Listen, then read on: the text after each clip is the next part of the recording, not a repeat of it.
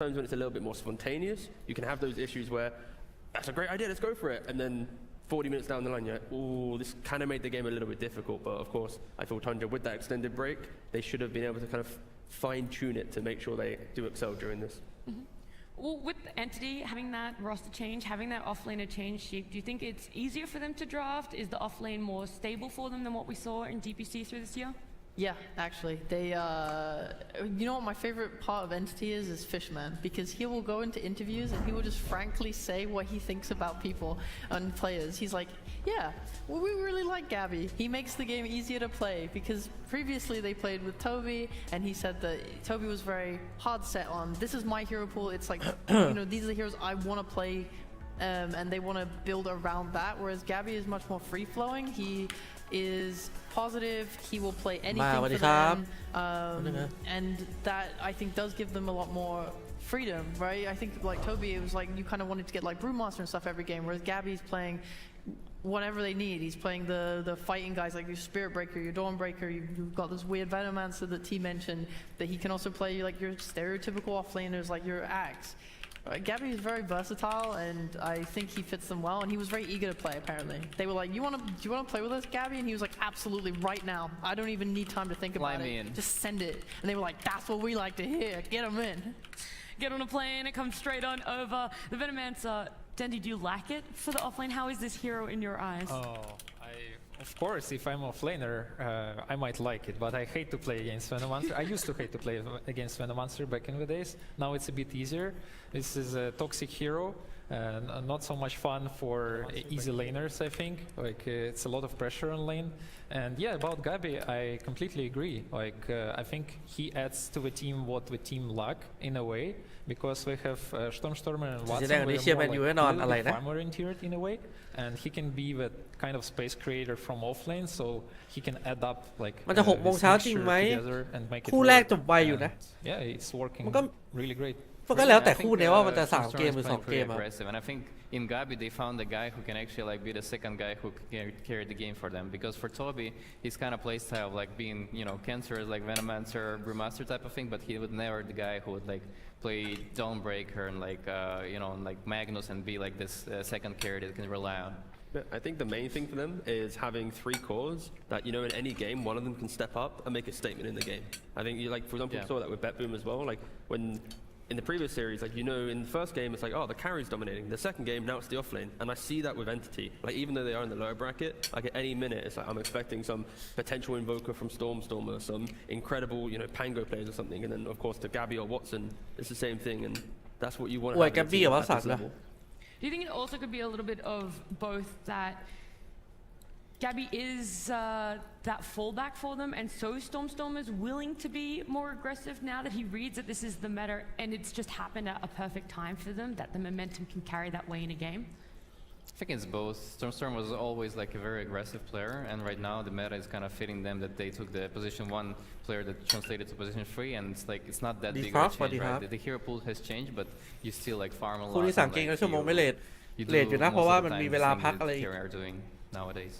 Yeah, and you know, from Stormstormer, when he kind of broke into the DPC scene at least on Hellbear Smashers when I was coaching them, like he was very, not immature, but he was naive to the pacing of competitive play, and then over the years he has just become like his own player in that sense, and I think now I look at him to be very reliable. Maybe not on Earth Spirit, but everything else I think I'm like, oh, you know this guy's gonna have a good game, you know he's gonna always have points of entry. Alrighty, well we've talked about these teams aplenty. It's time we talked about it all. We're gonna see that coming on our screen right now.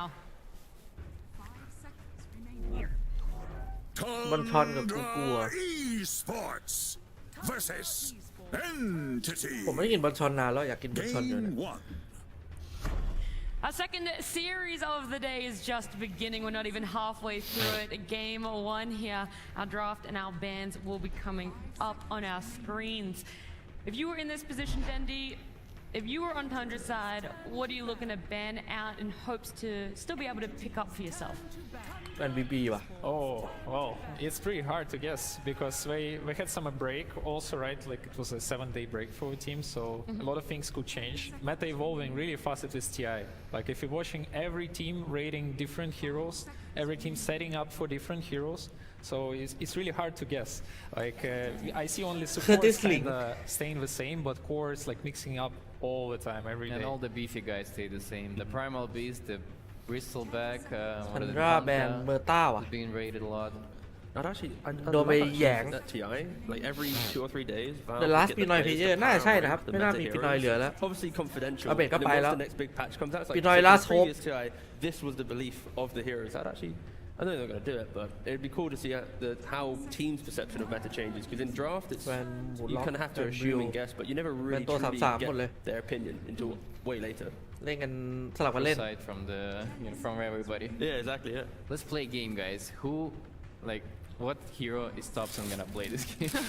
That's a tough game. That's a tough game. Let's all have one prediction. I mean, he was playing Magnus in his pubs, right? I mean, Magnus is now เปิด played จะ straight CK ครับ because he ฮีโร่ที่ practiced โก a ง lot. ที่สุดในแรง Yeah, but I think it's ณตอนนี้ Oh, I want a Zeus. Zeus, I wanted to you say want Zeus? also. Yes. Nice, Let's nice. go, double Zeus. Double Zeus. Natalie, what is your? Ooh, I don't know. At first I was gonna say Dazzle, but it was like this one immediately removed. I kind of wanted to go a little bit basic, maybe just an Earth Spirit if the draft allows for it. All right. Yeah. Sounds good. Spirit. beg for the Pugna. No, I'm good. I love a good time. I don't want to see more Pugnas in my draft, Yeah. you know?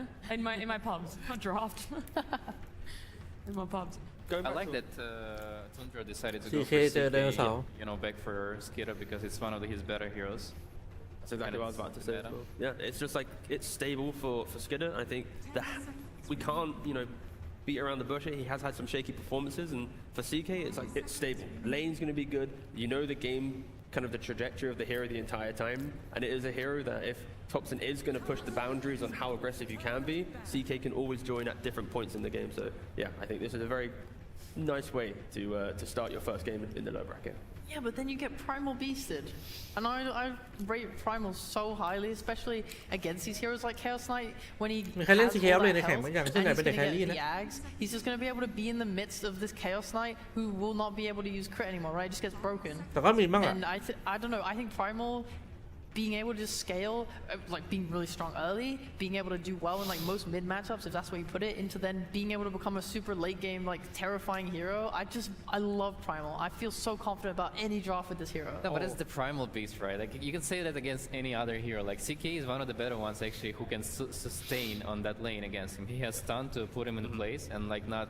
care about him as much. Yeah, but and if he you has a get very mid- high base damage as well to be able to last hit against. ธนาไปไหนอยู่บ้านค That's รับ only if it goes off lane. I like Maybe seeing team. Primal play from mid because then it's really easy for supports to like TP mid, Mid fill lane the ใครเข้มสุด ball, เหรอ smoke them up. Like I think we've seen Primal be so active on the map early when they do go mid. They're like ถ้าแบบ very เอาเพล you ย์ can เลย be ผม like ว่า level น่าจะ 4 พี่ and ท็อป it's เนี่ย easy for you to get a ถ้า kill ไม่ on แพ้ side เลน lane ใคร if เลย you like go for like a bounty rune bottle refill and then you can just quickly slide to the side lane, get a kill, go back mid. Yeah, I agree. I mean, especially for Entity, Thompson can play a sick Primal มันเปลี่ยน Beast มา as เรื่อย well. ๆมากกว่า I love Primal Beast. Primal Beast is one of my favorite heroes on mid, and I think it's extremely strong. By the way, Apparition is one of great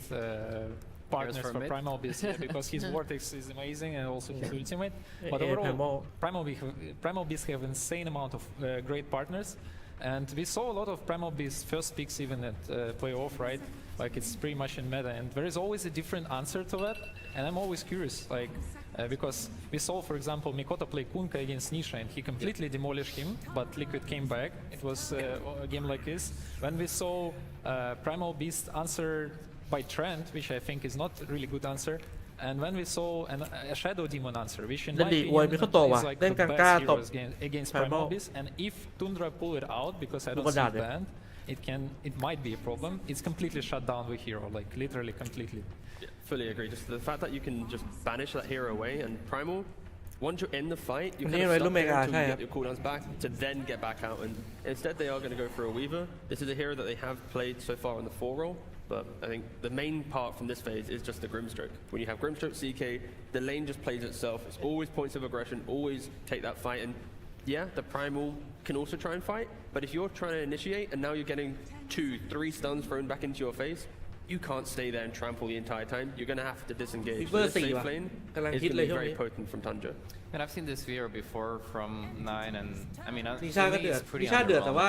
โดนพิโคโตตบเลนไปผมก็เลยแบบไม่ได้ให้คะแนน Demon or Phoenix of that ถ้าบอกว่านิชาเดือดสุดในพิโคโตตบแต่โดนพิโคโตตบยุ่ยเลยนะ impact than Weaver, in my view.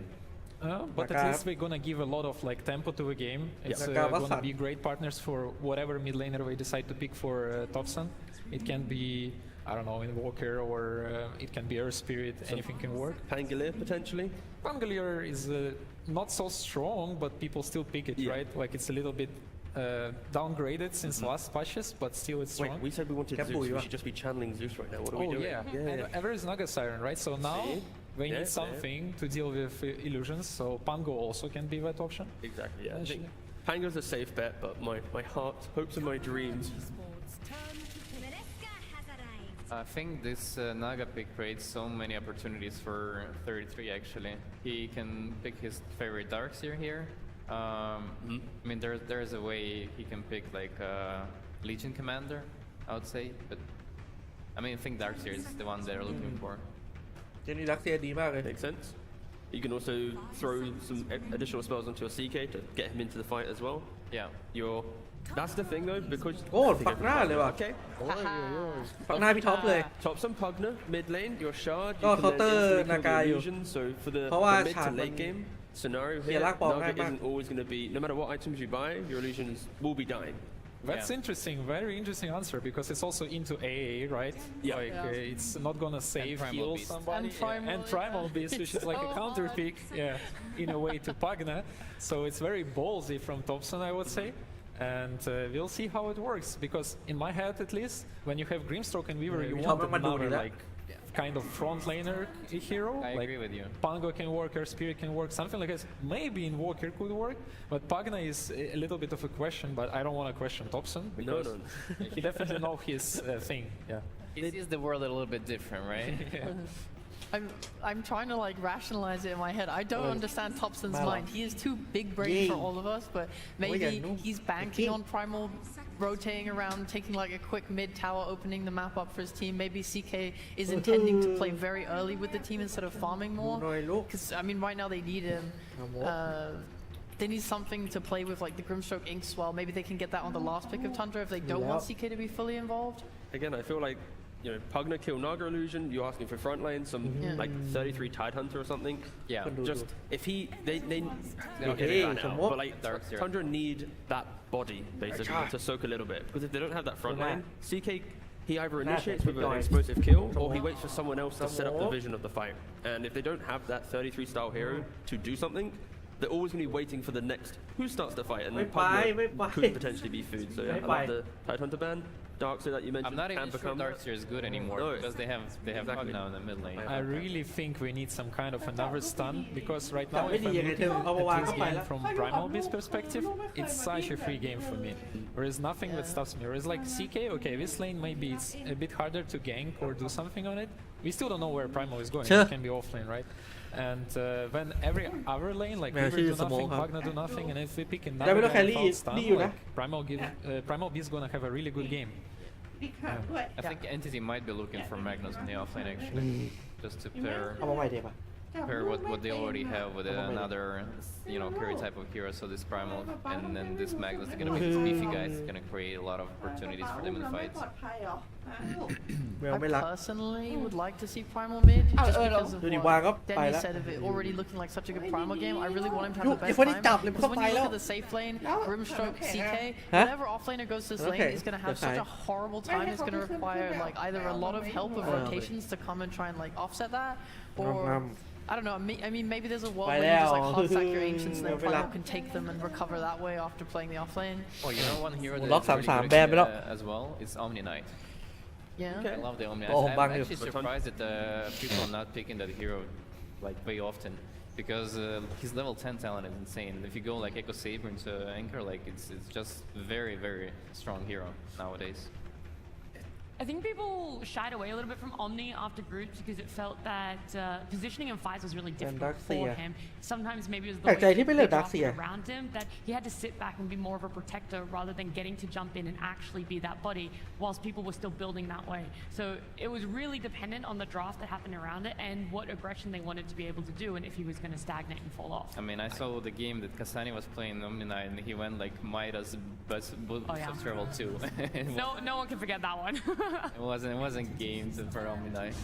Oh, Oh my god. เป็นคิง you ว่ะ wanted to say Sankey? I wanted to say Sanking. Or will you tell us why? Okay, so I was เวทเย thinking อะมาก Sand King แต่ว่า because ไม่มีตัวแบกเลยมี CK when I ตัว was เดียว thinking of front line, maybe the front line from Tundra can come from how Weaver plays. The fact that he's Sakuching in, setting up the fight through, hey, look at me, I'm here, and then at any point, แบน you ลู have น่า a น่า Silver จะกลัว Edge from ฉาด CK, ลูน่า the blink from Sand King, you also can go Aghanims. So this Naga throughout the entire game, how does she actually take a fight into the life drain insta-killing your illusions, the Ag Sandstorm just mini stunning them the entire time, or even the Grimstroke down the line having the Ags to take a clone of you.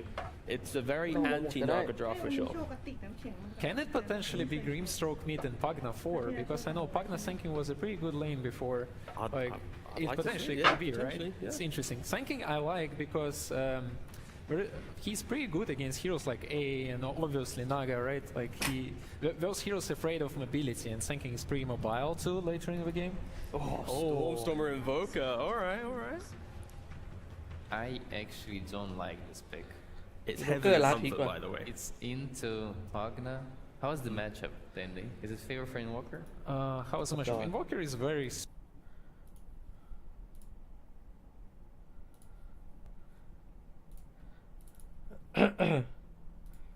มีภาพที่ท็อปกิมมิดไหมเหรอปังหน้าซับอ่ะนะมีภาพอยู่นะแต่ว่าเอาจริงก็ไม่หรอกเลนมันดูไม่ค่อยดีเท่าไหร่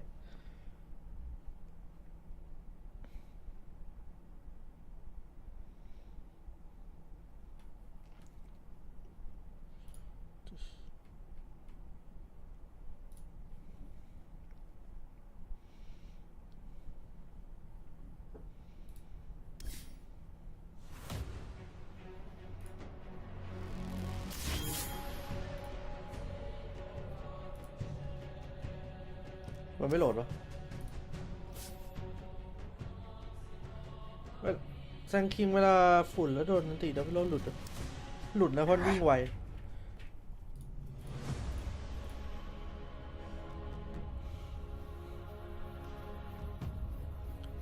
ปักหน้าเจออินโวก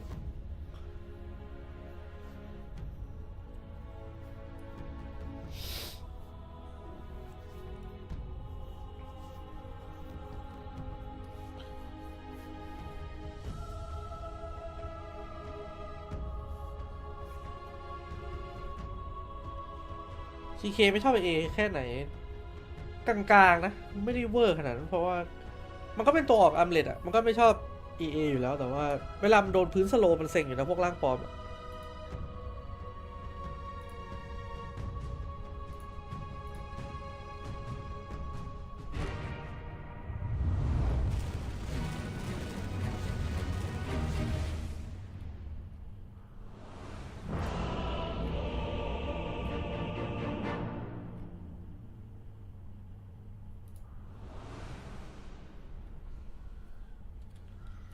That's the spirit.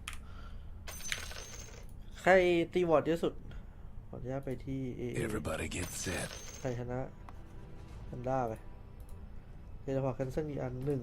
1สโมกแก๊งเท่าไหร่35ไปมีแซนคิง poor baby เหมือนแซนคิงนานละทำไมอยู่พี่ท็อปลงมาใส่ล่างพี่ท็อปโดนกระทืบไปดิโดนนาวกระทืบ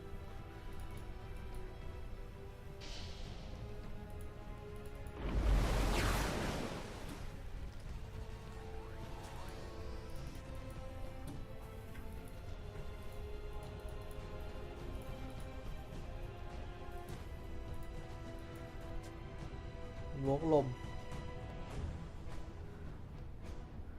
ลอกเรียบร้อยสรุปผิดหมด 30 seconds to showtime.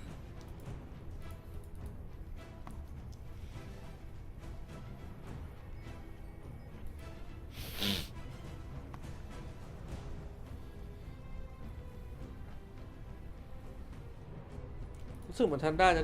ด้วยความที่เคลงแพ้หนักมันไม่มีดาเมจปิดเท่าไหร่แล้วเกมนี้ไม่มีตัวฆ่าไอไดโนเสาร์ดีถ้าไดโนเสาร์ถึงเฟสฮาร์ดเมื่อไหร่นั้นรู้เรื่องกระปุ๋ย The game is on.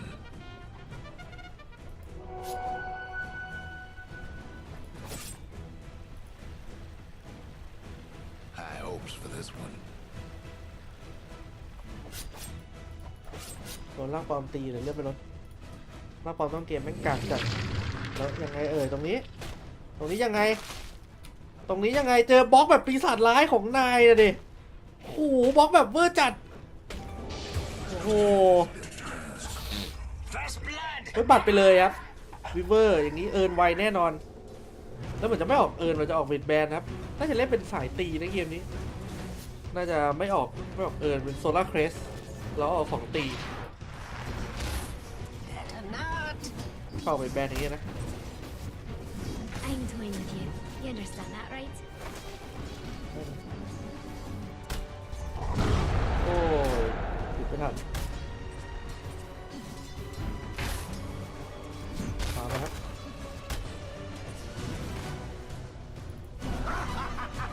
คุณท็อปเจออินโวเกอร์น่าจะรู้แนวอยู่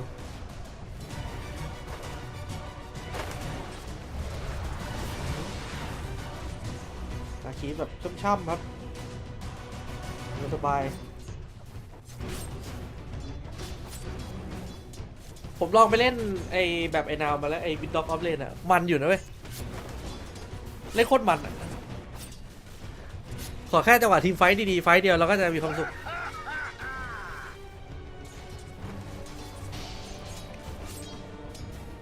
เวอร์โดนเซนที่อันนี้ต้องแก้นะน่ารอไก่มาส่งทีเดียวนี่มีเซนที่มาพร้อมเบดแบนพร้อมบัตรเกเนตเรียกว่าแน่นๆเลยเอาง่ายคือ AA เทรดไม่ไหวแน่นอนอุ้ยขออนุญาตบล็อกจะบล็อกแล้วก็ยิงระเบิดไปครับอัพ1-3นะครับเลนเจอนากาครับโชกแต่อย่าเลือดไปครับ1 ดอกเป็นแห่ว่ะเอาแล้วฉันช่วยไปครับแต่ว่าล้าวฉานอยู่ช็อตนี้นายเข้ามาในป้อมครับเรียบร้อยเจอแห่เวล2โอ้โหวัสันเอาเพลย์จัดใครยังไม่นึกว่านากาจะแห่เวล2วะโอ้ยโหไม่ได้คิดพงด้วยแต่ว่าอยู่คนเดียวก็ได้นะทำมาใหม่แล้วครับแก้เซนที่ตรงนี้ไหมหรือจะไปแก้นู้นแก้นี้ลองมาบล็อกกันนี้ครับนากายังไม่อัพสกิลนะเก็บไว้อยู่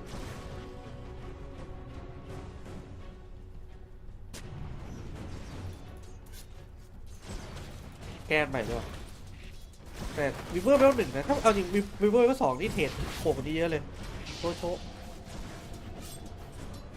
แฮงเชิงเลนอยู่เนี่ยเข้าไปครับเข้าไปแล้วสวนเลยครับแกปุ๋ยยังไงแกปุ๋ยสอนเชิงไป1ครับเอาดิไดโนเสาร์ว่ะเขามาว่ะ CK แอบแพ้เลนนิดนะเฮ้ยเวล2ก็ดิกริมอะไปใส่เขาเอาแล้วเล่น CK แพ้เลนวิเวอร์ซ้ำมันออกเซปเตอร์ไปมันแล้วแต่ครับว่าจะออกเซปเตอร์หรือว่าจะออกสายตีหรือสายช่วย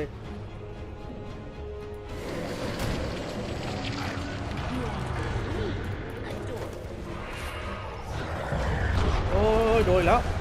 เอาแล้วเอมาว่ะตายไหมกักอยู่ครับดูเข้าไปยังไงฟอร์สโรเทชั่นมาได้ครับดึงเข้าไปแล้วแกปุ๋ยซ่าโดนตีเบิ้ลเรียบร้อยครับแกปุ๋ยโดนโยกมันเข้าประตูมาช่วยแต่ว่าทำไม่ได้ดีเท่าไหร่แล้วมินวอล์กไปเลยครับเดี๋ยวแบนการ์ดแล้วนะเดี๋ยวนาการทำอะไรไม่ได้แล้วเดี๋ยวฟรีฟาร์มยาวครับ3-3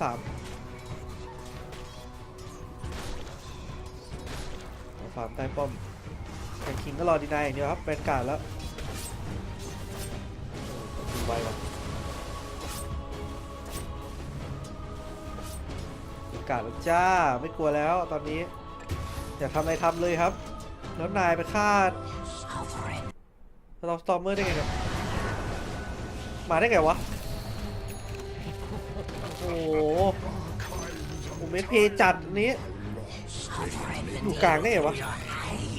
แต่เพราะไอ้ล่างมันสบายเลยด้วยเติมมานาก่อนไหมไม่กดขวดครับเก็บไว้ก่อน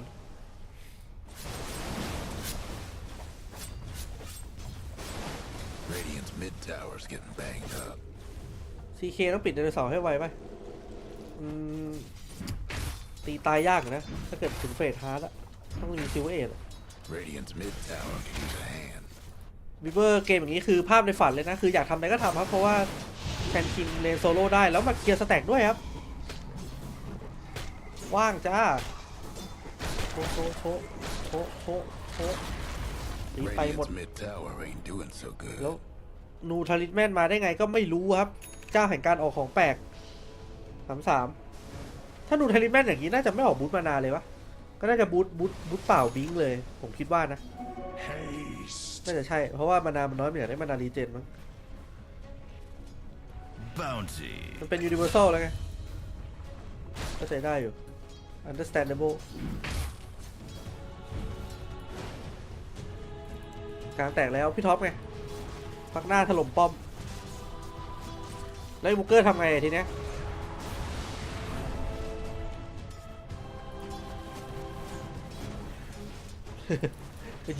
ยืนวัดเชิงแย่งรถกันจะ7 นาทีนะครับแล้วสโมกเลยครับเป้าหมายเป็นเลนล่างแน่นอนครับนากาไซเลนเลเวล5แกไม่รอดแน่นากาแกไม่รอดแน่นากาพี่ท็อปกำลังมาครับแล้วขวาไปกระทืบบอลมีคนอยู่เหรอจ๊ะมีคนอยู่เหรอจ๊ะมาพอย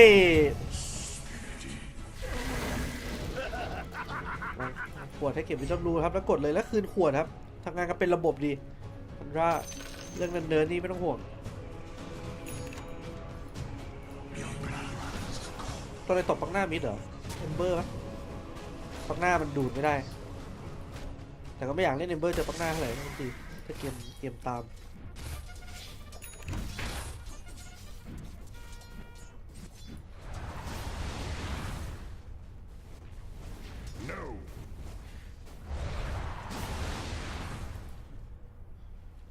ผ่านไป7 นาทีครับแซนคิงเงิน1แน่นๆเลยเจนี่คิงดีบอร์ดไป3 วัน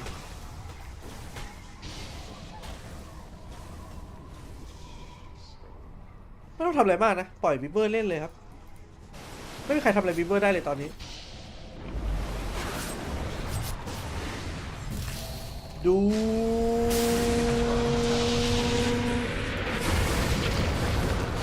ตุ้มระเบิดเรียบร้อยนากาตายแล้วกับพี่ท็อปมาทั้งทีมเลยว่ะสเปซจัดครับวันนี้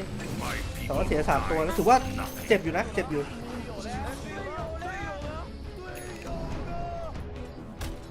CK ฟรีฟาร์มครับแต่เป็น CK ได้ฟื้นหน่อยจากที่เวระเบิดกิตเตอร์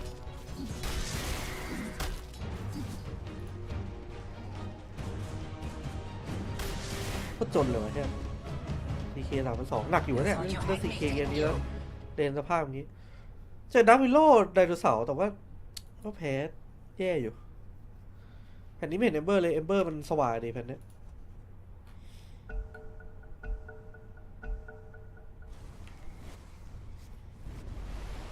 Radiant's top tower's taking hits. การฟาร์มลึกเลยครับ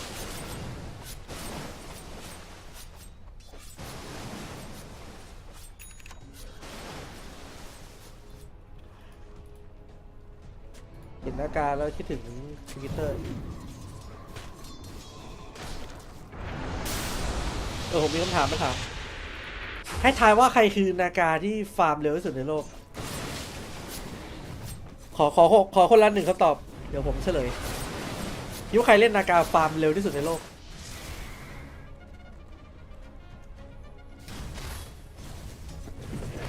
ว่าแล้วมันจะตอบTY TY มัสตัก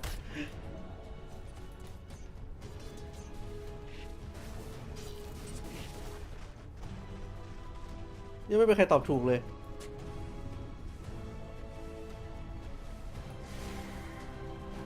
เฮ้ยมีคนตอบถูกว่ะเชี่ยรู้ได้ไงวะคุณแพลนทอมโมริก้าตอบ K1 นะครับใช่ครับ K1 คือคนที่เล่นนากาฟาร์มเร็วที่สุดในโลก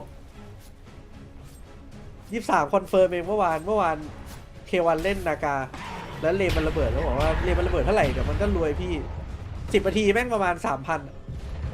20 ทีบอกว่าทีบอก20 นาที 14,000แน่นอนพี่ไม่ต้องกลัวสบายๆมันคือนาการที่ฟาร์มเร็วที่สุดในโลกที่ผมเคยเจอมาในชีวิตนี่เป็นไงเท่ปะแบบฟาร์มเร็วจริงแต่ไอทีบอกผมไม่รู้เรื่องคอนเนคอะไรของแม่งแต่แม่งฟาร์มเร็วที่สุดในโลกผมมั่นใจแล้วพอไปดูแม่งฟาร์มเร็วจริงเว้ยแต่ว่า20 นาทีไม่ได้14,000นะแม่งโดนแก๊งแม่งวิ่งไปตายบ้างบอกว่าฟาร์มเร็วอ่ะรู้แต่เลนระเบิดอ่ะเลนต้องแบบเพี้ยมากเลน5 นาทีมันได้คีปประมาณ10 ตัว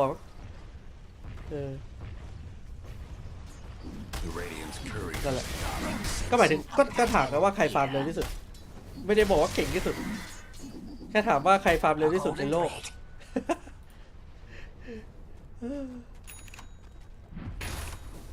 เดี๋ยวมันได้ไปเจอทีจีนะจะถึงรวย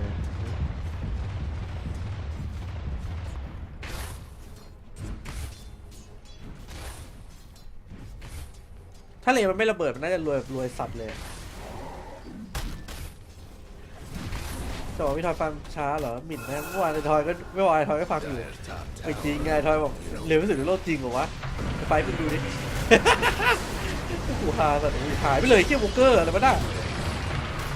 เจอบิงเดียวเสี่ยวทั้งซอยแล้วยังไงครับรอตายเลยจ้าปับมันยังแถมสตันได้ปะทันปะทันนะอุ้ยเชี่ยแกบี้มุมว้าเอาเรื่องอยู่งั้นเห็นเท่าไหร่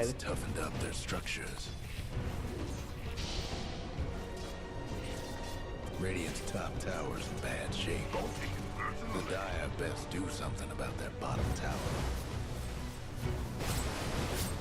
Radiant's top ก็ tower. สั่นก็ฟาร์มเร็วอยู่นะแต่ก็ยังไม่เร็วที่สุดในโลกถ้าพูดว่าเร็วที่สุดมันจะไม่น่าสนใจเลยไอทีบอกเร็วที่สุดในโลก Top tower. Loaded to the gills. โอ้โหตายจ้าเจอไอซื้อบลัสโตเอาแล้วเข้าไม่บอกเพื่อนเลยอินสเบลไม่ได้ใส่โอ้แต่ไม่ตายครับ33แม่งไม่นัดเพื่อนเลยสเนคเคนกำลังเดินออกมา33ยัดไปเลยแล้วตายหมดเลยครับ3ตัวโอ้โหนายเก็บหมดแล้วดูครับ2เวทแบนครับทีมที่บ้าเวทแบนมากที่สุด2เวทแบนเขาสายฟ้าไอเทมไวมากวิเวอร์ตัวนี้เรียกว่าเงินนำมิวเกอร์ไปแล้วสตอมเมอร์เรียกว่าโดนอย่างหนักเจอบิงยัดเรื่อยๆระบุดวาร์ปครับแซงคิงปกติแซงคิงภาพที่เราเห็นคือเลนระเบิดแล้วก็จะปลอดๆหน่อยตัวนี้คือบูดวาร์ปเป็นการ์ดบลิง13 นาทีบ้าปะเนี่ยwhat the fuck น่ากลัวจัดเนตี้นึกว่ากลับบ้านเฮ้ยใจเย็น Radiant's bottom tower. ว่าสั่งได้เร็วแต่ไม่เท่าบูสอะไรนะ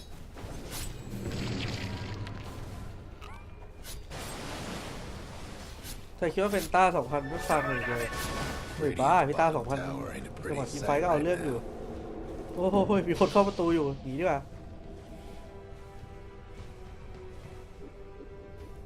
ออกดูเดียวมานาพอด้วยว่ะแต่มันต้องดูสติ๊กอยู่ดี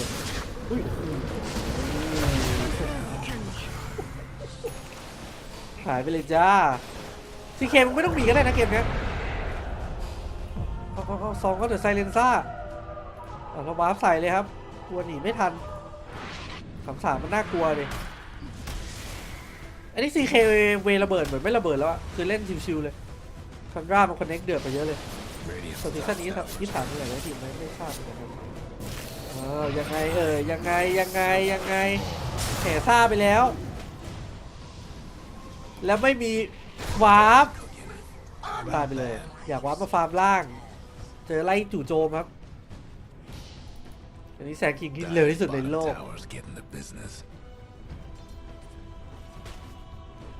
ดุ้งอยู่นะบอกเลยว่าแย่แย่นะครับเกมดูไม่ดีครับบุกเกอร์แทนที่จะได้เดินแก๊งเจอแซงคิงที่รวยขนาดนี้ไล่กระทืบมันเล่นไม่ได้เลย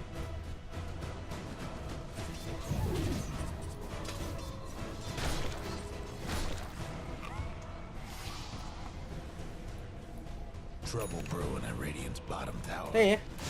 ตีหนีเลยครับ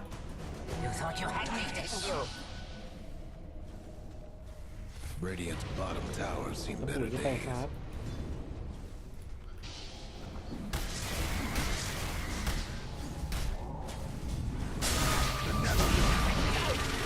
โอ้ยโดนสวนครับท็อปสันโดนครับแล้วไอ้บาร์เข้ามาครับไอ้บาร์ไม่โดนอะไรเลยครับโอ้โหเรียบร้อยแล้วทีมไฟนี้หนีครับ Dyer's mid tower needs a little help. คำถามออกอะไรต่อคายาเซ็งหรือว่าไซโคนอ๋อไม่ไหม Dyer's mid tower. ออกเสื้อกันหนาวมาก่อนมาเล่นแบบพร For my coffers. อาจจะไปนะไปไม่แย่เลยวงซับสี่เหรอครับเฮ้ยพูดจาให้มันดีๆดิวงกลางมันแค่โดนหนักไปหน่อยแค่นั้นเองเดินไม่ออกเลยเกมนี้เดินเจอแต่ต่อ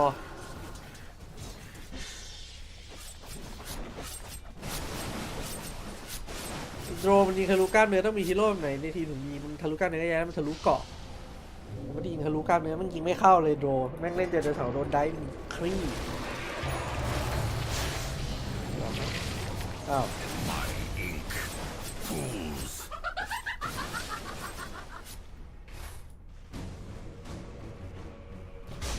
นี่ไงมีสภาพ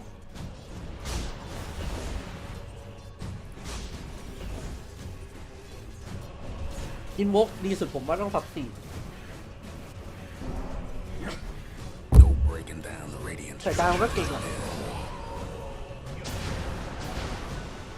ชนนี่ดูแล้วก็บ้าออกไปเลยแบบไม่สนทำอะไรเซียนคิงไม่ได้เลยเกมนี้เมื่อจัดนี่ครับไปละ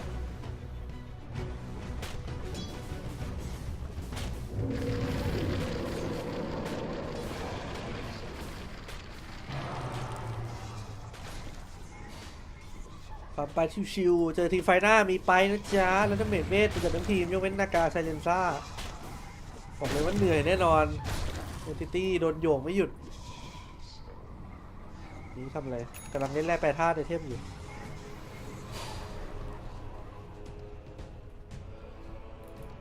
แร่แปรกลางทำไปไวเทอร์ตี้บุ๊สเตอร์เผื่อทำเป็นเอียนดิสหรือฮาร์ดก็ได้ท่าเยอะเหลือเกิน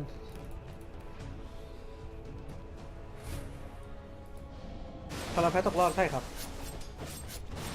ถ้าชนะก็อีก5 วันแข่งทีนึงแม่งโคตรนาน Bad shape.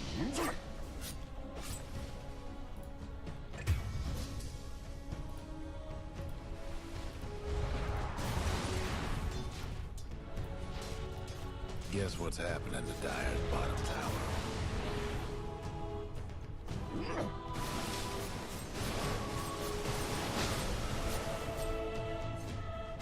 Five in a row. Radiant's mid tower is backed up.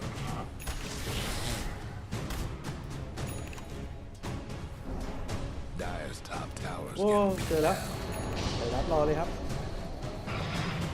โอ้ยใส่โซลาร์เคสช้าไปหน่อยได้เอตัวเอง Radiant's mid tower. บอกไป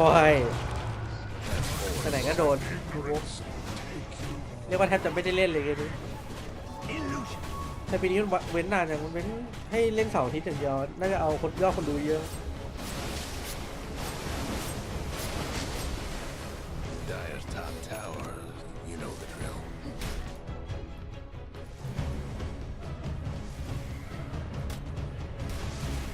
Dyer's top tower's getting beat down. Trouble brewing at Radiant's bottom tower. Dyer might want to mine their top tower.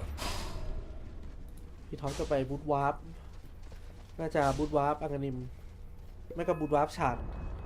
Dyer's got one last top tower. อังกานิมรู้สึกแอบไม่คุ้มน่าจะฉาดเดียว Radiant's bottom tower seen better days. CK เป็นแมนต้านะเกมนี้เพราะว่าเจอนากา Radiant's Yeah, bottom yeah, tower bye. ain't a pretty sight right now.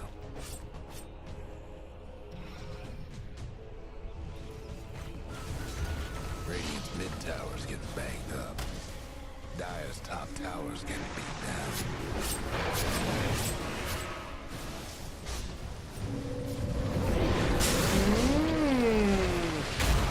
เทสตาร์กันแบบปีศาจเลยดิหายไปเลยจ้าแล้วแมนต้าโอ้โหตีหลบครับหลบแก๊ปปุ๋ยไม่ได้ไอ้นี่โดนดูดจนตายโอ้โหหนักจัดเรียบร้อยดึงเข้ามาแล้วเดี๋ยววิ่งไปสตาร์ข้างหลัง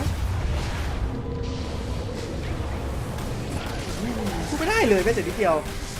เจอทุนร่าเข้าไปนี่เล่นสกิลกันดีมาก Radiant's mid tower's coming apart. Regeneration.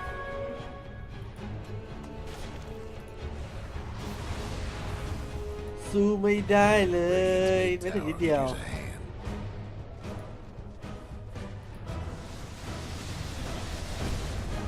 ไม่มีทางสวนเลยคือมัน BKB หมดแล้วอะเฟสเนี้ย River ฟรีแซนคิงฟรีคอมโบแมลงเอาเรื่องจัดมันได้เฟิร์สบัตได้แหละเรื่องนี้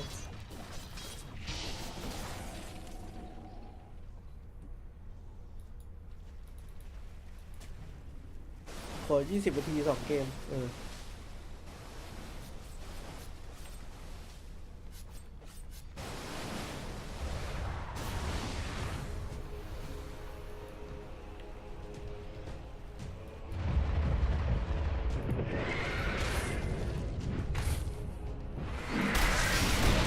เบรดเมลเหรอเบรดเมลดึง Radiant's top tower is taking hit. รถทางแครี่ใช่ไหมออกเก็บเนี่ยโหด Dire's mid tower is at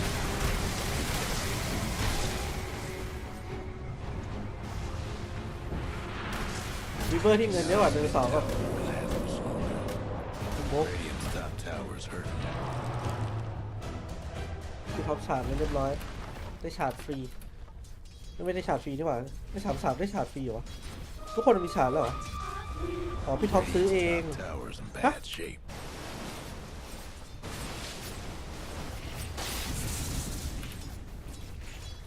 แล้วนี่มีชาร์จ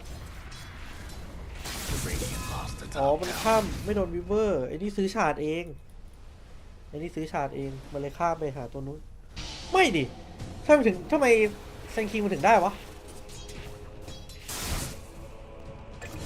อ๋อมันสุ่มปักหน้าก่อนแล้วมันก็ค่อยสุ่มไอ้นี่ค่อยสุ่มแซงคิงเห็นละตี2 คอมเมนเตอร์ใช่ไม่ผมงงว่าไอ้นี่ได้ไงมันรวยสุดคือไอ้เนี่ยมีอันแรกมันสุ่มอันนี้กับอันนี้ Radiant's mid tower could use a hand. พี่เพื่อนก็ไม่มีฉากด้วยเหรอโอ้ตายไม่เพราะว่าผมเห็นเงินในนี้มันเยอะสุดไงผมก็เลยงงว่ามันได้ไงมันน่าจะได้ฉากแล้วเงินมันพุ่งมั้ย Trouble brewing at Radiant's bottom tower. แล้วก็ใจลงสุ่มก็คือคนที่จนที่สุด2 คนจะมีสิทธิ์สุ่มได้ฉาก Radiant's แต่เมื่อกี้เงิน tower แซนคิงมันน้อยกว่า right now. DK มันก็เลยสุ่มได้ Dire's top tower. แสดงว่าติดไม่ได้มันโดนออกติดจ้าโดนนากาต้องมาเล่นโอ้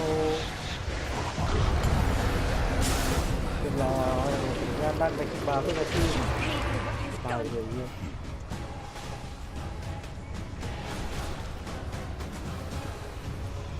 Dire's top tower is getting beat down.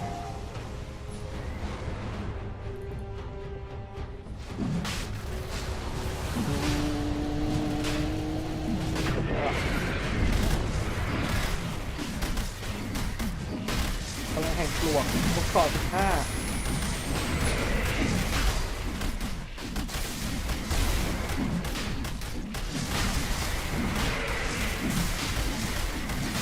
ในบาสโต Next to the Dire.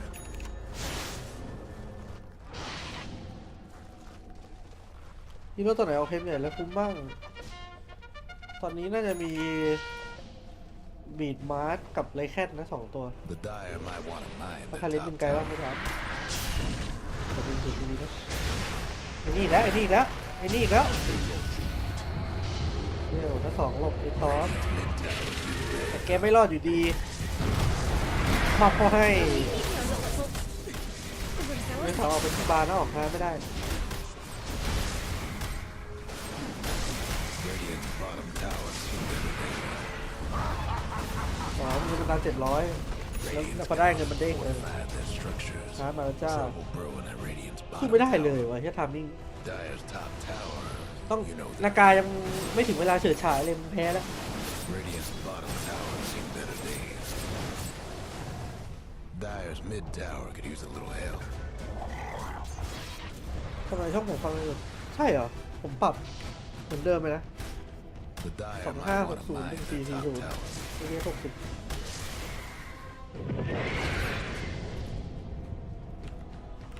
Dire's top tower's getting beat down.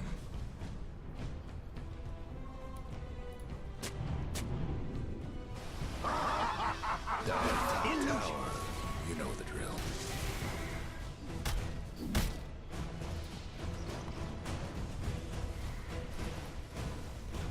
Dire's top มี tower เสื้อผมไม่ชอบ beat เลย down.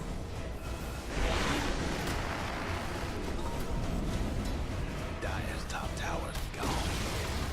Radiant's mid tower's in trouble.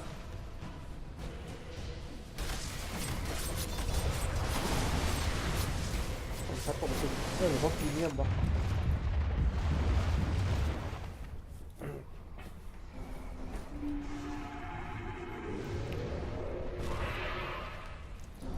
รอขึ้นบ้านแล้วครับ ไม่ต้องทำอะไรแล้วตอนนี้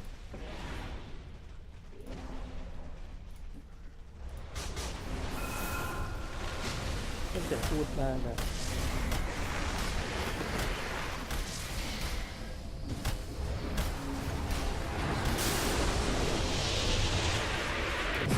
นี่อันตีหลบทุกอย่าง Radiant's bottom tower ain't a pretty ระเบิด sight. ปั๊มเรื่อยๆจ้า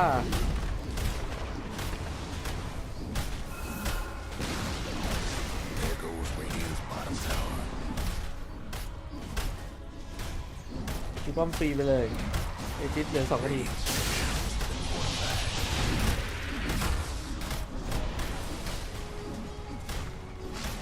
Dire's mid tower's having to take ไม่มีใครกล้าเปิด get low to Radiant. แต่แซงคิงมีฮาร์ดกับไฟอัน Ain't no longer with เฮ้ยโอ้โหไม่เสียบเข้าไปด้วยนะ อ๋อ พี่ทอมว่ากลับบ้าน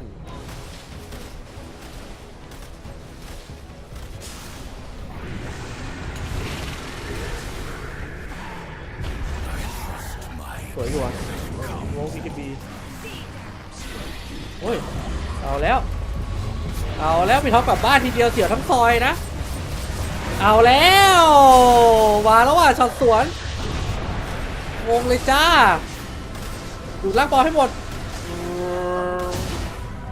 สองกันใส่เลนจับชิบหายแล้วทันด้า แย่ละแกมีสวนไหมครับ ยังไง พยายามที่จะสวนเข้ามาดูดไม่เข้าแย่แล้วพี่ท็อปเดิมโอ้โหต้องบายแบ็คมาช่วยเลยว่ะ โอ้ยดูดไม่ขึ้นพี่ท็อปตายไปเลย เอาแล้วทันด้าอยู่ดีก็หลอนจัด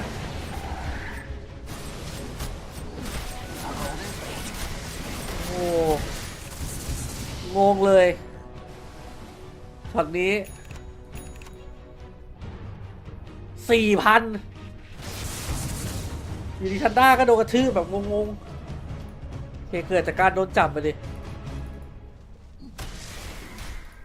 ซีเคมีอาทิตย์อยู่เลยนะ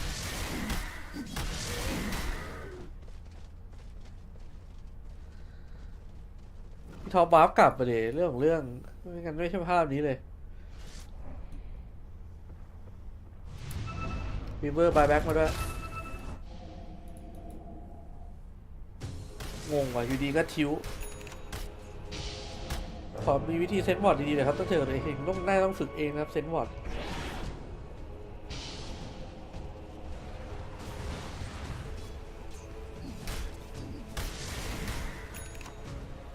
สื่อสารไม่เข้าใจเดี๋ยวว่ากูต้องกลับมานะกูมานาวหมด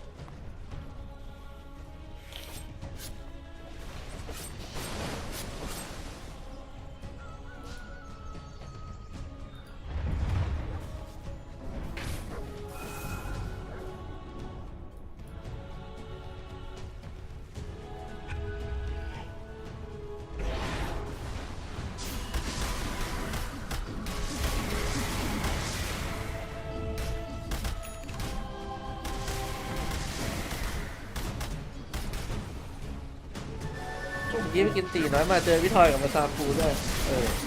เจอได้เลยกินราคาไหน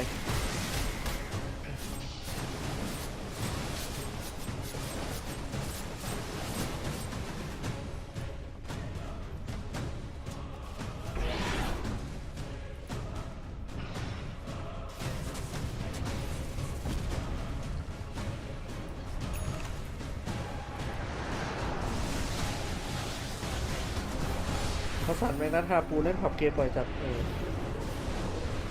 เล่นเยอะมากพอเราจบคู่นี้ใช่ครับรอขึ้นบ้านอีกรอบไม่ต้องรีบ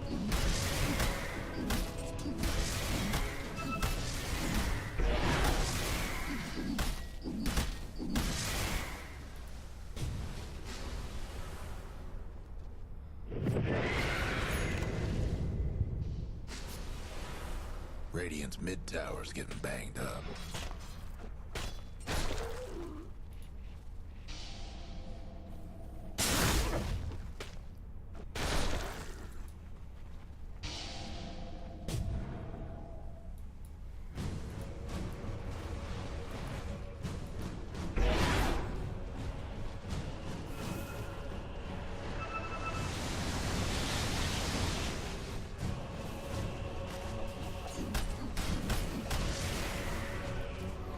เป็นชะลอเกมไปพอสมควรเลยแล้วช็อตเดียว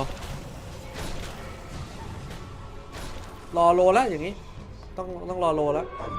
แค่คิงกับบัสโตนเหรอเฉยๆนะ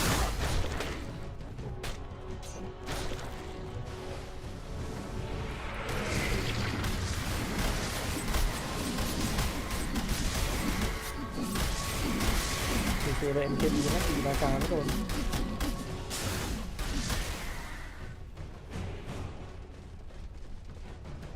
ผมก็เจอบาซากวาดไก่ฟ้อมหมดถาด อะไรวะน่ะ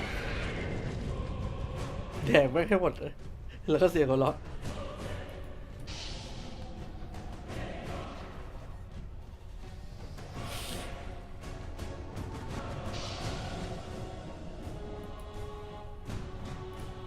โอ้ไม่เกิดจ้าพอเราประกาศแข่งกับ6 โมงถ้าจบ 2-0 ก็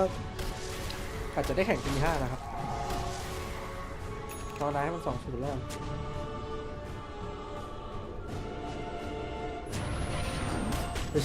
ทุกคนแม่งยืนรออยู่ว่าใครจะมาจากประตูวะอ๋อเฮลูนวอเกอร์ครับออกมาแล้ว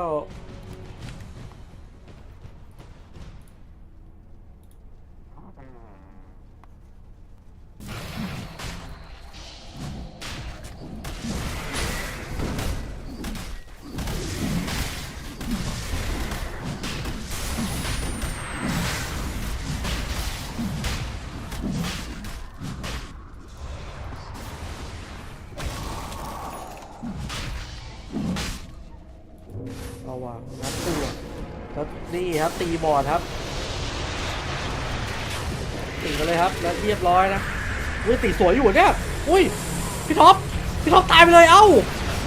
โอ้โหแล้วปวกตายด้วยเชี่ยวิลโล่มันตีสวยจัดเลยว่ะแล้วแปลกๆแล้วอย่างนี้สู้นาการไม่ได้นะทันด้าทิวหรือเปล่าทันด้าแปลกๆละโอ้ไฟเขี้ยมากทันด้าช็อตนี้โอ้บอกเลยว่าเหม็นจัดเชี่ยวิลโล่ MVP เลยโอ้เชี่ยแพ้บอลนี้เฉยเลยพี่ท็อปตายไปเลยไม่โดนดาวิโลอันตีออกหัวก็ตายเว้ยดาวิโลตีตายกันหมดเลยเอาแล้วไฟเที่ยวมากจริงๆมันต้องไม่โดนตีนี่เลยเว้ยคือจริงๆแบบดาวิโลต้องตายไปเลยอ่ะเสียโลเลยเอ้างงละทีนี้ที่ทีไฟโคตรเขี้ยไปแกคือไม่มีทางที่วิลโล่มันจะได้ตีโดน2 ตัวอย่างนั้นเลยมันนึกว่าตายเลย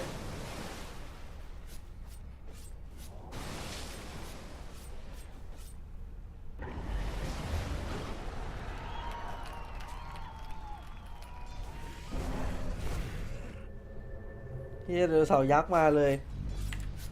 นี่งงจัด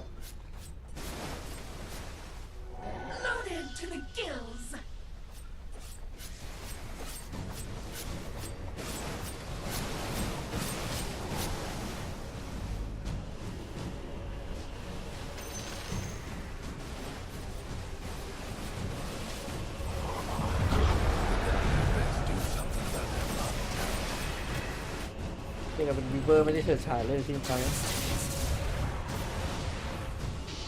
Guess what's happening to Dyer's bottom tower?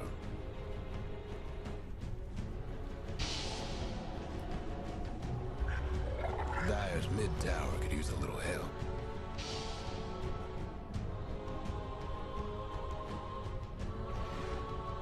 Bounty.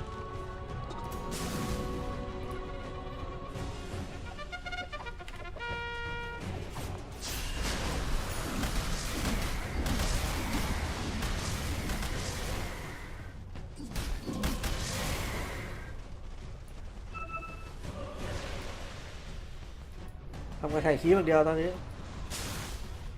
คนไทยคนไหนคุมมีรถหลายตัวเหมือน3-3ได้ไม่ค่อยมีนะ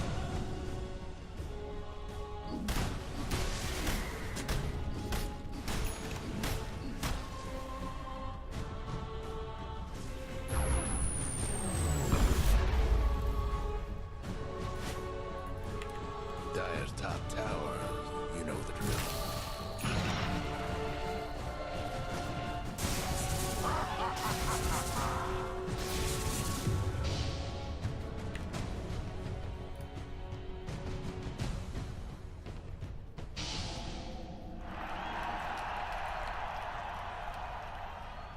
River the backing bar แต่จริงมันรู้สึกแอบเลยเฟสที่ไอ้นี่นิดนึงนะ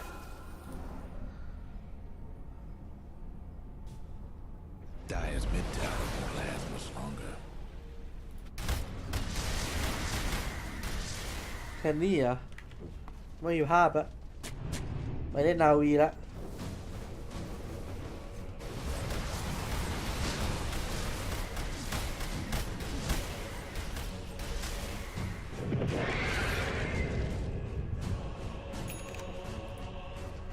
ดูดิกลายเป็นต้องมานั่งเล่นโหลดซ่อนๆอย่างที่ตอนแรกคุมมันหมดเลย What the fuck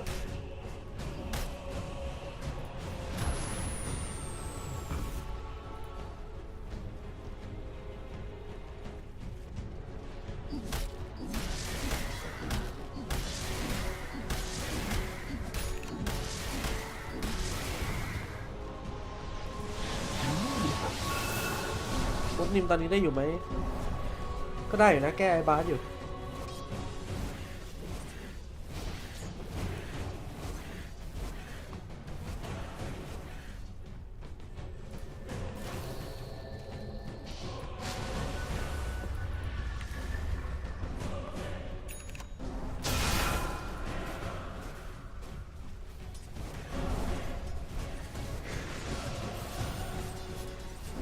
ที่โรเกอร์มีของขนาดนี้ได้ไงวะ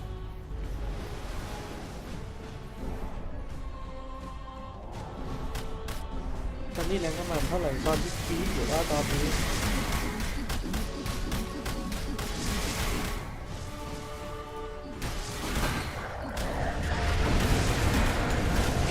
ไม่หยุดล้างฟอร์มตัวนี้ตัวจริงเอ้า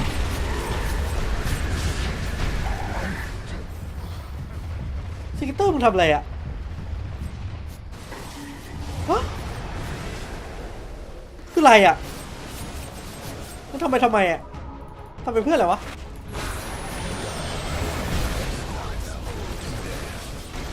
โอ้เชี่ยมากอันนี้ Dyer's top tower's What the getting fuck? down. Have fun trying to bust down radiant structures now. พี่ท็อปกำลังจะเข้าหลักสูตรทำคิดแต่ไม่มีแบ็คคิงบาร์พี่ท็อป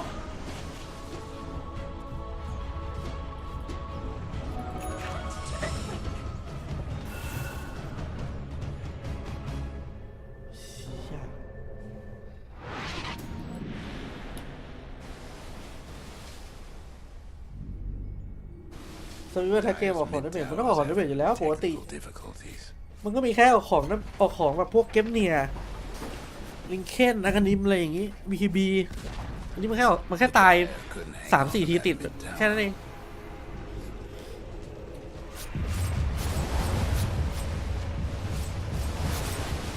แม่คือพี่ทอมว่ากลับบ้านแต่เพื่อนไม่ได้ถอยเลยงงเลยทันด้ามันพวกสายดื้อแล้วคนไม่ครบกูก็สู้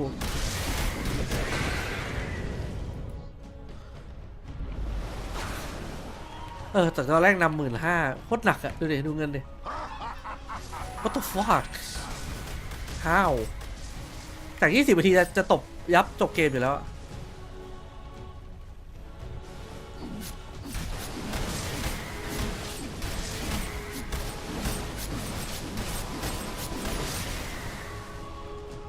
Dire's bottom tower's getting their business.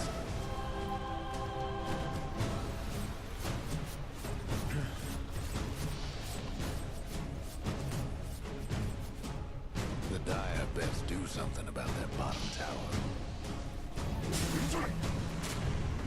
ใครบอก20 นาที2 เกมว่าแม่งยาวเลยตีเข้าไปเมื่อไหร่ตายเกมไม่มีดาเมจเกมไม่มีดาเมจเฮ้ยดึงล้างปอมตีไม่ได้เจอสองนากาซ่าพี่ท็อปไม่มีเสาเป็นเฮ้ยสวยบุกเกอร์ตายบุกเกอร์อินวอล์กเกอร์ตายเหรอเอ้ยไม่ตายดูเสาดูดโดนใบพี่ท็อปแพ้เลยเฮีย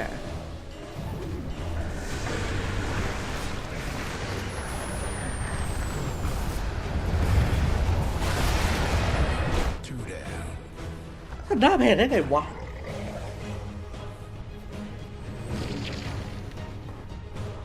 นี่เขาจัดอะแต่ละช็อตแต่ว่าจะฟาดเป๊ะ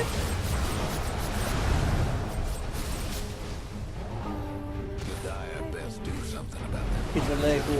ดิวิชั่นแรกของวัน Dire structures looking fortified. Dire's bottom tower's getting their business. แต่ว่าสั่นเรื่องคนนิ่ง Dire's mid tower needs a little help. Dire just couldn't save that bottom tower. Dire will fortify their structures. Rough day for Dire's bottom racks. เกมสู้ไม่ได้เลยทีนะความนาการทั้งหมด Dire's bottom racks. They take it. The bomb went well.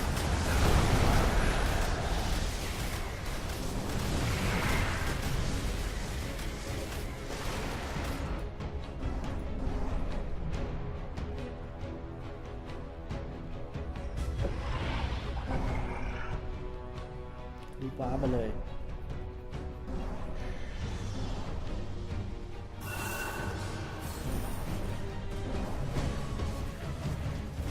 คือมันดาเมจมันไม่พอแล้วอ่ะตอนนี้ CK มันไม่มีดาเมจเลยมันไม่มี2 ดาเมจมันเป็นค่าฮาร์ดเนี่ยอันหนึ่งการนาการหนึ่งเอาซีนี่ต้องเป็นซิลเวอร์เอกผมว่า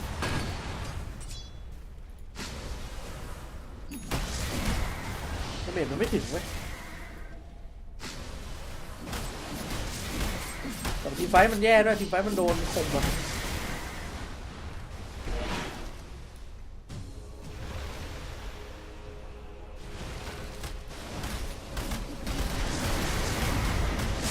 อุ้ยว้าวน้องซีเกียร์ตายแล้วล่างปอบอกหมดครับดึงสวยโอ้โหแต่โดนขัดหมดเลยไม่ได้แล้วล่างปอมตีไม่ได้เจออีโมกับเดลเสากับทุกอย่างหมดโลกใบนี้สกิตเตอร์ไม่ไหวแล้วใช่ไหมอู้ซองเซฟไปอยู่ครับเซฟตัวเองด้วยเผื่อโดนใส่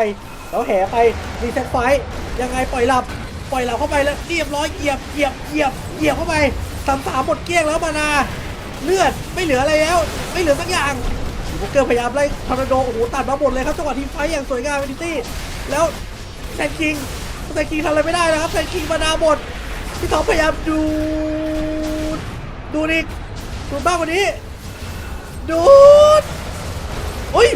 แซนคิงไม่ตายแต่พี่ท็อปโดนแทนพี่ท็อปพยายามแบกทุกอย่างแล้วแต่ว่าไม่ไหวเจอทุกเข้าไปพร้อมกับลากปมนาการตีไอ้บาสมาต่อเรียบร้อยไปอีก1เหลือแค่2แล้วมันจบเลยหรือเปล่า CK โดนใครยับหมาเหลือแค่แซนคิงตัวเดียวโอ้วายแล้วแซนคิงไม่ได้รับทาเลนต์เป็นในนี่ด้วยแซนตอมดาเมจกับนี่ GG เลยปะเนี่ยเชี่ยพี่ท็อปโดนอีกแล้ว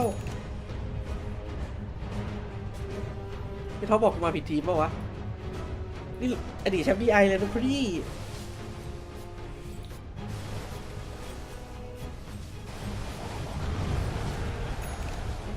Ain't looking good for the Dyer's mid-ranks.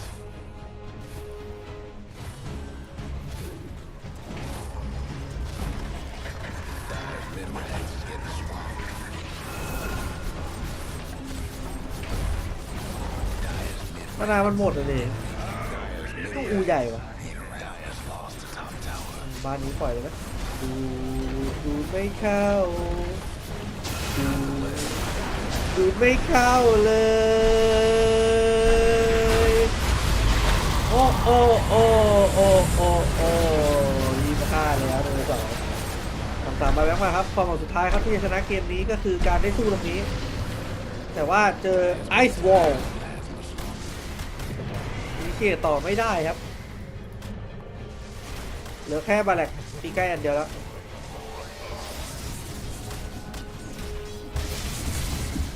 ยังค้านเลยเหรอเฮียอะไรวะเนี่ยเพิ่งเห็นนี่มันยุคสมัยแห่งค้านอย่างแคสทรูด้วยว่ะค้าน1 2 3 4 5อันเวอร์จัด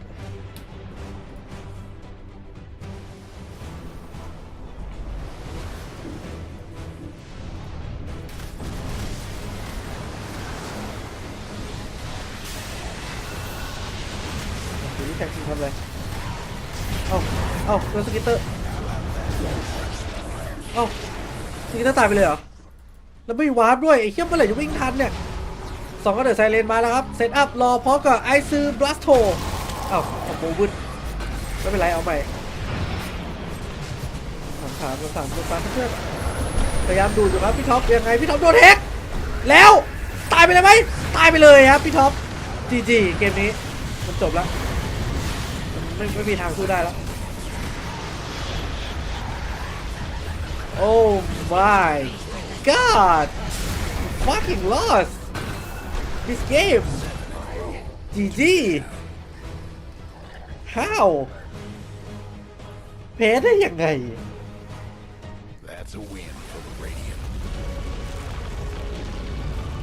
นี่ทำหน้าโดนอีกแล้วโคตรหนัก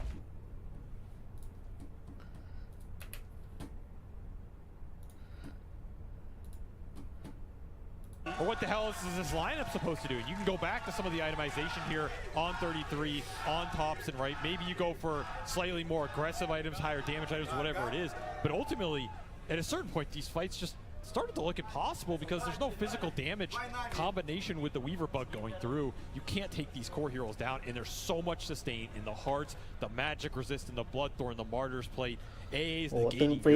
that differential. Way too much to overcome. โอ้ดูหน้าพี่ท็อป What a comeback. At one point, ไม่สนุกแน่นอน I remember looking at it. They were down 14-11. หันได้มองด้วย Oh god. An experience Oh difference. my god That goes to show you never give up at a Dota game. You always have the chance to be able to come back, and Entity proved that here with swift comeback. They make it work in game number 1. Never back down, never give up, and Entity are the definition of that. A beautiful comeback for them, Sheep. This Primal, you hyped it up. It wasn't looking so great in that earlier part, but he really came online and did a lot in team fights for the later part. Name of the game. Chain feed! It felt like Tundra were trying to cover too much of the map, so they kind of gave away like a little kill, which turned into another kill, which turned into another kill. And this all aligned with when Primal Beast got his BKB, which was a massive power spike because he was finally able to just get in there and use his spells. There was no defensive items on any of the supports, so every time they were getting gone on, they just could not get away. It's like, okay, cool, your Weaver's trying to build a Gleipnir, fantastic. Well, now you're dead, and your core is dead, and everyone is dead, and Primal Beast is massive. When you looked at these two lineups, Dendi, would you expect late game to go in favor of Entity? Oh yeah, absolutely. Overall, if I look at the lineup of Tundra, I was already worried when we picked Pagna into a primal, and it went really well for them, right? We had upper hand, we were like pushing a lot and doing a lot of good stuff, but it's really hard to break high ground in Dota right now. And it's really hard to break through high ground with Pagna, CK, and Senking, to me at least, against those heroes. So obviously this game would come to a point where Primal gonna get his BKB, and they might find some comeback mechanics, and that's what happened. Like they had really good heroes, much stronger mid-late game compared to Tundra, I think. Yeah, so good on them. Props to Entity for being able to prolong it. We got highlight reels, but this time a little extra something on top. We're going to have a little bit of a listen in and know what was being said at the earlier parts of this game from Entity. Guys, they wanna fight here. Okay, we don't have ice blast. They will fight. They will fight. No rush, please. One here. The jumping. I got my spell off. I'm healing myself. โอ้มันเชื่อมันเอาวิลโล่ล่อเลยนี่หว่า Watching. Napag na, guys. Weaver, kill Weaver. I'm back. I'm tipping in. Can we touch CK, guys? Yeah. Sun King, guys. Stay close to Watson, guys. Sun King, Watson. Look on me. I'm stunned. I lost shit now. Okay, nice. เชื่อแม่งแบบก็เป็นงาน Some communications there listening into Entity. They knew what targets they wanted to go on for this 33-minute fight. Yeah, it was such an important moment for them because just minutes before Tundra, they were hitting the melee racks. It was 27. They had, 17,000 gold lead. Everything was going Tundra's way, but it was that มันสื่อสารดีมันเอาดาวิโลล่อไปมันรู้ว่าอีกฝั่งจะเปิดดาวิโลกดท่า2ทันจบเลย When Primal gets online, all he has to do, guys, I found Pugner. You sit on top of him, now you're not life draining, you're not breaking the Naga illusions, killing him off instantly. Then Watson can get to play some actual Dota 2 for once. And Entity, they had one chance to get back into this game from poor positioning from Tundra. They capitalized on it, and then they pressure outside Roshan. So, yeah, to see through all the noise and just the aggression of Tundra, incredibly commendable stuff from them. Would we expect Pugner to be stagnating like this, Rezo? Is it a mid-hero that's put on a timer? Or was it just the Entity lineup that he had no impact on later game? I mean, I think Dandy was right about like them picking them this hero into a primal NAA. It's like already hard, but they had like such a good window of like ending the game, like having 17,000 gold lead. Yeah. Just like they couldn't really split up that much, and I think 9 was a big part of like why they started to shaking a little bit because they caught him once on top lane, then they caught him on the mid lane, and then after that, they found these little ages to snowball out of control. After. The big shuffle around in Tundra is obviously 9 going to pose 4, picks up Weaver. We've seen it a couple times this tournament, and I do know that Persian wants to break it down. He wants to talk more about this support Weaver and. Thanks, Nat. Yeah, that's right. Weaver support Weaver as a whole played 12 times in the tournament, 5 as support, 3 of those with 9 playing it. And I want to talk about the pros and cons of the hero as a support. Now, the best thing about him is that he's very fast and he's invisible most of the time. His base damage is great as well, so that can basically give you more out of the laning stage in terms of trading than some other supports can at times. He ends up getting first blood, and here's another really impactful part. He's able to block camps pretty easily, so he doesn't have to play some weird sentry game. He doesn't have to put his life on the line as much to block these camps every minute, and that means that the safe lane for Entity is likely going to go a little bit worse. Here's the second time he blocked it at the 4-minute mark. ทุกอย่างมันดีมาเลยเว้ยเกมนี้20 นาทีแรกคือเพอร์เฟกต์มาก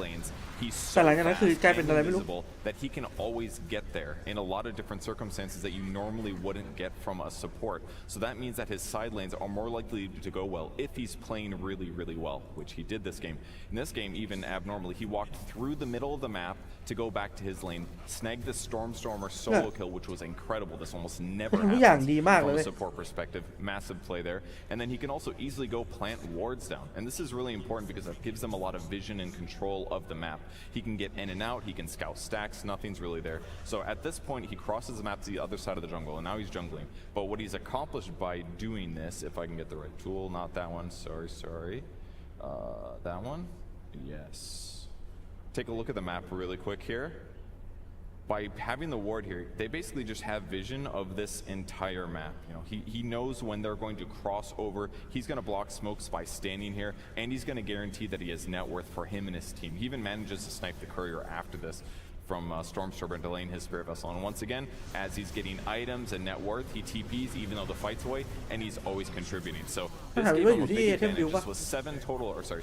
คือ kills in the early โซล่าเคสมันเป็นธรรมชาติเลยคือการที่เป็นโซล่าเคสเขาสายฟ้าปกติเพราะว่าเวเวอร์เก็บเหนี่ยมันเก่งไหมเพราะมันได้ฉาดฟรีมาคอมโบกับเก็บเหนี่ยมันตีสายฟ้ามันเคลียร์คีมันจับได้มันปกติมากเว้ยที่จะออกเก็บเหนี่ยเพราะเกมนี้คือซัสเตนอะไรอ่ะมันเป็น CK ที่ถึกมีปังหน้าที่มี BKB มีแซนคิงที่มีฮาร์ดแล้วทุกคนมันรวยหมดไม่จำเป็นต้องมากันนิมไบเลย มันแค่ไฟพลาดไหม I would like to pick something more ตาย stable, รัวๆแค่นั้นแหละ less risky, because yeah, I would believe in my team that we are capable of winning no matter what. So if we just picking stable things but very strong in this current meta, it's gonna work out. Obviously, we can still pick Thompson hero for Thompson. We probably had a lot of practice with that. So yeah, I would go for something like this.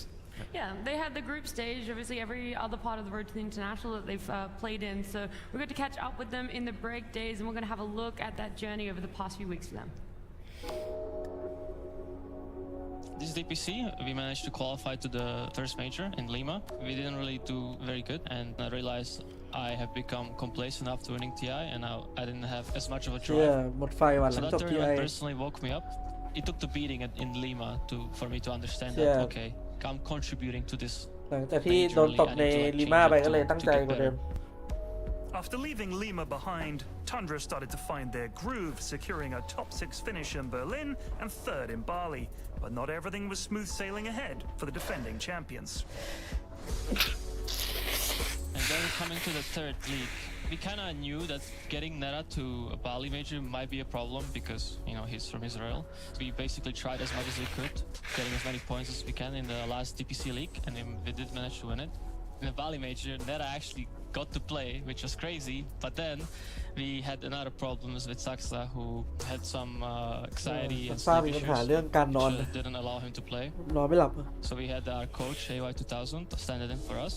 And the guy is obviously great, but it was still kind of like a shock to us that in the middle of the tournament we have to like switch players. Snakey had to switch to +4, and it was a whole mess.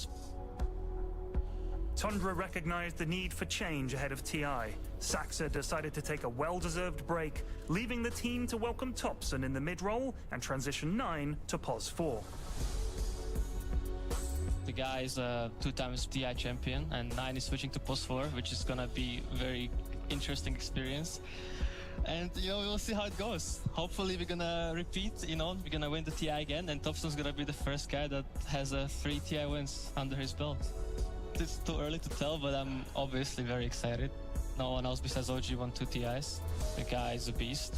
Hopefully I'm not gonna disappoint and perform up to his standards. ที่เป็นคนอวยพี่ท็อป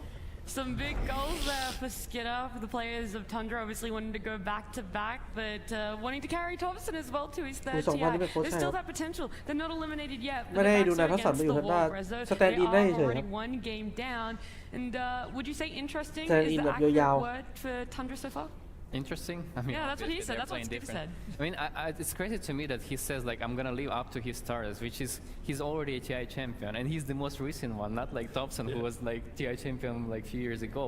but he still thinks like that highly of a Thompson. So that shows that he's like very very passionate about like how they're gonna communicate and like play and like get inspired by his play style as well. Yeah, I mean, luckily for Tundra though, if you're going back to this series.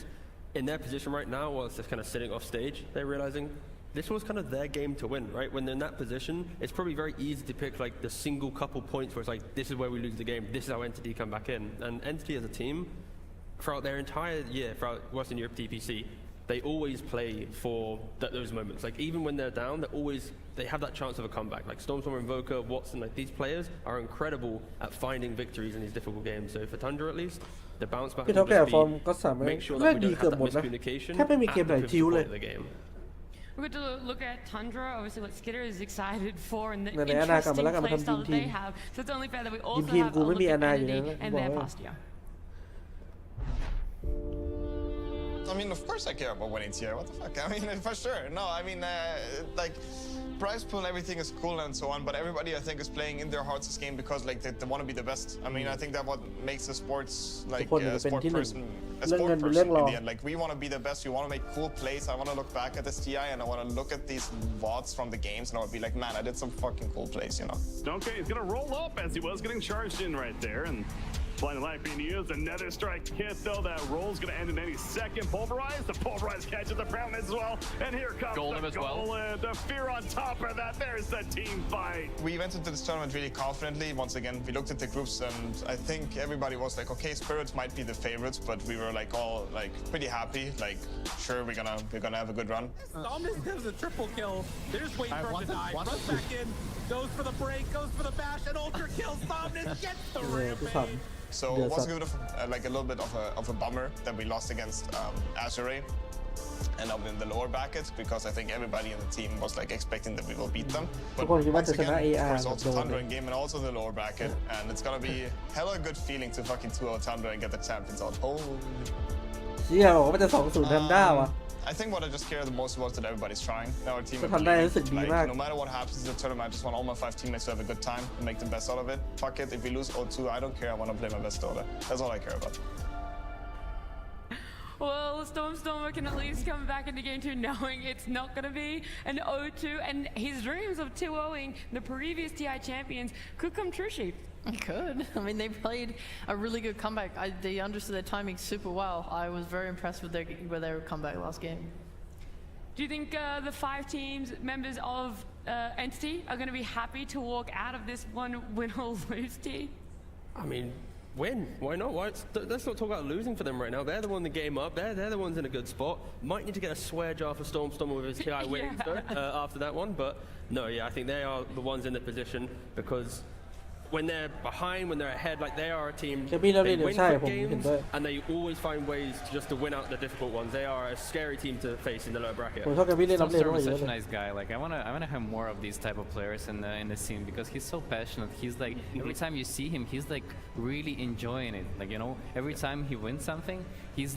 showing it all. Like like Dandy before. I'm Stormer fan for sure. Yeah, me too. It's because he was playing for so long, right? It's like he started during like 2016 playing in his national teams, playing in some German teams, and it was like years and years of just not kind of being good enough to break into, let's say, like the tier 2 scene of DPC of that time, right? And he finally hits it now, and yeah, look at him at the road. Yeah. I like it when he gets knocked out because then he comes on the panel. That's such a selfish reason, but I fully understand. Love Stormer. It might not happen though. We might get the 2-0. Tundra are up for elimination. They need to win this game to do or die. Let's see how they feel about being on the edge of elimination. Edge of elimination ว่ะ Okay, guys. The pressure is the highest it's ever been, but let's remind ourselves that we are here for each other. We practice all year, all our lives for this moment, and no matter what happens, let's make sure we are like the best teammates we can be, and we are as comfortable as we can be regarding the hero picks and how we play the game. And let's keep the communication very smooth and chill, and the game will take care of itself. The game will take care of itself. Pick up those comfort picks. He was on a comfort pick last game too. Yeah, he was entirely. And I feel like this is a game that we shouldn't really be analyzing draft too much on. It really is about in the game, the plays, the choices that you make. And when you are technically a newer team because of Topson, there will be moments where there's that slip up. And I've said it a lot. They made that one slip up. CK Sector Easy Win แปลว่า What sort of game is the hardest to come back from, Dendi? A game like this where you are pushing high ground, one slip up, or a game that felt really even at any point and it just unfortunately didn't go your way? It depends on drafts so much, right? So in this game, Tundra had draft that we had tempo, and if they slip up like we talk, it's very, very hard to come back. And in those games, it's almost impossible. Like you're searching for those moments, and do you have the heroes do we have comeback mechanics? Like, is it possible to even play in the late game with those heroes? Like you're searching for those questions all the time. But if you have heroes who have very good late game, if you have very stable draft, it's usually not so hard to come back. Okay, it's pretty hard, but at least you have those opportunities. You're searching for those options, and you're looking for them all the time. Like we saw games with Dark Weevil, for example, that can go for 70 minutes, 80 minutes, and you understand that this hero can kill everybody in like few seconds, any stage of a game. There's always that potential. We'll see what they're going to draft for game number 2 as it begins right now. Splitter และชิโอผมว่าสกิตเตอร์ดูดีเลย versus Entity Game 2. Let's see what Tundra are comfortable with, what they want to bring out in their potential last game in the road to the international. Or as you wanted to play, guess the top sin hero in game 1. Do you want to play it again in game 2? I mean, of course. I'm still liking to see, the idea of Klinks on the top, yes. But I do want to make them, make them one ถ้า small เรากี่โมง adjustment, จ which บ is คู่นี้ like อะครับ I think ถ้า Entity support ชนะ heroes ก็ are มา really เลย crucial ถ้า in ทำ this ได้ช meta, นะก็เกม and you สาม need to have a lot of damage on them because like all of this, like you're playing against Primal Beast, he has 4.5 thousand HP. You need to make sure you have percentage-based damage that can chop off of it. So instead of like playing with the Weaver, I'd much rather see some Phoenix on that spot, but Phoenix is already banned from Entity, so it's not gonna happen this time. Yeah, I hope they don't give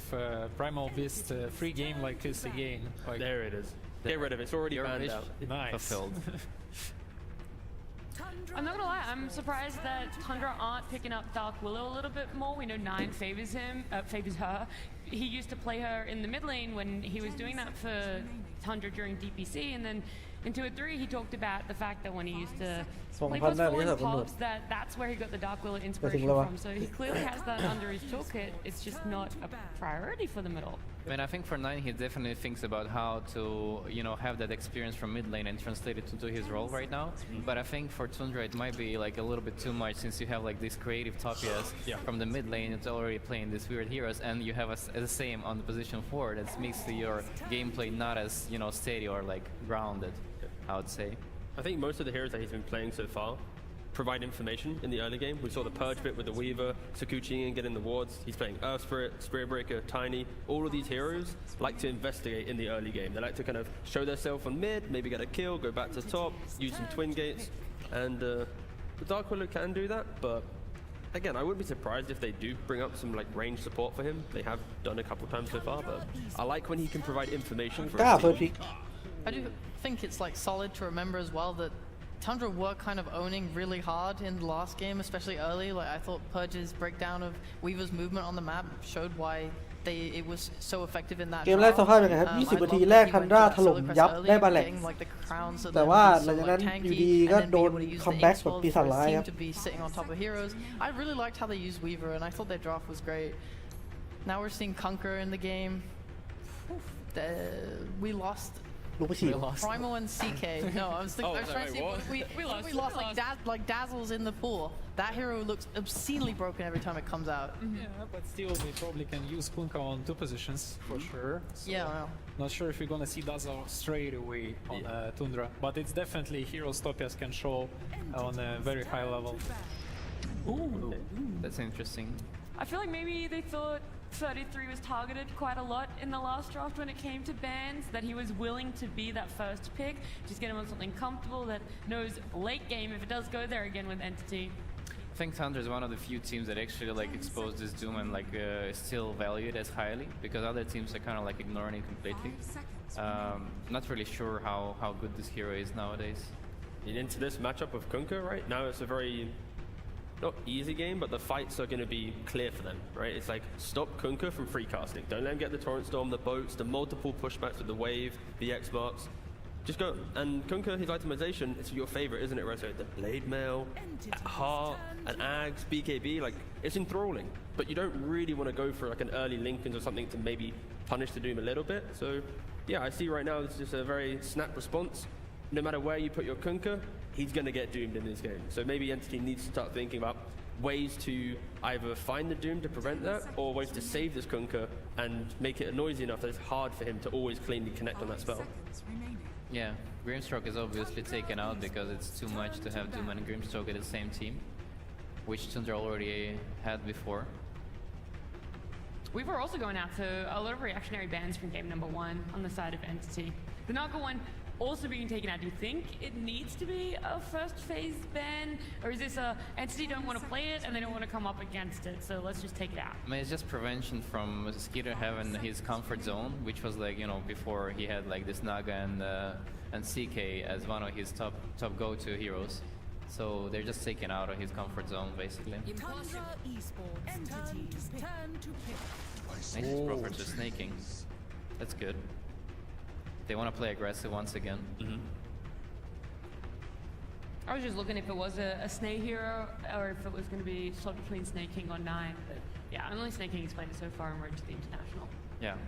What's the benefit of having it on a +5 instead of a +4? The moves you make are always towards just mid and 4. You naturally Skidder plays quite independent carries. So now, if he's playing an independent carry at minute 4 or 5, your prophet is always looking at the map. When you put it in the 4 role, offlaner, it's not always right now in the meta to have independent offlaners. So if you put that in the 4 role and he's leaving that, now you're punishing your offlaner and hoping that things go well. So I like the fact that when it goes 5, it should just play the map really well. Oh, damn! Here we go. Real fan. Yeah, are you even really a fan if you're not wearing their full face on a t-shirt? He's got a Fishman 1 under, so in case they do get, he can just take it off and he's ready for it. Yeah. Undying, one of the best Fishman heroes. Yeah, what is it? Dark Willow Undying or Morphling Undying or Medusa Undying? Do you think it can be Dark Willow? I mean, might have been. We lost grab ally, but it's fine, I suppose. I think it's this NP ว่ะ pick is less effective against แต่ Doom than กล้า it used to be because obviously Doom was changed. You can't heal anymore, so you lost that. But I think the ability to still be able to put someone in a tombstone is going to help when you're playing against the Doom. You're also just giving yourself a strong laner. It's going to allow you to punish the enemy much more. Like this Nature's Prophet wants to go around killing everyone, right? Undying kind of helps make that a little bit less effective. Yeah, the lane from Entity, like Undying plus anything, should be able to pressure a Doom and at least delay the timings where Doom hits that stride of minus efficiency, I have my Octarine, I'm farming. It's going to delay that by minutes, which is always helpful. And I mentioned at the start, the Doom pick into Kunkka, NP สเปคคอมโบเหมาะไหมเล่นไอ้นี่ดีกว่ามันไม่คอมโบแล้วมันต้องฮอนเปิดวิชั่นแล้วติถ้าจะคอมโบจริงเล่นกริมสเปคดีกว่า Surviving the Doom's the key thing, and now Avenge swap in play as well. Yeah, they've answered it with a nice double save. And it's very good setup for a range carry right now, like for someone like Luna or potentially Dark Hero, like you said. I'm not sure about Duza. This hero was not so strong lately. Could they like TA safe lane potentially as well? One of favorite Watson heroes, TA. Have a potential for sure. I'm just not a big fan of Venge and Undying together because, like, as you can see right now, like you consider 3 heroes on the side and you calculate all the damage, like, you know, เจอกันกล้า 800 damage. Yeah, okay, bit ลิงว่ะ I think it's gonna be a tough game for them. Just purely because of the support. ถ้าเราขอทีมสายแรงคิดดิ Avenge matchup the lane, sorry, where you put like the Wave of Terror with the Tidebringer, and in the offlane. เอาว่ะเมื่อกี้พี่ท็อปว่ะเจอกันกล้ามาแล้วมีอะไรเด็ดๆดูแล้วว่ะ Maybe Entity are looking at just the lanes right now, and hopefully they have a big picture for the game. But I can see some strong lanes, but yeah, in the game it can get clunky if they're behind. It's going to feel quite awkward. So we don't know where is Monkey going yet, right? It can be 9 hero, or it can be Topia's hero. We still flex it around. It is so sad that Bat Rider is not a hero anymore. I look at Tundra's lineup; it looks so free. Yeah, potentially Stormer is one of definitely professionals on that hero. Like he knows the hero really well. Like one of his most played too. Yeah, it's time to pull it up out of their sleeves. He's been playing in his pubs as well, so it wouldn't be too jarring if they did want to go for it. Yeah, he still does. Yep, 6 matches, 50% win rate, so it's still fresh on his mind, and it is a very good game for it. Of course, the reasoning is you play very aggressive, you chase down the Monkey King. 8 days, by the way. That was the answer. And they go Terrorblade. All right, Terrorblade makes sense. Terrorblade makes their lineup look a little bit more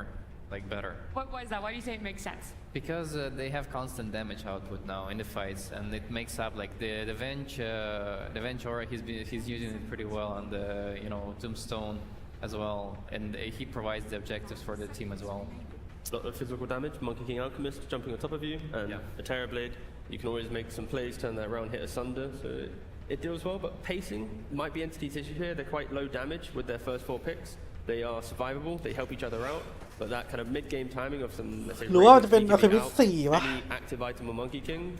จะเหี้ยวะ the Prophet, อะคิมิส it could 4 overwhelm นั่นแหละ Entity. คือพี่แคลรี่แหละ Monkey King and Prophet can do so much like around the map because Undying Venge we don't really those heroes who can do a lot on the map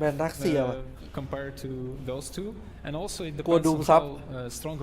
of a lanes is going to work out for แต่เล่นกลางไว้นะนี่ขอเน้นได้ครับผม Kunkka Venge lineup potentially, right? Like I don't know how well GPM we're going to do 980 against Ouch Furion probably. Also if it's Monkey King, who is post 4, he might roam also. Like we can see a lot of like changes. Yeah, they don't really want to put Kunkka against Monkey King on the mid lane, right? It's a very bad matchup for him. Yeah, they don't know where is this Monkey going. Who have last pick like from them? Tundra has last pick. So surprise us. Yeah, like they definitely don't wanna get Kunkka mid, I guess. So it's gonna be offlane. So we already know the lanes of Entity for sure, and we don't know Tundra lanes yet. They also had the Entity had pretty similar lineup against Azure Ray, and they lost those games. So I'm not sure why they decided to go for it again here against the Tundra. A hero sometimes they pick is like a Visage in this position for Entity. Like you can just play out a pretty chill lane, and then you can set a little bit of pacing. I still like Sheep's point about the Batrider is pretty okay, but I think Visage could be like a stable version of that, where you move to the Kunkka, take a tower, you do things on the map for your team, because they don't really hit any buildings or objectives right now until TB's online. Like they're kind of missing that component. I think with Visage they're too much physical, heavy lineup because they can just build. Oh, bad luck, Geek. Yay. Good guess. Nice, good guess. I like the Shadow Demon ban just before they pick it as well. Yeah. Make sure they don't get that cleanse. I like it way more because now they actually have a mix of like physical and magical damage. Yeah. So their lineup looks way more balanced in that way. We still don't have that much burst early game. Like we need to wait until Yeah, we we get some hope so, items, but andมัน hopefully โยก their มัน lanes กล้า go อัพเลน well. นะ Like it's a little bit still scary to pick Batrider without seeing enemy mid laner, and there is like Furion who can also like TP in on top of you, like make this like change on the lane. Monkey So I feel carry like ได้นะ Storm is probably gonna play for his farm on this lane. I'm surprised they didn't ban Queen of Pain. น่าจะแบทกลางมันเอามาหลบ Yeah. Queen's available. หลบลิงไง It's not Topio's hero, right? Like he doesn't really play much co-op. I think he can. แต่แบทแพทนี้ไม่ได้เก่งขนาดนั้น For Aghanims, I think he'd like that. You wanna? If I say Zeus again, the little jump away, you know. Zeus? Zeus is nice. Maybe Puck. His Yeah. favorite Zeus. Yeah, that's the hero. Like Quap's good,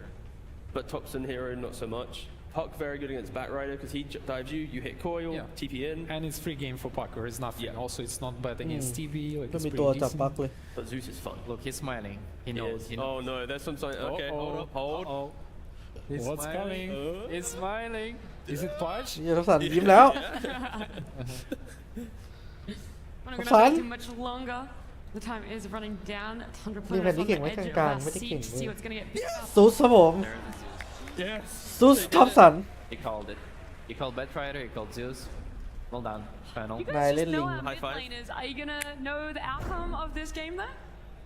I'm rooting for Tundra this one. Yeah? เชื่อ I think it's a ส่วนพี่ท็อป really ป่ะ strong Batrider game. I'm ready to bet it all. น้ำมันแบทใช้ไปสีที่เป็นมันไว้ได้ครับ All on a 2-0 for Entity. Everything. Everything I have. I like Tundra draft way too much. Like his game, even further. I'm มีแต่คน going ชอบ for ดราฟแพนด้า Entity just so we're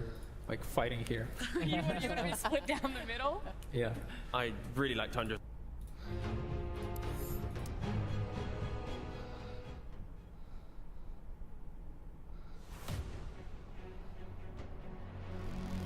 อัลเคมิสแครี่ปะ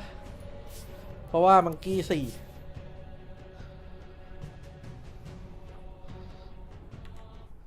ทุกสายอะไรก็ปกติอ่ะ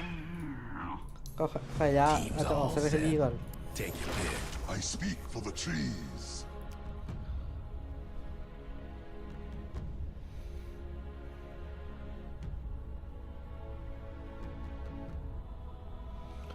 เก็บบี้กันก้า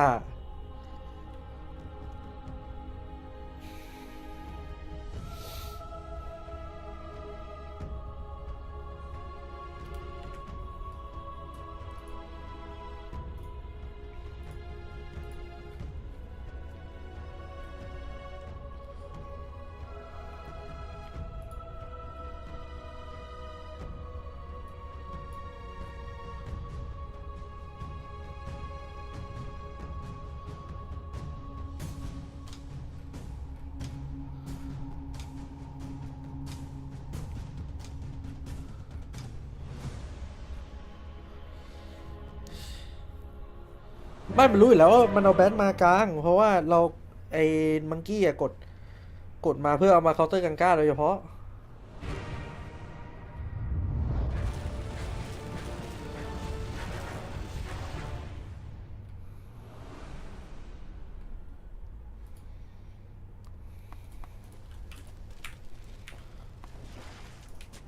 อนุญาตวาร์ปมาวอร์ด Places, everyone.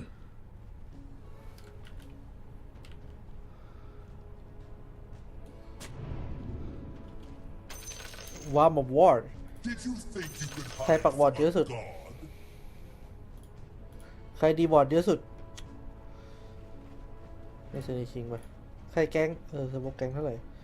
เกมเมื่อกี้มันเท่าไหร่วะ5 นาทีนิดเดียวเพราะว่าโดนดีนายไหมไม่นั่นอีกใช่ดีวะ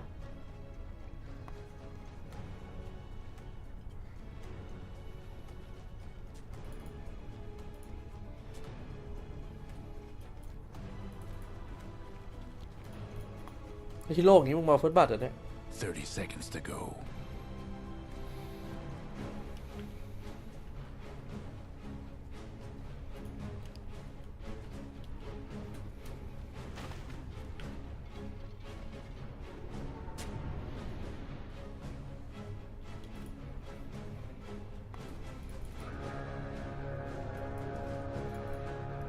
ขออนุญาตเป็นต้นไม้ And they're off. ได้ไป3 รูนครับ2 รูนตรงนี้ไม่ได้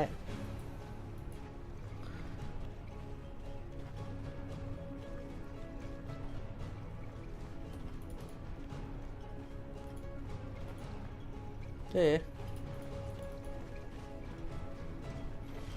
Step lively now. Your ช่วยกันบล็อกครับ admiral is on ให้ board. ครีปเข้าป้อม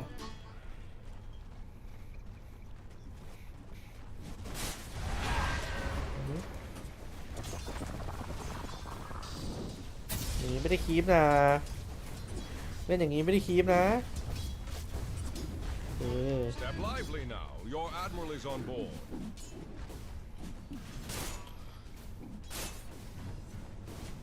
สู้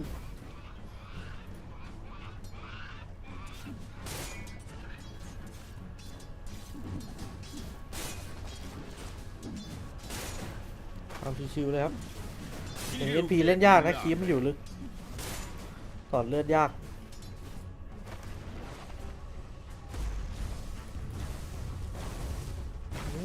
โดนโยกเขาแล้ว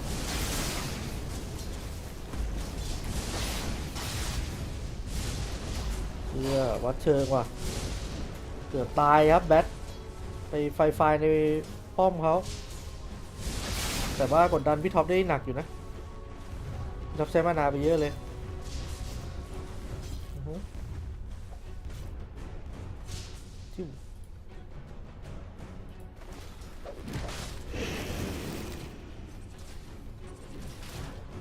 สัตว์ลาคีสบายครับมีอันใดมังกี้4นี่ไม่เห็นนานแล้วนะ33ได้เป็นแห่ครับชุบตันเข้าไปเลยทุบเข้าไปครับโอ้ยโอ้เรียบร้อยนายน่าจะแตกแรกไปครับทีบีแปลงล่างมาคุ้มเลยเป็นเสน่ห์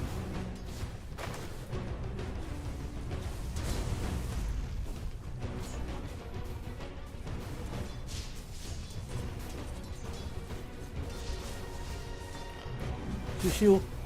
ๆเมื่อกี้ซักเกมนี้ทำเพื่อหลอกดาบครับไม่สนหรอกแต่ละเคยมีที่ดีอยู่นะกลายเป็นลากคีมมาไม่ได้ดูดีแค่นั้นเบอร์2ใส่เลยเหรอเอาดิไม่ตายจ้าเลือดเหลือแบบตริ่งแมว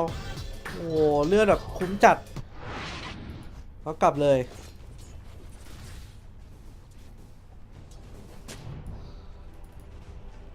ท็อปฟาร์มชิลแล้วแบทมันลากคีมาฟาร์มตรงนี้เลยวะมันแต่ช่ำชองแบทอยู่เนี่ยที่มันลากคีมาฟาร์มลึกเลยแล้วพอดีนะดูดิเชื่อมันเอาอยู่เนี่ยมันแอบซ้อมมาเว้ยเน้นจัด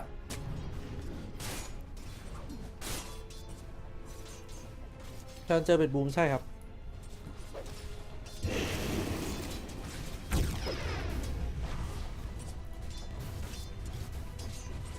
ฟาร์มยาวๆเกมนี้เอาคมิดดู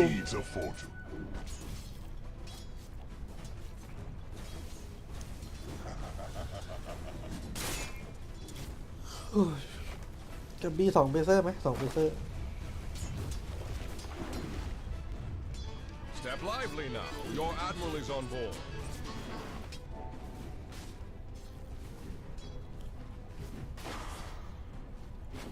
ชิแล้วก็ทนล่างปลอมตีแต่เนี้ยตายจ้า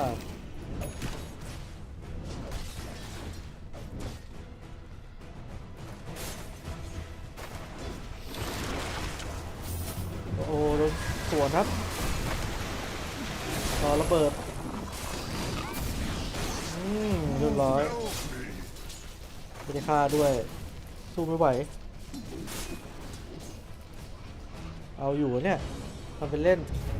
แชมป์เกือบทุกเลนเลยป่ะยกเว้นเล่นซุสแต่แบ็คมันก็ฟาร์มป่าอยู่ดี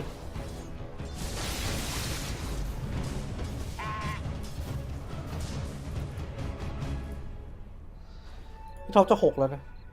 ถ้า6ทีบีมีสิทธิ์ตายอยู่ทีบีจะออกเล่นต่อแล้วโอ้ยอาคีไปแล้วนะ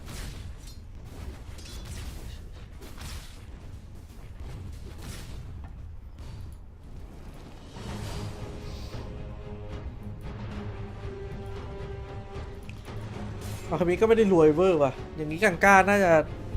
เอาเรื่องอยู่เดี๋ยวต้องรอกระทืบทีบีอ่ะเดี๋ยวซูด6ละรออันตีละ250ดาเมจ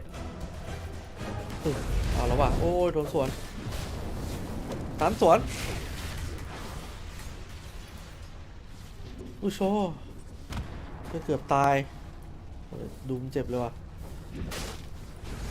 200มีเลนดอปกับสติ๊กแล้วรูนครับได้รูนในรูไปจะฆ่าทีบีป่ะเรื่องแม่งแบบโคตรน่าฆ่ามันมีเลนดอปไปเลยอุ้ยแล้วพอร์ตตรงนี้มังกี้4รู้สึกยังไม่คุ้มเลยว่ะแต่ว่า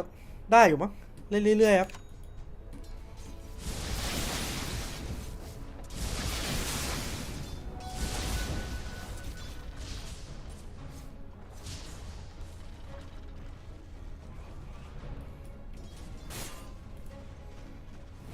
แต่เป็นพีออกไบรท์สโตนนี่รู้สึกไม่เก่งเลยเห็นไหมโซนไม่ออก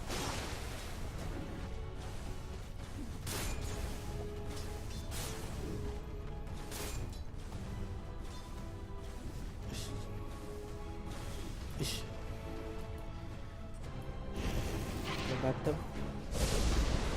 ตันโอ้ยเจ็บRadiant's top tower is taking hits. ตายปะเนี่ยตายเนี่ยอยากจะดีนายมากๆอยากจะดีนายมากๆมะนาวหมดป่ะเฮ้ยมันจู๊ไปหรือเปล่าเฮ้ยอิชอ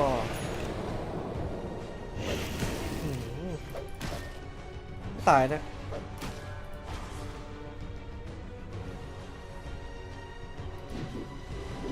เชื่อมันจูทุกอย่างเลยบ้าปะเนี่ย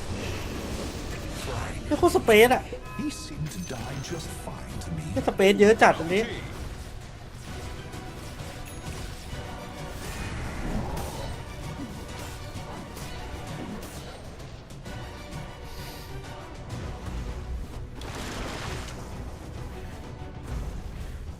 ตายทำอะไรมึงวะตัวนี้กิ้งตายไปเลยแบบไม่ต้องใช้สกิล3ไปซะด้วยซ้ำเหม็นวะ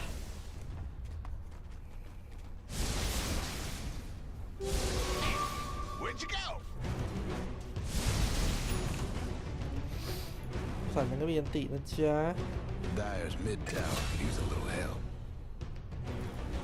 ดูไม่เข้าถามแล้ว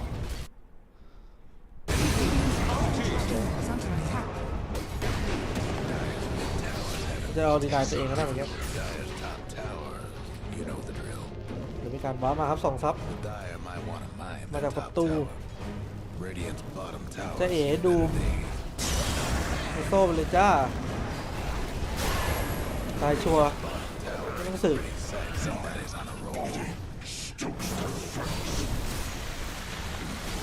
เป็นผีนี่มันแอบหนักอยู่นะ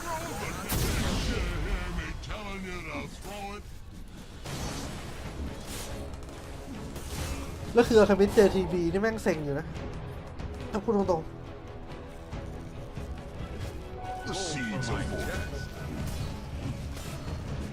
ปัญหาคือแบทมันเงิน1ได้ไงวะเจอสุดแบทมันเล่นอิมแพคเยอะมากเลยซอมเมอร์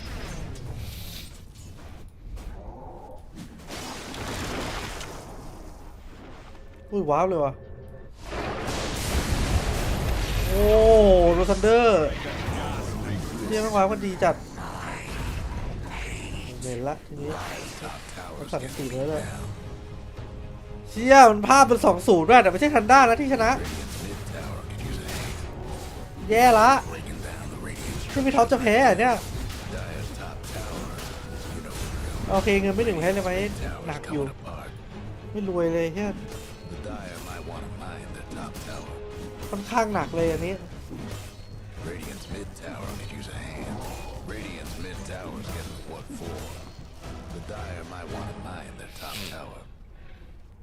พีเตอร์ไม่ได้เล่นตัวสไตล์มันด้วย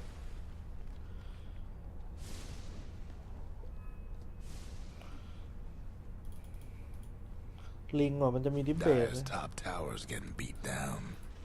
ดูมันก็ต้องฟาร์มแล้วดูจะไม่ไปดัดด้วยเกมนี้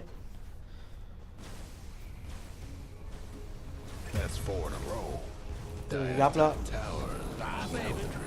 โดนเรื่อยๆโดนไม่หยุดก็อาเคลูนและโซ่ด้วยโอ้โหแตกเชี่ยทัมมิ่งฟาร์มยับเลยแบทเชี่ยแบทลาดพิงมันอิมแพคขนาดนี้เลยวะไม่ได้ลาดพิงแบบนี้นะ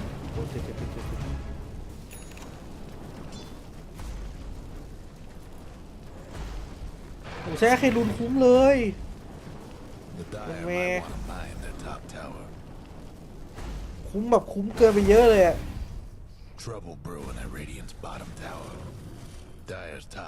แล้วโคตรรวยอะแบทเกมอย่างนี้Can't do nothing about dire structures right now. Radiant's bottom tower seen better days. ก็เท่าไหร่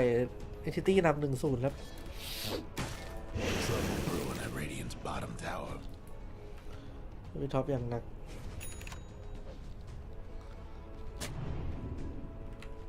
Radiant's bottom tower ain't a pretty sight right now.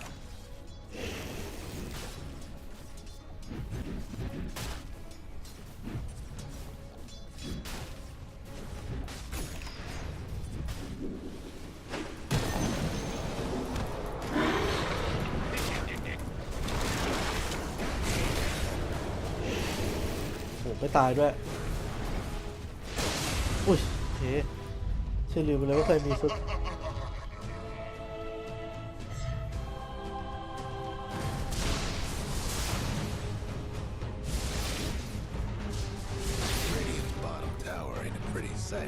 แม่งภาพเหมือนตอนที่มีเขาตดเล่นสุดเลยถามว่าเล่นดีไหมก็เล่นดีแต่ว่าตัวมันทำอะไรได้อะจะดูกับพิษฟาถึงต้องฟาแบบเป็นหลบซ่อนก็ยังไงก็โดนอะไรอย่างเงี้ย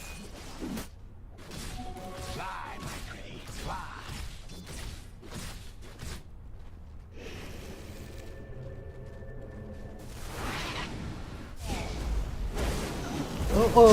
แล้วโซ่เลยแต่แกงนี้ไม่สวยนะ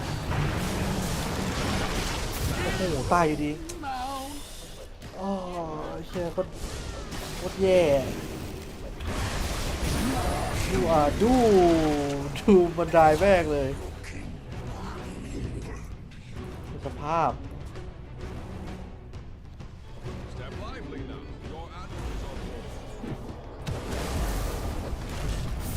ตายเอง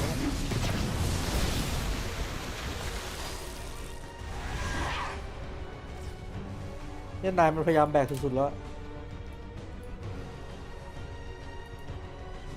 เอาคิมิเนี่ยมันเคี้ยแบบเคี้ยไปเลย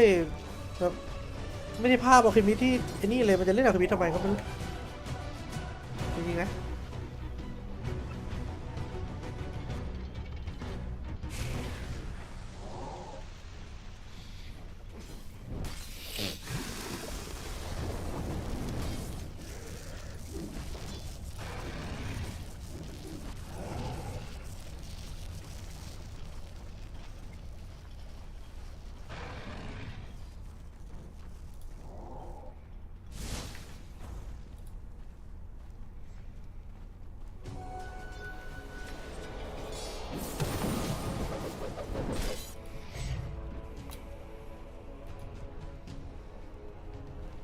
นายมันเล่นดีมากเลยแต่ว่าคนอื่นไม่ค่อยเพอร์ฟอร์มเท่าไหร่ในเกมนี้ฮีโร่เป็นซุปด้วย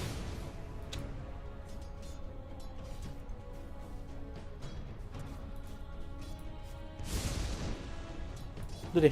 คือจับกล้องมาคลิปนั่งอยู่แค่เนี้ย1 2 3 กล้องเนี่ยอยู่แค่เนี้ยทำอะไรไม่ได้เลยเว้ยแล้วคือไอ้แค่เรเดียน15 ทีไม่ได้เลยเป็นเล่นเวทคิงอะไรอย่างงี้ยิ่งดีกว่าเลยวะ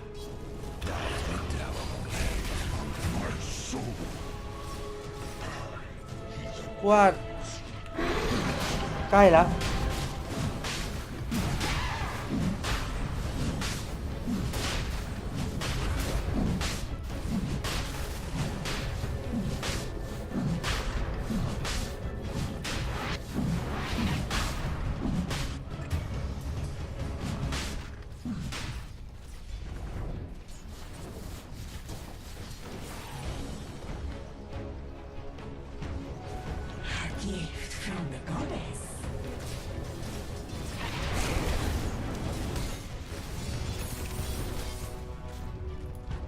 ฟาร์มไปยาว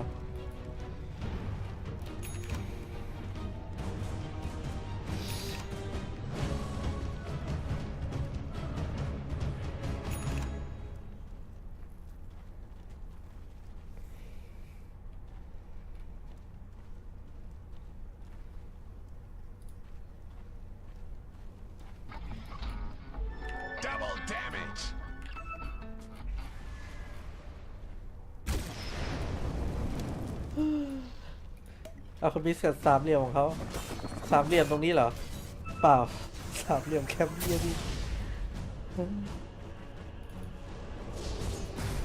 เนี่ยเศร้าอ่ะทันหน้าตกรอบแล้วเลยขึ้นอยู่กับเวลาแล้วเดี๋ยวรอเวลา15 นาทีสกอร์ก็จะขึ้น Entity Win แล้วเราก็ได้ดูทารอน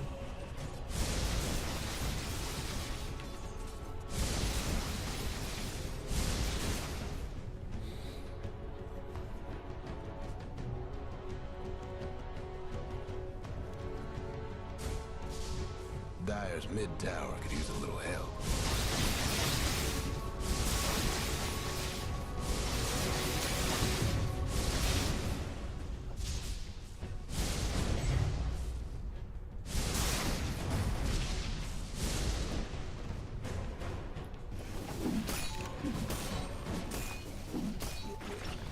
ม่ได้เก่งไม่คือจริงๆอะ NP อะโซนบ่อยเว้ยเลนเนี้ยแต่ว่า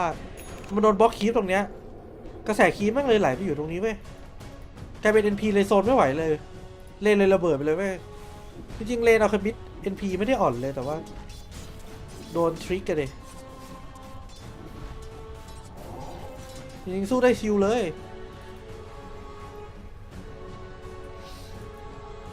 แต่จริงเว้นดันดามันก็โคโมคู่จนอยู่นะอาจจะคัมแบ็กได้อยู่ถ้าเข้าเลนต้องเลนมาก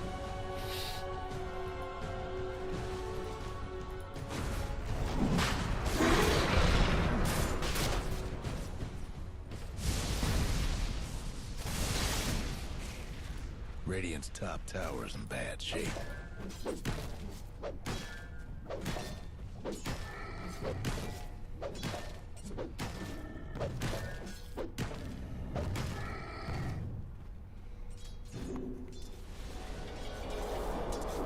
Radiant's top tower is hurting.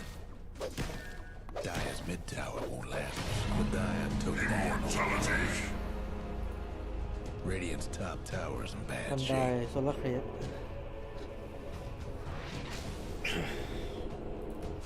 ฟาร์มไปฟาร์มเดียวที่ท็อปเอาก้อนเงินปกติซูเปอร์ต้องก้อนเงินอยู่แล้วเร่ง GPM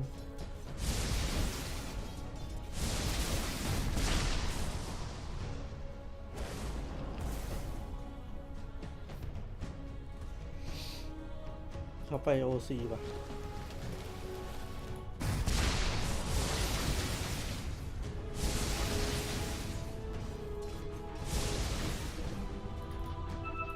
สมมติหน่อย Dire's mid tower's having technical difficulties. Trouble brewing in the bottom tower. No breaking into the Dire structures for now. ไม่มีอันติ Dire's mid tower. อุ้ยโอ้โหบูคองสวยมากคู่แต่สตาร์ไม่โดนทีพีเสียดายผมไม่ให้ทีพีตายได้เลยน่าเสียจิ้นเลย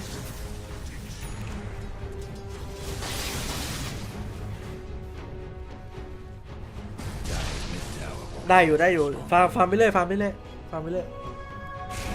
เกมนี้เลยเกมไหวตัวคอเยอะมีอาคาบินด้วยเดี๋ยวมันให้อาคาบินฟาร์มไปครับจะฟาร์มหรอโบ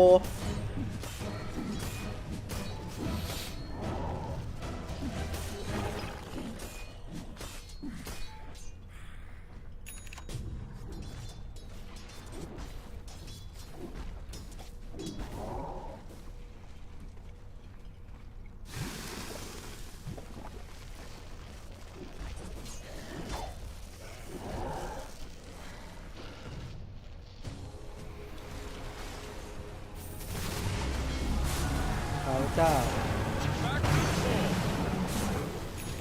โอ้น้ำวืดแต่ไม่เป็นไรมีน้ำสอง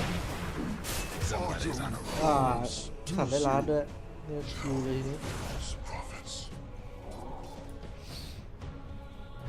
Dire's mid tower's having technical difficulties.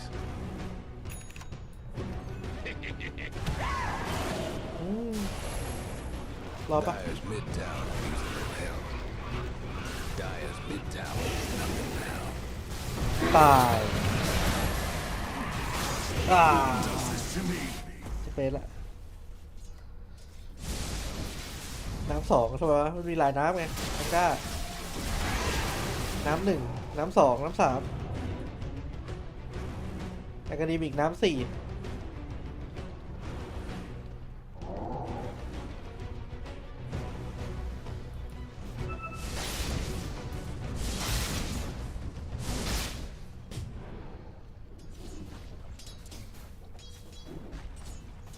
ฟาร์มแบบกำมัดเล่นอาคาบิสแต่เงินไม่หนึ่งหนักอยู่โอ้ยเชี่ยภาษามันจะสกาดี้แล้วมันไม่กดเบต้าฟาร์มนะมันจะไปตีป้อมแล้วถ้ามันไม่กดเบต้าฟาร์มโอ้โหขอรีเจนเลยดอกมะนาวของผมหมดพอดีเลยพี่ใช้รีเจนคุ้มเลยครับตีคีปแทงได้ด้วย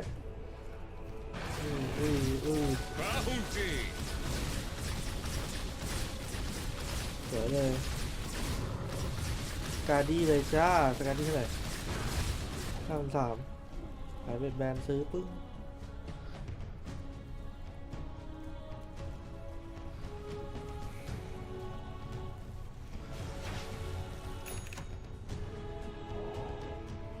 Trouble brewing at Radiant's bottom tower.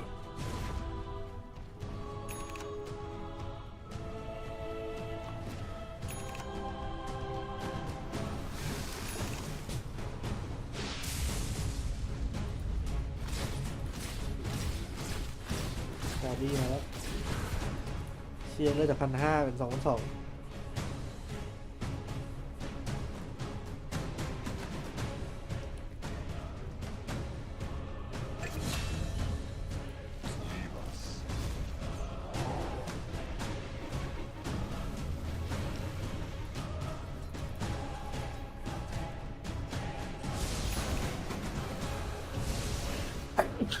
ผสมอูใหญ่ใช้เลยบ้างคำถามแฟนพันธุ์แท้มันแฟนพันธุ์แท้ตรงไหนวะ ใช้ไซโคนกับปิติกตากับไปผสม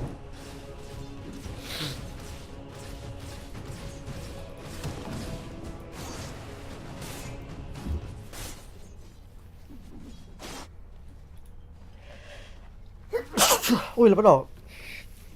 เมนต้าโดยคนยุคเก่าอ่ะเดี๋ยวนี้เขาไม่ค่อยออกเมนต้ากันแล้ว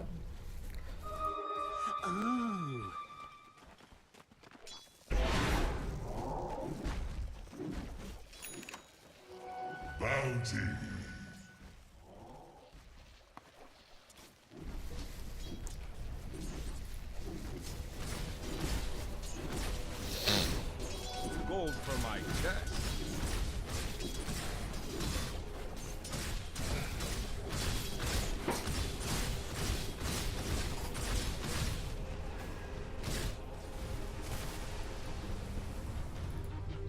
ของ OC ด้วยก็ไม่ใช่แล้วอ่ะ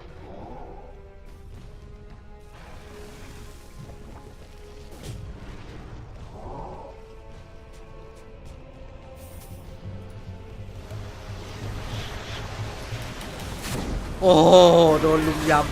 ำไอ้โคนก็ไม่รอด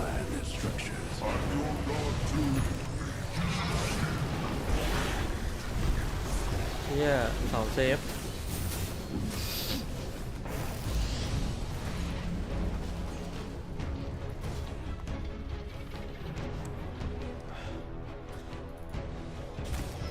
ว่ามันใช่จริงเหรอว่าสายเนี้ย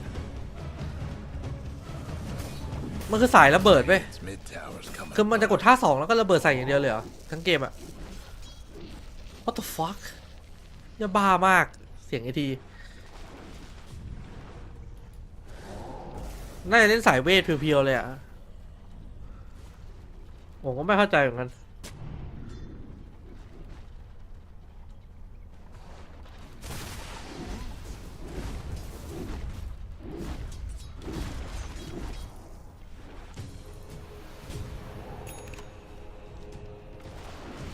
ก็คือแคมป์แบบหมดป่าแล้วรู้ใจมาแล้วเหรอเดี๋ยวก็รู้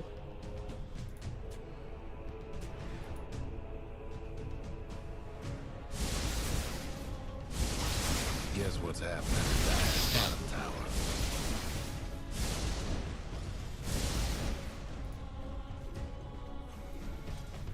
Radiant's top tower is taking hits. The Dire best do something about that bottom tower.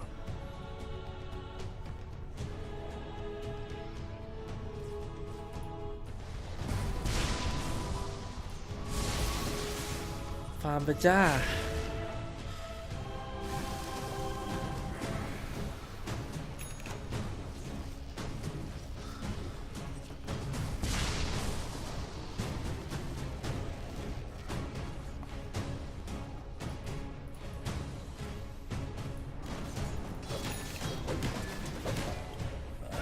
ถ้าชนะคือคนที่แพ้แม่งสุดยอดมากเกมนี้ผมบอกให้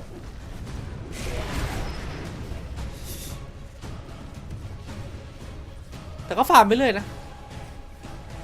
เท่าที่ดูเพราะฮีโร่อีกฝั่งมันมีแค่ทีบีตัวเดียวมั้งที่แบกแบทมันไม่นี่ก็ได้นะถ้าเล่นอย่างนี้ฟาร์มไปเรื่อยไปเดี๋ยว NP ช่วยแบก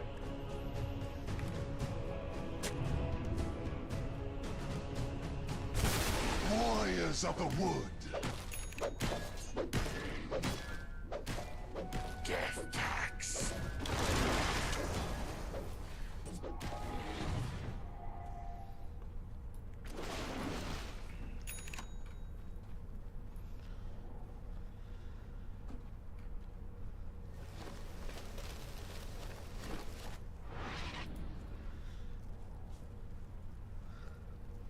เอนิตี้ไม่อยากบุกไวมันขึ้นบ้านยากอยู่มั้งมันเจอซุดมันเจอนู่นนี่น่าจะต้องโลตัวเนี้ยน่าจะขึ้นบ้านแล้ว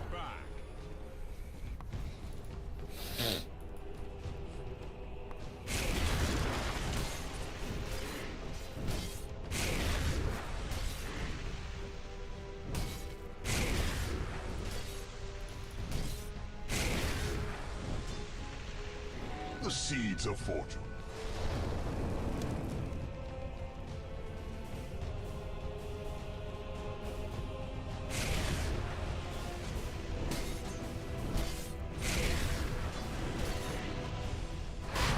เคยยุ่งเลย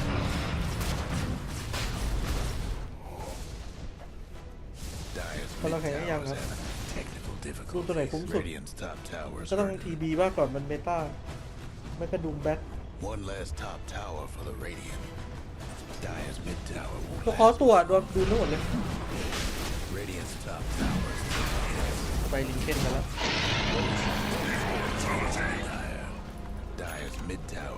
เว้นมีก้อนเงินบ้างเว้นมีก้อนเงินด้วยเฮียทางอนิมาย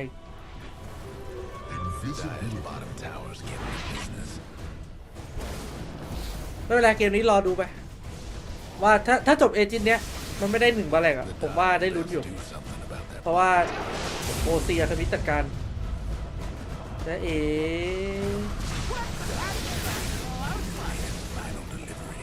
ฮ่าฟาร์มโดนไปดิวิธีกูเทรดดูไปเรื่อยๆครับ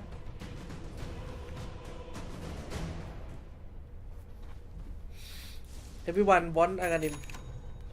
พี่ท็อปจะซื้ออากานิมแต่ว่าไม่เป็นไรครับมันรีฟันได้มันมีแบบแวตรีฟันแบบง่ายๆอยู่ก็คือกด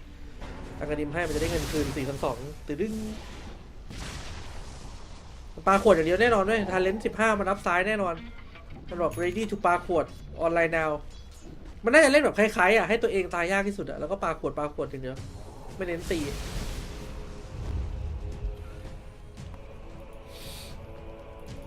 เดี๋ยวก็รู้ว่าไหวเปล่าลิงออกกันเวททำไมลิงซับไง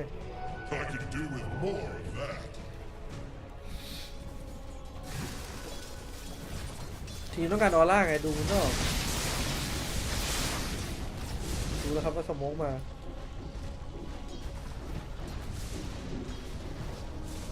เมื่อไหร่ใครเป็นคนตีไม่ต้องครับเดี๋ยวรอเลทเกมเดี๋ยว NP ตีให้โอ้เก็บไปไหมล่ะขนมก็ตายโดยดีเวชั่นอย่างนี้ลิงแปก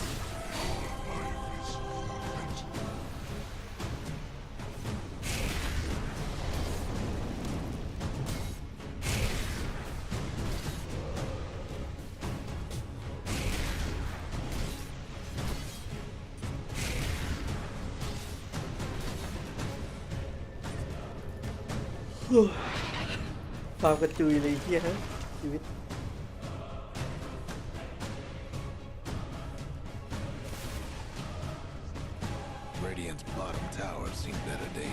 ไม่ทำอะไรเลยจ้าฟังคนเดียวเลย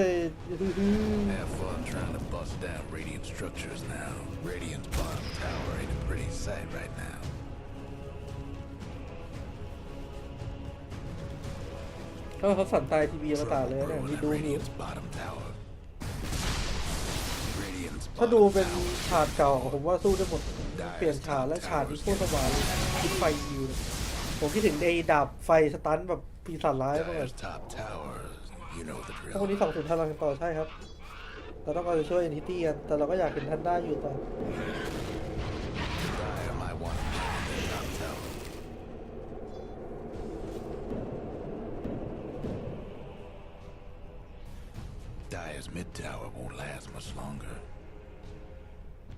มันไม่ได้ลากผมคมนานแล้วใช่มันไม่มีที่ให้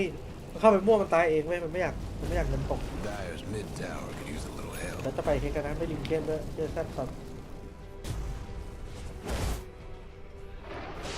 เดี๋ยวให้ไปท็อปหน่อยโอซีเดียวกัน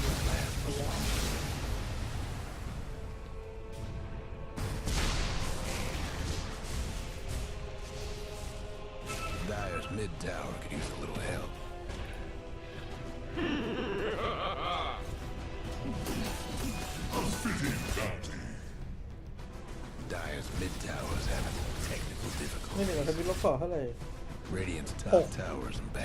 6มันไม่ได้อัพเพิ่ม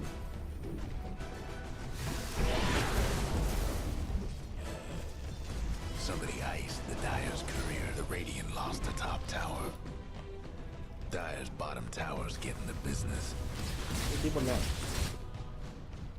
มันไม่ขึ้นบ้านนะมันขึ้นไม่ได้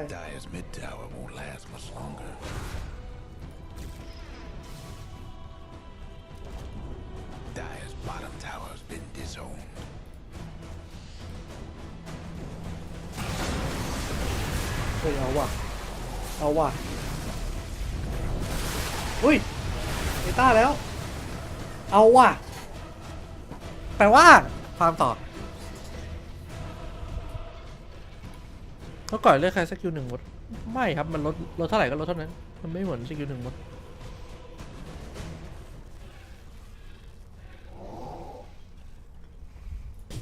เย้ฟาร์มต่อทุกคน everybody farming ลิงแตกอุ้ยเอาว่ะตามมาทันว่ะอยากสู้ฮะไม่มีเอจิตเหรอจ๊ะไม่มีเอจิตเหรอจ๊ะแล้วดูไปเลยครับแต่ว่าเจอสวนน้ำสวนสยามยังไงเจ็บนะไม่มีแบ็คคิงนะทำเป็นเล่นระวังเจอขวดพี่นั้นน้องระวังเจอขวดพี่นั้นน้องยังไงดาบไฟพร้อมกันเหยียบแล้วบล็อกเข้าไปเอติตี้แกมบุ๋ยโดนกระทืบแต่ว่าเอาดูก็โดนโอ้ยเฮลดูมน่าเดวิดเดินหนีครับไม่คิดจะตีสู้เลยครับเพราะว่าไม่ใช่สายตีแต่อันนี้คุ้มอยู่นะเมคเพย์อยู่ครับแต่แรกกับดูมตายเอาว่ะแปลว่าฟาร์มต่อเดี๋ยวฟาร์มต่อครับชิวเราก็สู่ช่วงฟาร์มอีก1 ครั้ง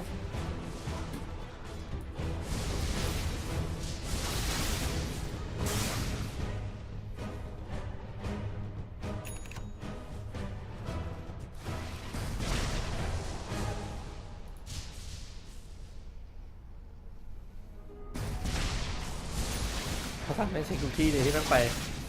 ไม่มีวิชั่นเลยดาบเขียวไม่ออกดาบเขียวแล้วไปลิงเคนดีกว่าครับกันตายบอกว่าเฮ้ยเวลามึงจะแจกนิมวะสกิตเตอร์ฟาร์มนานแล้วนะรออยู่เดี๋ยวมึงให้นิมมากูได้ลิงเคนเลยนะรู้ปะเนี่ยน่าจะให้ดูมก่อนมั้ยผมว่าน่าจะให้ดูมแล้วก็ให้ลิงแล้วค่อยให้เพื่อนอีกคนอื่นเอาเงินคืนให้แผนลับคือหยิบออเคมิสพ้น1มาเล่นซ้ำเคี้ยมากแผน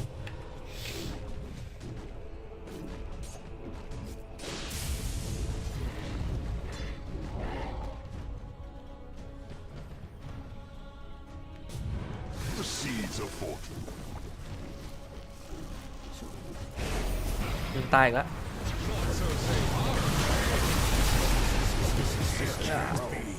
ตายไปเลยฟาร์มรอครับฟาร์มรอโลตัวต่อไป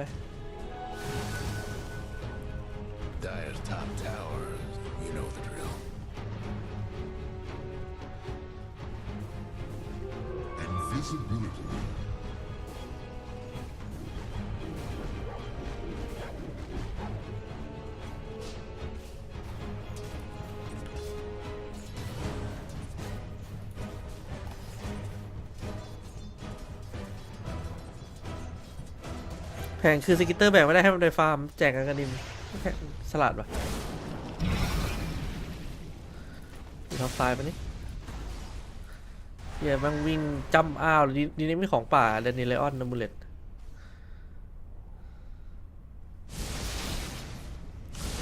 เอ้ยสกิตเตอร์ไหนล่ะคาถาฟ้าของฉันอ๋อมันเปลี่ยนมันอัปเกรดกัน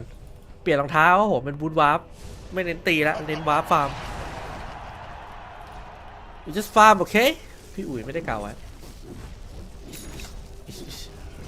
ฟาร์มเลยฉันขอกระดาษฟ้านะแล้วต่อไป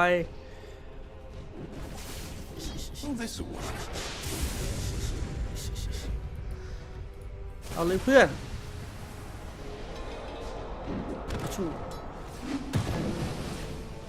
นี่ซื้อฉาดด้วยเอามันหนีลิงKB TB อยากออกอะไรออกไปเลยครับ TB เพราะว่าเราจะฟาร์มแอนชิลคนดูว่าฉันสลีปจริงเนี่ยคนที่รอดูทารอน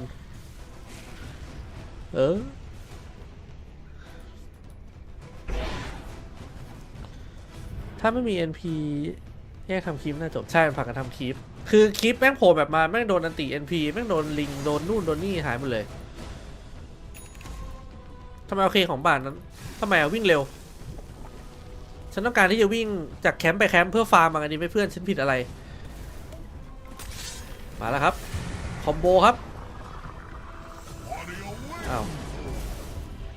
เชื่อมันต้าหลบสตูนตัวเองเว้ย ออกมาฟาร์มกูผิดแล้ววะนี่ดูฟาร์มแบบออโตเมติกจืดแรงนะเว้ย200ดาเมจทุกๆ2 วิเลยนะเว้ย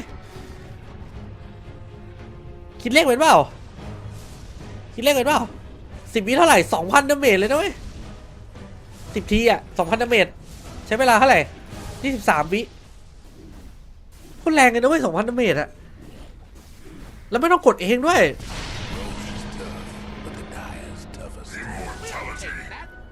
กูพยายามบิวไปงั้นแหละนี่มันทำแบบพัดสว่าง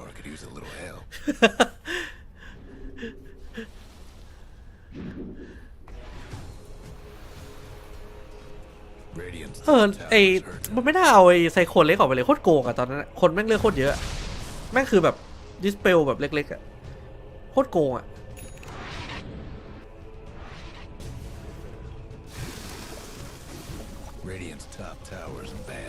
แต่เกมได้ชิลดีนะจริงถ้ามีโกโก้ร้อนๆโกโก้เย็นสักแก้วกินน่าจะหลับ มันเล่นนี้ได้ใช่ไหมครับพี่ยังไปลองเล่นได้ครับแต่ว่าเล่นไปเกมหนึ่งอาจจะไม่ได้เล่นไปสักสัปดาห์นึงนะน่าจะมีคนแจ้งความ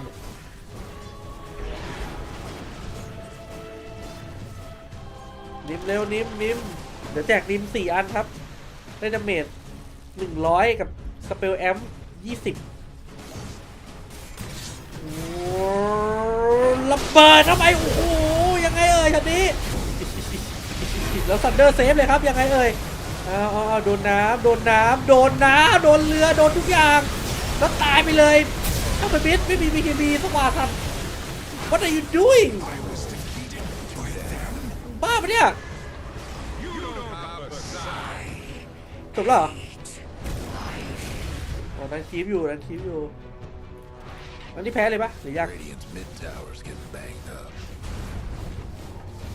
BKB ไหม Hello you want BKB No Okay Sus Dev Bar ไม่เดฟปล่อยแม็กแตกไปเลยกูจะไปทีไอนานแล้วใครจะเดฟก็เดฟฮ่าโซโล่คิวอ้าวไม่มีเฮ้ยโอ้ย3 รอบไปได้อย่างบุดบิดแล้วมาดูดูแต่ว่ามี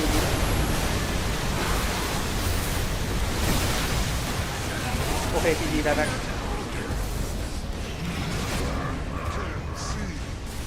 ซื้อของ4ทำไมนะท็อปโดดพี่ท็อปไม่โดดแล้วอ่ะแบบไม่อยากเล่นแล้วอ่ะแพ้แล้วเย้ทันด้าแพ้แล้วเย้ที่เขาบอกไม่เล่นแล้วทีมเฮียนี่จะเล่นกับซัปต้า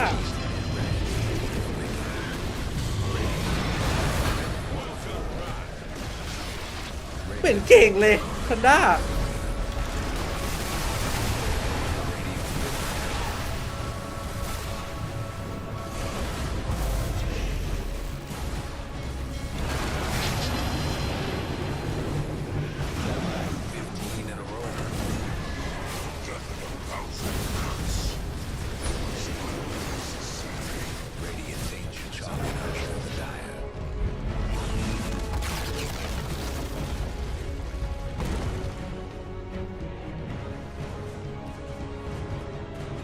ไม่เห็นหนุกเลย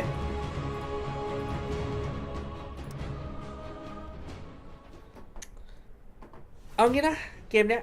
กับสมัยผมอยู่อินเดียนั่งดูวัวเดินอยู่บนถนนผมว่าผมนั่งดูวัวเดินอยู่บนถนนสนุกกว่าเลยแม่งไม่ความสนุกเลยกลับไปอินเดียดีกว่าวะถ้ามึงเล่นอย่างเงี้ย was for Entity trying to catch Tundra all over the map. You could tell they maintained discipline. They understood we will get that opening eventually, and Tundra gave it to them. And boy, did Entity take full advantage of it. Amazing stuff from Entity. This 2-0 against Tundra keeps them alive in this lower bracket, but it does mean we're going to be saying goodbye to the TI winners. As, you know, they had an amazing run last year. stayed in that upper bracket, one of the most dominant victories in the entire time. But, you know, they come here at TI-12. You said they had their moments this year. It did look like they were getting back into shape, but when they needed it most, unfortunately, just wasn't able to put it together. No, and Entity maybe find some momentum in this lower bracket, right? This is a very scary team if they start to get that ball and their strategy working with Watson in that like 4 protect 1 type situation. Very scary team to go against. จบแล้ว Very scary. I would not envy anybody who has to do that, and there is somebody who's going to be doing that in the panel. I'm sure it's going to bring that up. Let's head back to them.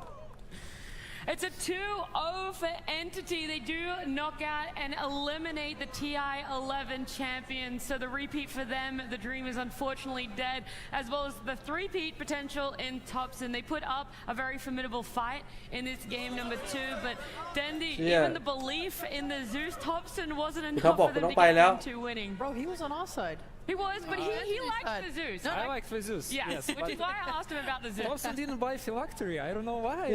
ถ่ายรูปกับพี่ท็อปเลย And for me, Zeus, the hero changed itself because now it's like more of early game and mid game hero when it's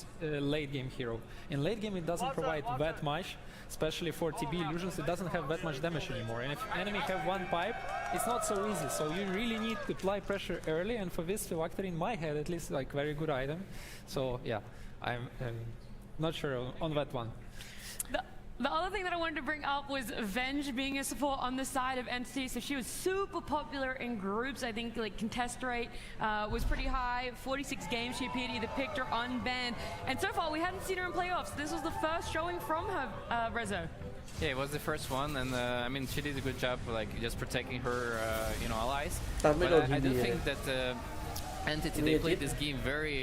methodical in a way that they took every ages, but they didn't rush to high ground to end the game with, because you know you're going against Doom and Zeus on the high ground. There's plenty of room of mistakes, right? But they managed to just like slow the game down. Yes, they're farming, like you know Doom farming, Alchemist is farming, but they don't really care about that. They just took the favorite fights on their own terms, and that's why this game was like very. I mean, it was very slow, but it was very one-sided at the same time. Yeah, Entity just applied so much pressure, but without having to do it. And I think ซุปแม่งผ่าไม่เข้าเลยเว้ย even in เอา the ซุป early นั่นเก่ากลับไปดิ game, drawing the Zeus in, they were just kiting around, doing a lot of things. I think for Tundra, going on the point with Dendi in the Phylactery, they got to that awkward timing where they defaulted to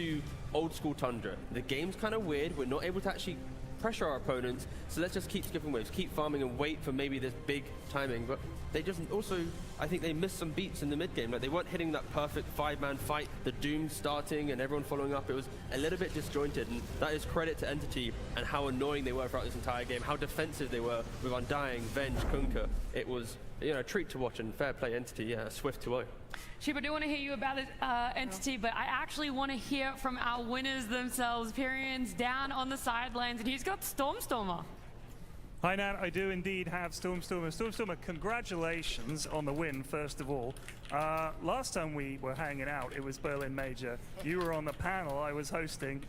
This is what you want to be doing, though, right? For sure, for sure. I mean, don't take it bad. Like, I want to panel with you. It's fucking fun, but playing Dota is much more fun. Of course. So, Tundra, a team you guys have struggled with all year, obviously. What changed that you were able to 2-0 them in very convincing fashion? Honestly, like, I don't know, we just really tried to focus on ourselves as much as we could, and of course, like, we respect them a lot. As you said, like, I think they had the upper end against us almost the entire year, and this was also the first time that we ever played them on a stage, so it was definitely, like, a very important match for us, and of course, they're the TI champions from last year, so definitely also shout out to them. Like, I think it was a really, really crazy good series. Fantastic. That was great to watch. So, as I understand it, the German equivalent of the BBC is here, filming something. Is there anything you want to say to the Deutsche fans back home? Ja, an alle daran zu Hause. Ich hoffe, ihr habt das Match genossen. Leider geht es jetzt für einen von uns nach Hause, für Leon Kirilin, unser deutscher Kollege. Aber es war ein geiles Match und ich werde seine Ehre weitertragen. Und hoffentlich gibt es wieder einen deutschen TI-Champion dieses Jahr. Der nicht Tofu ist, sondern ich. Ja, sehr gut. Dankeschön. And yeah, back to the panel. Look, I don't know exactly what he said, but I'm going to assume at the end there is something, hopefully, that we have a German representative being the TI champs this year. To have the approximate translation on that one? Yes. เป็นสายระเบิดตัวเอง That's why I thought I was trying to connect those dots there. But it's nice. Stormstormer got his win. หรือว่าทันด้ามันรู้ว่าคนไทยรอดูเยอะมันก็เลยรีบแพ้ He wanted to be able to 2-0 Tundra, he got that. He got the Dream and Sheep. You had faith in them in game 1. You had even more faith in their game 2 draft. So let's sort of wrap it up. Put it in a nice little bundle as to why Entity did come out on top here. Honestly, I think they just kind of knew their timings, they knew their strengths, and they understood their drafts. Like it felt like they were comfortable in knowing when their drafts were good. And I think this game especially, it was so nice to see how many heroes they brought to engagements. Like it takes a lot of confidence to kind of be like, we're not going to just try and split up and farm as much as possible. We're going to TP 4 heroes. Like we're going to have 5 heroes mid for this dive and make sure we kill these heroes. Do not give them an inch. Do not give them anything. They gave them nothing. And I think that was just such a beautiful way of playing. They always just brought the heroes and killed them and took it home. Yeah, well, they're going to be playing again later today. They have a little bit of a break, and unfortunately, with this 2-0 for Entity, it does mean Tundra are eliminated from TI 12. So we're going to have a little exit interview with them right now. Yeah, thanks, Nat. I'm here with Snake King. Snake King, commiserations, but that looked a rough series. Obviously, you guys go out, don't get a chance to defend your title. But you were playing with a stand-in. Obviously, you had Thompson, had to move things around a bit. How much did that affect you guys? Obviously, having Thompson introduce our team very last minute is a huge change in our dynamic. We tried the best to our ability to make it work. Obviously, we didn't end up making it work that well, but I think there was glimmers of hope and brilliance for us. We did obviously top our group, but I think afterwards things just didn't go our way. We didn't improve as much as we needed to, while others improved a little bit more. And ultimately, we've just faltered in the end. So I know that before the match, there was a little bit of a chat that Skeeter was talking about something like battling against complacency or something like that. Was that something you felt at all during the season or in TI, or did you just think, nah, we just didn't play our best? I think it's different for everyone. Personally, for me, I didn't really feel a sense of complacency. I feel like the reason why we won last year is because we worked hard. We played very well. We worked well as a team, and everything just the stars aligned. Every TI winner, our team that wins TI requires everything to go right and their way. The patch, the teamwork, the synergy, and the individual gameplay. And this year we just didn't have everything. So. เชื่อผมว่าการชนะทีไรได้ต้องมีทุกอย่าง Of course you will. So ทั้งแผนทั้งทีมเวิร์คสกิลเพลย์ส่วนตัว Do you have any words for them? Obviously, TI คือ hasn't ended the way ปี you ที่ชนะ wanted. คือทำทุก But อย่าง what would ดี you like ถู to กต้อง say to ของ the ผม fans? แต่ว่าปีนี้มันไม่ใช่ I just want to say มัน thank ไม่ you ค่อย for มีอะไรแบบ supporting us, เป็น and ไปตามแผน we'll เท่าไหร่ bounce back for our next season. And it's not over. Just like team spirit, they faltered last year just after winning TI. Happens to people, but doesn't mean we can't do it again. Absolutely. Thank you, Snake King. Good words. Back to the panel. There's still a lot of potential in Tundra, so it's very nice to hear from Snake King there. Dendi, time on this panel is coming to an end, so I know you're having so much fun. But any words for Entity moving forward, how impressed you are, or even just coming back and getting to be on a TI panel? I enjoyed. It was a lot of fun, and for Entity, I wish them to keep going forward. For my boy Stormer, for my boys Watson and Fishman, I played with him on the same team, by the way. And I hope Stormer pick that hero and do what I ask him, and we will get some wins from that. That's some words for Entity. We're going to hear some words from Entity. We have a little video piece on them right now. So this year it started off pretty well for us with Lima Major. We had some really crazy tiebreakers that had to go on until the next day against OG and Tundra. It was super contested, and we had to play the next day after, and there we actually barely qualified to the Lima Major. So that was already a success in the beginning, because we still started into the year with higher expectations than last year, but we were still the way we dropped out of the tournament was a little bit disappointing. We all thought that we could have gone further. But yeah, it was still nonetheless a great start. Following that strong start, Entity hit a rocky patch in the season. They missed out on the next 2 majors, and to add to their challenges, they were pushed into a tiebreaker just to retain their spot in Division 1. Didn't really know what was going wrong, but you could feel expectations were high. We played a super contested region, and everybody was getting sadder and sadder. In the end, of course, we also decided to change things up, and we had a small roster change. It was really a roller coaster. It started really high, then it went super down. Holy moly! We were rock bottom. We actually were what's going on? What's going on? over the course of this TI qualifier. We had to beat Enigma, we had to beat Secret, we had to beat Lunar Galaxy, which also played incredibly well. And then when we in the end when we won, it was like a big relief, of course. But we all looked Tundra back is at too the year, heavy in this budget and we were TI. like, holy shit, we actually made it. You know, like. Last year when we went to TI, we went with a really try-hard mood. We were all like super focused, super work mood. I think the first TI you never forget. It was a big dream that we all wanted to get to. We dreamed of for almost forever. It was a really cool, like, special feeling for sure. I think we're better prepared. Like we're already taking it a little bit more relaxed. Of course, still play very focused and try as hard as you can, but not like overthink it that you're playing for TI. Ideally, you just completely forget about this, even though it is TI. But you just play like your anyday game because then you're not stressed out. You just play in your comfort zone. ต้องเล่นให้เหมือนปกติว่ะต้องไม่คิดว่าเล่น TI อยู่ไม่งั้นเครียดเกิน I think we're definitely going to do better this year. Oh, apparently we're doing one more. They are on the right track of doing better this เสียง year. ไอ้ production เข้าด้วย Sure, we will see Entity again later today, but for now we're having a little bit of a change of pace, a change of panel as well. I'm Shiva. I'll take you to the second half of this day, and with me, of course, my wonderful panel. We got Fear, we got Effie, we got Lacoste, and special guest Moon. Hey, welcome on the panel. Hey, Shira, what's up? What's up, Twitch chat? Hello. How you doing? Doing great. Just got eliminated last night, but it is what it is. You know, we're just chilling. It's a fun TI so far. Always great to be back in Seattle. It's great to have you on the panel. I know bittersweet, but you know, we get a little bit of extra value on the panel, so I won't complain here at all. And we got to start diving into the series that we're about to witness because Talon is about to face up against Bedboom Fear, and that's got to be a good one. It's definitely going to be a good one. There's a lot of things to look out in this series. Like, Betboom has been regarded, and I don't know if your team feels the same way, as like the best laning stage team in the game. They're just like so strong in the laning stage, and Talon, you know, Southeast Asia, they're great in the late game. So we'll see if Talon can survive that early game onslaught. Yeah, that will be one to witness. And when we're talking about Talon, I want to focus on them a little bit first because it has been a little while since we saw them. We saw Bedboom earlier today. But I want to focus on Jabs because he is a staple of Southeast Asian teams. Pretty much, he's a very interesting player. He played every single role in the TI. The other guy who managed to do so is Misery, who is not here. But Jabs, he's the type of a player that tends to get a lot of farm, a lot of, you know, he's one of the guys that wants to make the game about himself as well. He's very farm heavy, and I think it's a good thing to be farm heavy in this particular meta because you know the map is bigger and everything, so you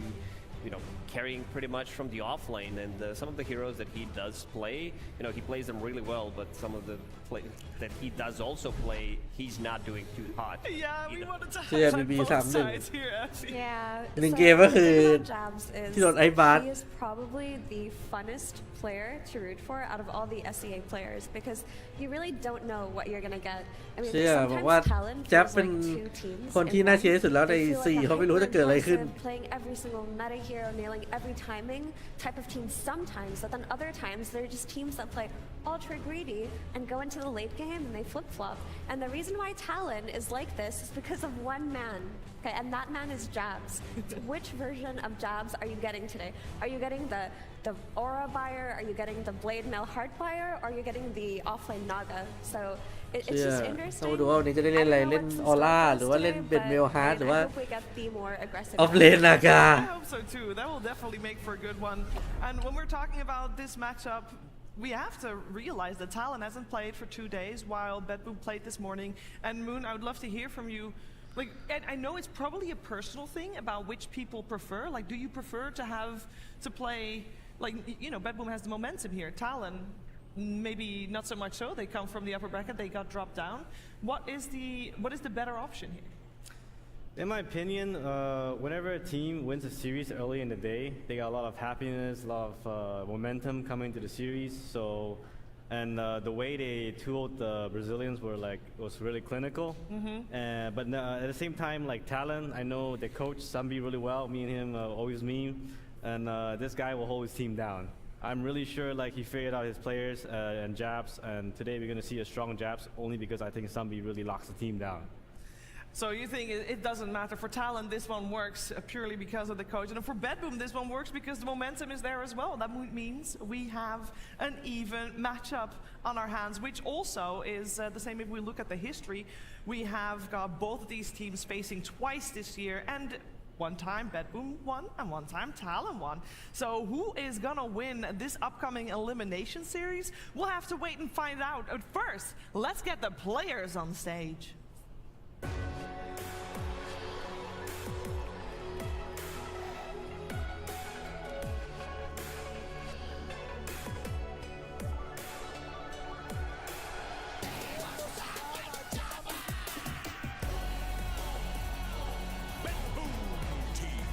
We got Nightfall, GPK, Pure, Save, Toronto, คนที่สองนี่คุณมากเสีย and Coach Bull here taking the stage for the second time today, and they are looking to make a very, very deep run here in Seattle, and they've made the right first step, already 2-0ing their first opponent of the day, but can they do the same to Talon? เอาหน่อยเว้ย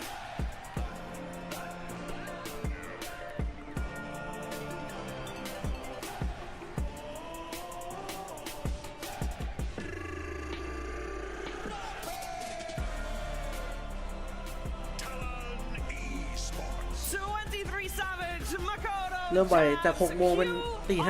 and Coach Sunby for the first time today, and for the second time at all this weekend, ready to take the stage and show us what they've got. This is a series that a lot of Southeast Asian fans have been looking forward to because Talon T1 ได้แชมป์ TI ประเทศไทยจะมีคนรู้จักกันมากขึ้นนะครับ T1 อย่างนั้นเหรอ Yeah, they have definitely been carrying this region. T1 อย่างนั้นเหรอ They're performing consistently well at LAN, showing so much personal improvement. So there's always a little bit of pressure when you are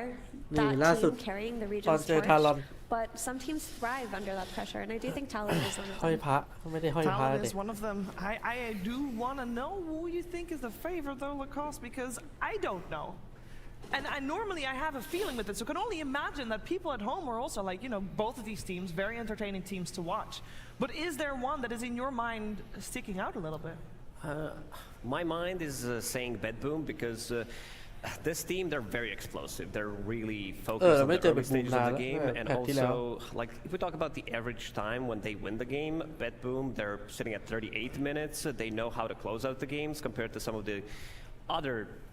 teams coming up from the Eastern Europe that tend to, you know, play a bit of a, you know, different style maybe, but their team fight, their spell casting, team fight execution is really on point. You know, everybody talks about this pressure that tends to get to them. We've already, you know, seen that it doesn't affect them that much when it comes down to like some later portions of the tournament. Sure, there is some tilt factor always when we talk about this team, but I feel like at this TI, they're going to get through this.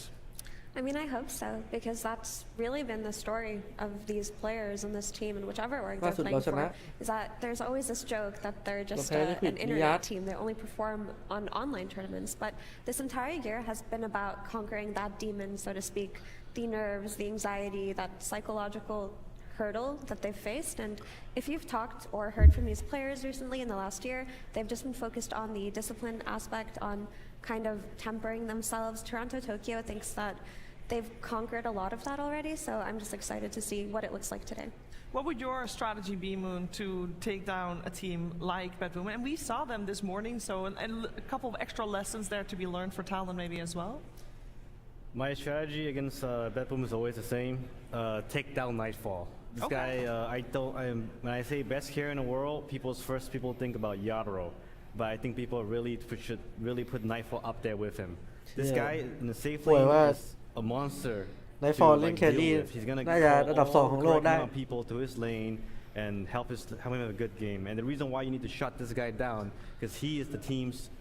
hive mind. He makes all the calls in the early, in the mid game, in the late game, when to Roche, where to go, everything. If you play pubs with him, you know this guy just vlogs all day long. So if you shut down the vlogger of the team, you win. เราทำ vlog คือแม่งพูดตลอด But how do you do that? Because his hero pool is quite big, you know? Do you just send extra people to his lane, or like how do you do it? You gotta like send extra people to his lane. You pick like the sweatiest often you can think of. Like try your best to make him have the worst laning phase. Smoke your mid laner to his lane twice. Like do everything in your power, and it's not easy because and I feel like Talon might run into some issues doing that because their 4 player likes to play a lot of melee heroes, which is not really meta because melee heroes usually mean that the carry gets free farm. แคนาดามันเป็นลูกครึ่งเกาหลีแคนาดามั้ง In this meta ไอ้ is Tusk, คุณบุ๋ย and the only melee offlaner that can be paired in this meta of Tusk is Dawnbreaker. So if Dawnbreaker gets banned, and I know both teams are gonna go for it, I feel like Nightfall is gonna have a good game. Yeah, and to be honest, Talon, they have been looking good, but we just saw them come off a loss sphere. And you just mentioned Talon really good in the late game. You know, Betboom is good in the start of the game. A laning stage very solid. But how is Talon gonna adapt to that, considering that's not where their focus lies? We gotta make the magic happen. I think a lot of it comes from Makoto. Makoto is the type of player that opens up the map for them, and Jabs seems to be 50-50 on like what's gonna happen. Moonmander mentioned the Tusk. Jabs likes playing the Dawnbreaker. That's one of the two heroes he's playing with, Dawnbreaker and Bristleback. Every other hero he's played this event is a loss, right? So you know that if you're going to this at Betboom, you shut down Jabs, you manage Makoto, then all of a sudden the game might get hard. But the reason why they're good in the late game as well is they like to play hard carries on 23 Savage, and he's an amazing hard carry player. So he normally shows up in the late game. But Betboom, it's their job to punish that. They have strong lanes, they have a strong mid game. Don't let 23 Savage get to a point where he can be a monstrous carry. And I also want to highlight like the transition of Toronto Tokyo, because like last TI, they got 13th to 16th place. The team was not working out. I mean, you're parting ways with 4 amazing players, and he made the pretty tough decision, what it seems to be at the time. It took him a little bit more time to, got into this position 5. It's not a transition you see, these mid laners playing a 5, completely different role. But he adjusted. At the start, he had pretty limited hero pool, expanded. In general, the hero pool is still relatively weak compared to some other teams, but he's doing a really good job. And one of the reasons why Nightfall a lot of the time gets free farm in the lane is because he does such a great job at securing that. Yeah, I'm really glad Lacoste brought that up because I think Toronto Tokyo is probably the most improved player on Betboom in the last year. I mean, he has upped his position 5 gameplay to the complete limit recently. I recall in the last Dream League season 21 that we just saw, it felt like every single win was coming off of his shoulders. He was doing it in a very subtle way, but he was getting every D word. He was setting up for every single kill. And there are some heroes that if you give him, you're making the game so hard for yourself. I mean, the number 1 hero I can think of in this case is a Treant Protector. It feels like he's just playing that hero to its limit, scouting out every single enemy, setting up the team fights, securing the lane for Nightfall like Lacoste mentioned. So Toronto Tokyo is definitely also a player that needs to have his hero pool shut down in the draft. But if we're talking about position 5s, we have to talk about Ollie. He is on the side of Talon. I know Jabs is very experienced as a player. This is his 5th time as an international appearance. Ollie's only had 2nd, but Ollie, he went very far. He came 4th at TI 10. And he was actually eliminated by Toronto Tokyo as well. I don't know, maybe some history there as well. But this is definitely a veteran in this squad here to maybe guide the guys to victory here as well. Oh, definitely. I think this team needs that as well. Whenever we talk about Southeast Asia, they've had a similar problem to like South America throughout the years of not having a big leadership, right? That big person who's going to make all the calls. Instead, it's been an individual effort, a lot of individual skills. So hopefully he can bring that to the table because he does have the experience. He definitely does have the experience. We got all 10 players on the stage and the coaches as well with experience playing on the grandest of stages. No first-timers here. A lot of second-timers on the side of Betboom this time around. But we'll have to wait and see if the nerves are going to be playing a part here, especially for Betboom. They have played earlier today, and they should not feel any of that. The jitters should be gone the second time for these teams, both on the stage. Moon, whose shoes would you rather be in at this point? Before the draft starts, you're going to coach one of these 2 teams. Mm-hmm. Which one are you coaching?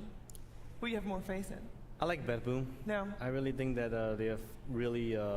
strong structure and very, very strong individual skill. Don't get me wrong, Talon's amazing as well. They got Makoto, but I just respect Toronto Tokyo a lot. We'll find out what's going to happen as we're ready for the draft. Betboom teams turn to ban. มาแล้วว่ะเอาหน่อยเว้ย Talon Esports versus Betboom Team. Game 1. เว้ยคิงกับเจก็ชนะแล้วอะไรนะ Best of 3 elimination on the line, and to be honest, I gotta address the elephant in the room here. And Moon, I think you might be the best one to weigh in on this before we start talking about some bans. แบนไดโนเสาร์แบนเซน It's ทอ been ร์ two O's. Loads of 2-0s. What causes that? Why? I feel like แบนเทรียนเลยว่ะกลัวโตโต้เทรียน It's just a classic lower bracket thing. You lose game 1, and then now you're on the verge of elimination. The fear starts creeping in. Game 2, you start choking, and you hear the crowd and stuff. The ground is shaking. Kind of your mind gets muddy. That's how you get 2-0 real quick. A lot of these guys here are young and inexperienced. They don't fear Doto. That's why I'm up here. Yeah, I actually also want to pick your brain a little bit, Moon, about the first pick versus second pick, Radiant versus Dire. ข้างนอกแผ่นนี้เก่งเหรอเล่นได้อยู่ครับพร้อมเล่น First pick had a 52% win rate, หลายคนเล่นอยู่ second pick had a 48% win rate. But when first pick was combined with Radiant during ระวัง groups, ดับแบน it had a 74% win rate. So can you give us any bit of insight into why it seems like Radiant just snowballs up that win rate so high? So right now, the reason why Radiant is broken is a couple of reasons. The first reason is top lane. The off lane is way easier for Radiant because it only takes 1 sentry to deward the enemy sentry to open up the hard camp. But for Dire, it's like 50-50. That's the first reason. The second reason is because of the daytime when Roach is spawning. แล้วแบนดอนเบเกอร์เองด้วยว่ะ So if Radiant ไม่เข้าไปดูในเกมเดี๋ยวดาวเสร็จค่อยเข้าไปดูในเกมเถอะจะมีช่วงเวลาเหลื่อมอยู่ side of the map so they can TP from the top to the outpost to contest the Roshan compared to Dire. If you're gonna do Roche's Dire to contest Roche, you gotta really it's really awkward. So it really favors Radiant in the first 20 minutes of the game. Thank you. Man, Mr. Back. Yeah, just to ask you, does it feel just overall better to play Radiant? Is it more natural attacking from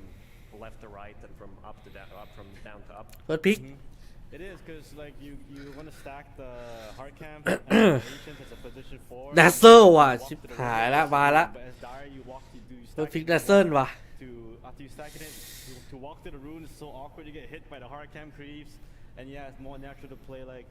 towards the upper right than like play like down left. Just feels like better. Yeah, it's just a natural feeling overall. ดัซเซอร์มัน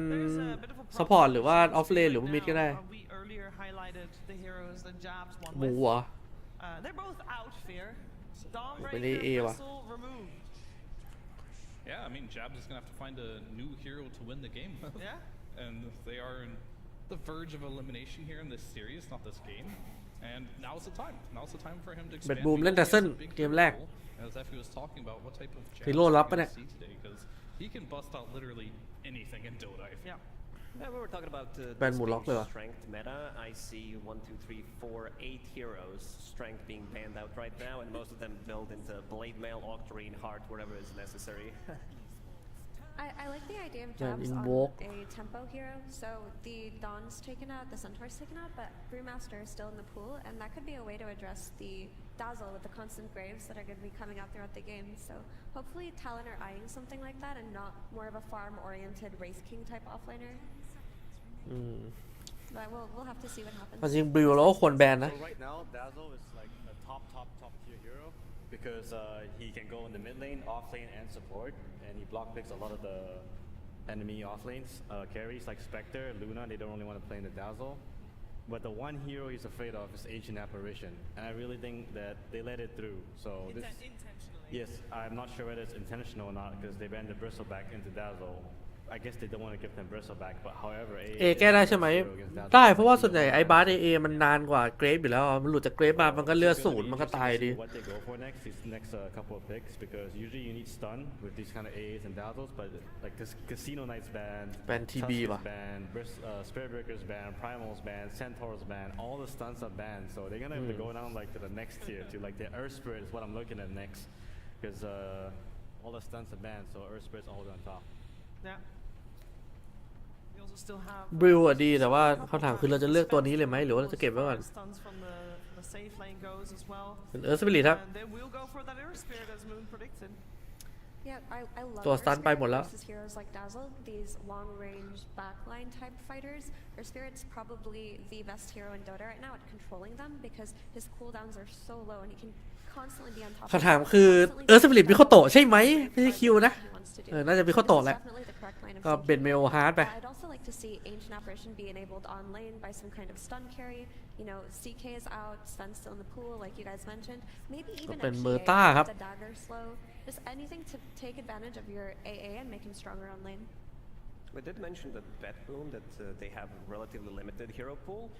They did not play Dazzle yet, so I'm wondering where this hero is going to go. Whether he's going to go to the mid lane, go to the off lane, and make some safe laner lives miserable. And also when it comes to Muerta, they are also not playing it as position 4. Most of the time it's being played by Nightfall. กดเมอร์ต้ามาคือเบ็ดบูมไม่เคยเล่นเป็นซับเลยอาจจะเป็นเมอร์ต้าแครี่แล้วเป็นเบนซ์ดัซเซิลเหรอแสดงว่าดัซเซิลน่าจะออฟเลนไม่กลางแล้ว So I would be excited to just see the throwback into the pure Dazzle. That would be a lot of fun, but I'm sure GBK can play it too. With the pickup of Ancient Apparition, though, would we not like to see the Dazzle being dropped down in priority a little bit, Moon? Or is Dazzle still? โอ้ยในฟอร์มไม่แต่ในฟอร์มมันเล่นดีจริงเล่นแบบเข้มเลย I think Dazzle's just too good not to be played as the core. I feel like it's better in the offlane in first. โอ้แล้วสเปคว่ะดีเหรอวะเกมนี้ไม่รู้ว่าเลือกมาแล้วMidas, bots, travels, Axe, Arcane Blink, so you have permanent uptime on Grave. So กริมไหมแต่คิวเล่นกริมไม่น่าดีป่ะ because Grave is 100% uptime for some reason. It's like a Tinker, but you're Dazzle, so you're strong in lane compared to Tinker. And anyway, they get Spec ATว่ะ to the Dazzle anyway, even though it's a really weak lane against the Dazzle. But I think it's correct because Spectre's hero you click when you see a bunch of range heroes. You see 3 range heroes, so this is a giga Spectre pick. It's also a hero that builds into Blade Mail, some goes for the Earth Spirit, so you have like if this เป็นเมลเหรอน่าจะออกเอิร์นก่อนนะ have that good of a time. And we've seen ต้องดูก่อนว่าไอสปิริตออกเอิร์นไหมทำไมก็ออกเอง ทารอนสเปคเกมแรกครับเพราะว่าไอทีพูดไว้ว่าตอนซ้อมแบบไอแค่สเปคไม่เห็นเก่งเลยพี่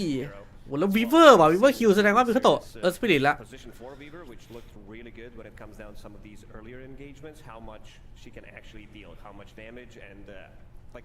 แสดงว่าไม่น่าออกเอิร์นนะเพราะวีเวอร์น่าจองเอิร์นแล้วถ้าเจอเดอะเซนออฟเลนนี่น่าจะหนักอยู่เกมนี้ And it also gives Roshan, right? Because that's something that Talon lacked, but now they have the minus armor coming out of the swarm, enabling them to be able to take Roshan later. It's also just a hero to make Dazzle's job very difficult. Like he's going to be chased away by the swarm insects. There's going to be the fear of the specter hunting. สเปคเจอไทยป่ะคุ้นๆป่ะ I think that they've done คุ้นๆไหม สเปคเจอไทย So what is the answer when you see Spectre? And I've been seeing this hero a lot, like as a carry. Like if you're playing against the Spectre hero, what carries have you noticed to be favored against this hero? Because it seems pretty difficult. It's very hard to deal with this hero. I feel you gotta do 2 strategies. Either Balina. have Spectre, which is, in my opinion, is Chaos Knight. We call it Casino Knight because you just keep critting. It's 30% chance. And then the second hero is Luna. When you do a push strat against Luna, so you just 5-man ball and take all the towers. ลูน่านี่น่าโดนแบนอยู่เพราะว่าแต่คือมันไม่เล่นเมอร์ต้าซับเว้ยคือเราไม่น่าแบนแต่ถ้ามันเล่นคือเราแย่เลยนะเว้ยตอนเนี้ย However, they can win the game because the Thai can shut the Spectre down. But something tells me that this is not a position 4 Weaver. If knowing this team and knowing Jabs, would be awful. I think that's a position 3 Weaver. แบนลูน่าครับถูกต้องไม่งั้นเดี๋ยวโดนแพ็คออดันบ้าน That's one of the roughest matchups for Earth Spirit. But at the same time, I feel like Earth Spirit can still roll away from the poison touch. Like a lot of melee mid laners kind of get beat up, but he just has the ability to disengage from the Dazzle poison touch. I mean, you won't die in the lane, but you're just not going to see us, right? Yeah, you're not going to see us. And it's Mikoto. This guy is the overperforming player of this team. This guy is so good at Dota. I would not want to throw my best star player into a Dazzle mid and have his lane absolutely ruined. So I think that they're saving his pick for last. And Q is also known to play melee force. So I think he's the Earth Spirit. I think Japs is the Weaver. That would be fun. แล้วภาพบอกว่าสปิริตอาจจะไม่ใช่กลางเพราะว่ามิคาโตะมันเล่นดีมากถ้าเอามิคาโตะไปกลางเป็นเจนดัซเซิลมันเลนระเบิดแน่นอนมันจะสู้เลนดัซเซิลไม่ได้เลยมันอาจจะเป็นวิเวอร์ออฟเลนสปิริต4แล้วลัดพิกเอาลัดพิกมิคาโตะ To the point where if you don't keep up with the meta, you kind of just lose the game. because with the P and 7, that means you lose first Roche, you lose first Tormentor, because the Bristol Back is taking a Tormentor, or Spirit Breaker just taking over the whole map. Spectre's like level 6, I'm online. Because think about it, Spectre's like a Dawnbreaker. But instead of having a 3-minute cooldown, the pass is 60 seconds. โอ้สเวน So, and then you can even rift back to your lane. So เกม the เป็น game เบอ is ร์ต้า set 4 at จริง such แล้ว a pace that if you click this hero, โอเคก็รับพิกวิคโตะไปแล้วก็เจวีเวอร์ They're definitely at that risk now, but just for those of you guys who don't know, traditionally Sven was considered the counter to Spectre just because he bursts her down so quickly. He buys Silver Edge, and she never really out DPSs him. But Sven has been nerfed a lot recently, and for the reasons Moon just mentioned, he does slow down the game and doesn't give you that ability to contest those. X Mid But I think it เล่นทำไมนะ because you've got this protection of ทันด้าเป็นไงทันด้าตกรอบไปแล้วครับ This Highlander gives you the team fight that you didn't have before. He gives you the ability to maybe take those uncomfortable Roche fights that the rest of your วิ heroes คโตะเล่นอะไรดีวะ And we've been in stacking meta for a really long time now. I see Tidehunter, I see Sven, and Vengeful Spirit, one of the better heroes that can stack those camps. And also, I don't see Talon invading those stacks by วิเวอร์เจอสมอด้วยนี่หว่าเฮี้ยมาก Gonna get farmed pretty easily by Bedboom. Last hero for Talon. Is this gonna be Earth Spirit in the mid? Probably not. So they need to figure something out, and they have 15 seconds left. ดีเคไม่น่าเล่นเลยดีเคสวะมากเจมส์ตัวบอกเล่นอะไรดีวะ วินเลนเจอร์ They're gonna address it right away. They're gonna pick a hero that doesn't deal. I mean, it deals with the poison touch. You can just win, run away. You stay at range. You can สู้ได้ใช่ไหม So, the winner pick is genius. We ran a scrim against Team Liquid where we dazzle mid and winner just counters you because you cannot reapply poison touch. At any point you bring any melee 4 mid to jump the dazzle, he just dies to one ulti. ถามว่าดีไหมได้อยู่ เพราะว่ามันไม่โดนไอ้สกิล1ไล่ก็คือดีกว่าซิลิไปกลางแน่นอนแต่ว่าไม่รู้กลางเกมจะได้เล่นมานะกลางเกมน่าจะตึงอยู่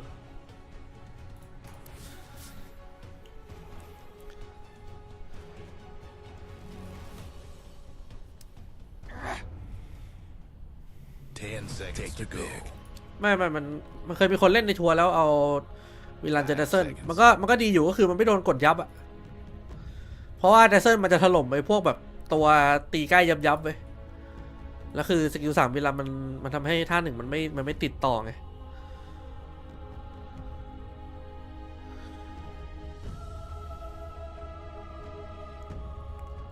แจ๊บปวกคิวสปิริต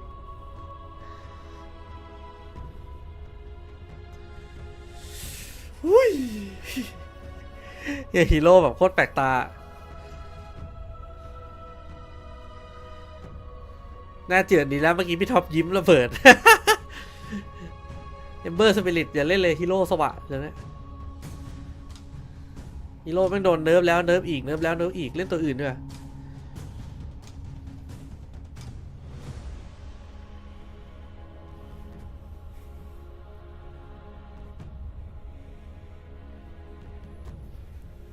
เล่นแจ็บคิวโคตรทรงพลังเหรอต้องถล่มเบนฟูยับๆไปเกมนี้ต้องใช้ปลวกกระทืบเบน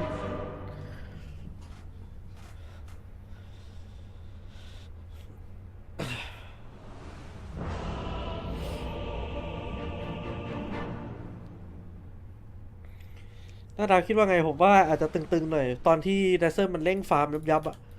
เพราะว่าฮีโร่เรามันเงินขึ้นเรื่อยๆแต่ว่าถ้าถามว่าเหล็กเกมกลางเกมสู้ได้ไหมสู้ได้หมดนะ25 นาทีคนตายเยอะไหมน่าจะเยอะอยู่25 นาที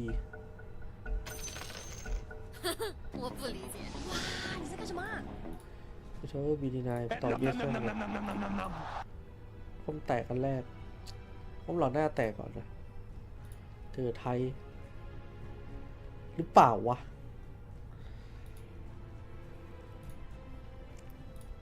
โอ้เหมือนคิวจะไม่ออกเอิร์นว่ะเป็น23บอกเอิร์นครับ你在说什么呀？听不懂哎。遥遥领先，朋友，遥遥领先。โยก35แล้วอันนี้ก็ไม่ชัวร์มันอยู่6 25ก็ได้ผมสึกมันสู้เยอะแค่นั้นแหละ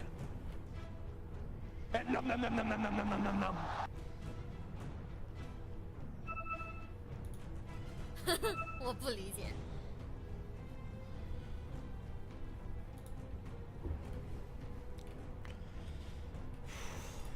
เชื่อตื่นเต้นหรอพออยู่สายบนมันไม่ได้ตื่นเต้นขนาดนั้นเพราะแบบแพ้ก็ไม่เป็นไรแต่พอสายล่างแล้วแบบจะมี something อยู่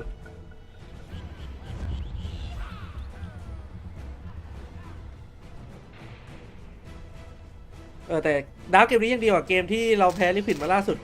ไม่เห็นแล้วแบบเราจะชนะยังไงวะ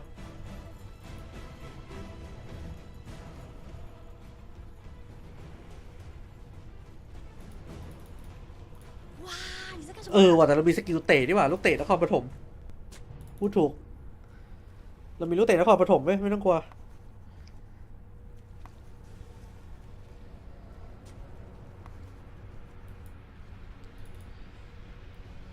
เดี๋ยวมาดูว่าไทป์มันจะไทป์เจอสเปคอันนี้มันจะเป็นไทป์แบบไหนแบบกดได้หรือกดไม่ได้ถ้ากดได้มันเป็นอีกเรื่องเลยสมมติมาเอาเฟิร์สไม่ได้นะ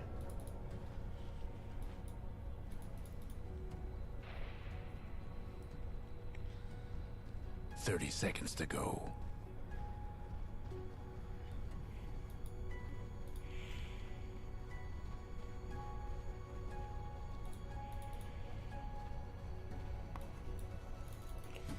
GBK Dasso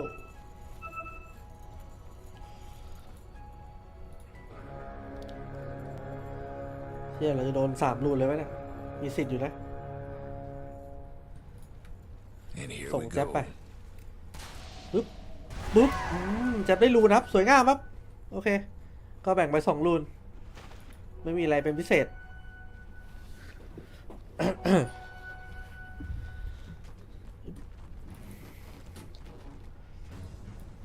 มีการยืนโซนนะไม่กลับเลนง่ายๆครับต้องวาร์ปครับอย่าเข้าเลนมึงต้องวาร์ป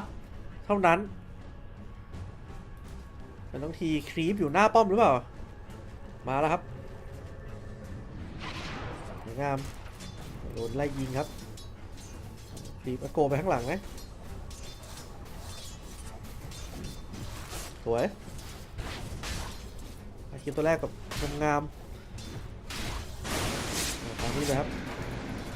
เจออัพกัชมากดครับกดดันหนักอยู่พอสมควรเจอเหลี่ยมไปดิเหลี่ยมแก้วอร์ดสเปนเดินมานะเมื่อกี้เอาไม่ได้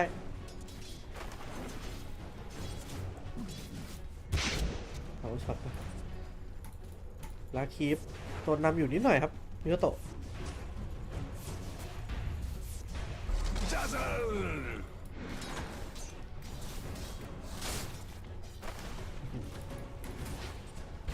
พยายามไล่กดดันเรื่อยๆนะทำอะไรได้ไม่เยอะแล้วเดี๋ยวมาดูว่าวิเวอร์ออฟเลนจะเป็นไงมีตีเบิ้ลเรื่อยๆครับต้องต่อเลือดเว้นเรื่อยๆนะมันไม่มีรีเจนแล้วเห็นปะเผื่อได้ค่าจนแทงโก้1 ชุด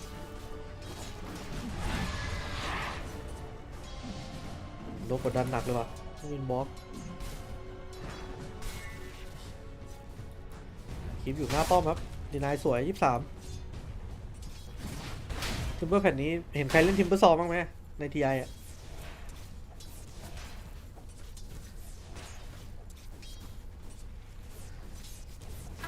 ตัวดีนายเดี๋ยวโตลาคีเข้มๆครับวินลัน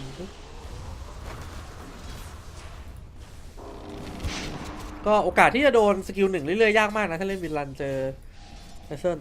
แล้วเดี๋ยวให้เออร์สปิริตมาเข้ากลาง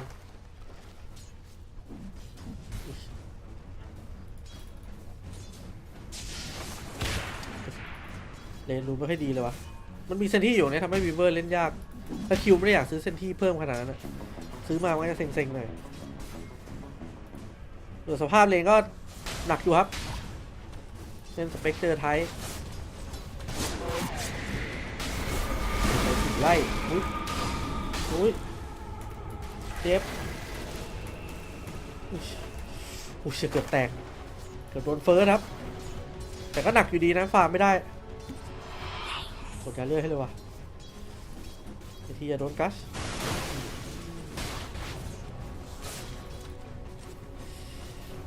สภาพเลนดูไม่ดีเลยแต่เล่นสเปคมันอย่างนี้แหละต้องยอม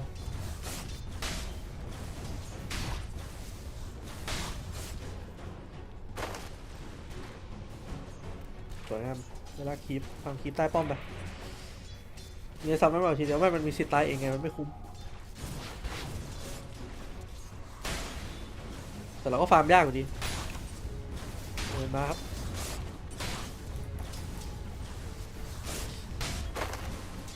โกยเลยแต่ว่าทีนี้มันได้แหวนเรื่อยๆแล้วนี่มันฟาร์มชิลเลยไทย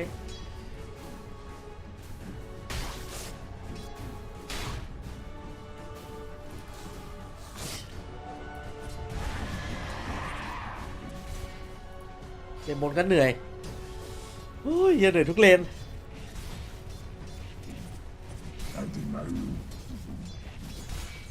เรื่องของการดับหลอกกันดิร้อยรีแปดมันไม่แปลก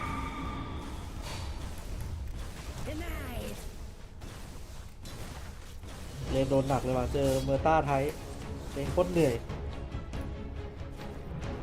วางของไว้ชิ้นครับเราบอกโอลีซื้อแทงโก้ไปด้วยชุดหนึ่งอันนี้สวย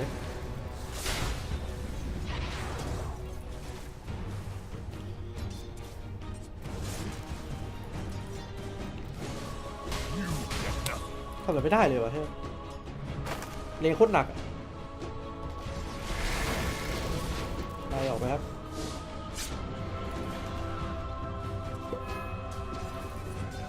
เล่นแบบไทยอดทนอีกแล้ว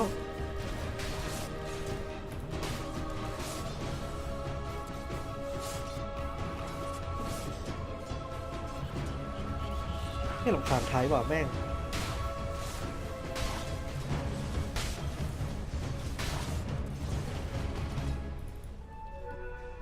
เลนบนก็ไม่ค่อยดีคิวมันแกงยากอยู่เนี่ยอย่างเงี้ย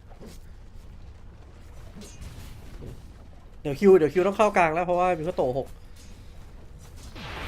เติมมันในนี่ละมันมีอันตีแล้วตอนนี้ยังเข้ากลางไม่ได้ตรงนี้แก้ไม่ได้หรอลึกเกิน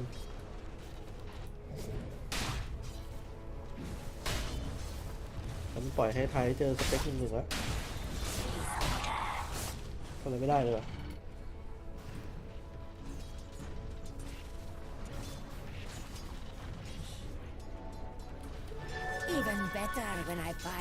ไม่ฟังเลย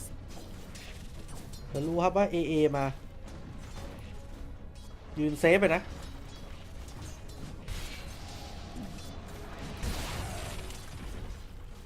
ข้ามไม่ได้โอ้ยถ้าแตกลากแย่อยู่ไม่เป็นไรเนื้อโตอันตีอยู่แล้วแต่ว่าไม่ได้ฆ่าตัวดัซเซิลแต่ได้ฆ่าซัพพอร์ต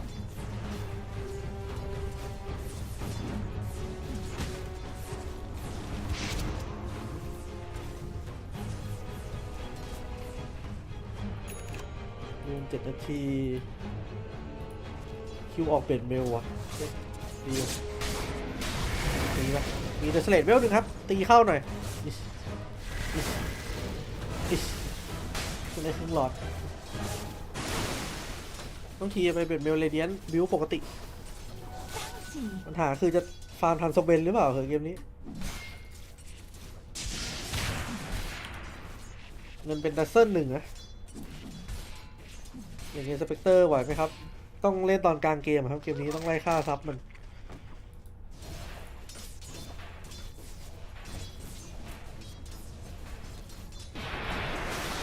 คน5-1เลย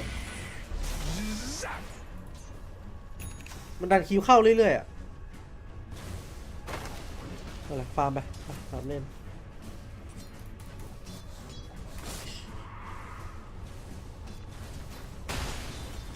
เดินชนกันแบบเหมือนเพื่อนกันอะ Dire's top tower, you know the drill. ไอทีถือว่าไม่ได้แย่มากนะไม่ได้จนมาก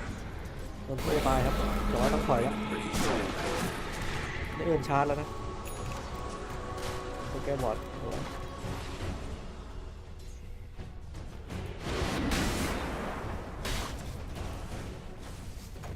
เดี๋ยวรอมีข้าวโตมีของหน่อยเดี๋ยวไปฆ่าไทยได้อยู่ไม่ได้แย่มากแต่ทีว่ากลับมาเร็วนี้อาจเจ็บอยู่นะ ตัวเป็นโรเทตไปด้วยเหรอต้องยอมแล้วต้องมาล่างหมดเลย Radiant's bottom tower seen better days. แจ็บออกลิงเคนทิศแรกริเวอร์เรา3แครี่ไหมเพื่อน Trouble brewing at Radiant's ๆ bottom. เดี๋ยวมาดูว่า Impact ของริเวอร์กับไทใครจะเยอะกว่ากัน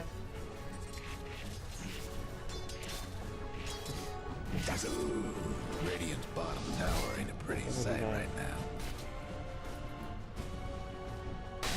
เลนไทยนี่แม่งวิ่งยัดรัวแต่ป้อมล่างแตกอยู่แล้วเจอไทยผมเลือกป้อมล่างนี่ไงอันแรก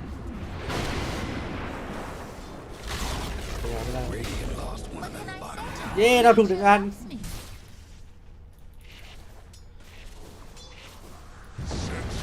โอ้ยเดี๋ยวเราไปแบบนี้ยังไงน้องทีลงมากลางวงเลยครับแล้วติดปวกเข้าไปทีตายเลยปะเนี่ยทีตายเลยครับแต่ว่าแลกกับสเวนหรือเปล่าแลกครับผมมาดิตำแหน่งแทงมีอยู่จริงไทยมีลาเวนไหมไทยมีครับแต่ว่าดิสเซนเกจเรียบร้อยอุ้ยแล้วคิวไม่มานะฮัลโหล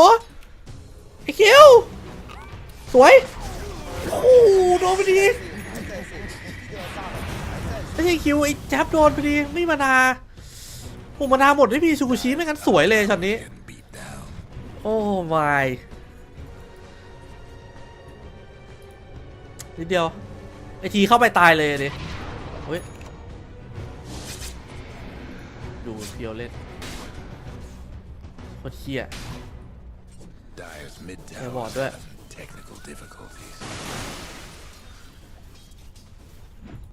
เนี่ยมันหนีบถ่ายว่ะทำอะไรไม่ได้เลย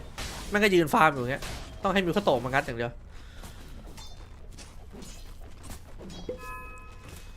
เจอเฟลินแกงล่างหน่อยไหมแต่ก็อันตรายอยู่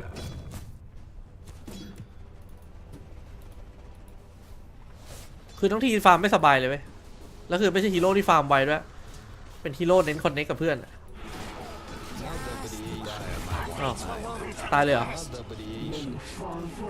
จะจำแม่นตีวะ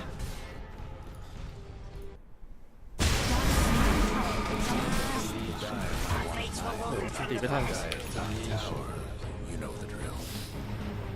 แย่แล้วยังไงครับไทยติดวอนนะครับมิโคโตะไม่ตายเนี่ยแกนครับรู้ครับว่าเขามาซ้อนหมดทำอะไรไทยไม่ได้เลยวะ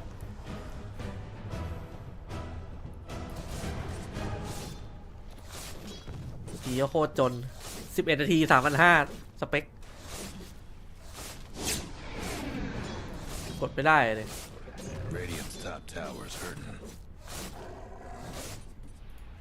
แล้วสู้ไทยไงแมงมูไปแล้วนั่นคีบออก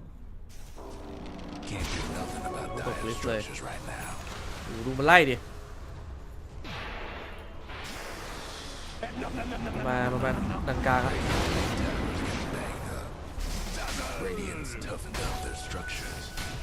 เหนื่อยบอกเลย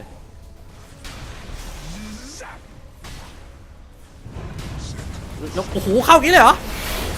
สวยครับตายไปเลยครับเอาว่ะฆ่าไทยได้ว่ะแต่ว่าใช้ไปเยอะอยู่ดีนะโอลิเวลไวล่างฆ่าได้กลับไปฟาร์มมันต้องผมรู้เบนเมลแอบคุ้มมานะเกมนี้เรเดียนแม่งเลยปะล่ะเร่งฟาร์มเดี๋ยวมันจะเฮี้ยไปหน่อย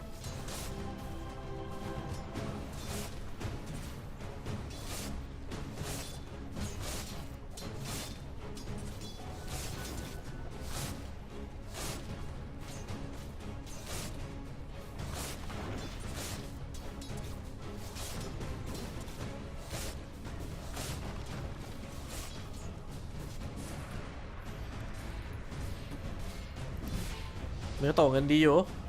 แต่ว่าเดซเซอร์มันยังไม่เข้าหลูไปเฉยมันจะอังกานิมแล้ว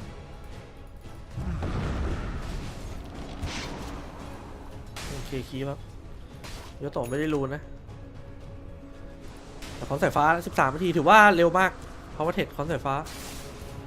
เงินดีอยู่ครับมันก็โต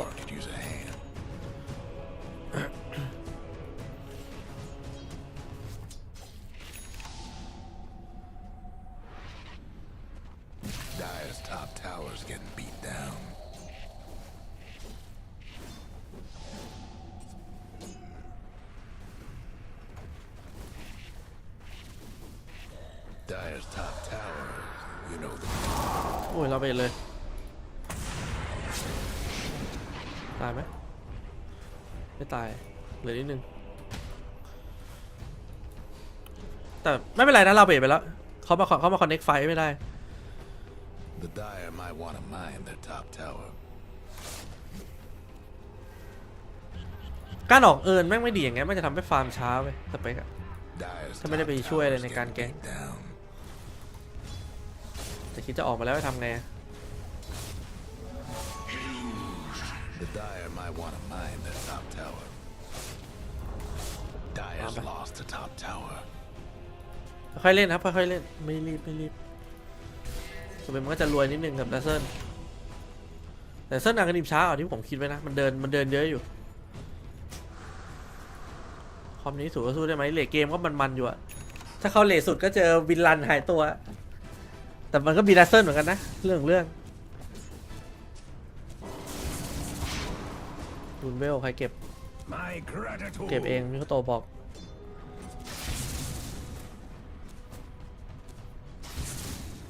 แต่กันเชียนให้ทีหน่อยไหม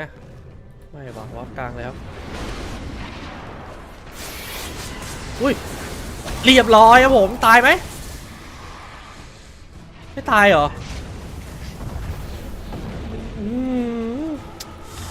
ใช่มันไม่ตายได้ไงวะนิดเดียวเองอะเซ็งกว่าฆ่าไทยไม่ได้ทีสกิลไม่โดนอะเมื่อกี้ไอทีหน้าลงไปเลยไหมแบบยัดเบ็ดเมลไปเลยไม่น่ากลับน่าจะกลัวฟาร์มไม่ทันมั้ง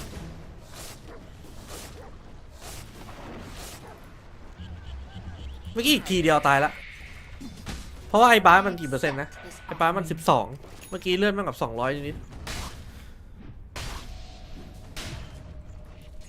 ลืมไปแจ๊บไปเลยเกมนี้เนี่ยลืมว่ามีวิเวอร์เดี๋ยวมาดูวิเวอร์ตอนมีลิงเคนว่ามันมีอิมแพคขนาดไหน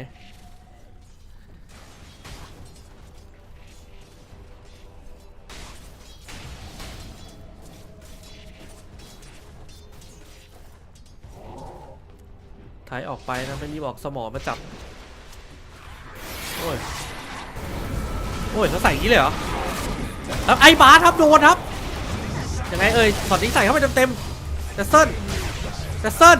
ลไม่รอดแล้วแน่นอนสวยแจ๊บใส่มาครับมาแล้วว่ะอิมแพคของวีเวอร์ที่คุยกันไว้ลาเวทไปแล้วด้วยอย่างนี้ต้องสู้ต่อครับไอทีมแจ๊บเอาคีบไปหมดเลยนันป้อมได้ไหมนันป้อมยากอยู่สเปควาร์ปล่างครับเลื่อนไม่เต็มตัวเองหน่อยไหมทีอยู่ในฟอร์อยู่รีบเดินออกเลยครับเสียเวลาฟาร์มครับโดนโต้มาว่ะมันจะฆ่าทีว่ะชิบหายละรีบเดินออกครับเชี่ยดีนะมีพอร์ตอันนี้เชี่ยไม่งั้นตายแล้วถ้าตายตัวนี้เชี่ยเลยระยะแตกทีมนะครับปามีดไหมทีปามีดฟาร์มหน่อยไหมแตกไว้ก่อนพ่อสอนไว้ยังอันตรายอยู่ครับอย่าตึงกระจัดอุ้ยมาอีกครับมีมาอีกแล้วสวยครับไปแล้วฆ่าแล้วก็กลับครับโดนซันแล้วยิงเข้ามายิงไม่เข้ายิงไม่เข้ามาดิวะมิเบอร์พี่แจ๊สกำลังออนไลน์ดีเคสแล้วครับปลวกนรกแล้วเงิน1ได้ไงก็ไม่รู้ฮีโร่ฟาร์มว่ะเอาว่ะไอทีกล้าเล่นจัดเลือดน้อยแบบนี้ยังกล้าเข้าไปอีกถ้าโดนสวนนี่คือตายไปแล้วนะโอ้ยมันบิ๊กตายไปเลยน่าตัวเองหน่อยวะใช้ไปแล้วมั้งอย่างไหนฟอนบิงแล้วดิเก็บฟรีไปเลยแค่400โอ้เซ็งนี่มันน่าตายฟรีเลยฟักบาร์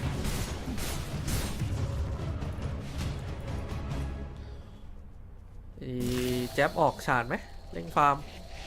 หรือไม่สน แคปเอาไอ้ดราก้อนสเกลที่นี่ด้วยในฟอร์เป็นบิงต่อจากไฟทีมไฟล้วนๆอ๋อนั่นไม่ใช่แครี่นี่หว่าว่ะไม่เป็นไรเนาะ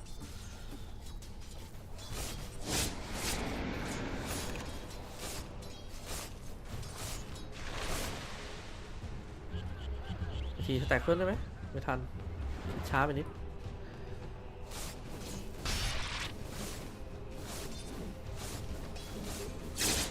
แล้วทำไมน้องก็มีเทียร์2ทีไม่ได้เอามาทีเทียร์2อ่ะน้อง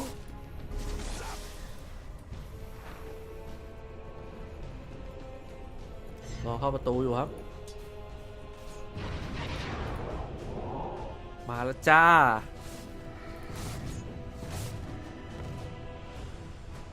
Dyer's mid tower could use a little help. คิวไปไมดัสครับขออนุญาตตีวอร์ดทิชชู่ไมดัสมาเย้เทปดีที่สุดหาเงินเก่งเดียวไอ้เนี่ยเตะฟาร์มไปครับ everybody farming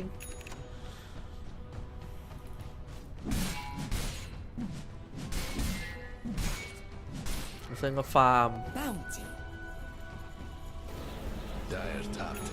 เซนมีบิงกันเซนพอตามว่ะ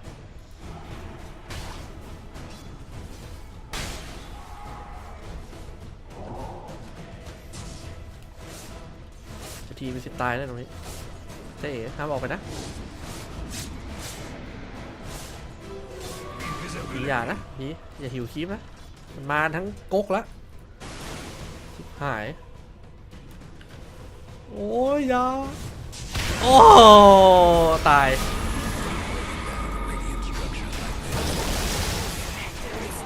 อะไรเอาคืนหน่อยไหมระเบิดไปแล้วครับเล่นเลยครับโอ้ยโอ้ยโอ้ยจะหายไปเลยโอ้ขึ้นไม่ได้เลยว่ะไม่พร้อมเลยดิที่สเปนแม่งคุ้มไปว่ะจังหวะเข้าทำโดนตันปึ้งหายไปเลยไม่ได้แบ็คกิ้งบาร์เย้โอ้โหสารบีไปแล้วอ่ะไฟเพสเฉยเที่ยดีนะนี่มีดีเทคเย็ดแม่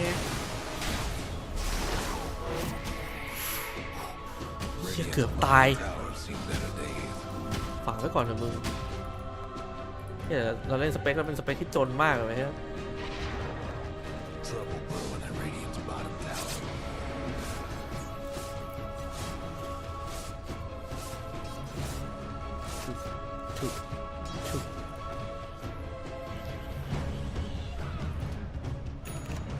เนี่ยสเปคมันคุ้มจริงว่ะแม่งแบบ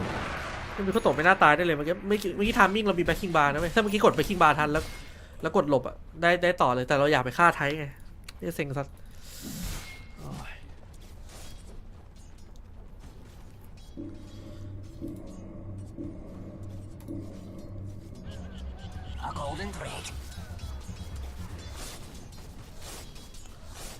ตามแบบตึงๆไอ้บ้าไม่โดนไม่เข้าเปิดไม่ดีแล้วอันนี้แม่งสวาร์ปออกอย่างรวดเร็วถอยเลยครับคิวจะไปแบ็คคิงบาร์นะแต่ว่ามีใบรันแล้วเดี๋ยวค่อยๆทำคีย์ไปเรื่อยได้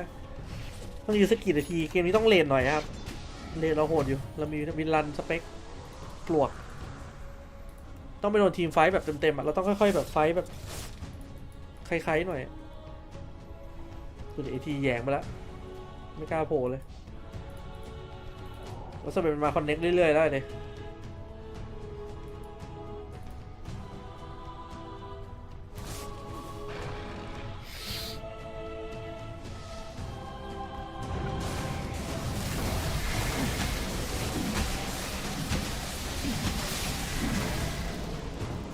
ได้ชาร์จสวยอยู่ไอชาร์จไอบานนี่ของสำคัญเลยแล้วทีมเราไปนักกี่อันปะเชื่อไปนัก2 อัน2 ซับเจอกันเลยเกมไปเฮีย3 นาทีเพิ่งเรเดียนเยอะ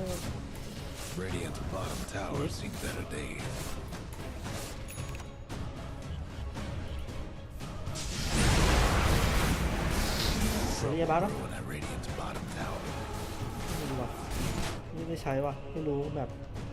อุ้ย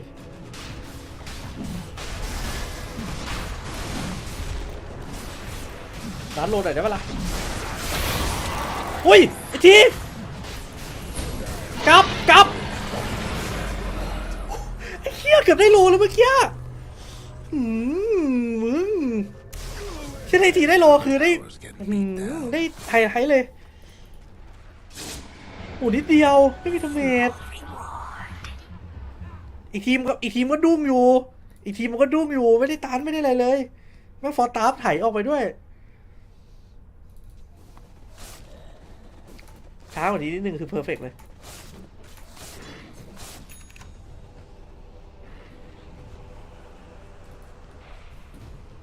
เอาไปคุณก็โตไปดากานิมว่ะเอาจริงผมไม่ชัวร์ว่าดีไหมนะเพราะว่าเรามีวีเวอร์แล้วชิ้นหลังอย่างนี้อาจจะดีแต่ฟาร์มไปเรื่อยบีอยากให้เดซเซนเก็บป่ะมันไม่มันได้อยู่แล้วมันเป็นตัวเซฟมันอยากให้เดซเซนเก็บมากกว่าโซเวนอยู่แล้วทำแปลกก่อนยอมไป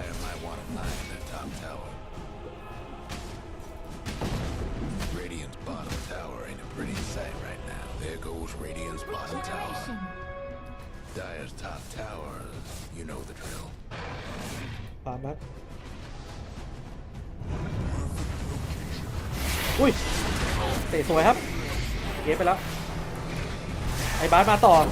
สวยๆเลยว่ะแนวหลังโดนหยุดหมดครับแล้วยังไงช็อตนี้แจ๊บ BKB ยิงไหวไหมหลังแตกอยู่แต่เดซเซนมันยังทำงานเรื่อยๆอยู่ว่ะถึงเข้าไปครับโอ้พลาดไม่ได้เลยว่ะติดไฟอุ้ยแล้ววาร์ปมีเอจิสเลยต้องค่อยๆเล่นอ่ะต้องค่อยๆเล่นอย่างเงี้ยต้องฆ่าเว้นเรื่อยๆไหมฆ่าแบบให้มันเบื่อแล้วคือมันไม่มีก้อนเงินไว้มันไม่ได้กันนิมไวหรอกเราต้องฆ่าเว้นแม่งทั้งเกมอ่ะเกมนี้ต่อไปมาโอลิรวยใช่เกมนี้โอลิเล่นสายยิงได้นะเว้ยทำเป็นเล่นไป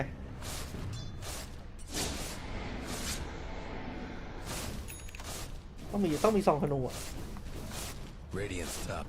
ต้องมีซองธนูอ่ะเดือดเลย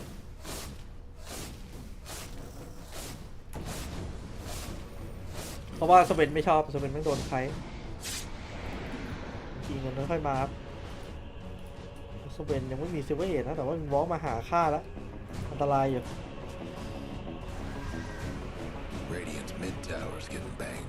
ทีเงิน11,000ไม่ใช่2ซับเงิน8,600กับ7,900เลยครับ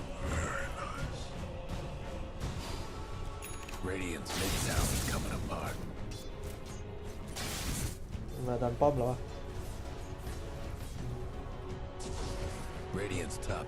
ไม่มีที่ดีๆที่ฟาร์มเลยแบบมันโดนคุมอะสเวนเป็นวอล์กแม่งคุมหมดขายแล้วใช่ไม่ได้ใช้แล้วไม่น่าออกเลยเกมนี้ไม่คุ้มเลยหน้าแบบออกฟาร์มไปเลย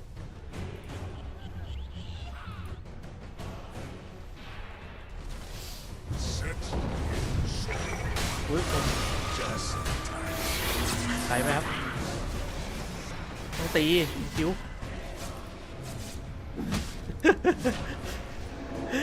คิวเดินออกไม่หยุดเลย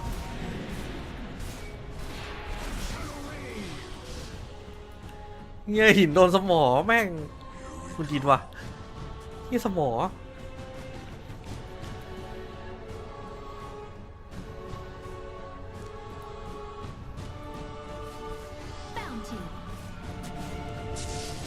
แพ้เพราะสมอว่าจะไปซื้อชุดนักเรียนอย่างนี้แล้วตลอดชีวิตนี่กูไม่ได้ซื้ออยู่แล้วมึงยิงเลยยิงมันเลยนะมึงมันจะสวาปไอทีโดนลิสอุ้ยตูแต่ดาเมจแน่นๆยิงไม่เข้าเลยวะเดซเซนมันไม่ตายเชี่ยฆ่าดิโอ้โดนใครยับเลยวะไอทีตายก่อนตลอดเลยให้ไม่ได้เล่นเลย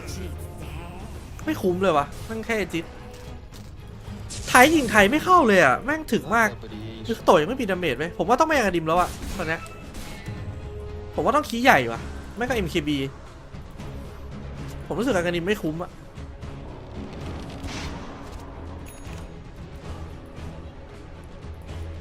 วอร์ตรงนี้อีกหายแล้วตายแล้วตายแล้วเนี่ยโดนสมอโอ้ยสมอ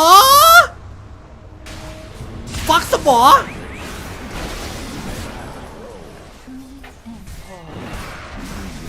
ก็คือสมอยแล้วตลอดชีวิตฟักเฮียสมอเฮียมากไม่ทีมันไม่ได้เล่นเลยมันไม่มีตัวเราไม่มีตัวเซฟเลยไม่มีตัวเซฟเลยเจ็บจะไปนี่แล้วโอ้โหเจ็บเลยว่ะเจ็บจะไปขี้ใหญ่มันก็โตก็ต้องขี้ใหญ่เหมือนกัน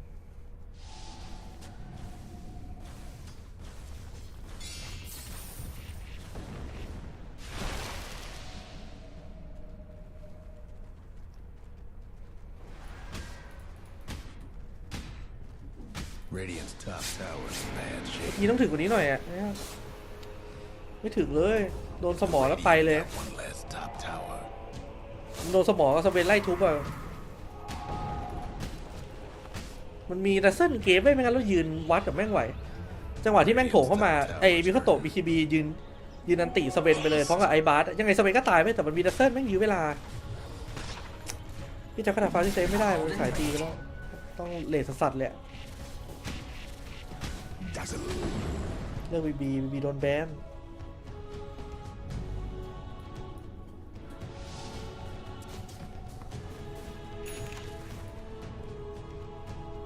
จะไม่มีฉาดด้วยความช้า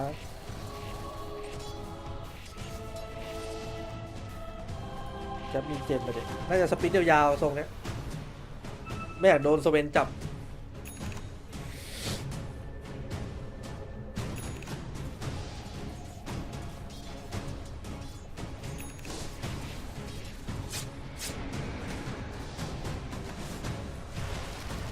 สแต็ก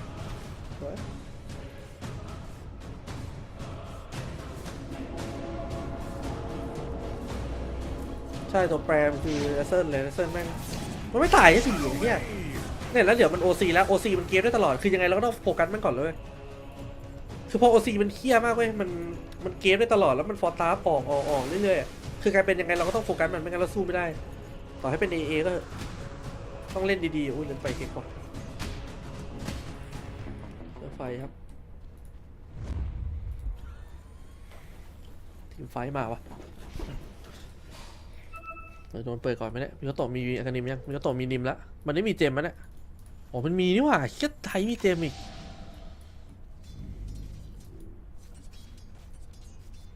บอกแล้วแอคมาแอคกลางนะเอาไปทำเหี้ยอะไรมาแพ้เหรอแอคมันเคาน์เตอร์ดัซเซิลแต่ไม่ใช่เลือกแอคมาโง่มันชนะด้วย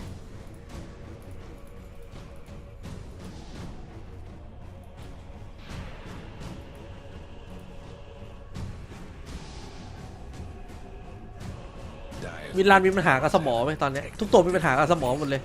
กูบอกให้สมองแม่งเครียดมากเพราะดาเมจมันถึงไงชานมาแล้วโอลิยังไงอันติไหมโอลิอันติปะโอลิอันติโอลิอันติได้โลแล้วไม่ทันแล้วไม่ดีเลยวะเสียเวลาสโมกมาด้วย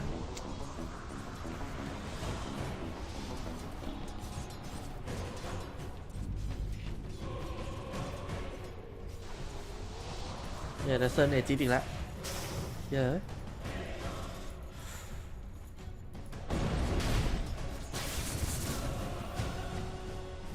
อันนี้เว้นฟูคอยเซฟอีกต้องใส่เต็มแม่งอะมาแล้วครับโซโล่ทัพเพนเตอร์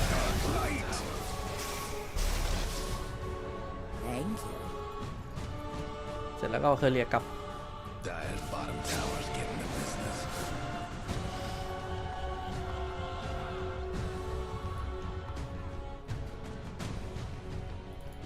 สมองมันควรโดนเนิร์ฟเหลือ4 ฮิต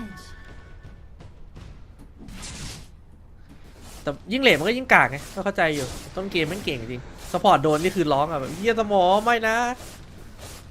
วักแม่งเล่นท้ายสนุกกว่าเดิมเยอะเลยพอมีสมองผมบอกให้แม่งดีกว่าไอฉากเก่าแม่งเยอะอีหนวดปลาหมึกระยำอะเล่นเกมไปสภาพนี้ไม่โชว์กันเล่นง่ายๆโอ้โหมาพูดได้แหละเราไม่ได้เห็นแบบเหมือนเขาไงทีจะไปใบ้ด้วยเหรอได้อยู่มั้งกลัวตายไปเลยเนี่ยไอ้เหี้ยโอ้ยตายนะ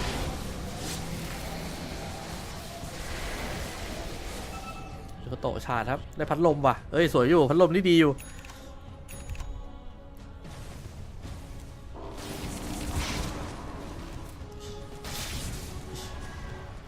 พัดลม is the best พัดลมนี่กันหนีดีอยู่นะแล้ว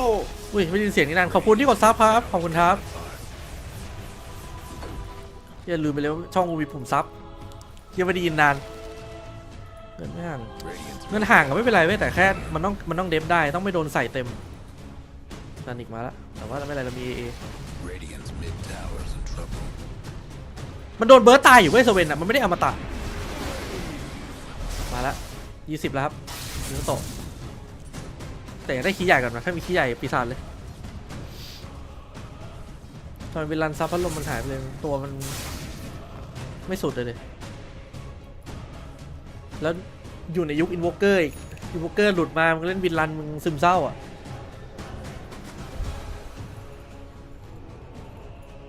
เป็นกระโตตายไปเนี่ยกระโตไปไหมเพื่อนว้าไหมว้าไหม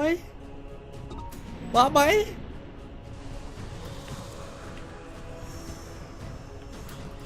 เชี่ยกระโตออกมุมดีอยู่ไม่งั้นตายแล้ว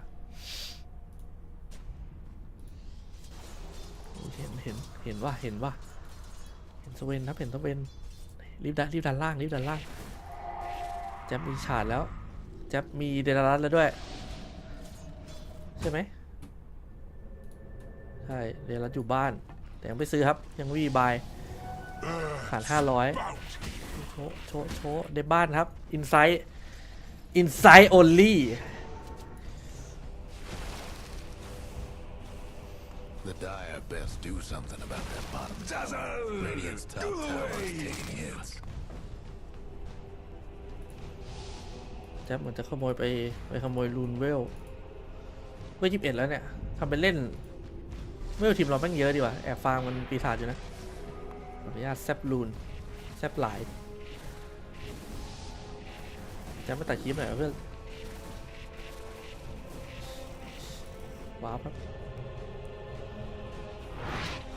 เล่นแบบค่อยๆเล่นอย่างแท้จริง2 เอจิตไม่ได้ทำอะไรกันเลยตามกันไม่ตื่นเต้นหรอไดเซอร์กระทาฟ้าเก่งไงโหมันโกงมากเว้ยเพราะว่าคือมันกดฮิวสมองตรงข้ามใช่ไหมทุกตัวมันโดนตีลบเกาะแล้วมันเฮกหมู่แล้วมันรีใหม่มันเกมเรื่อยๆแบบมันมีทั้งดาเมจทั้งดิสเซเบิลทั้งแบบเซฟเพื่อนอ่ะมันมีทุกอย่างเลยเว้ยมันทำให้ในทีมไฟต์อ่ะมันต้องโดนโฟกัสก่อนคือความสำคัญมันเก่งเกินไปทำให้ฝั่งตรงข้ามเล่นง่ายไปมันแค่โปรเทคดัซเซิลแล้วแค่นั้นก็ชนะแล้วใช่แล้วมันเกมได้แบบไม่หยุดด้วยเกมได้ตลอดเวลาถ้ามันมี OC แล้วอ่ะ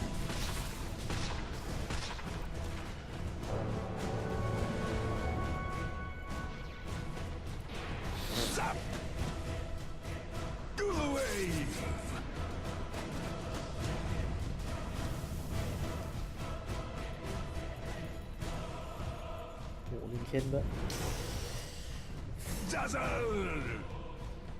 แฟนด่าไม่ทำงานใครก็ทำงานกันว่า6 โมง 20 6 โมงเช้า20 นาทีเวลากินข้าวเช้าเขาก็ดูทารอนเล่นเป็นปะเนี่ย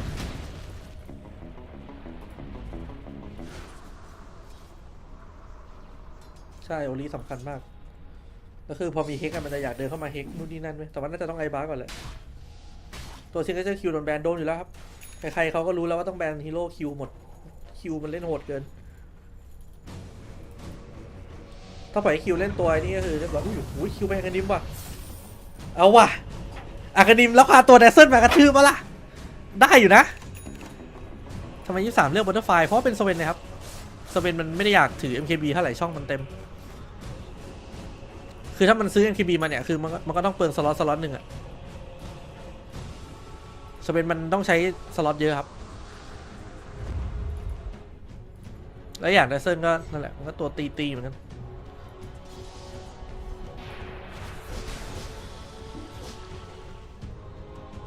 ถ้าสเวนมันไม่ออก MKB มันก็ได้ไปออกลิงเคนได้ไปออกอย่างอื่นแล้วมันจะถึกขึ้นเราจะฆ่ามันยากขึ้น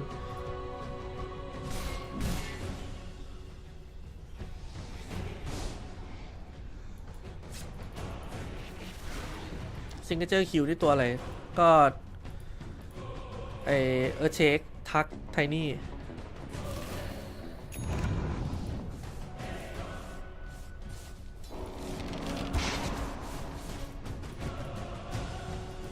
แต่มีวินลันแต่ก็ถูกแต่ว่าไม่วินลันมันหายตัวด้วยคือวินลันอะไม่ได้กลัวสเวนตีแล้วเว้ยวินลันมันหายตัวคือถ้าเกิดโดนจับก็คือมันตายอยู่แล้วอะมันไม่ได้แบบมันไม่ได้มีช็อตที่แบบสเวนในเนี้ยสเวนมันได้พกดีเทคชั่นเหรอเข้าใจปะออกได้เพราะว่าต้องการดาเมจแต่ชิ้นต่อไปเนี่ยผมว่าอาจจะต้องคอนตันใหญ่ว่ะไปคิงบาร์ก็ต้องมีไม่ต้องมีหมดอะไม่ไปคิงบาร์แม่งโดนสมอโดนนู่นโดนนี่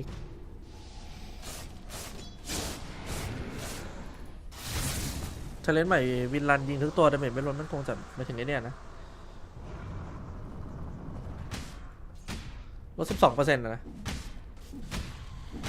ลดนิดเดียวแรงอยู่ถ้าขี้ใหญ่ก็คือยิงตายห่าหมด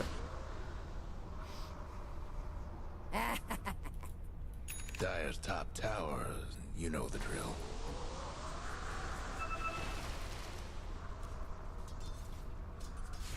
มีอะไรแก้สมองได้มั่งไม่มีนะมันต้องกด BKB คือถ้า BKB มันจะวิ่งออกได้แต่ว่าสมองก็ยังไม่หายนะมันต้องตี5ทีไว้ต้องให้เพื่อนช่วยตีแต่ว่าอะไรอันนี้คือเราฟาร์มไปเรื่อยนะก็เลทเกมก็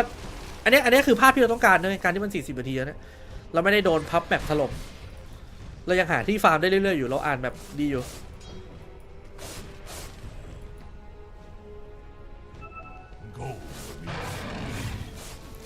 วันนี้คุยกับเพื่อนที่ทำงานมาอยู่ออสเกิดที่นี่แต่ดูช่องวิทยาศาสตร์ด้วยฟังได้แต่อ่านไทยไม่ได้เฮ้จอนอายุอินเดอร์ไลท์ไอจอนเหรอจอนเป็นคนไทยสัตว์ไม่นับใช่จอนในทวิตนั่นใช่ไหมว่าใช่แน่ๆเป็นคนไทยเปรต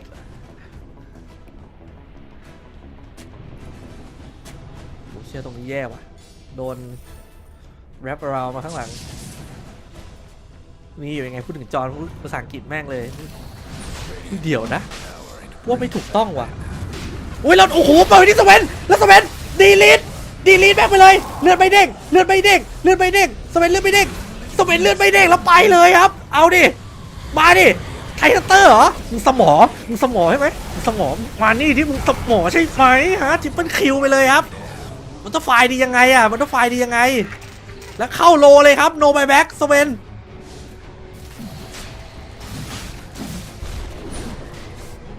มันนาหมดว่ะไอทีซื้อบ้างไหมทีบอกรู้พี่ไม่ต้องสอนได้มาพี่เท่าไหร่ผม13 เยไปมาอุ้ยแล้วนิมมาเลยว่ะกินเองเลยครับเพราะว่าคนอื่นมีนิมกันหมดแล้วเอาจริงให้แจ๊บก็ได้แต่ไม่เป็นไรหรอกไอทีเอาเองดีกว่าเพราะว่ามันเปิดวิชั่น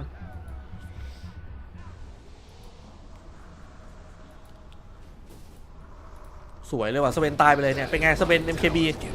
ดีไหมMKB มาตัวมันนิ่มไหมค่อยไปครับแล้วตอนนี้เรามีแผนใหม่นะถ้าเกิดไฟเริ่มสู้ไม่ได้ครับเดี๋ยวคิว BKB พุ่งเข้าไปแล้วก็เตะอีเดเซอร์ออกมาลุมกระทืบให้มันเก่งมากนะใช่ไหมแต่มีลิงเคนนะแต่ไม่เป็นไรเตะตัวอื่นก็ได้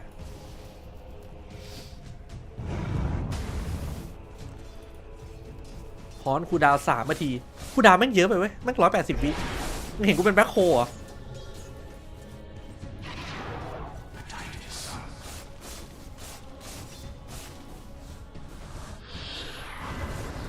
สวยครับ คอนมาไม่ทันต้องมีคอนตันแล้วต้องมีคอนตันแล้วไม่งั้นมัน BKB วับเดี๋ยวเปลี่ยนเป็นเบลเป็นคอนตันใหญ่เงิน1แล้วค่ะไอ้เหี้ยกินนิมไปเงิน1เหอะไอ้สัตว์พวกมึงก็อวยเกินกินนิมถ้ามึงไม่เงิน1มึงแปลกๆแล้ว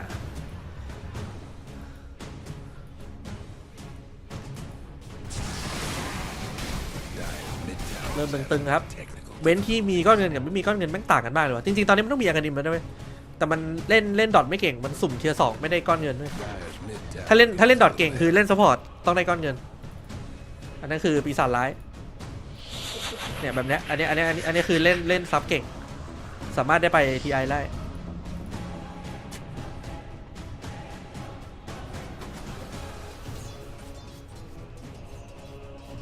นี่ดูดิกินดิมไอ้เหี้ยเงินจะโดนทำเป็นไรสัตว์แม่ง180 วิแม่งนานไปจริง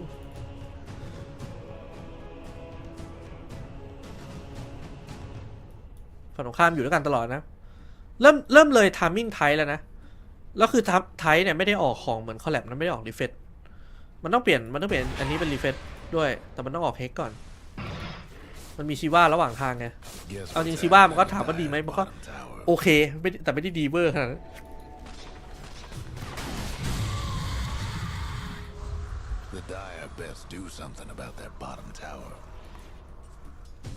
คือกาชามันอยู่รอบตัวเราเว้ยมึงแค่ไม่รู้ตัว24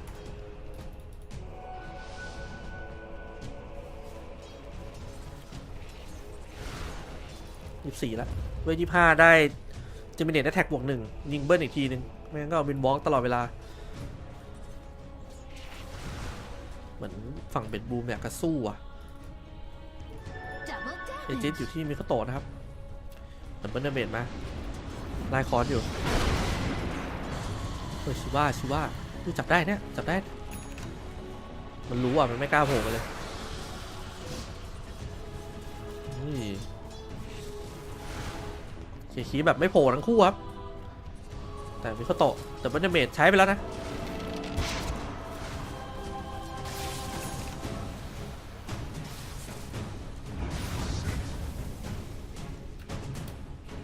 ซอยป้อมหน่อยแม่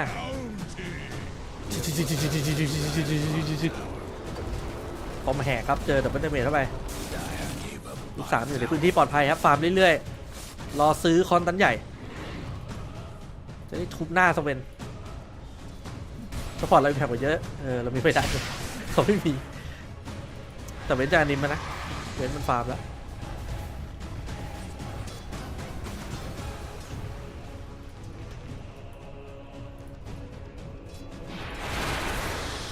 มันมีของป่านี่ดินินจาเกียร์เที่ยอยู่นะนินจาเกียร์นี่ระยำอยู่ใช่คือสเวนดาเมจมันเยอะจริงแต่ถ้าเกิดเจอสเปคคอนตันใหญ่ยังไงมันก็สู้ยากเว้ยมันเจออบิซอลตึ้งหนึ่งแล้วก็ยืนตีเรื่อยๆยังไงสเปคมันถึกมากอยู่แล้วเลือดเยอะคือมันต้องได้เบิร์สแบบเป๊ะๆมันถึงจะฆ่าสเปคได้ถ้าสเปคมีคอนตันใหญ่สเวนซึมแน่เกมที่ไหนเกมแรกครับ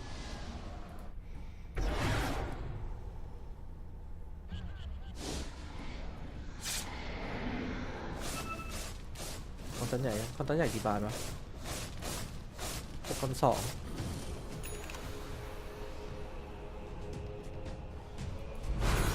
เดี๋ยวเพิ่งบวชได้แล้วพี่ผมส่งคอนตันใหญ่อยู่ดีครับโ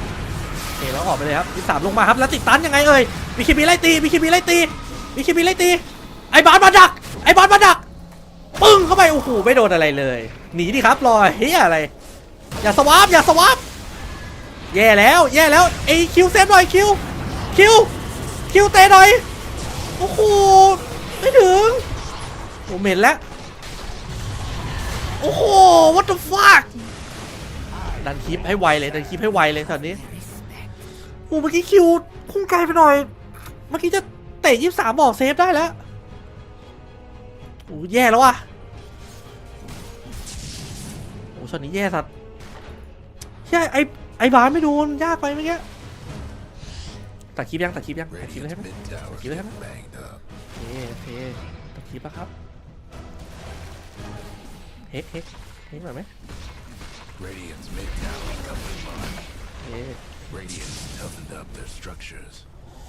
ไม่ใช้ไปแอบมาอันตีแล้วปะไอ้บ้านด้วยครับในทีไม่มีใบแบ็กสิบขายแล้วในทีไม่ได้ขายที่นี่ดิเก็บบัตตี้รูนหน่อยพี่แจ็คผมมีใบพี่ขาดเท่าไหร่130ขายแล้วโดนเอ็นไปเนี่ยมีข้าวโตต้องบายว่ะมีข้าวโตต้องบายแล้วนะครับดีเลยชัวร์ดีครับมันจะฟอร์สแบ็คให้ได้ว่ะอุ้ยหายไปเลยหายแล้วเสียไปแบบทำไมอะไรได้สู้ว่ะได้สู้ขอค่าสเปนหน่อยเว้ยขอค่าสเปนหน่อยเว้ยมันสวาร์แล้วมันตีบ้านเลยว่ะเฮ้ยเกินไปหรือเปล่ามันเกินไปหรือเปล่าช็อตนี้มีข้าวโตไล่มาครับมีข้าวโตไล่มาแล้วยิงเรียบร้อยครับไดฟอร์แตกไปกดชี้เข้าไปครับพยายามยิงสู้อยู่ไขมันอย่าให้มันกลับอย่าให้มันกลับเอาไปดิสวยงามได้หมดแลกทางเดียวไปกลางทำเสียวเลยเมื่อกี้โอ้โหแจ๊บใบแบ็คแล้ววะโอ้โหเอิร์ธใบแบ็ค3 ตัวเลยดิแย่ละที่เก็บหน่อยเก็บพี่รู้หน่อยโตเอาไปแล้วแย่ว่ะซื้อไอ้เคียพิซซ่าเดี๋ยวนี้เลยทีดีปะโอ้มันยังมีบายนี่ว่ะทิ้งเบ็ดเบลไว้กลางทางครับรอนกมาเก็บเจมอยู่ไหนสุดท้ายมันเปิดแล้วได้นะอุ้ยไอทีใช่เหรอวะมีเลยเหรอไม่น่าใช่นะน่าจะกดผิดโอ้เราได้ทางเดียวอ่ะแย่แล้วเชียร์มิดเพย์เฉยบรรยากาศทีไม่อยากซื้อแล้วเดี๋ยวกลัวไม่มีบายแบบเมื่อกี้เพื่อนต้องไปทำให้เขาต้องไปโลแล้ววะต้องไปโลแล้วจะพาไม่ได้แล้วต้องได้โลให้แจ๊บหรือให้มีข้อโตดีกว่าวะให้มีข้อโตน่าจะดีกว่าวะโลเกิดครับสวยอยู่ครับอยากให้โลตีปวกสวยมันมาไม่ทันในโลครับมีข้อโตไหมนิมวิเวอร์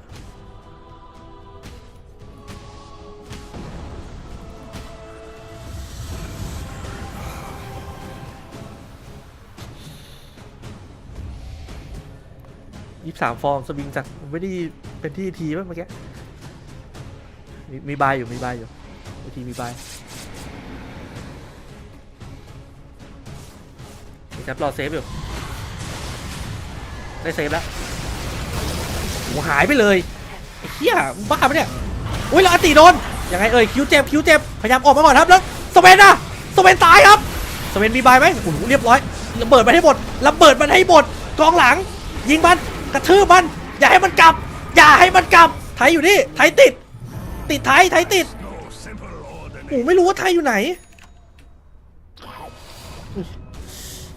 ไทยมันอยู่นี่ได้ยังไงวะฮะฟอร์ดบายครับได้ฟอร์ดบาย2 ตัวแต่ทีบายแบ็กกันนะโอ้เมื่อกี้แจมไม่รอเซฟไปทีเลยเมื่อกี้หน้ารอบิงเข้ามาเซฟอะแต่มันหายไวจริงไหมไทยโนบายถ้าเมื่อกี้ท่าไทยได้จบเลยไหมไม่มีบายไม่มีตัวเกี่ยวแล้ว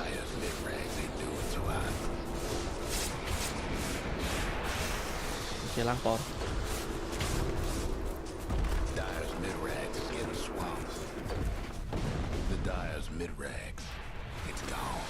ทางเลยเรามีแจ็บเซฟอยู่น่าจะได้2 บาแลกว่ะแต่ว่าแลกกับแบ็คอันนี้เคี่ยอยู่นะ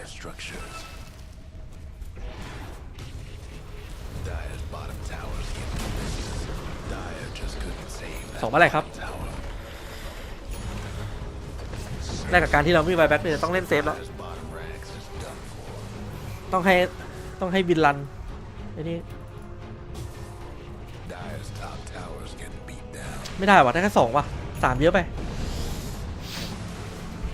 แต่จริงน่ายิงต่อเพราะว่าสเวนมันไม่บายอยู่แล้วแต่ช่างมันเถอะตอนนี้ก็โอเคแค่เพิ่งเห็นของเบอร์ต้ามันมีของเท่านี้เลยวะแค่ไม่ได้ดู what the fuck เบอร์ต้านี่ไม่ตลกกันเนี่ย แครี่อีกตัวแล้วเนี่ย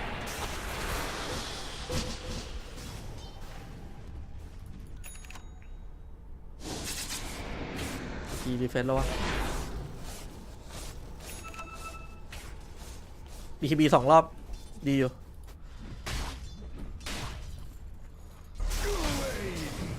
ไอทีห้ามโดนก่อนแล้วไม่มีใครมีบายเลยยกเว้นใน A ตัวเดียวแต่ดูเขาโตมีเอจิตเราฮอนเปิดมาครับแล้วก็สเต็ปฮอนอีก30 วิรอก่อนนะรอก่อนรอดับบิซอก่อนต้องไม่รีบเลยครับต้องไม่รีบเลยกระแสคลิปเราดีอยู่ตอนนี้เบ็ดบูมคือพยายามจะมาหาที่เปิดบ้านเราแล้วเพราะว่ามันไม่มีใครมีบายเลยถ้ามันได้เปิดสดๆมันมีสิทธิชนะเลยจากที่มันโดนนำอยู่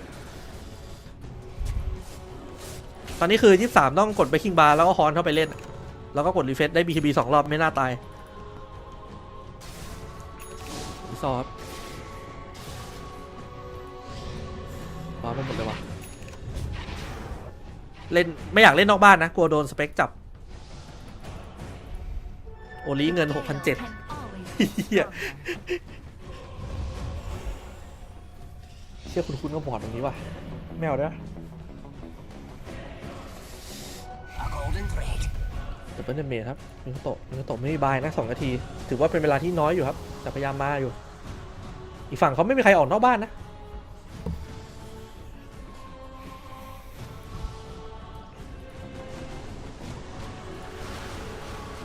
เล่นกันเซฟครับ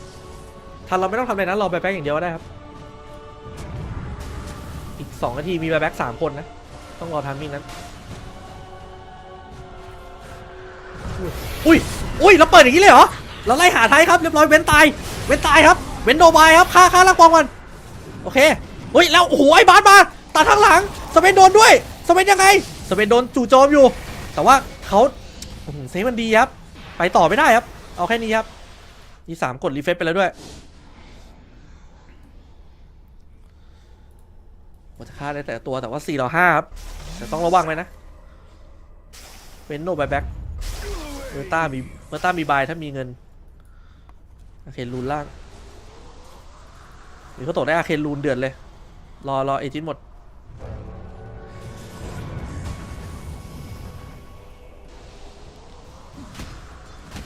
นัสเซิลกับทิงเกอร์ผมว่านัสเซิลเก่งกว่าทิงเกอร์อีกเนี่ยทิงเกอร์แม่งคนละรุ่น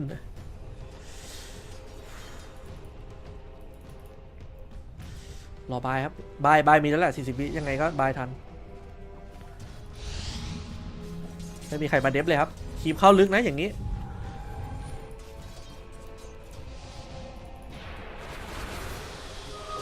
ไอคิวจะรับพาตัวว่ะ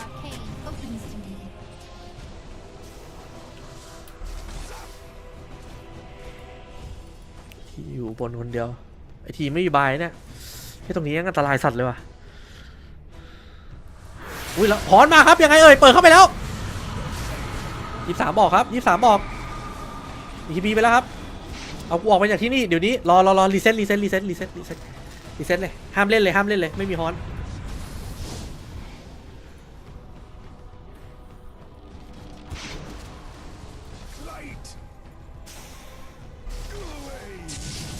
รอไปครับ3 นาทีครับฮอนคูดาวมา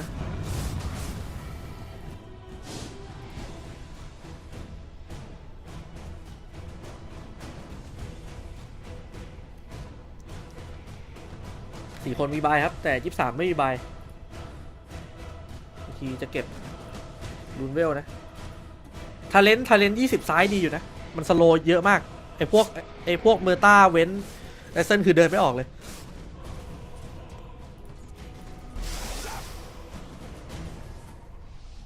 เล่นเซฟครับอย่าโผล่ครับโลยังไม่เกิดนะโลสุ่มเกิดอยู่รอโลกำลังจะสุ่มเกิดอีก1 นาทีแจ๊สมีเจมพี่แจ๊สกล้าเคคิวนี่ไหมน่าจะอันตรายอยู่แล้วเขาสโมกมาครับเจอคิวไปไหนในเนี้ยชิบหายแล้วคิวไม่เจอว่ะไอเทมกาชาเปลี่ยนเกียร์จะมาเกียร์5จะมาใช่ไหมแต่แกบอกแล้วเห็นไอคิวแล้วเกือบโดนสวาครับ1 ดอก ปล่อยเนินนี้ไปนะเราไม่สำคัญกับเราแล้วเทีย5มีอะไรเปลี่ยนเกมบ้างเหรอน่าจะไอ้นี่สเวนไอชื่ออะไรนะไอรีสกิลเอ็กมาคิน่าสเวนโหดมากเพราะว่า BKB สเวนเฟนเนี่ยมันน้อยแล้วเว้ยสิ่งที่มันต้องการอย่างเดียวคือ BKB ถ้าไม่ได้เอ็กมาคิน่ามามันจะเครียดมากกับเราเดทโซ2ไม่สำคัญขนาดนั้นมันไม่ได้ต้องการดาเมจมันตีตายแล้วถ้ามันได้ตีนะ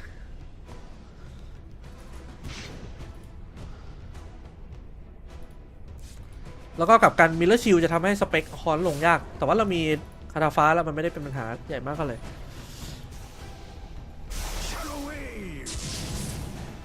รอรู้ครับสเปคเหรอสเปคอยากได้กระจกถ้าไม่กระจกก็เองไม่ขี้หน้าเหมือนกันแต่ปัญหาคือถ้ามันได้ไพเรตแฮทมามันปั๊มเงินได้นะเว้ยตอนที่มันอยู่บ้านเราจะปิดเกมยากบายแบ็กมาแล้วครับ23รอโลครับ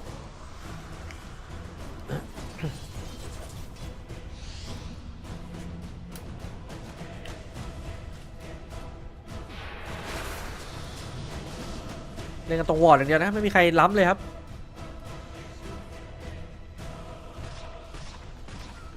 คิวบุกชาโดป่ะดีอยู่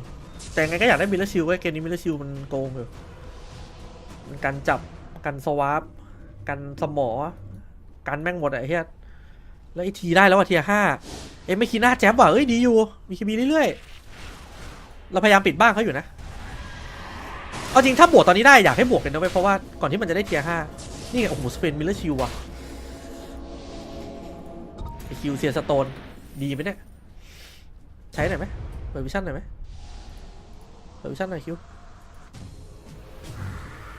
เริ่มหาเทีย5กันแล้ว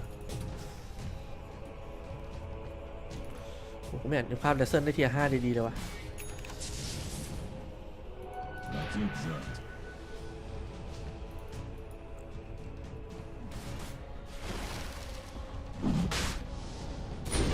เปิดครับได้โลครับต้องกลับมาเรื่อยๆเลยไพเรตแฮทเมอร์ต้าหายแล้วจะไม่ตลกว่ะอันนี้ไม่ตลกอันนี้แรงสัตว์โอ้โหแล้วจีพีเคเซียสโตนอีกเจ็บเมย์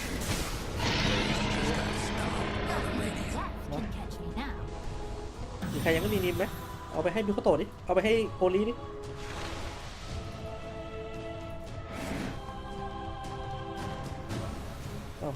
คิวกินนางกระดิมไปแล้วเราจะเอากระดิมไปขาย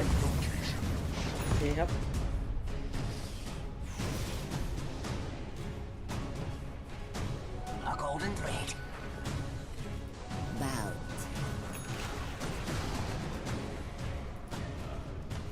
เชียร์แล้วมีอะไรรักแบบทุกคนอะไอ้เชี่ยตึงแน่ผมไม่ชอบความรู้สึกนี้เลยว่ะเอาจริงเมื่อกี้เราถือว่าดำนะแต่พอเทียร์5มาผมไม่รู้แล้วมันจะเกิดอะไรขึ้นพอเทียร์5มามันเป็นเกมใหม่แล้วมันไม่ใช่โดต้า2แล้วมันคือแบบด็อกเกมอะ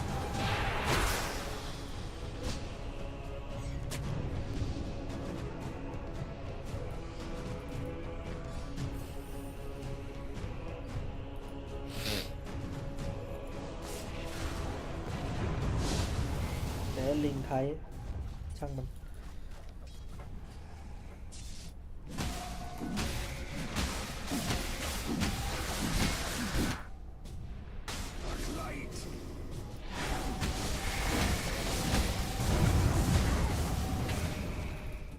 อยู่ได้ชาร์จ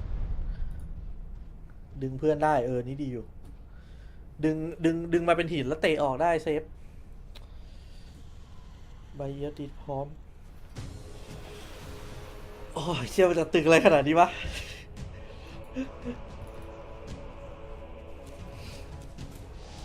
เลนสุดเราไม่ไหวแล้วผมไม่รู้เนี่ยเพราะว่าเบอร์ท่ามีไพเรตแฮทเนี่ยแล้วมันปั๊มเงินเลยเห็นปะยิงดีถ้ามันนันตีมันยิงหายนะเว้ยมันไม่ได้เป็นสเปนตัวเดียวแล้วผมไม่อยากคือผมอยากให้เลทแต่ไม่ได้อยากให้แบบเกิน60นาทีอย่างนี้เว้ย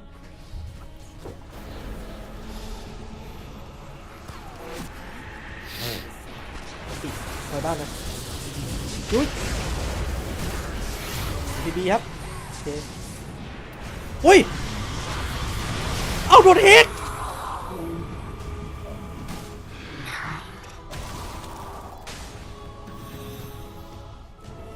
ตายไปเลยBKB ไม่กดไงแล้วของป่าเป็นหนังสือเลยไม่มีวิลเลจชิลใช่ไหมเป็นวิลเลจชิลไม่โดนทีไม่โดนทีเขาเขี้ยมากไอ้สัสโดนตันไอ้นี่แล้วโดนเฮกต่อมาเลยไม่ขยับ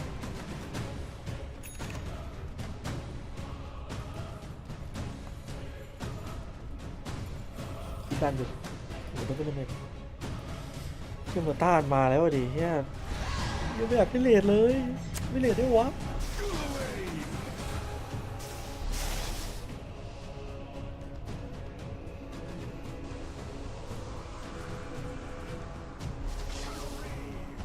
สเปคทามมิ่งเนี้ยมันไม่ได้เก่งแล้วเว้ยผมบอกให้ตัวอื่นมันเหล็กกว่าเยอะเว้ยแต่จริงทีมันมีตัวเคลียร์ล่างบอมอยู่นะแต่เส้นมันก็เคลียร์ใช่จะเข้าไปค้ำให้มิโตโตะลอยป้อมหรือว่าแล้วโดนหูมาถึงนี่เลยว่ะอุ้ยหายแล้วเปิดเลยครับบายแบ็กมาเลยครับแล้วใส่เต็มเลยว่ะใส่ไปที่เว้นเหรอไอ้บาร์เข้ามาครับขอลึกๆไอ้บาร์ลึกๆแดสเซิลตายครับยังไงไฟใหญ่แน่นอนฝั่งนี้บายหรือเปล่าไม่บายครับแล้วยืนสู้อยู่สเวนโดนลุมยำสเวนโดนลุมยำพยายามสู้แต่ไม่ไหวหรือเปล่าไม่ไหวบอกกูทีว่าไม่ไหวมาฆ่ามันเดี๋ยวนี้ดีเทคอะไปดิมันดีบายแต่ไม่สนต้องไปแล้วโอเคเรามีบายทั้งทีมจังหวะทีมไฟมันต้องมาว่ะโอ้เชี่ยถ้าแม่งไม่ตายเมื่อกี้กูเครียดเลยนะเว้ยแต่ทีบาแบ็กมาแล้วไอทีห้ามมั่วนะมีเขาโตตีบ้านเลยฟอร์ดได้แบ็กอันนี้ฟอร์ดได้แบ็กดีเฟสBKBมาครับให้แท็บตีก็ได้ใครตีก็ได้ตอนนี้กูไม่สนละไอทีที่มีอยู่นี่หว่า20 วิยิงหน่อย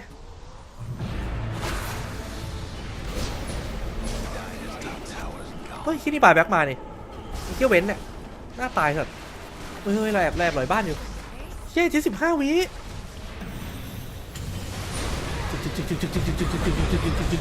กดกิ๊บพอแล้วอ๋อโอ้ยเดี๋ยวคิวแป้งหิน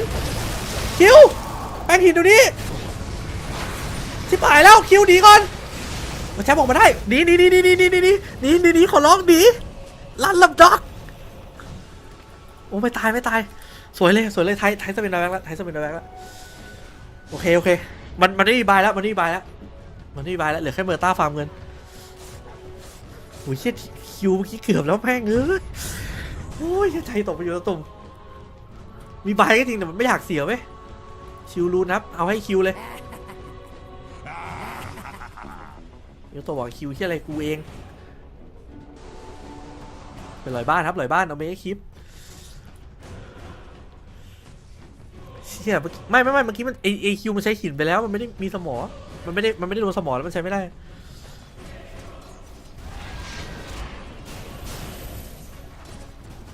ต้องการเด็บบ้านด่วนๆไอทีชาโดว์สเต็ปมีไหมรอชาโดว์สเต็ปครับบาแลกไม่มีกลิฟ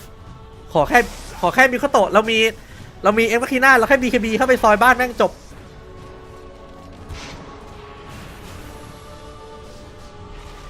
มันไม่ยอมเลยให้เราตีบ้านเราต้องฟอร์ดแบ็กเลยเราต้องค่อยแค้แม่งออกทีละตัวต้องไม่ยอมมัน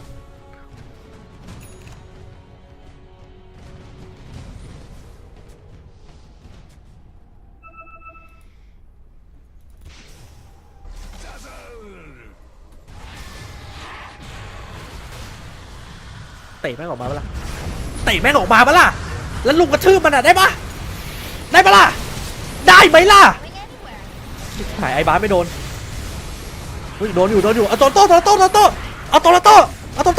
บตีให้เร็วกว่านี้แบบพี่เผาโอเคไป2 ตัวครับยังไงอ้าวรีเฟซเด้งค่อยสอยบ้านค่อยเทบ้านครับแบบไม่ต้องเอาตัวเองไปเสี่ยงสวยงามครับมีแค่คีบใหญ่ครับแล้วเหลืออีก3 คนค่อยๆจ่อไปครับเชื่อเราคำพูดเราเหมือนตัวโกงเลยว่ะ มันทำอะไรเราไม่ได้แล้ว ค่อยๆค่อยๆคิวมีหินมึงเขินโดนแน่มึงเขินโดนแน่มึงเขินมันจะโดนกูหินโอ๊ยอันแน่ติดลิงเคนนะจ๊ะตัวเองโอ๊ยเดี๋ยวไอ้แค่นี้แรงอันติกำลังจะหมดอีก3 2 1หมดแล้วถึงเวลาแล้วทุกคนโถมมันอ้าวออกกลับบ้านก่อนโอเคกลับบ้านไปซื้อบูทวาร์ปโอเคแล้วกด X ไม่ขี้หน้าเพื่อรีวาร์ปกูบอกให้มึงกด X ไม่ขี้หน้าเพื่อรีวาร์ปวิโคโตะมึงเล่นเป็นปะเนี่ยไอพวกไม่เล่น4+2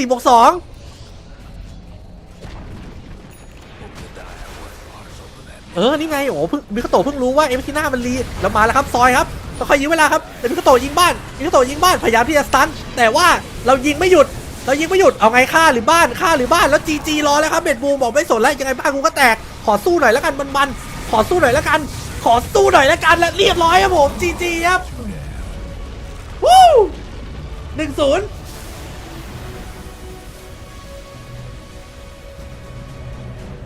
โอ้1-0ตอน6 โมงเช้าเกมแรกไปลุ้นต่อเกม2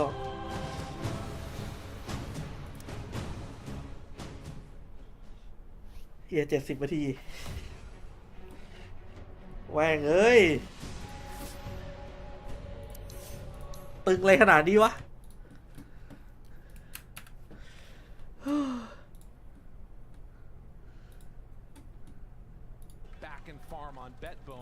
But to me, they look the most effective when they're on these carries that want to hit buildings, when they're on the Lunas, the Terrorblades, that type of hero that wants to play a little bit faster. And Talon, of course, I mean, they're comfortable anytime that they get to the 60-minute mark. What a freaking game, though. Yeah, that was a lot of fun. And it's very interesting to see because of the clash of styles, right, in terms of the lineups, what strengths and weaknesses they had. It was a very strategic late game, full of surprises. I think it's fair to say there were some pretty major mistakes from individual players in this, but that's the beauty of late game Dota. It's very hard to play the perfect game once you get this far in, and ultimately for Talon, probably a little bit of breath of relief. They still got it done. So yeah, can't wait to see what game 2 holds. Taking care of business, and we'll find out in just a few. But first, let's head on back to the panel. Let them break down the insanity of another 60, 70-minute game. Hey, Talon and 60, 70 games, no more iconic duo. I need to take a breath after a game like that. That was especially the end very nail-biting and joined by my panel. We got Fear, Lacoste, Effie, and Moon still with us. We're gonna attempt to break this madness down. There's a lot to break down, and we hear Tundra and say there is some massive mistakes. We'll break those down too. But เอางี้แล้วไม่มีใครสนใจแจ๊บเลยเกมนี้แจ๊บทั้งยิงเคนแล้วก็ฟาร์มยาวๆเลย They came in with a plan. They came in prepared. Yeah, this is the big fight for them, where they're fighting underneath the vision, and I feel like every single time Ancient Apparition managed to get ulti on Sven, this is the fight that they're gonna win. Bet Boom, they were definitely on the clock here, putting all eggs in one basket, because your Sven, if he gets 6 slotted, he's like relatively weak when he goes into like these 55, 60 plus minute games, because his Aghanim Scepter doesn't do much, and we can see Bulk, he's like, man, what am I watching? I told him exactly what to do in this game. แล้วบอกว่าโคตรเพี้ยเลยบอกมาแล้วต้องทำอะไรดูคิวเล่นดิเนี่ยคือเข้าออกกันสวยมากเว้ยอีกฝั่งมันยืนยากอยู่เพราะว่าไอ้บาสเลยเว้ยถ้าไม่มีไอ้บาสไม่ได้อย่างนี้นะเว้ยดูดิใครกันแบบหนักจัดอะ This region has by far the like average game time is like I don't know like 50 minutes in their region, so they know how to beat it in the late game.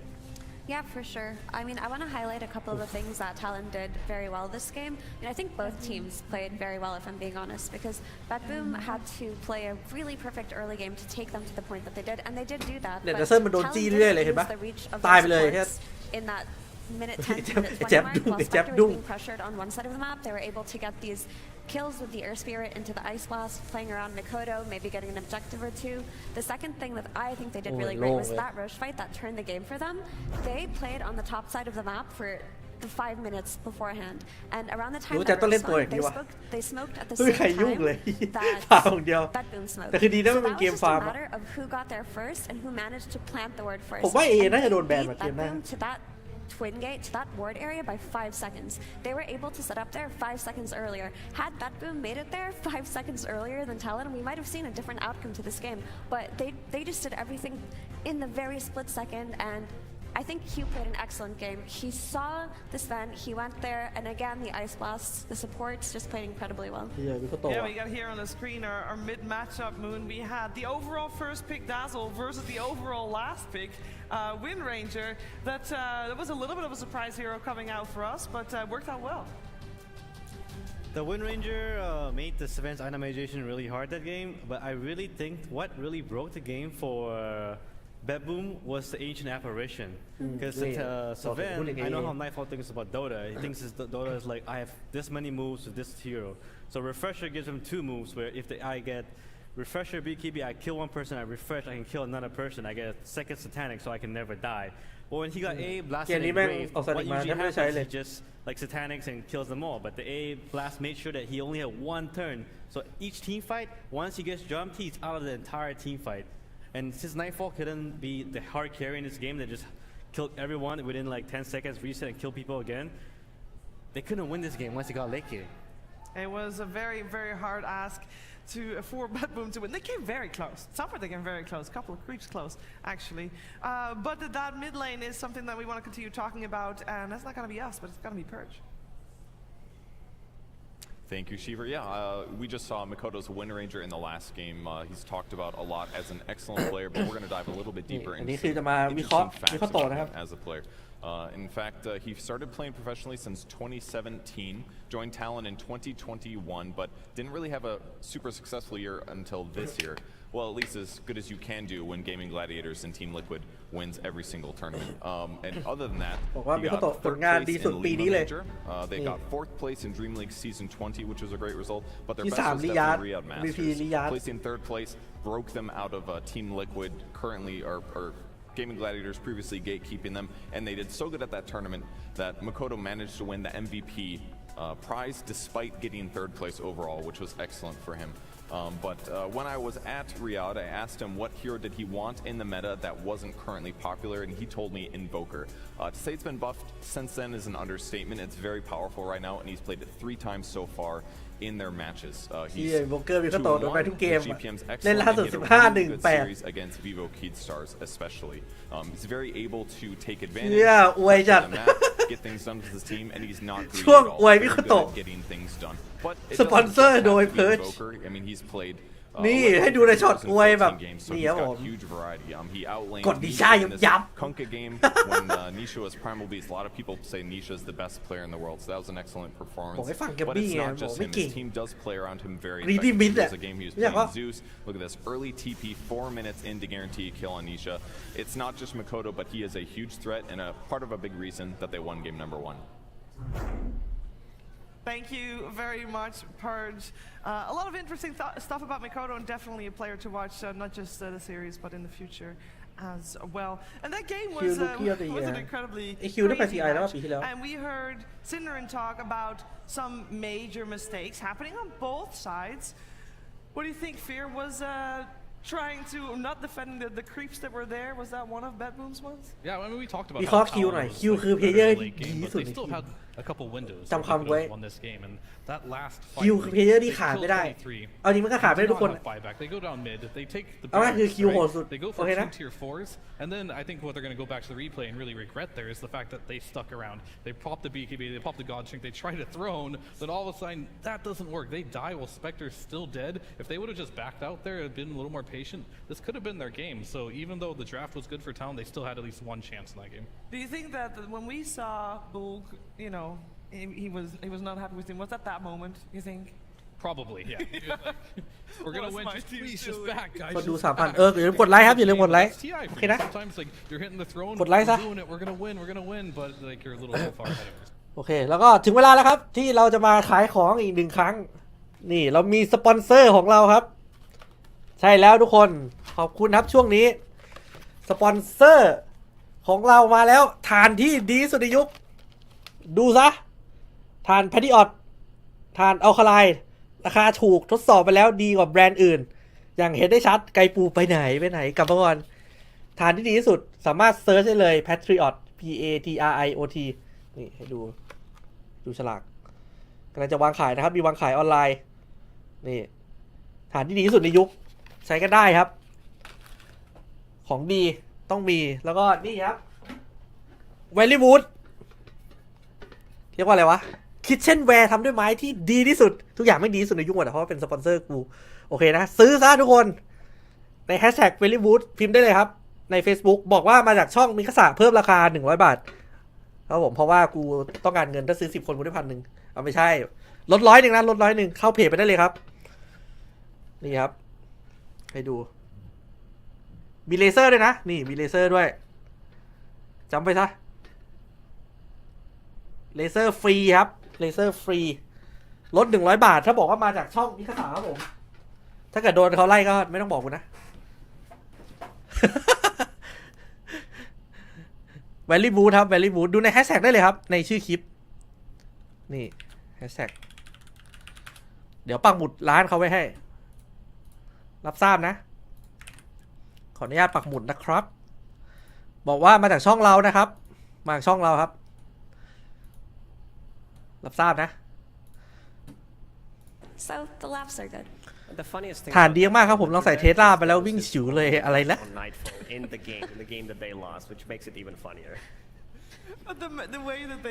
ทำกระติบข้าวเหนียวได้หมดครับผมแวลลี่วูดดูในปักหมุดได้เลยดูในปักหมุดได้เลยคือเขาขายพวกเครื่องครัวทำด้วยไม้หมดเลยแล้วก็แบบพวกมันมีโต๊ะเรียนโต๊ะอ่านหนังสือที่วางข้าวสัตว์เลี้ยงมีเยอะมากไปดูในเพจเขาได้เลยครับขายเยอะมากเขาเปิดมานานแล้ว 100p losing game 2ถังใส่ถ่านตรงไหนอะไรนะบอกว่าจากช่องรับทราบเนี่ยแต่ละคน Can they recover from something like this? From this game loss, I mean. GPK does have a ฐานดีมากดังไฟติดตลอด not giving up, so I think they'll be fine game 2. มีเขียงมีครับเขียงมีไม้คมแฝกไหมไม่มีไม้คมแฝกมาที่บ้านกูเดี๋ยวกูจัดให้1 อัน But yeah, Bedboom is on the edge of elimination. Let's hear what they have to say to themselves.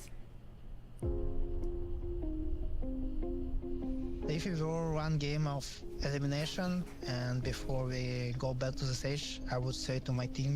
guys, it's okay.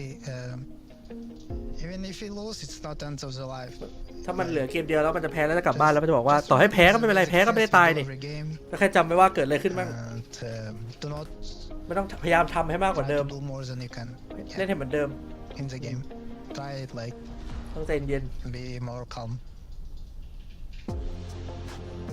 อย่าพูดดีอยู่นะเพราะว่าถ้าเกิดแบบรู้สึกเครียดไม่อยากทำมากกว่าเดิมมันจะมีโอกาสพลาดมากกว่าเดิมอย่าพูดดีป่ะคุณชัยยะอนันต์ต้องเก็บอาการหน่อยนะจ๊ะเก็บไม่สนขอบคุณคุณคิดสมะคุณนะครับที่กดซับขอบคุณครับขอบคุณพงศกรนะครับ50 บาทเอาพี่มีคนกดซับแล้วฐานดีครับใส่รีโมททีวีกดดูช่อง3แรงเกินไปช่อง9เลยอะไรนะ Game 2, you already asked this question. He already made his choice. Yeah, I was gonna say I said Bedboom game 1, but now I want to go game 2. I know you want to. Talon game 2, because I feel like the Bedboom move might be a little heated right now. After losing You're gonna flip flop? Yeah, I'm sorry. I'm gonna go to the Talon. The winning move is always fun to be like, woo, game 1, no more elimination. We got extra life now. Let's go game 2. Game 3 Savage gonna. ดราฟทารอนเกมเมื่อกี้ถือว่าดราฟโอชนะไหมครับวิเคราะห์หน่อยถือว่าดราฟชนะไหมส่วนตัวผมรู้สึกว่ามันไม่ได้ชนะแบบชนะเลยอ่ะคือมันสูสีกันแต่ว่าแพทเนี้ยขึ้นบ้านยากเว้ยคือกลายเป็นทีมที่เล่นได้เลทกว่ามันจะคุ้มกว่าซึ่งทารอนมันก็ชอบเล่นเลทอยู่แล้วไงคือเมื่อกี้เราโดนเขานำเยอะอยู่พอสมควรดัซเซิลพามิ่งไอเทมมาแล้วไทมีไอเทมส่วนมีไอเทมโซเวนเล่นโคตรดีเลยมันโซโล่คิวไปด้วยตัว2ตัวผมนึกว่าแย่แล้วแต่ว่าสุดท้ายมันขึ้นบ้านไม่ได้เว้ยแล้วก็พอแบบเขาขึ้นแบบได้หมดแล้วอ่ะเขาได้2 โอชาแต่เขาขึ้นบ้านไม่ได้อยู่ดีเขาก็แบบก็ไม่รู้ทำอะไรดีก็ต้องเล่นขึ้นเลทไปเรื่อยแล้วเราแบบไม่ดัสรอแล้วมีคนกดซับแล้วมันก็เลยแบบถ้าเขามองภาพว่ายังไงมันก็ขึ้นบ้านไม่ได้เราเล่นเลทแน่นอนคือโอเคเราดับนำแต่ว่ามันมีโอกาสที่เราจะโดนถล่มหนักกว่านี้ด้วยพลังไทยสมองไล่จับอยู่นี่นั่น And we of course have team spirit. เสียงตีกันเอ้า We got Virtus Pro playing later กู today. ต้องอธิบายใหม่ไหมกูไม่อธิบายใหม่แล้วนะ It would be a shame if it's only team spirit making it to the ช็อต top เพียว 8. และลาเวทมีผลกระทำเยอะไหมครับ There's a lot of pride about being นิดหน่อยครับแต่ไม่ได้เวอร์ขนาดนั้น the region, and I think เพราะเขาไม่ได้โถมเยอะ always consider themselves, and on the records they show that they should be up there. I mean, if you hear from any of these players, they always think that they should be performing better than their results speak for. And if you look at terms of pure skill, every single one of these players is probably top 3 in the world mechanically at what they do. And I feel like they definitely set ของ a เยอะไม่ very ดี good ใช่นี่คือ standard for มัน themselves. คือเมอร์ต้าซับด้วยมันไม่มี They บิง don't meet that standard. แต่มีของเยอะแบบนั้นมันก็เวอร์แล้วนะเมอร์ต้ามันฟาร์มยาวๆเลย Superstar teams and we see them crumble on stages.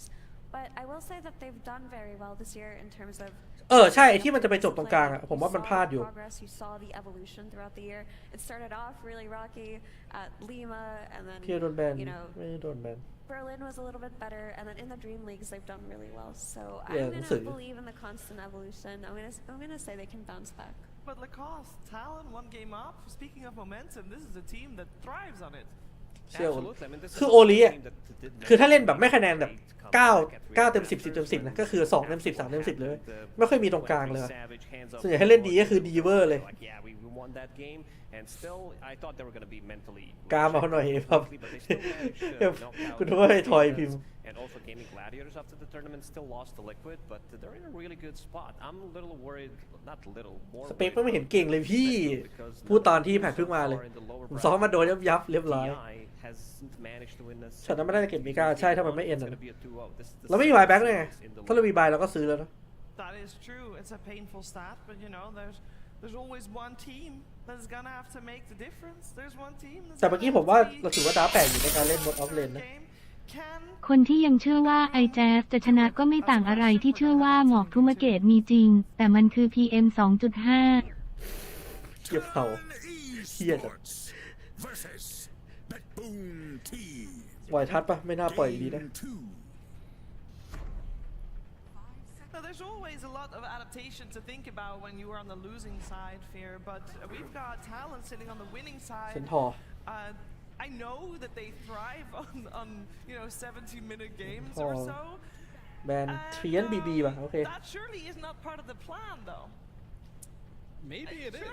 I'm not sure it's not part of the plan. Do you see how their supports are itemizing? They're both going minuses really early on. I think they're playing for that late game. Okay, so you're like, this is everything according to plan. We aimed to, you know, when... I just woke up and some of my Thai friends told me that you mentioned me in game one. So hi, I'm John, who's your gang fan from ESL Bangkok event ของyou เรื่องของมึงจอห์น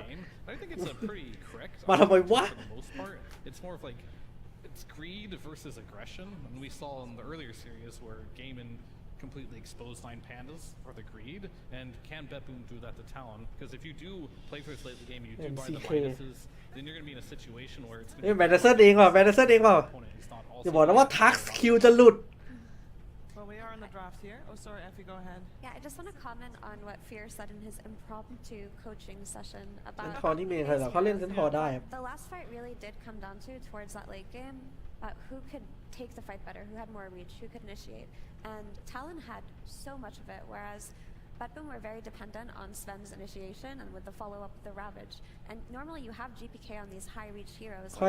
พอมีวิธีกดเมมเบอร์บ้างขึ้นเป็นหน่วยเงินโนมากาเซ่ like that, they can help take the fight. ลองอันนี้ได้ปะ I think that if มัน that's a ใส่ pivot ลิงก์ไว้ that ปะ BetBoom could make here in this draft,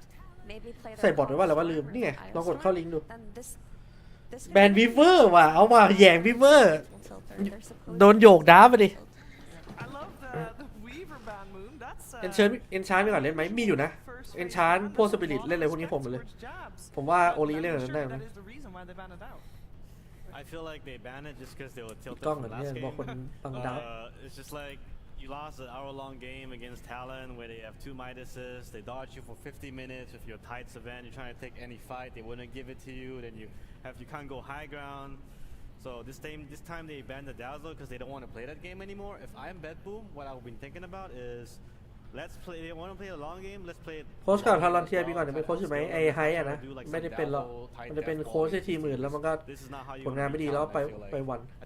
เอ้ยไม่ใช่ไอไฮดิปีที่แล้วใครเป็นโค้ชวะกูลืมแล้ว What you're saying is, get your snacks ready. It's gonna be a long one. That's why I'm feeling like. I want to add to actually ask Moon a question about the new drafting stage. ช่างแม่งต้องคนดูบังนั่งเถอะ Preparation now that the drafting stage has changed so much. โอโยนไฟอ่ะอ๋อมันไม่ได้เป็นโค้ดหายไปแล้วลืม AWF ไปเลยแค่ So there's a couple of strategies going into drafting on first pick and second pick. ตัวเธอไม่ต้องการขี้ขยับกลับมาใหม่เดี๋ยวมันไม่ตรงเป๊ะเดี๋ยวมันบังอีก You kind of want to just like make sure that the second pick doesn't get a trade. You usually get 3 free bans. You can ban whatever you want. ทัก And on the second pick you have 2 choices. โอ้ดอมเบเกอร์ ban all the OPs. อย่างนี้โดนแบนทักละ Or B get a trade. Like in เนี่ย this ผมไม่ชอบดอมเบเกอร์เลยชอบทักมากกว่า a spirit breaker trade. So they get Jabs Dawnbreaker for probably Morta. Stuff like that. I love this Dawnbreaker, especially when Jabs plays it, because he's also a farm heavy player, and with Dawnbreaker you can have something to join a team fight. You don't necessarily need to be there. Again, on the greedier side, and also when we talk about scaling, Dawnbreaker is insane hero when it comes down to scaling, dealing damage. We talked about this Tusk combo. I think he needs to go. We also talked about Dawnbreaker จะไม่เหลือ100%ใช่แต่กูจะไม่พูดเดี๋ยวเจิม really well. Tusk definitely that hero. Yeah, this Tusk down lane is really strong. Not only that, but you have the ability to snowball your mid lane with the Tusk. You have the ability to gank mid and snowball Mikoto's lane. So I'm pretty sure it has to be taken out. And if I'm Talon, I'm looking to ban Silencer so that the reason why Silencer counters Dawn is Dawnbreaker now has to play with his team. You just trade Silencer ulti for every Dawn ulti, and now Dawnbreaker will never ever scale. By the way, we don't call it Dawn ulti, we call it Donald. Donald, yeah. Donald, I see. Donald. So Invoker actually still in the pool. This is a really popular hero for both GPK and Mikoto, and it could give that early game aggression that we were talking about, that ability to rotate. Something that they're looking at here. I would be surprised. มันแย่งทักเราได้เลยวะว่าเราโดนแล้ววะ So far the Phoenix has been banned on มา the เล่น side ทั of ก Talon. โดต้าแน่เลย Also, I want to say Talon has already used a lot of their bonus time. I've been following you เป็นกษัตริย์โดต้า The Caster ทากาโดโต้ King of Arcade Queen of Dawn of War แต่ละชื่อ I think they're thinking of banning like Luna or Spectre because those heroes are also very strong. ขอถ่ายรูปหน่อยสิ And they kind of need to decide which one. Shadow Demon, so they left Silencer, which is มีทุกคนยังไม่แทน because now Bedboom has the option to remove Dawnbreaker's global, which I feel like is the reason why Jabs really shines on this hero, so you can just farm in like the carry and stuff. So. But then you do have a silencer, and other than the cancellation of the Donald. Ban SD. Is that good to have? I guess infinite scaling if you're going late. น่าจะอยากเล่น Primal Beat I think Toronto Tokyo has a hero pool that he prefers to play. เนี่ยว่าแล้วโดนแบนทัส Protectors, เล่นอันได้ว่ะ spirits, the Undyings. He wants to have โอ้ laning ยคิวแย่แล้วคิวบอกกูเล่นอะไรดีวะเนี่ยไม่อยากเล่นเดอร์เชงแน่นอนอ่ะ looking at it too much. And Undying is a very in-your-face hero, right? Undying versus a melee hero on the offlane is always going to be difficult. You have to pair it up with a really strong 4, and the way that, Hugh's been playing all of these melee 4s, maybe it's going to be a lot more difficult to do that with an Undying. So I do think Undying is probably one of the best things they could have picked up. ว่ะกูเล่นชาร์โอลีว่ะมาว่ะเชี่ยช่องแชทรู้ได้ไงว่ามีโอกาสเล่นชาร์ไหม Game 3 no hell no fuck you no game 3 thank you They should know it's a Morta core now. So what Talon is thinking is, do we click the Spectre on 18 or do we click it here? Because I think they want to remove that option. Is it still in your head flexible Muerta, or you're like, they should put it on theoretically it's flexible, that's why they probably should Spectre 18 rather than pick the Spectre here. Should probably just pick a casual support, whatever Q wants to play. Is Earthshaker, Tiny. Oh, that was no Q. I mean, I like this. It's to say, if you're laning versus Undying and you have 2 melee heroes on the lane, it is so difficult. You're making the game harder for yourself. So you bust out the Enchantress that can be flexed to either, and the Willow that has surprisingly been a carry flex these days. If you pair this Willow with the Dawnbreaker, that is a very strong lane in and of itself, and you're also taking away เราก็หยิบเมตาไปเล่นอย่างเล่นแล้วแต่ว่าไม่ค่อยเข้ามือทีเท่าไหร่อุ้ยล็อกบุชเชอร์ว่ะบุชเชอร์อินวอล์ก Please talk to me about Pudge. Okay, so this Batboom team. Yes. We scrimmed them a lot. we could not beat their pudge. It's safe on the pudge normally, right? เนี่ยมันบอกว่า On the pudge สู้บูเชอร์มันไม่ได้เลย pure on the pudge. We don't know what it is, but it was just really Kansas to deal with. And it can be safe on an invoker with the pudge off lane. It can be the pudge off lane with the invoker mid. You don't or you can be the pudge off lane with the Murta 4 of the invoker mid. You don't know what's going on. You just look at those 4 heroes. เชื่อมันโยกฮีโร่ได้เยอะมันอาจจะเป็นบูเกอร์4หรือกลางก็ได้เมอร์ต้าก็เปลี่ยนโลได้แต่เพียวมาเล่นบูเชอร์เก่งมากเว้ยแล้วลิกกี้ว่ะมิคุโตะเหรอ teams in this tournament because this hero counters invoker really hard. ลิกกี้เขาน์เตอร์อินโวก Invoker will never be able to get a cold snap EMP combination or tornado EMP combination against Riki because of the stir spell. On top of that, Riki just stacks Wraith Bands, has high HP regeneration and armor to get every single last hit deny against Invoker. So he gets an early diffusal blade and just takes over the whole map. And the silence is really annoying too, right? If you're Invoker, you're forced to. แบนโอ้โหแบนโคตรใหม่อะแบนบอยแบนสเปคหมดเลยเฮ้ย Sounds pretty difficult. But also, I want to talk about this pudge just a tiny bit because a lot of players have been. ไม่มีเขาโตเล่นอยู่แล้ว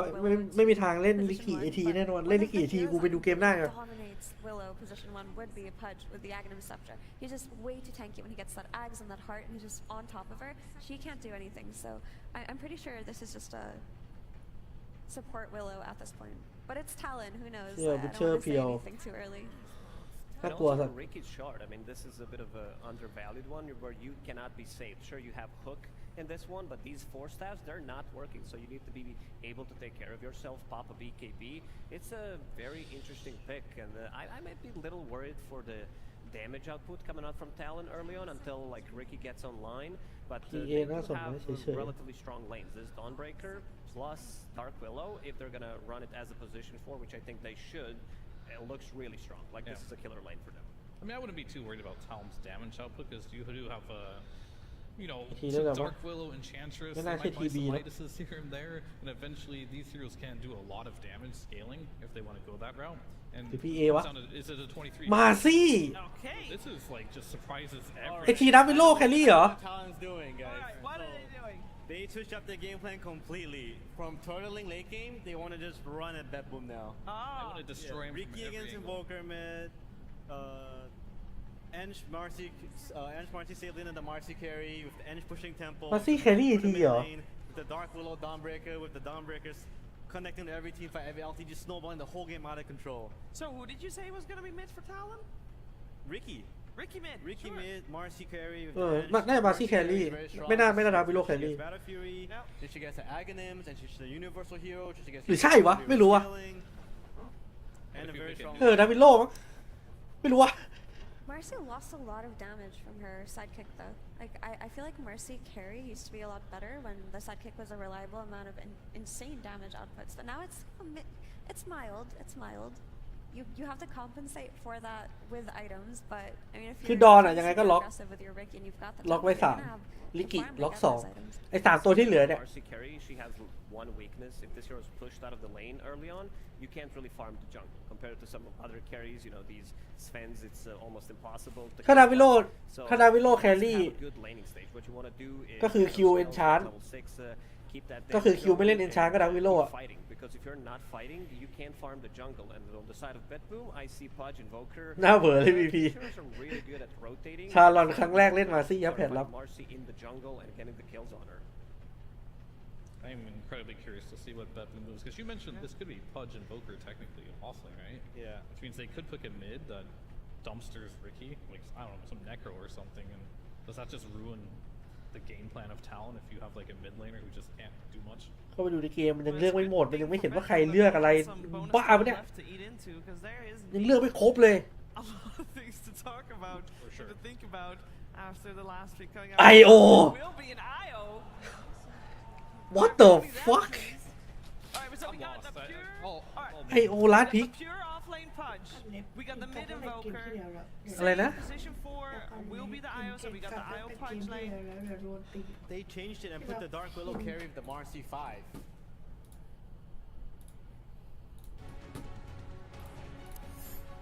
ครับพี่มีคนกดซับแล้วขอบคุณชูครับขอบคุณครับกดซับออกมาเสกขอบคุณมากครับขอบคุณครับ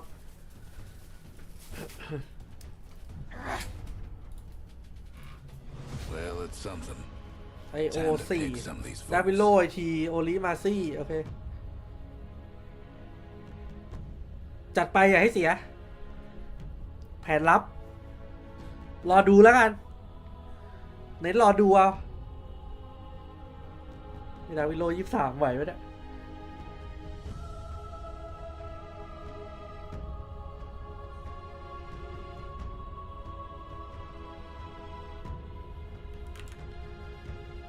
แผนลับจริง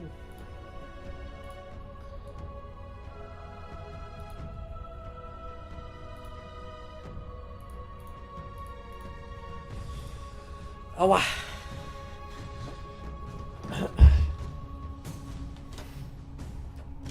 อุ้ยเชี่ยมีคนลง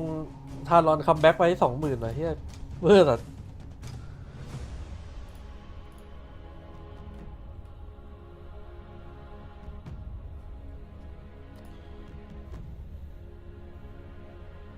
จับไม่มีชุดมันไม่อยากใส่มั้ง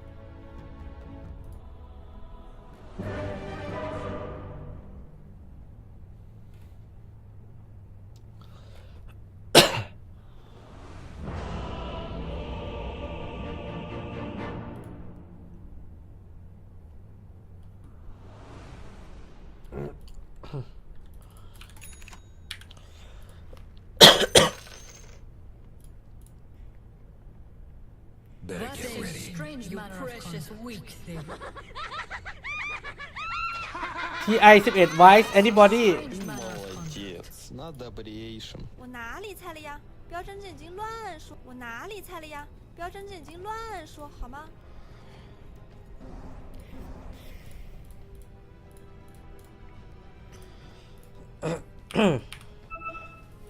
มา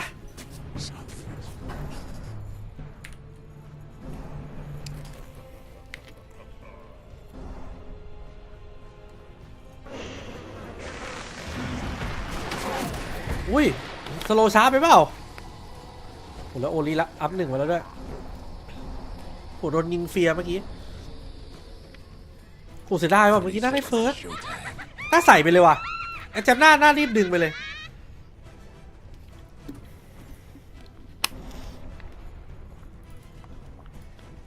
แต่คอมโบดักวิลโลกับมาซี่โหดอยู่มันยกกลับมาโดนในท่า1ได้ไหมมันระยำอยู่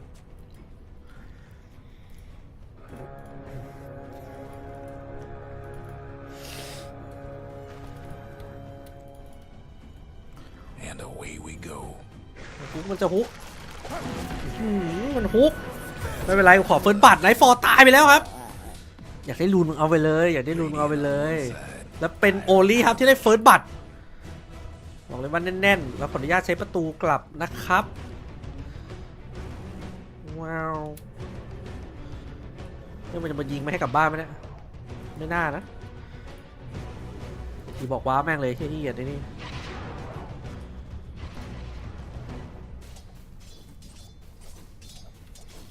นาบิโลแครี่ครับแบบมองโกเลีย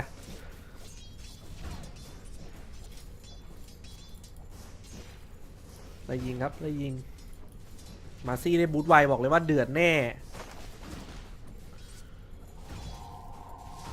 เดี๋ยวครับ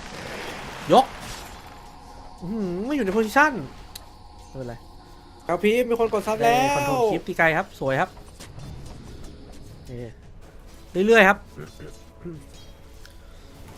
ขอบคุณคุณกอล์ฟนะอาณาครับขอบคุณครับที่กดซับขอบคุณคุณวิกิว้าวด้วยครับ69 บาทบุกเกอร์ได้คลิปน้อยอยู่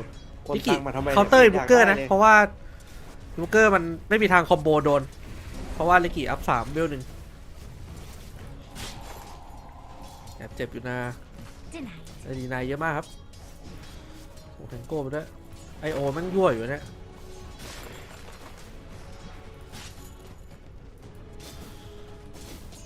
ขออนุญาตยืนไกลๆกันนิดนึงเลือกที่จะใช้ท่า1ใส่ EQ นะโดน EQ เชิงเอนชานไม่หยุดดูดิอุ้ยโดน2ยาอุ้ย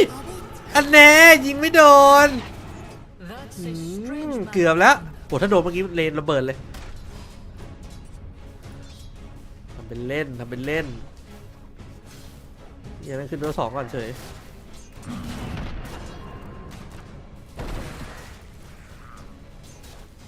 จะส่งแล้วโก้เปิดแบนมาครับทีค่าบิชเชอร์ไปแล้วขอย้อนไปหน่อย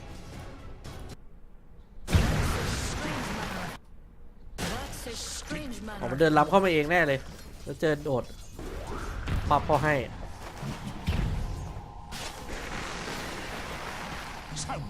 จริงเล่นอย่างนี้ไม่ค่อยถูกนะจริงๆต้องท่าหนึ่งไปเลยไหมแล้วก็หามุมให้มาซี่ดึงกลับตุ๊บแต่มันยังมาเท่าไหร่ใน2นะวะ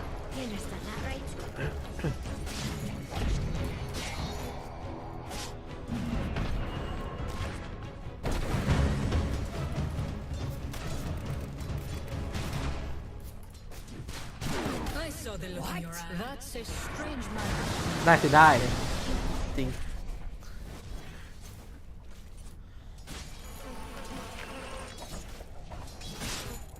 นี่มันดีได้อุ้ยนี่ไงโดน2 อันโอ้ยังไม่โดนอันนู้นไม่เป็นไรตายอยู่ดีฮ่าตายไปเลยไอเพียวโดนไปดิ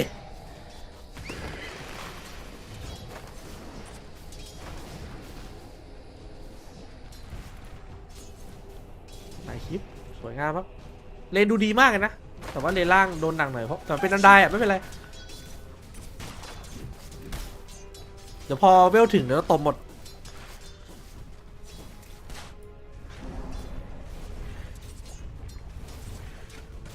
ตัวนี้กี่เราดูตึงๆวะ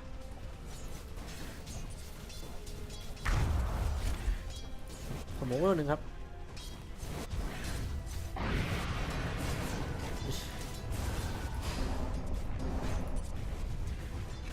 โอ้ยเชี่ยตีคีไม่ดีเลยพี่โต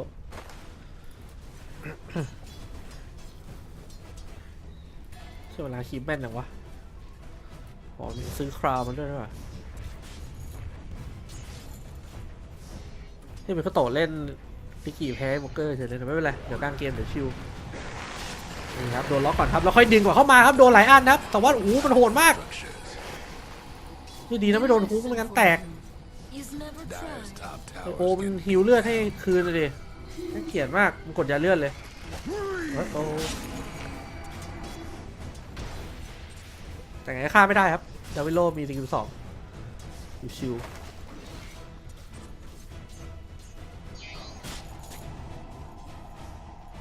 ต้องรีบบอกไมดัสนะ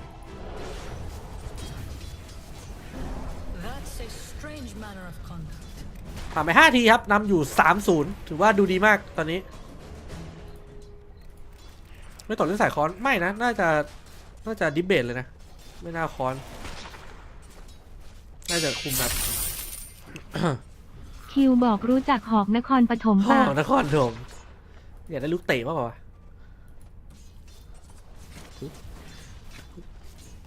เราจะไม่ว่า6ว่าแม่ง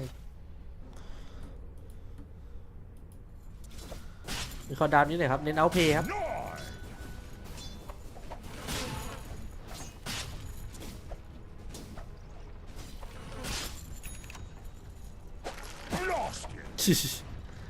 จะคุกชามมาไหมครับเขาเทรดมาแล้วยืนตีแบบชิวๆแล้วครับดาวิโลเงิน1ครับ23ชาลิกิแก้2ได้ใช้เพื่อนได้ครับมันกดใส่ตัวไม่ได้ดีอยู่โลเกอร์ไม่ค่อยอยากโผล่แบบเท่าไหร่ชาลิกิได้รุนแยกล่างมาครับเอาล่างปลอมไปมิชชั่นกระซวกที่นี่เลยปะล่ะมากระซวกที่เฮี้ยนี่แหละกระซวกไอ้เนี่ยแหละกลับมาเลยน้องกลับมาเลยเฮ้ย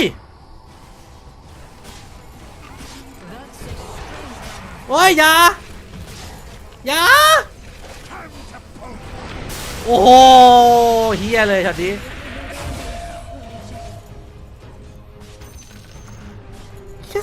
หนูไม่ควรเป็นภาพนี้เลยไอโอมต้องตายไปเลยเว้ยน่าเกลียดมาก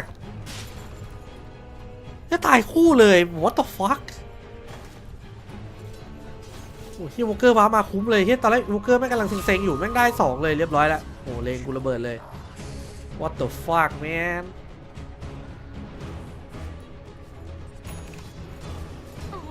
ไอทีวางสกิลโดนคือในภาพมันต้องโดนวางสกิลให้โดนไปแล้วก็ดึงกลับมา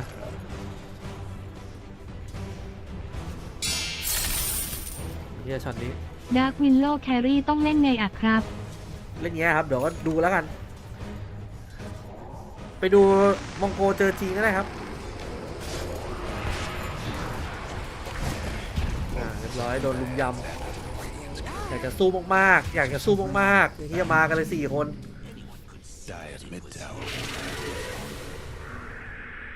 ใช้ทำไมไว้ทีใช้ทำไมวะ Dyer's mid tower could use a little help.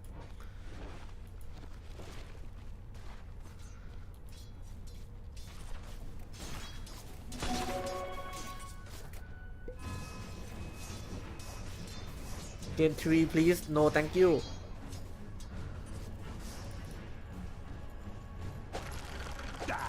พี่แอบพุกไม่หยุดเลยนี่ระยะลักครีปนะครับบูเชอร์แม่งเงินเยอะเลยได้ช็อตเมื่อกี้ไปป่าของสแตทอะไรก็ได้สวยงามที่ฟาร์มไมดัสครับ23การเงินตอนนี้ถือว่าดูดีครับแต่ว่าที่แปลกคือวอลเกอร์แม่งเงินดีกว่าปกติทั้งที่เราเล่นลิกิเราควรจะเงินดีกว่านี้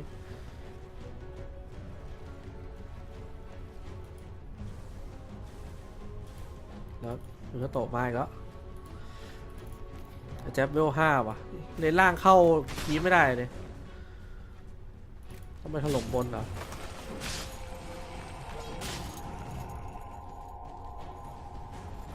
มีเซนที่ของด้วย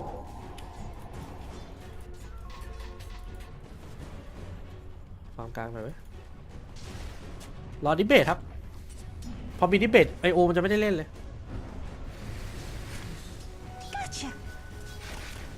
เรียนสกิลไม่ดีไว้เมื่อกี้จะได้วะแล้วเป็นโลกเป็นยูนิเวอร์แซลครับ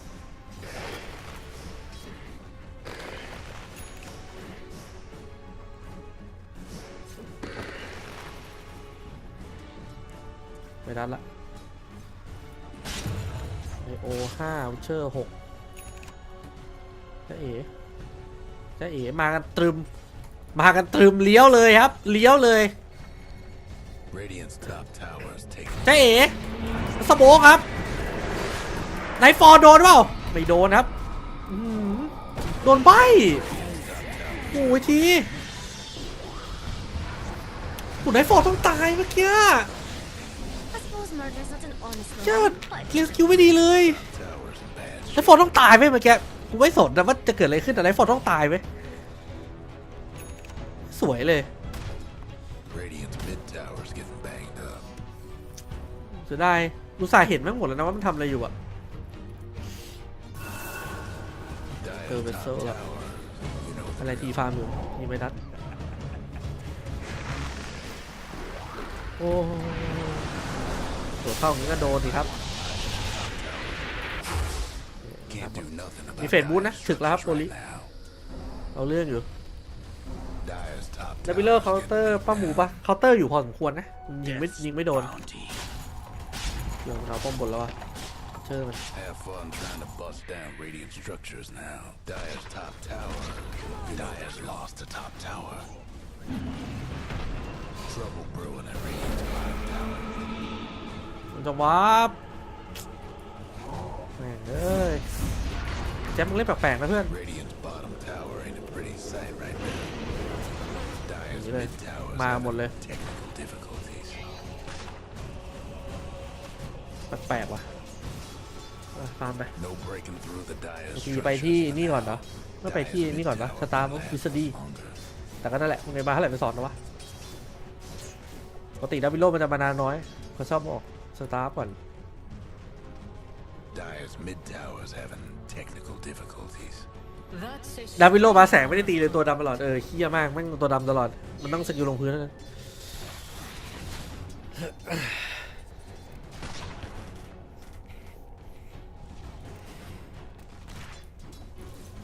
อีดิเบตยังวันนี้ซัดไปแล้วอีอันใด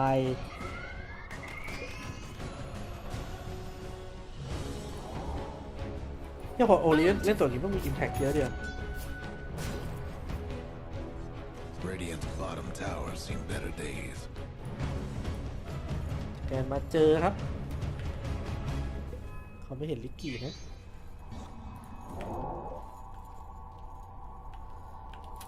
ตายเนี่ยถ้ามีดิเบตตาย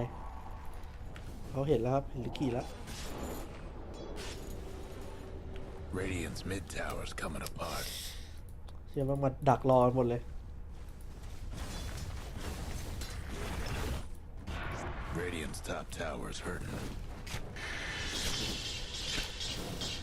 แม่งขีดแม่ง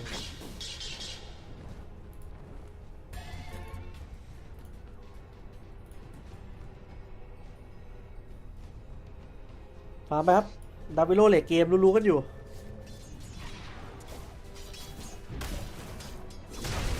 โอ้โหเหมือนตัดเหมือนตายเลย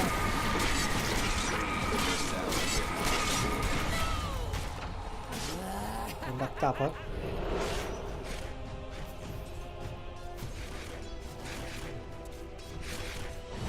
เปลี่ยนมาครับเดี๋ยวลิกิออนไลน์แล้วลิกิจะเริ่มทำงานแล้วมาครับถึงเวลาค่อยๆพลิกออฟเรื่อยๆนะโดยเฉพาะไอเพียวเนี่ยต้องโดนหน่อยวะไม่แบบมีพื้นที่ทุกที่เลย The Dire best do something about that bomb. อุ้ยเอาดิเอาดิเอาดิมาดิมึงแกงทั้งแบบได้กูว่าแกงได้โดนไปดิ7ไม่เป็นไร3ไหมหรือ2 3มั้งแต่เมอร์ต้าก็ฟาร์มเรื่อยๆอยู่นะเมอร์ต้าแอบรวยอยู่แต่ว่าทีรวยว่ะเป็นทีมเข้ามาในสกิล1ฟาร์มจะนิมแล้วครับนิมแล้วเราจะมีความสุขดาวิโลเอาง่ายคือมึงแค่เล่นเทเบิล20อ่ะพอละที่เหลือคือของแถม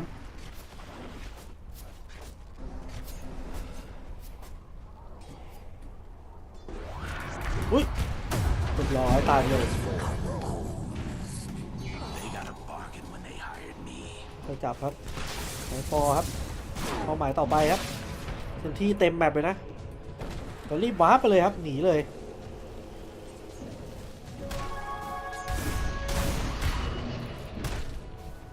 เดี๋ยวเมลครับจับเดี๋ยวนี้ของดีเลยเกมนี้เมอร์ต้าไม่อยากยิงเงินนำ 5,000 ครับ15 ทีถือว่าดูดีมากพลังดาวิโลซะเยอะเลย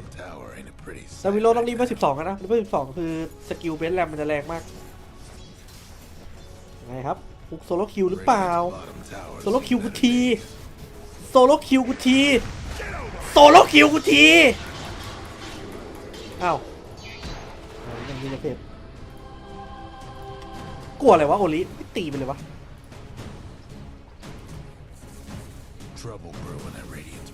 ไงก็ตายนี่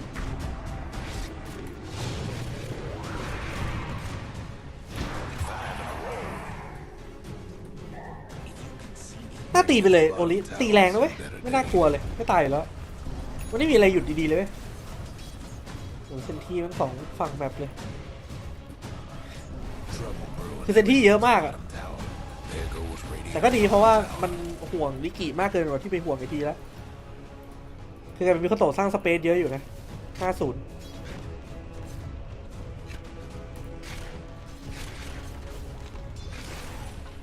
มิโคโตะจะไปแบ็คคิงบาร์ด้วยเอาแบบในไฟไม่โดนเลยแบ็คคิงบาร์ดีนะผมเป็นต้าเก่งกว่าเกมนี้แบ็คคิงบาร์กันแล้ววะกันฟิวกันใบแค่นั้นไม่เป็นไรอ๋อไม่คิวมีฟอสตาร์แล้วจะออกไมดัสครับไม่ออกคือริเคนไพอันแรกนะแล้วจ้าเอ๋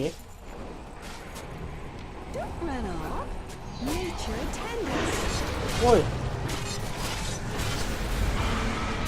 ตายแล้ว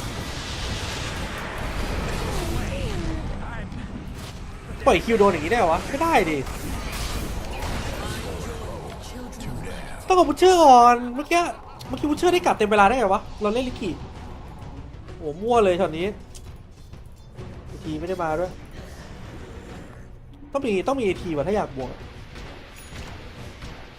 ชิบหายแล้วโอ้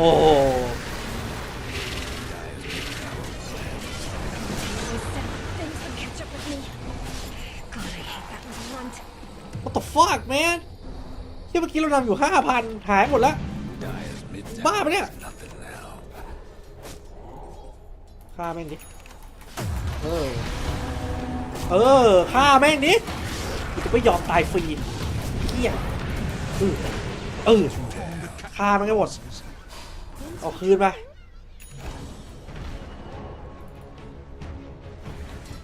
น่าเกลียดมากช็อตนี้เราเรียนรู้สึกเกมนี้เรียนสกิลไม่ค่อยดีเลยไม่ค่อยสวยงามซะหน่อย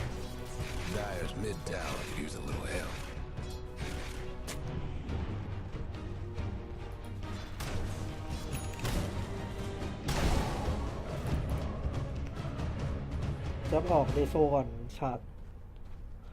โอเค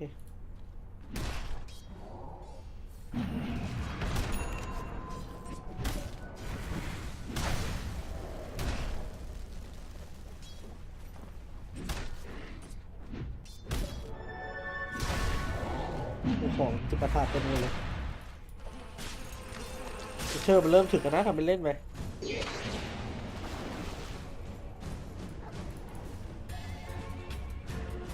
แต่มาไม่เจอครับ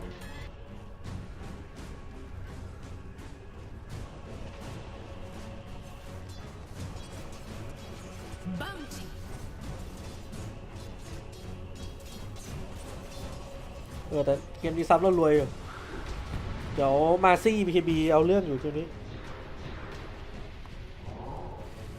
ผมรู้สึกว่าไอทีอาจจะต้องไปคิงบาร์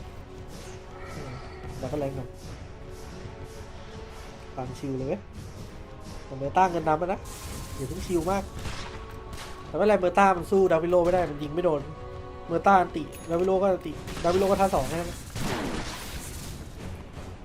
อยู่ไม่ได้แล้วครับไอเทมโปรดของเขาเฮอริเคนไพร์แล้วก็อาจจะมูลฉาสักอัน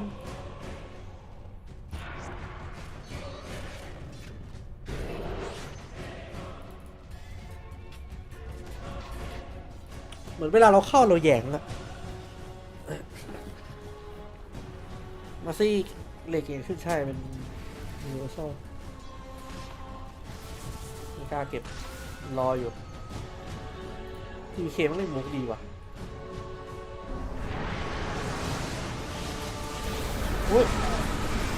ยกสวยรอดมาได้วะเชื่อไม่หวังใบแบบคือมันลงทาโรบามันโดนใบจากเบอร์ต้าเลยมันแบบเป๊ะสัตว์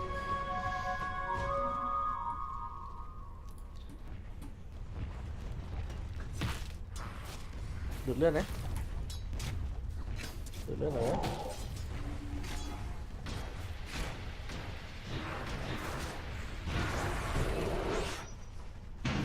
หลอนได้หมดมีโลเคทมาอีกแล้วครับ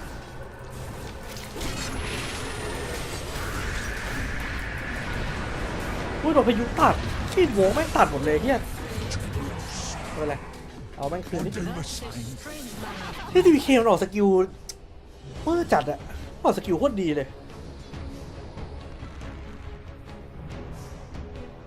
แจ๊บไม่ได้เล่นเลยน่าออกฉาดว่ะผมว่าฉาดจริงว่ะไม่เป็นไรออกไปแล้วเดโซแล้วแจ๊บไม่มีคีบีเลยเหรอเปลี่ยนแผนว่ะเอาไงเดโซไหมตัดสินใจอยู่ไม่ต้องรีบ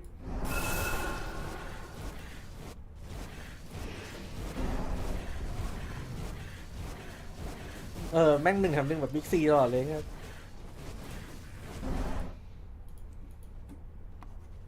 น้ำมีทอยบอกบ้ามากการเล่นสรุปเป็นแบ็คกิ้งบาร์ครับกันตายนะครับข้างล่างมากันตรึมจะเอาโลนะครับ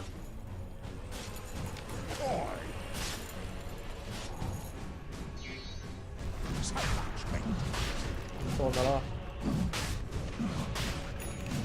ไม่น่าคอนเทนต์หรอกน่าจะปล่อยครับ น่าจะปล่อยโลด Guess what's happening to Dyer's bottom tower? Rage had it coming, and the Radiant done the deed.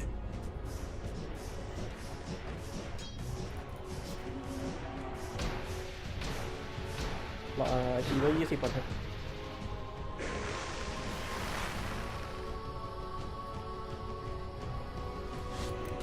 ไม่มีใครกล้าโผล่แบบนะ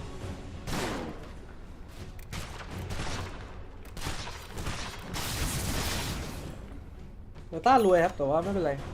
นาบิโลเราก็รวยแล้วเป็นคิวที่ได้ฉาดนะสวยเลยได้สปรอยน์กระโดดออกเขาเท็ดไอคิวออกไอ้นี่มาหลังเลเบนแนนบรูชยิงเฮียเบอร์ต้าแม่งเลยมึงเก่งนะใช่ไหม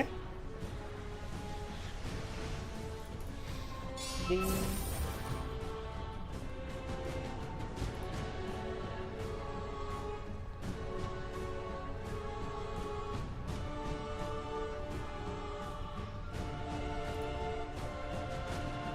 ถ้ากระจกมันเป็นยูนิเวอร์แซล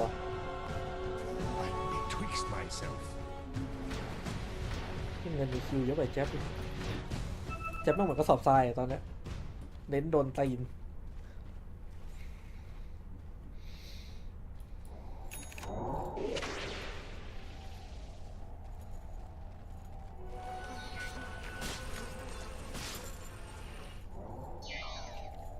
My choppers are looking sharp.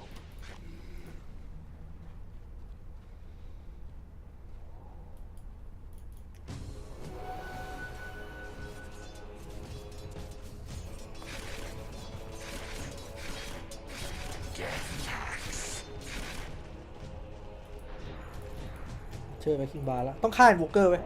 ต้องฆ่าบุกเกอร์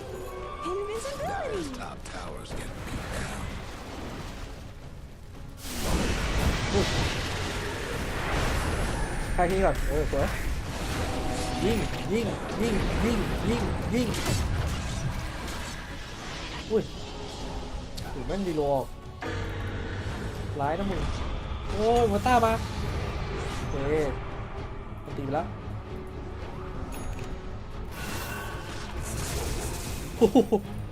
โดนไป2 จึ๊กไอโอแม่งเนี่ยแทบอยู่เลย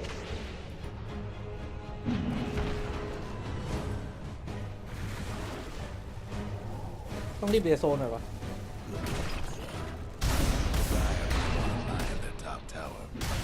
เนี่ยผมแม่งเดาเก่งเยอะแล้วแต่น่าจะเดา37 นาทีไม่ถูกน่าจะเร็วนะ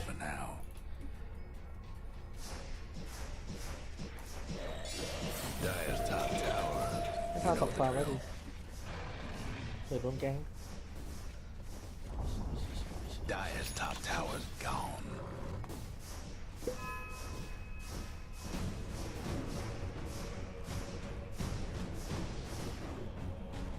โอ้ยมาแล้วว่ะมีเขาต่อไปนูริฟายมีใครมีโค้ดยังวะไม่มีเลยนี่หว่านูริฟายใครวะกันฟอสตัม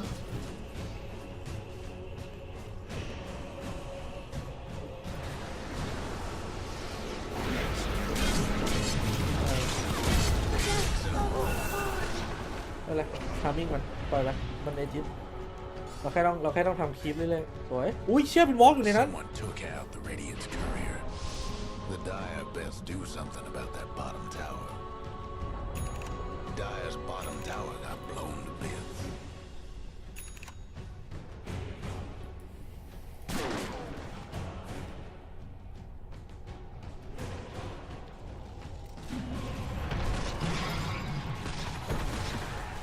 Dyer's structure's looking fortified.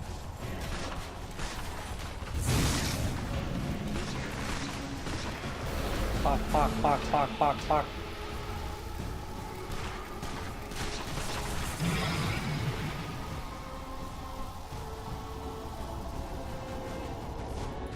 อยู่บนครับแล้วก็ซ้อมไว้อุ้ยมีเชี่ยวไปนิดนึง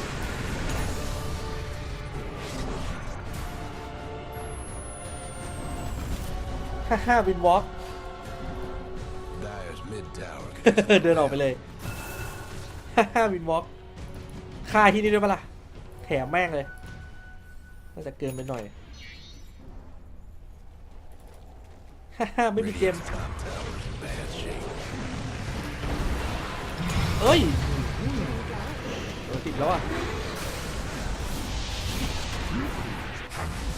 เชื่อมันหนีไปเลยว่ะไฟสวยอยู่ครับไม่มีใครเป็นไรนะยิ่งยื้อยิ่งดีครับยิ่งยื้อยิ่งดีจำไว้ let's go late game ไม่ดูทันได้เลยครับแพ้ขาดเลยเหรอเกมหนึ่งแพ้ยับหมาอยู่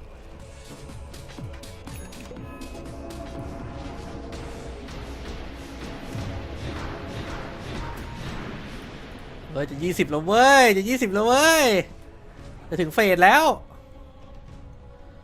ขายซื้อไวสโตนเลย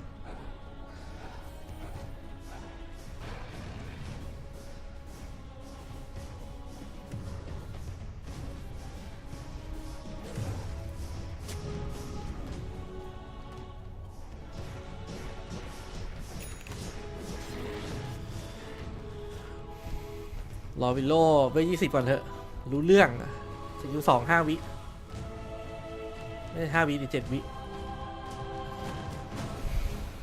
วิโล20ทาเลนต์ขวาครับมันมืดนานยิ่งมืดนานยิ่งโหดเพราะว่ามันดาเมจแบบมันสุดกว่าแล้วก็มันไม่โดนอะไรเลย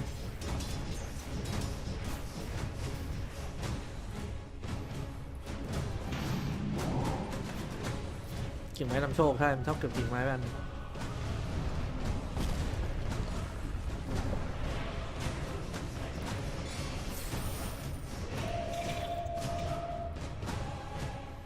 ฟ้าไหมครับอีกฝั่งมันก็ตีบ้านไม่ได้เหมือนกันมันก็รอเมอร์ต้าอยู่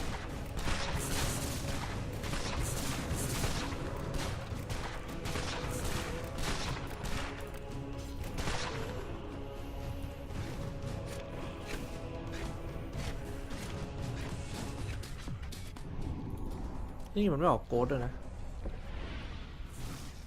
นิกิมีฉาดแล้วเซฟไม่ได้นะไอโอมันรีโลเคทเซฟไม่ได้ด้วยถ้าโดนสโมกสกรีนรู้ป่ะมันลิงก์ไม่ได้ถ้ามันลิงก์อยู่แล้วอะได้แต่ว่าถ้าเกิดมันอยู่มันอันติแล้วมันจะลิงก์มาไม่ได้ดูจ้าเอ๋มาเนี่ยจ้าเอ๋จ้าโดดโอ้โหเรียบร้อยลาก่อนทิ้งเลยครับปล่อยเลยสโมกมาแล้วนะไม่ได้เป็นไรคิวบอก BKB เดี๋ยวเจอกู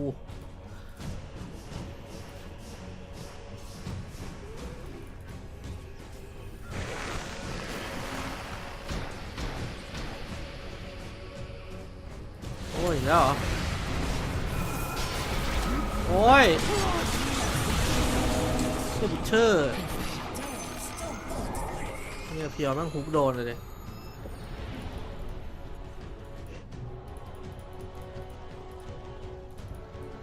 ไอโอโกดไม่เป็นไรมูลิฟายแล้วซัดไปที่ไอโอก่อนเลย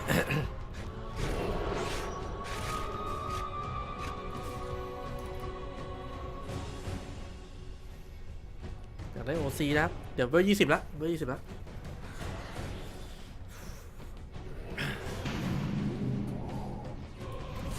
ถ้าเกม3เริ่มมาเมื่อกี้หนักกว่านี้เยอะ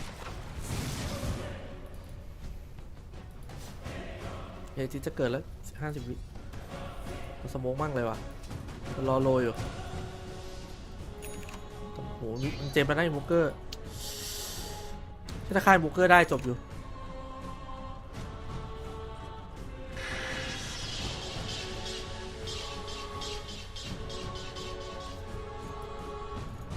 โรยไม่เกิดจ้า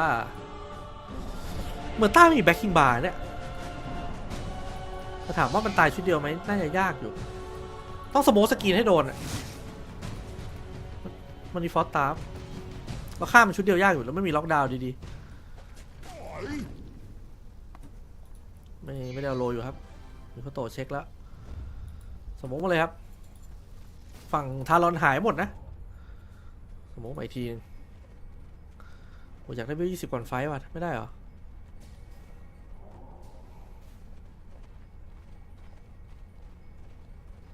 ไม่มีเราโลเหรอไม่น่าดีนะแอบยึดที่เขาแทนนะเขายังไม่เห็นนะ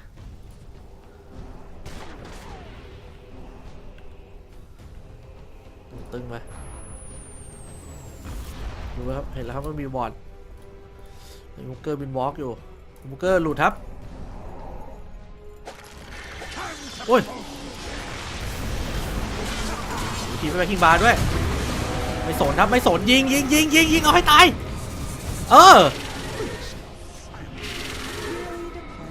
เดินไม่พอว่ะดีเซ็ตกันเชื่อต้องตายไปเลยแบบนี้แหละนอนไปดันบนครับเดี๋ยวมาอุ้ยหายแล้วบิงตายไหมเนี่ยเกือบตายเชี่ยมันกินดอมเบเกอร์หายไปเลยหายแล้วจ้าหนีเร็วอย่าได้มานะไอทีมไม่วับ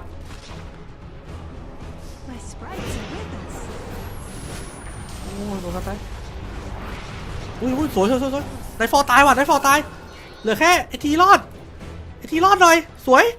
มันหนีหมดแล้วเหลือแค่แค่นี้โอ้โหนิดเดียวเฮ้ยไม่มีปัญหาท่าหนึ่งรอยำเลยแล้วขอโลได้ไหมอ่ะผมอยากได้ OC เลยว่ะต้องการ OC มากๆตอนเนี้ย OC บินมาหน่อย Hello OC can you บินมาหน่อยอยู่ไหนวะOC ไก่ทีอยู่ไหนอ่ะโอ้นี่ไงมาแล้ว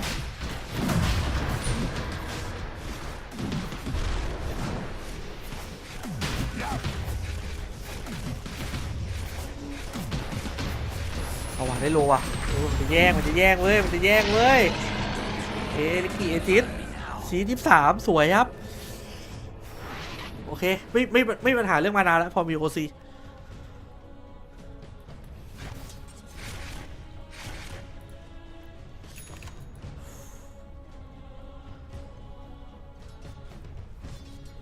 แต่เบอร์ต้ามันยิงไอ้แจ๊บเป็นขี้เลยว่ะแต่ไม่เป็นไรถ้าไอ้แจ๊บตายคือเบอร์ต้ามันต้องกดไปคิกบาร์กับติไม่งั้นมันโดนเบนเมลสวนแรงอยู่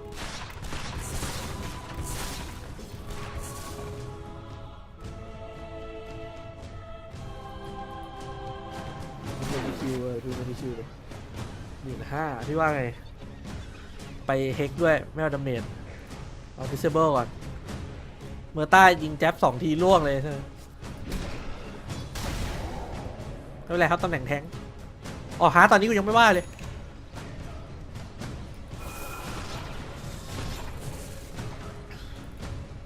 มันพอ20แล้วมันห่วงIOเนี่ยIOมันต้องตายไปเมื่อกี้ถ้าโบเกอร์ตายแล้วเจมตกคือจบเลยไหมคือชีวิตเราง่ายกว่าดีเยอะเลยแต่ไม่เป็นไรเล่นเลทไปเรื่อยก็ได้แค่ต้องไค BKB มันลงมาโดนไอ้เคียเมอร์ต้ายิงหายไปเลยดีลีเต็ดแต่ตอนนี้ไอทีคือปีศาจแล้วนะไอทีคือท่า2แบบรัวๆแล้วเนี่ยมันคูลดาวน์เว้นระยะห่างแค่2 วิแล้วคือถ้าเกิดแบบไฟหนักจริงๆสลับชีตไปใช้ได้ไหมคือท่า2อ่ะไม่ต้องกดไปคิกบาร์ก็ได้ถ้าไม่โดนแบบอินโวเกอร์หรืออะไรเล็ง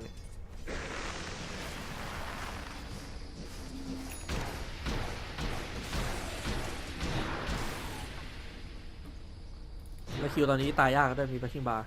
ถ้าตายคือเจอที่เมอร์ต้าเนี่ย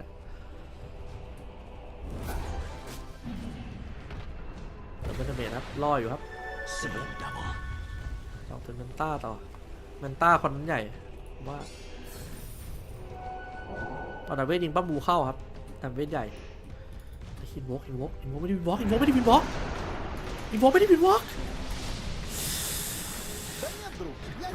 ิดเดียวซื้อดีเทคไม่เจมให้ลิกิมาละแมวคิวบอกกูถือเองเดี๋ยวพวกมึงทำต่อตัวนั้นเราปลดมันไม่ได้ครับมันไม่เด็บนะเรามีที่ไหน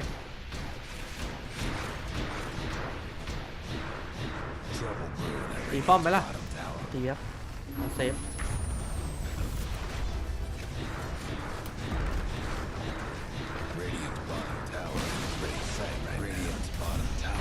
โว้ยเอางี้เลยเหรอฮะเอาอย่างนี้ใช่ไหมเอาอย่างนี้ใช่ไหมอ่ะฮะ เล่นกันอย่างนี้เลยมันเล่นกันอย่างนี้เลยไม่เป็นไรดอมิเกอร์ทีมกูมันก็แค่ซัพพอร์ตไอ้น้องเดี๋ยวมึงรู้จักแครี่ที่แท้จริงอีก2ตัวเกมนี้ไม่ได้มีแครี่รับตัวเดียวนะมีอีกตัวนะแต่คอนตันเนี่ยดูไว้ดีๆเดี๋ยวมึงรู้เรื่องมึงฆ่าไปเถอะดอมิเกอร์อะรู้แผนมึงแล้วจะมาจี้แจ๊บกูเพิ่มแครี่มาเลย2ตัวโดนแน่บอกเลย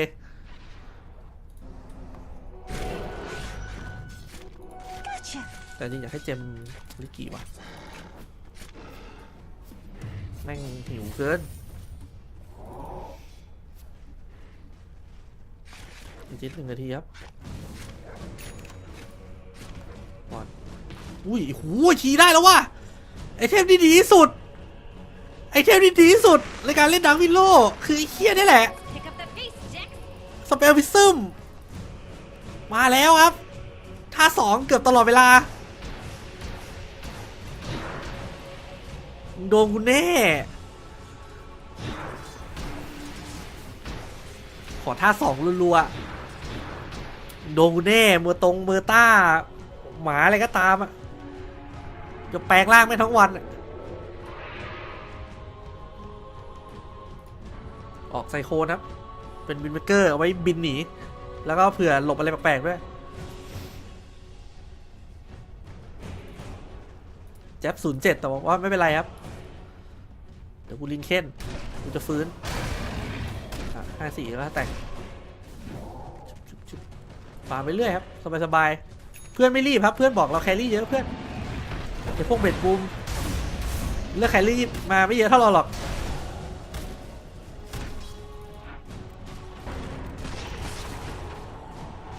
โอ้เป็นดีเฟนส์เลยว่ะเฮียเบอร์ต้านี่รู้เยอะนะออกของดีอยู่อะมันรู้ดีไว้ว่าเกมนี้มันเก่งตรงที่อะไรมันต้องอันตี2 รอบเท่านั้น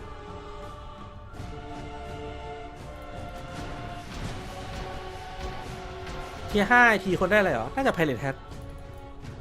ถ้าไพเรตแฮทก็ยิงระเบิดอะ23ไม่ออกยิงเอาไว้หน่อยเดี๋ยวก็ไป25มันก็นี่ก็ถือว่าไวแล้ว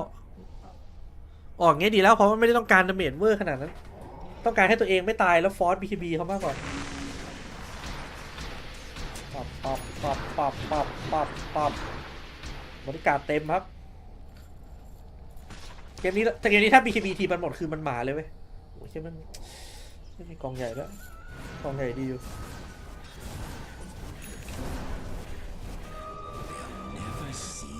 เอาง่ายคือถ้ามีไซโคนมันก็กดท่า2แล้วพออีกฝั่งโถงเข้ามาเราโดนใส่ใช่ไหมแล้วแค่กดไซโคนแล้วก็ลงมายิงท่า2ใหม่นี่ยังไม่รวม BKB นะถ้าเล่นอย่างนั้นนะแต่ตอนนี้ไปลิงเค้นก่อนกลัวโดนจับดูที่ไฟซื้ออะไรมาเพิ่มวะของแมนต้า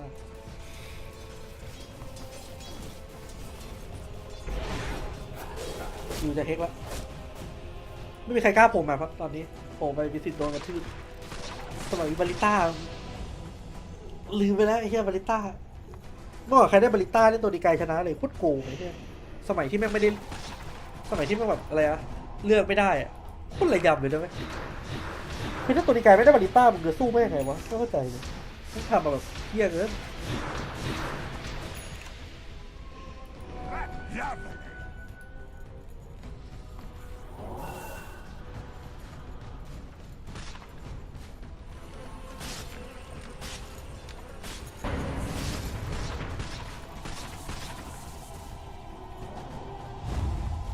แล้วว่าใกล้เวลาโรยแล้วครับแต่ว่าเขาจะสมุกก่อนเวลามา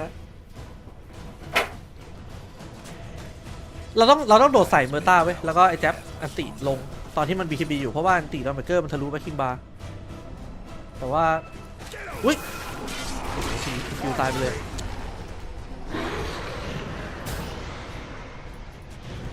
โอ้ไม่ไรท่า2ไหมท่าไม่ก่อนนะเอาดิโอ้ยแจ๊บออกมาแจ๊บโอลิโดนเบรแรงมากแล้วเมอร์ต้ามีรีเฟชเชอร์นะครับต้องระวังครับโอ้เชี่ยทีมไฟแม่งเวอร์สัตว์กดมืดทัน ยิงสู้ครับแล้วรอกดชีต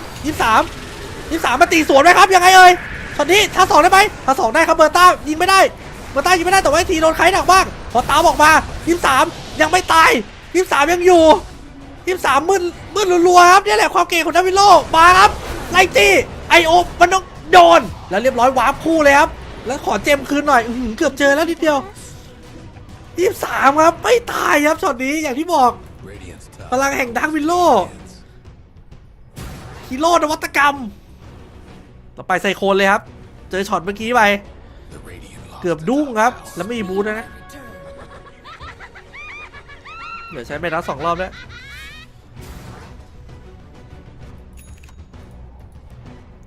ปีนี้เงินรางวัลเท่าไหร่3 ล้านเหรียญครับมันก็จะน้อยหน่อยแต่ว่า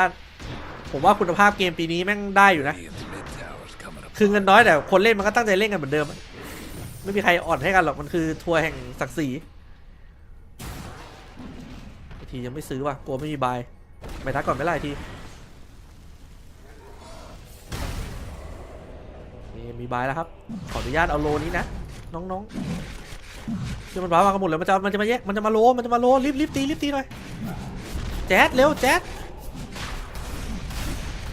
จะมาแย่งโล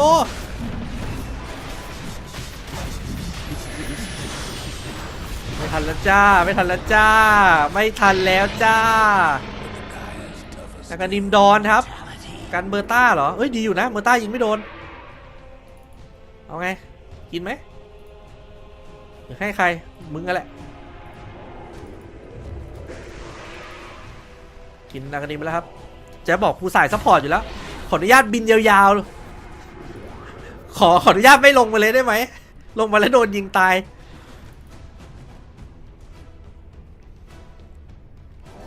ดีอยู่นะเพราะว่าเมอร์ต้ามันไม่มี MKB มันยิงไม่โดนมันมีหลบ 70% 60% คือตอนนี้เราไม่ต้องทำอะไรเลยเว้ยเราแค่รออันติลงหัวเมอร์ต้าแล้วก็กระทืบแม่งแต่ว่าดิเฟเชอร์เมอร์ต้ามันก็เลยยำอยู่นะเราฆ่ามันยากอยู่เราต้องไคล้มันอะ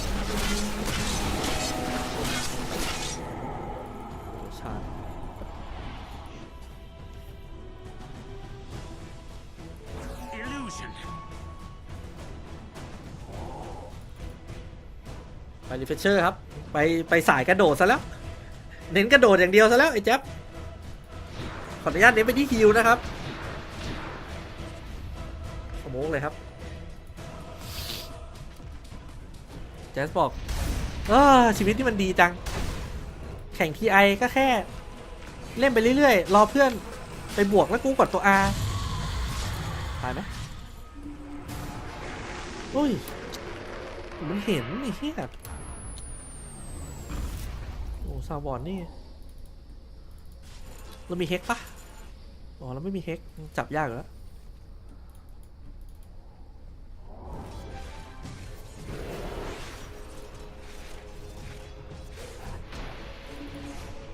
25แล้วครับ23 ทาเลนต์100 แท็กสปีดมาแล้ว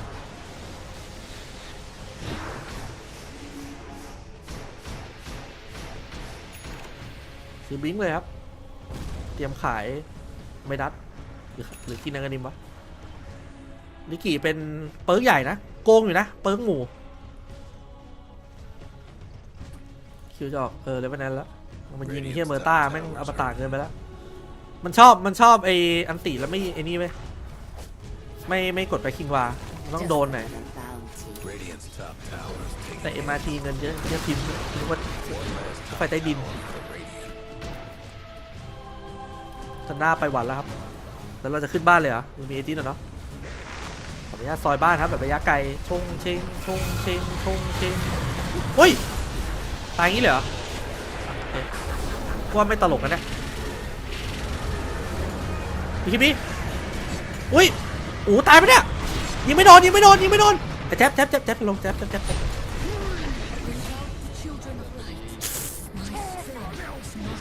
โอเคเราขึ้นบ้านอย่างนี้ไม่ได้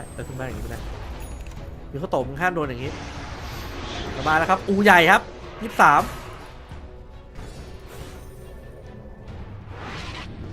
ใหญ่เสร็จเดี๋ยวไปบิงหรือลิงเคนไม่รู้อะสักอย่างเพียวมันฮุกโดนมันเล่นบูชเชอร์เก่งมากไอ้เหี้ยเนี่ยคือยังไงแม่งก็ฮุกโดนอะแม่งปีศาจสันบูชเชอร์แม่งอะ จ๊สเจอร์ลอดนี้มันทำอะไรไม่ได้มันลงไปยังไงมันก็ตายมันห้ามไม่ให้ลงไปได้ยังไงมันก็ต้องไปไว้คือมันรู้ชะตาแล้วว่าลงไปมันก็ตายแต่มันห้ามไม่ได้แล้วอะมันไม่มีปุ่มหยุดเข้าใจไหมมิโตะพลาดจะรับจบใช่อะไรความลับแล้วตอนนี้คือไม่มีดาเมจแล้วนะเน้นตัว R ไม่ให้มีข้อโตตายเดียวโอ้แต่มัน MKB แล้วว่ะหายแล้วนี่มึงพร้อมยังวะเพื่อน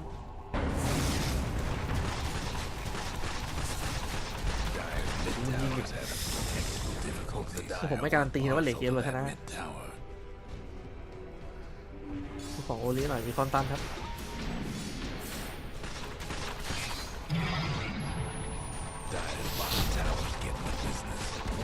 ขึ้นตัวต้ามันน่ากลัวมากเลยตรงโอเคอันติไอ้เที่ยนี้ไม่ค่อยมีผลแล้วไอ้อันติดอนไม่ค่อยมีผลแล้วไม่ซื้อเคบีอย่างไวเลยใช่มี3พายุขัดแจ๊บได้ไหมครับตอนอันติไม่มันอยู่กลางอากาศแล้วมันอยู่ไม่ได้มีแล้วเป็นบนฟ้าแล้วคนตังมาทำไมเนี่ยบนฟ้าเลยปะ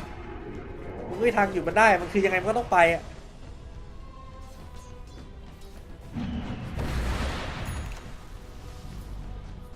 ไม่ยิงแจ๊บตัวระเบิดไปเลยแบบแป๊บเดียวเอาเบิร์ดอะมันไปที่บ้านนี้ไม่เกี่ยวหรอก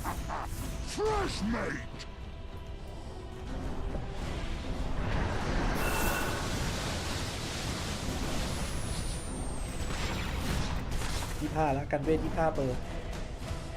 เชียร์ในเกมแม่งตึงสั่นเลยว่ะน่าจะเทียร์ให้เกมว่ะพิซามันไปคิงบาร์มันการดิสอาร์มแล้วโอ๊ยอย่าลงผู้บิงออกเลย ขออนุญาตไม่อยู่เลยสัตว์โอเคไปคิงบาร์ไป1ครับคิงบาร์ไป1ต้องมีเฮกว่ะต้องมีเฮกจับไอ้เคี้ยนี้ไม่ต้องโดนว่ะ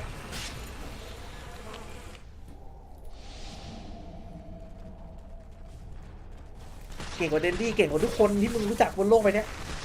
มันเล่นบูชเชอร์โหดสัตว์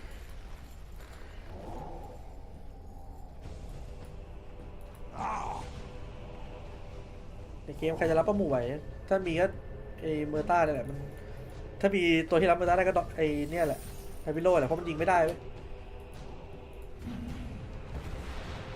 จะบอกยินดีรอดไหมได้แต่ไปเฮกด้วยไอทีแม่งจะลากสุดยอดเลยใช่ป่ะ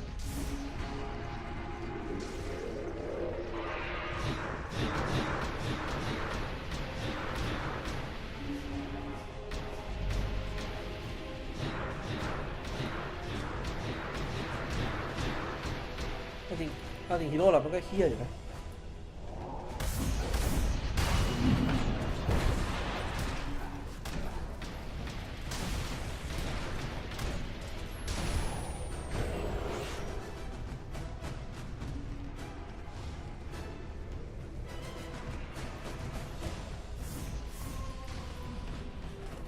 เรื่อยๆ everyone have buyback except 23 and Jab and มิโกโตะโอเคตัวสำคัญไม่มีเลย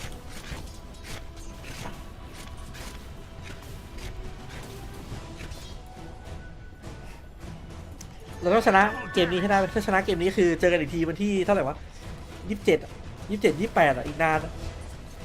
รอไฟนอลเลยไฟนอลวิกเอน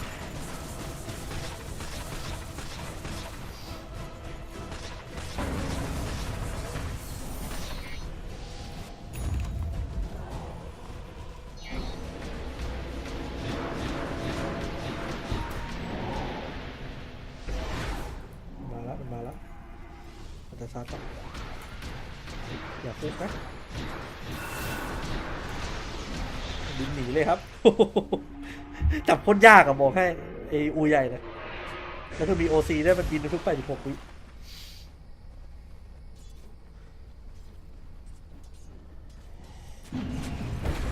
โหดอุ้ยลิงเคนจ้าแล้วโดนไอทีครับไอทีบียิงสู้เลยครับ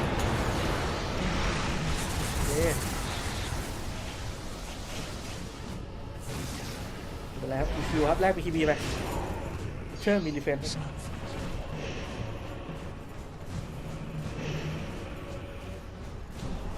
วิลโล่เลยเป็นบรูซดีไหมเหรอดีอยู่แต่ว่าที่สุดท้ายแล้วกันที่เราไปลิงเก้นก่อนเผื่อโดนเคี้ยกัดหรืออะไรไปโลเกิดนานอยู่ครับเดี๋ยวลิขี่ส่งนันต้ามาดูใครถือเจมวะคิวถือเจมคิวมีลิงเก้นนะไม่โดนบูเชอร์กัดชุดเดียวตายแล้วแต่ว่ายังเก็บตังค์บายแบ็กอยู่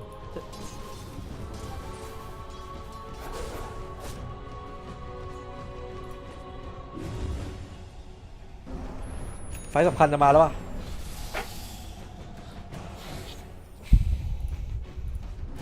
ส่งแจ๊สมาครับมีเฮกกันนะไม่เน้นตีแล้วครับ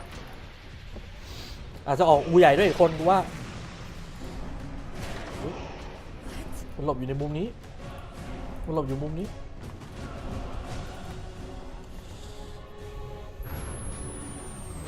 จะบอกถึงเวลาทำสิ่งที่กูถนัดที่สุดแล้วสปิดพุชอยู่คนเดียวยังไงครับเห็นนะครับยิงทิ้งเลยครับอย่างดูเดือดเมอร์ต้าจะออกลิงเคนอีกชิ้นนะสลับตอนที่รีเฟรชเชอร์ไปแล้วแบบโดนน้ำวอล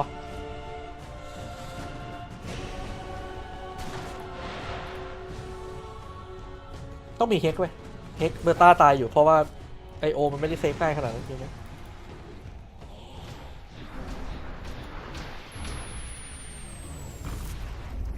อุ้ยสะดุ้งเลือด 4,000 นะเอากูลงแม่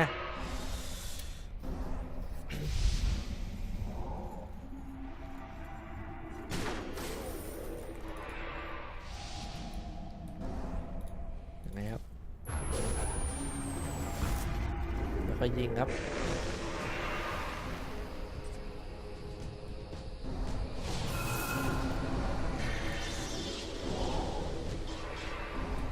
ไม่มีใครกล้าเปิดในละมุมนี้อีกแล้วเชี่ยบูเชอร์มันอยู่ในนี้ไหมเปิดวิชั่นไม่ได้อะ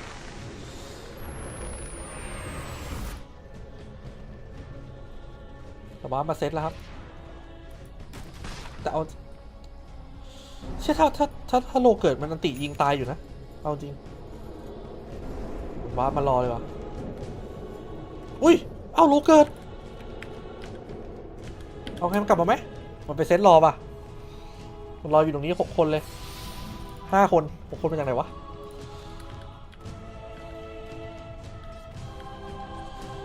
ติดฮัลโหลคลิปติดฉันต้องการที่จะสเกลแมปโอ้ยพอตามอุ้ยเรายิงสู้ครับยังไงไอโอตายไหมแจ๊บตายไปเหมือนกันแต่แจ๊บไปแบ็กมาครับอยู่ข้างตัวแอบเจมอยู่แต่ว่า23กำลังแบงอยู่โดนดักมาไม่โดนครับพอตามออกมาได้ครับแจ๊บบายแบ็กไปแล้วต้องขายหน่อยวะฆ่าไม่ได้ปะอยากได้เฮกว่ะแจ๊บเป็นคนถือเฮกกันดิอยู่ไปล่อตีนะครับไล่มาครับอุ้ยเฮกแล้วทุบเรียบร้อยไลฟ์ฟอร์ตายบายแบ็กมาแล้วไลฟ์ฟอร์กำลังจะมาครับไลฟ์ฟอร์กำลังจะมาวาร์ปอยู่แต่ว่าอยู่ไกลมากแล้วเพื่อนกำลังโดนลุมยำยังไงไหวไหมโอ้โหกินเข้าไปครับเซฟไปได้ครับเพียวแต่ไลฟ์ฟอร์ตายครับถ้าตายทีนึงจบเลยนะครับอุ้ยโตเฮกฆ่ามันไปดิได้อีก1 ตัวทีมไฟสวยครับเรารีบเช็คเลยครับเรารีบเข้าเลยนะเรากินซีนเลยเหรอยังไงครับรอก่อนไหมไม่รอแล้วครับสโมสกีนดิมิโคโตะอีกฝั่งปล่อยแล้วครับเอาวะเอจิสแจ๊สเลยไม่ให้วะให้ทีวะแต่ทีมันก็ไม่ค่อยตายแล้วนะแต่ก็ไม่เป็นไรจะได้กล้าเล่นกว่าเดิม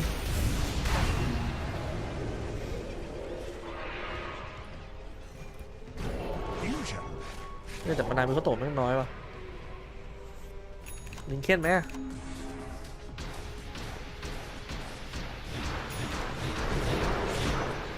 จะขึ้นบ้านครับแต่ขึ้นบ้านไม่ง่ายนะบอกไว้ก่อน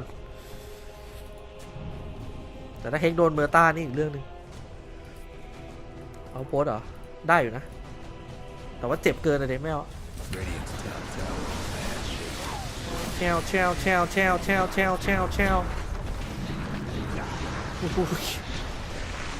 ผมครับดุ้งครับ ใส่โคนให้เพื่อนนะครับ23ค่อยขึ้นบ้านครับไม่รีบนะไม่งั้นเดี๋ยวโดนเพียวฮุกเปลี่ยนมุมว่ะเปลี่ยนมุมว่ะจะทอร์นาโดให้ฮุกว่ะอันนี้ตัวเองรู้นะคิดอะไรอยู่จะบอกเรื่องของมึงกูสปินเหมือนเดิมไปที่เอียนดีครับเน้น disable อย่างเดียวแต่ไหน for buy มานะอย่าลืม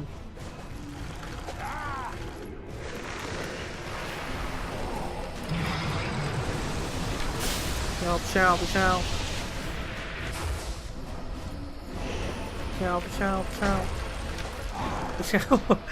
ทั้งวันไอ้เหี้ยวันเนี้ย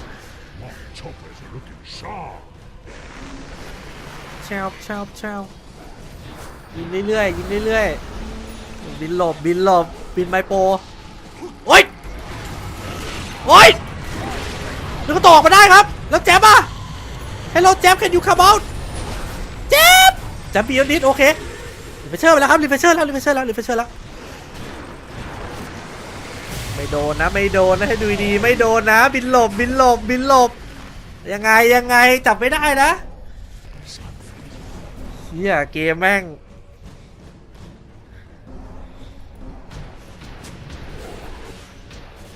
มันจะฮุกอยู่นั่นในยูเชอร์แต่ลิงขี่โดนตัดลิงเคนโคตรไวไม่ได้มีลิงเคนด้วยต้องรีบลิงเคนแล้วอะไอทีรีเจนอะทีไม่เอาเหรอมานางหมดเนี่ยที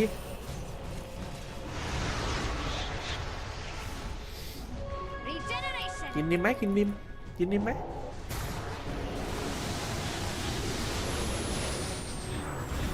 ล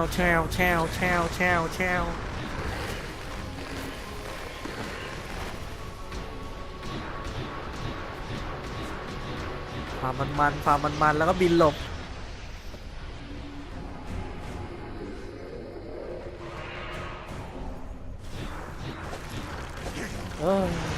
ขออนุญาตบินหลบนะครับทั้งวันในเที่ยววันเนี้ยอะ I have อูใหญ่ What can you do ที่5มาแล้วอ่ะไม่ทิปเลย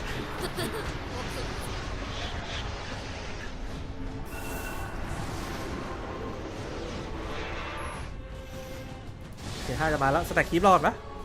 โอกาสได้เยอะขึ้นสวยมากแจ๊ดที่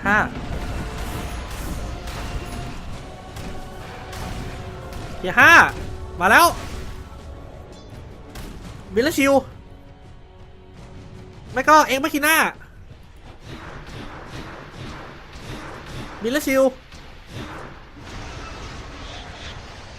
สวยครับวิลเลชิวครับเชิญมึงโดนแน่เลยเชิญมึงมีโอกาสได้ไหมด้วย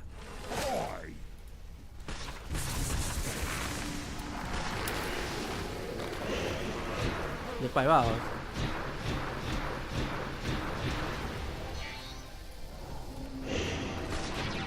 โอ๊ยบิน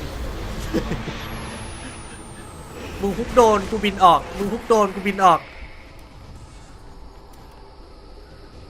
กคนอื่นไหมแชลมาแล้วครับบาแหลกแรกครับทุกอย่างมีจุดเริ่มต้นเสมอครับแววเฮ้ยตายปะล่ะมาดิไปแล้ว1ครับยังมีมาแบ็กนะครับแต่ว่าไนท์ฟอร์ยิงแล้วยิงไม่หยุดแต่ว่าติดเอียนดินแจ๊สแล้วไพเรตแฮนด์มาครับพี่เขาโตตีคลิปไปตอนไหนไม่รู้แต่23ยิงอยู่23ใส่โคนหลบ23มีอาจิต23สลับไปเทมไหมยังไม่สลับไม่ต้องมาสอน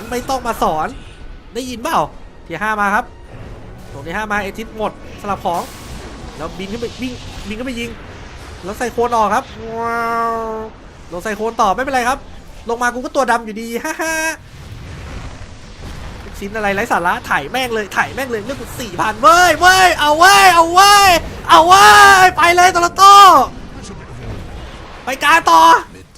เทียร์5มายังทีเทียร์5บินมาอยู่เทียร์5ถึงแล้วเทียร์5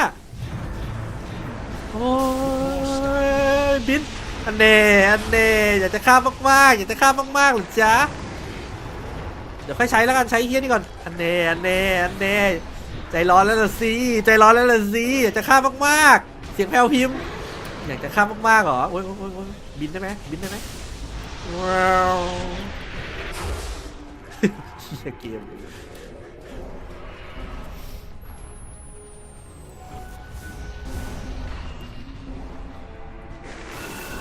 ต้องการวิชั่นครับ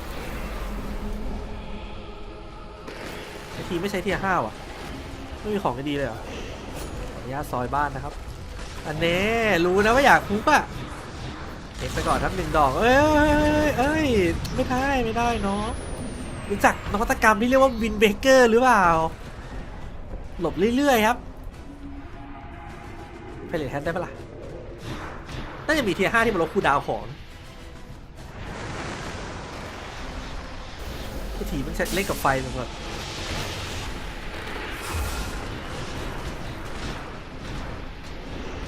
เฮ้ยมันรีโลไปไอ้นี่ว่ะขโมยรูนอีสัตว์มันตีนมากเฮ้ยมันไม่มีรีโลเพื่อน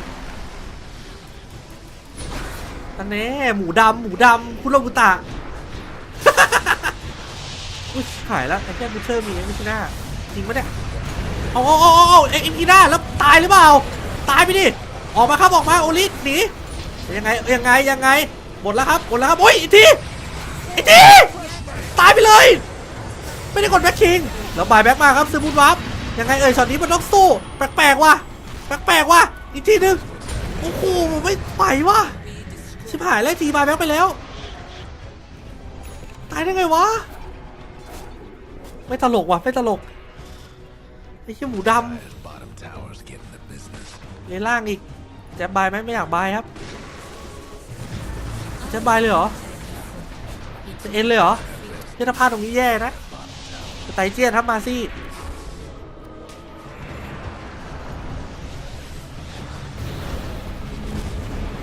โอ้มีคีบีได้ตลอดแล้ววะดิแปลกๆแล้ววะ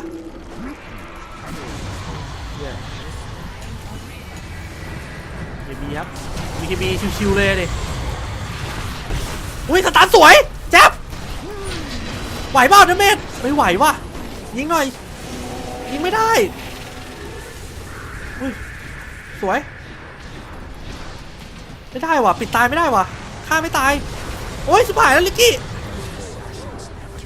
ไม่ถูกต้องเลยว่ะไม่ถูกต้องเลยหนีเลยโอ้ยที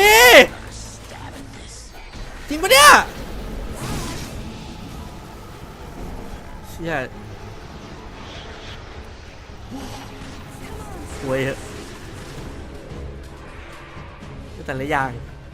ที่เราไฟแพ็คไปแล้ววะแย่อยู่เนี่ยเอาตรงช็อตนี้แย่มากเลยวะถ้าพูดตรงๆนะไอทีกินอากานิมหน่อยทีขอร้องกินอากานิมกินนิมดีทีขอร้องไพเรตแฮท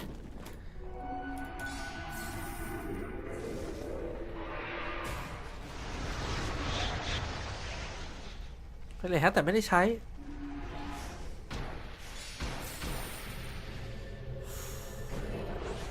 มีใบวาร์ปนะไอทีซื้อก่อนจะขายบูทวาร์ปแม่งเลยเฮียแล้วเลเวลเน้นบูสต์มาเลยครับเพราะว่ากินนิมใส่เต็มครับจะฆ่าเมอร์ต้าให้ได้ครับ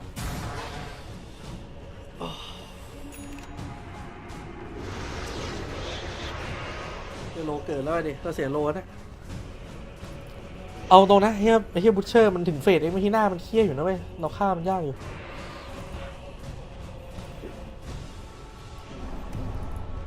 อินโวกมันก็เทียร์สโตน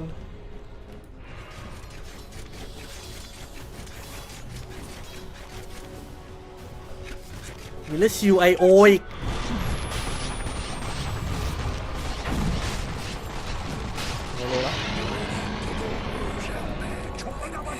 เห็นจิตเชอร์เราจะสู้เลยเหรอชกโอ้ชิบหายไพเรตแฮทเกอร์ต้า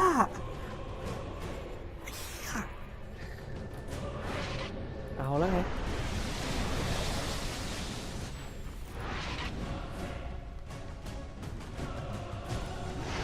ไอทีกินดินไปแล้วแต่ของป่าคุณสลับกับ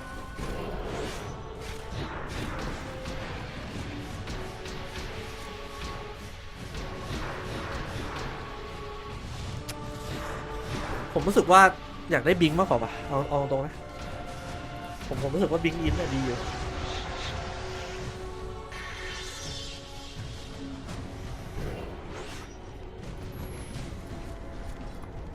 คือมันยืนเสกเงินที่บ้านได้เลยเว้ยตอนนี้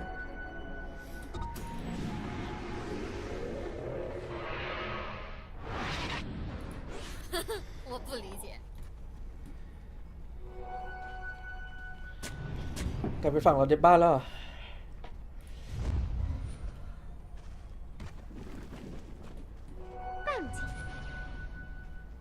ใส่หลิงเข้มมาทำไมไม่ทำงานอย่างนั้นแล้วไม่เป็นปะเนี่ย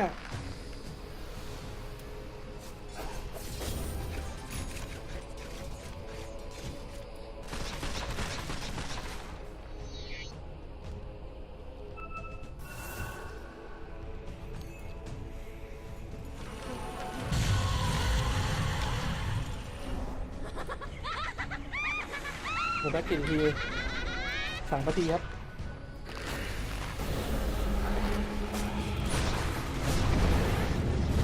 โอ้ไม่ได้กดกิฟต์ด้วยเฮีย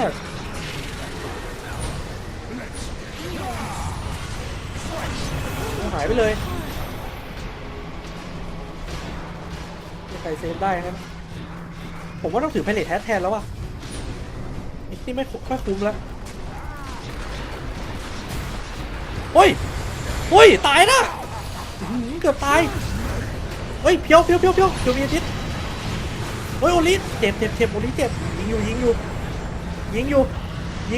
แล้วพี่ดอกอาทิตย์ครับ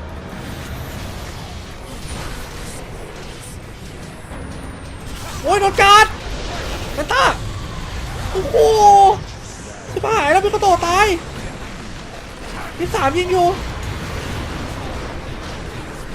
บินเลยยิงใหม่ปับแบงค์ฟอร์ตายว่ะแบงค์ฟอร์มาแบงค์มาเหลือที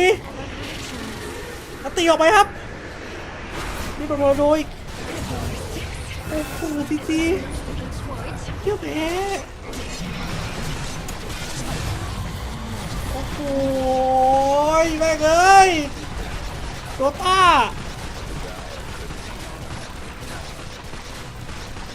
จีวันเกม3อีกแม่งเอ้ย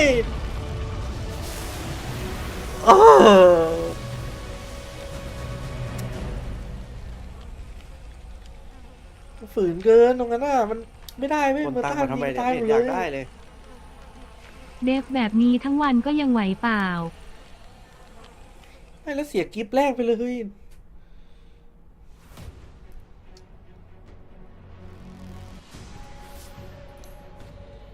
เสียดายต้องบิงวะต้องบิงต้องยิงแล้วบิงออกมากกว่าบิงเอจิอันนี้วะไม่รู้วะรู้สึกสู้ยากมันเข้ายากมันไม่มีใครกล้าเปิดใช่ปะแล้วพอบูชเชอร์เองมาคิดหน้าพอบีคีบีหมดมันบีคีบีได้ตลอดเวลาแล้วเราสู้ไม่ได้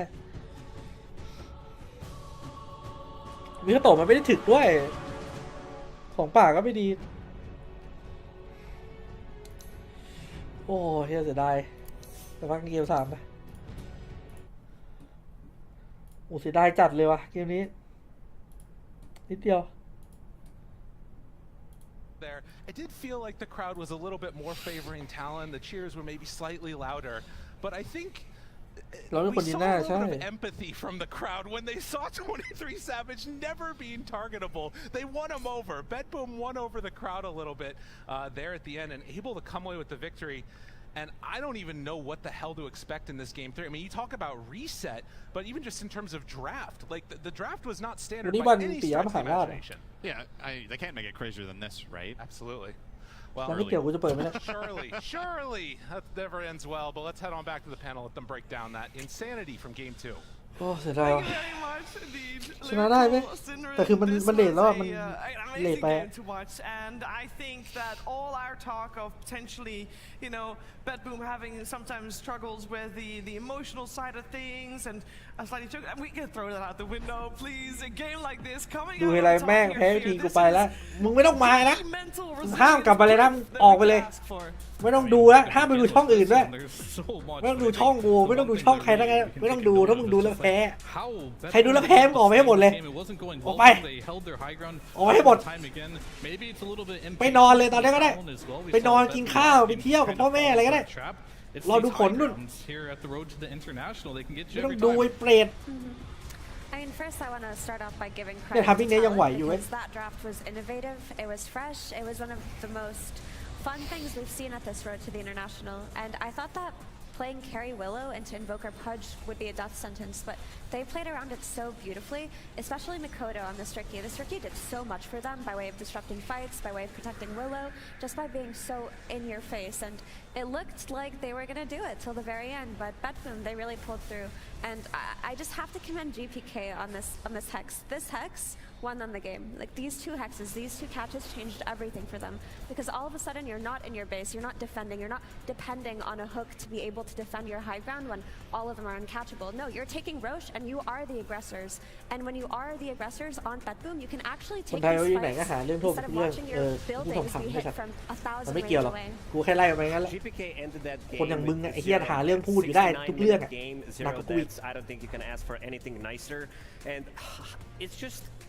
กูทาฮาไอ้สัตว์ team as well. I mean, throughout the whole DPC year, we talked about them not being able to ไม่มี recover ดีเทค from เลย some of มัน these มีวอล losses. They're the first team in the lower bracket. ถ้ามีแบ็กส่วนถูกบ้าง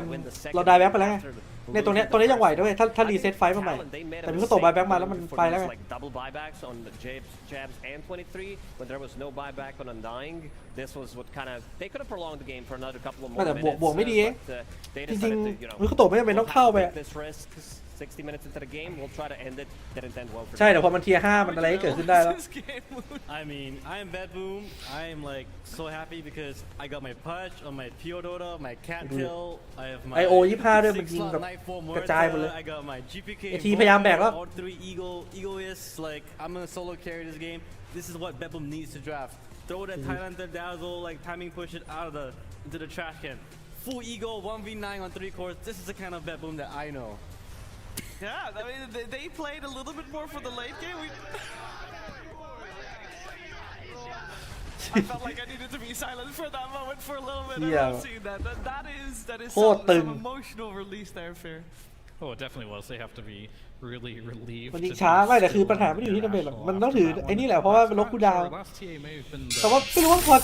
พอบวกมาผมว่ามันต้องถือบวกแล้วล่ะ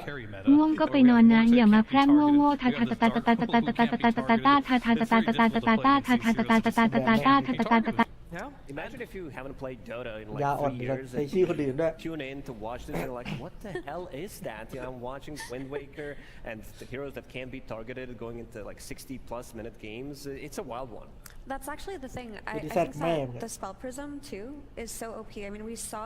23 Savage keep to Spell Prism over any tier 5 item because the CDR with the Wind Waker and the Shadow Realm, you're just invulnerable forever. And it actually feels more dangerous to let that kind of Willow near your buildings than it is to fight her outside of your base. I'm starting to see that the key to solving Willow is fighting outside of your base where she can't siege. Yeah, the cooldown reduction definitely going crazy on 23 Savage Willow. And that is a second near 7 game in a row, and the players still have to play another one. So they're taking this time to have a little bit of a breath of fresh air. I saw a lot of people in the arena also going for that breath of fresh air. And for everybody watching, we have a little bit of a refreshment here as well with our final entries to the short film contest.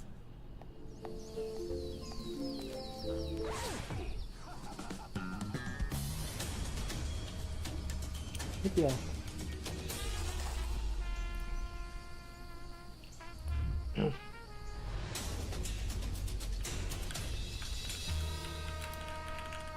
อันนี้ดูหมดแล้วดิ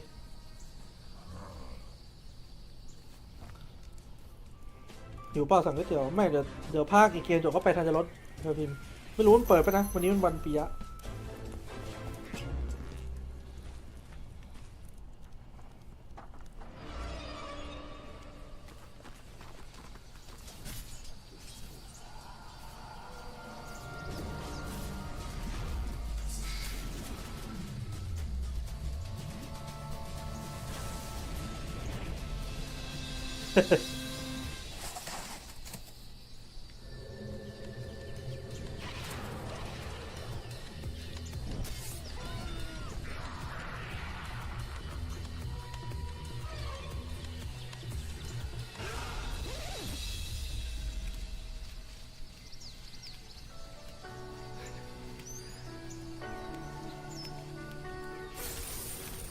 เ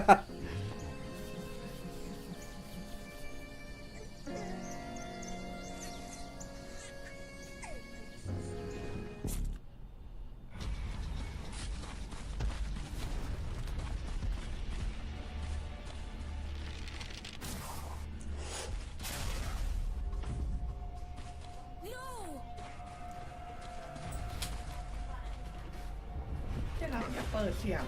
มันโดนแบน อันนี้นะ เธอก็รู้ก็เราขอที่แล้วเราดูนะก็โดนคลิปโดนแบนไปตลอดเลยเดี๋ยวคลิปนี้ก็โดนหรอกว่าจริงเธอไม่ระวังเลยลืมเลยเนี่ยแม่งมีช็อตฟิล์มดูภาพไปแล้วกันไม่มีเสียงนะโดนแบน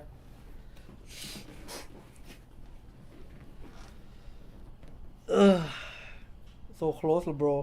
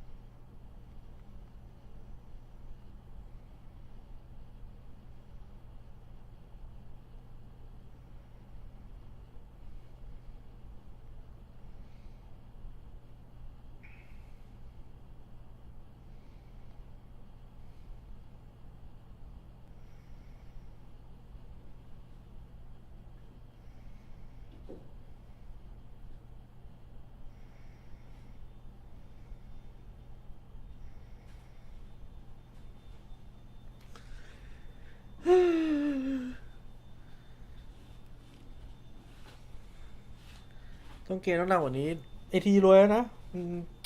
ใช่แต่ว่าลิกกี้เกมนี้ต้องไอทีไปกว่านี้มั้งเพราะว่าตอนแรกสกอร์แบบเพลินๆเลยแต่ว่าดิเบตมาช้าไปหน่อย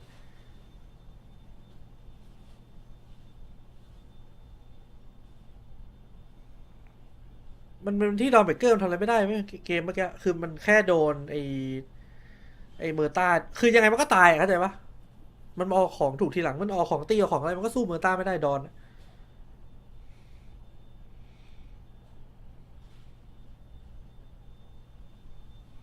ไม่ได้ชกกูแค่บอกว่า23เลิกอวยทีดูความจริงบ้างโอเคครับมึงเก่งที่สุดแล้ว23แม่งสวะไม่น่ามีทีอย่างนี้เลยที่แพ้เพราะ23ทั้งนั้นอะใช่ไหม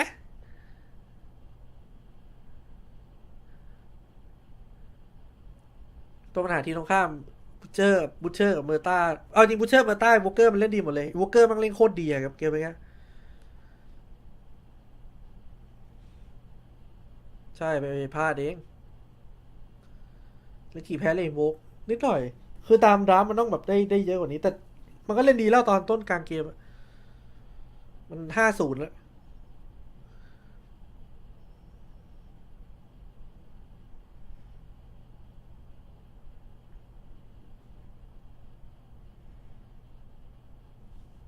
ดอนเล่นไม่ได้เลยเมื่อกี้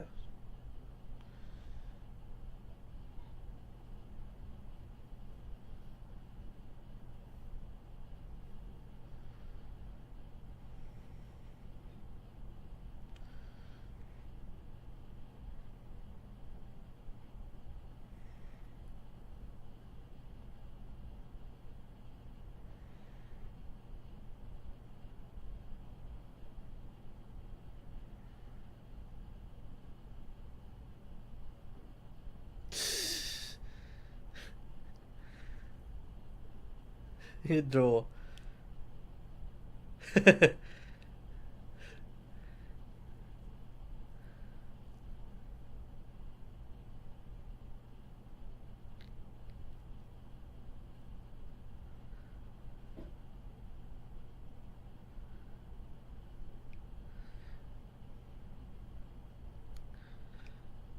าระถ้าไปเซตที่3เล่นไม่นิ่งกว่านี้คงไปไม่ถึงแชมป์ที่ชัวร์เล่นเก่งนะความนิ่งในเกมยังเป็นปัญหาจริงครับ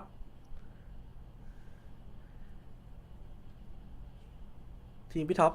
เล่นไม่ดีเลยวันนี้ดับแปลกๆด้วยไปหวันละหรือว่าเฟิร์สพิกเราต้องดอนเฟิร์สพิกเราต้องไม่ใช่ดอนต้องเป็นทักวะ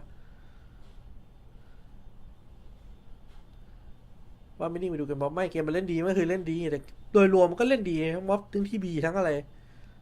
ไม่ได้เป็นคนหลอนเลยเล่น10มีอาจจะมีหลอน1 2อ่ะคนอื่นหนักกว่านี้อีก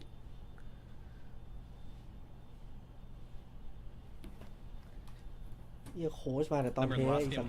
but like they're just building to scale. There's BKBs, there's bashers. Q is trying to scale as well. More than anything, Jabs was playing support last game, and I think that's just their style now. I think they realize they are a team that wants to like play for the late game. They're not going to build support items. They want every core to be very scary. I think it's kind of hard to play against when there's like 5 threats you have to deal with. How do you strategize? Who are you focus firing if the gold is spread evenly amongst like 4 players? Yeah, and also I think there are some heroes that these teams are looking at as, okay guys, let's not give that away again. Moon mentioned to me earlier that he thinks some Muertas can't be given away. I think the Invoker also, to GPK, that cannot be given away. I mean, this is his best hero. He died 0 times in a game versus Ricky, where they picked Ricky specifically to counterpick the Invoker. So I'm just curious to see what the change-ups are going to be now after a break like that, because both of these teams must be tired. They both probably said, okay guys, no way, we are not doing this again. Yeah, I'm really glad that they changed the type of the hero that Pure played in the second game, because going from Tidehunter, which is, you know, a lane dominator, but not a hero that can move around the map and get stuff done. And in the second one, he plays Pudge, and some of these hooks were pretty amazing, you know, and after they won the game, you could see him on the camera feeling himself. He's like, yeah, I did this, and he really did. Some of these hooks were pretty top-notch. Having Refresher, using the double hook, he was all over the place. And also, whenever he plays some of these aggressive heroes, when he's dictating the tempo of the game, he really shines the most. I thought already Game 2 was very different from Game 1 in terms of the heroes picked, Moon. Are there any heroes in particular you would like to either see make a comeback or you would like to not see this game? I would love to not see another event of Phantom Assassin or Nightfall. I really feel like there's Mortas, there's I don't even mind seeing like a Luna or Spectre or Nightfall. Just don't like it's gonna be Mortas, Spectre, Luna. Whoever gets like one of these carries and goes late game and the off laner, like you said, Pure and a playmaker. I think Baboom got this. เชี่ยอวยเป็นมุมยับเลยว่ะมูน Okay, Moon, you keep changing your mind. Pick a team. Pick a team right now. He's a bandwagon. Whatever he wins last series, he's already jumping ship. I can't really. Talon is like they're so good at late game. ถ้าเกมเมื่อกี้ทักชนะชัวร์มั่นใจเลยให้แจ็บเล่นที่อะไรก็ได้ไม่ต้องดอนก็ได้ Just thinks like there's something wrong. Well, we're gonna have to wait and see what's coming our way here, because I don't think it can be another 72-minute game. I think maybe from Talon it can, but we must not forget that Bedboom was here this morning. They played already earlier today, and yeah, they got a 2-0, they got momentum going, but stamina surely is a thing. And if I'm the coach here, I'd say, you know what, guys? We're just going all in. We're considered the strongest laning stage team. Why not capitalize on that? Sounds so simple. But can you though? You're exhausted. If you're like looking at a real fight, that's a real strategy, tying your opponent out. กลับมาเถิดเล่นได้แค่ในซีนี่แหละก็ไอ้เชี่ยนี่หลอนแล้วตอนแรกแคร์กับคอมเมนต์ไม่อยู่ว่าไอ้เชี่ยนี่หนักแล้วถ้ามันเล่นแค่ในซีทำไมมันถึงมาทีไอวะโง่ปะเนี่ยไอ้เชี่ยนี่หนักจริง This is like just another day in Russia for them. Yes, and don't forget, we talk about Talon being a late game team, and Bedboom did have short match durations this road to TI, but they have always historically been a late game team. And they had the highest average match duration. I think it was either the Lima Major or the one after that, but they were taking these games to minute 65, minute 70. It was during that first TB carry meta a few months ago. So they're no stranger to taking games very long. I think what we learned from this series so far is whoever's in control of the game, wins the early game, is ahead in the mid game, that's the team that loses. So whoever is ahead in the game is losing. เป็นอะไรไฟมั่นใจมากเวอร์ไม่ดีบูดำคุณรู้ต่างเลยบูมาก็เจ็บมากเฮียเลยกูแค่บอกว่ากูโดนเทคตอนเป็นบูดำที่นี่อีกตัวนึงแต่กูไม่สนหรอกไอ้ที่มันแบนไม่หมดที่แชทยูทูบแม่งจริงเนี่ย Game 3. Maybe logic is just out of the window for this third game, and we don't know what's coming our way. We've only had one third game earlier the road to the international, and that was on day 1, series 1. It's been a little while. It was also in the upper bracket, and we all know that emotions run high, both up and down in the lower bracket. So I think it's going to be very important to see if people can wipe their slate clean. You know, it's just another game of Dota. We've heard so many players mention it that their advice to themselves when they're in this situation is just treat it like another game of Dota 2. Stay calm, cool. You know, it might go to minute 70, but just stay focused. Easy peasy lemon squeezy. In the ban so far, Lacoste, we see quite a little bit of a repeat of what we've seen in the first game, actually, with a lot of strength banned out already. And is it unusual to see Talon go into the bonus time a little bit for the second ban? They need to have แต่คิวบอกกูจะต้องได้เล่นทัชไม่สนแล้ว second game that they're going to play different heroes. I don't think anyone coming into the series would expect them to pick some of these heroes. You know, getting this Marcy playing Ricky, playing Carry Dark Willow, which has been seen before. But yeah, they probably have a couple of other strats. มันต้องแบนทัชเลย prepared for this one. ถ้าแบนทัชก็คือเจอแน่ It's difficult to say because these are type of the players that can pretty much play anything. And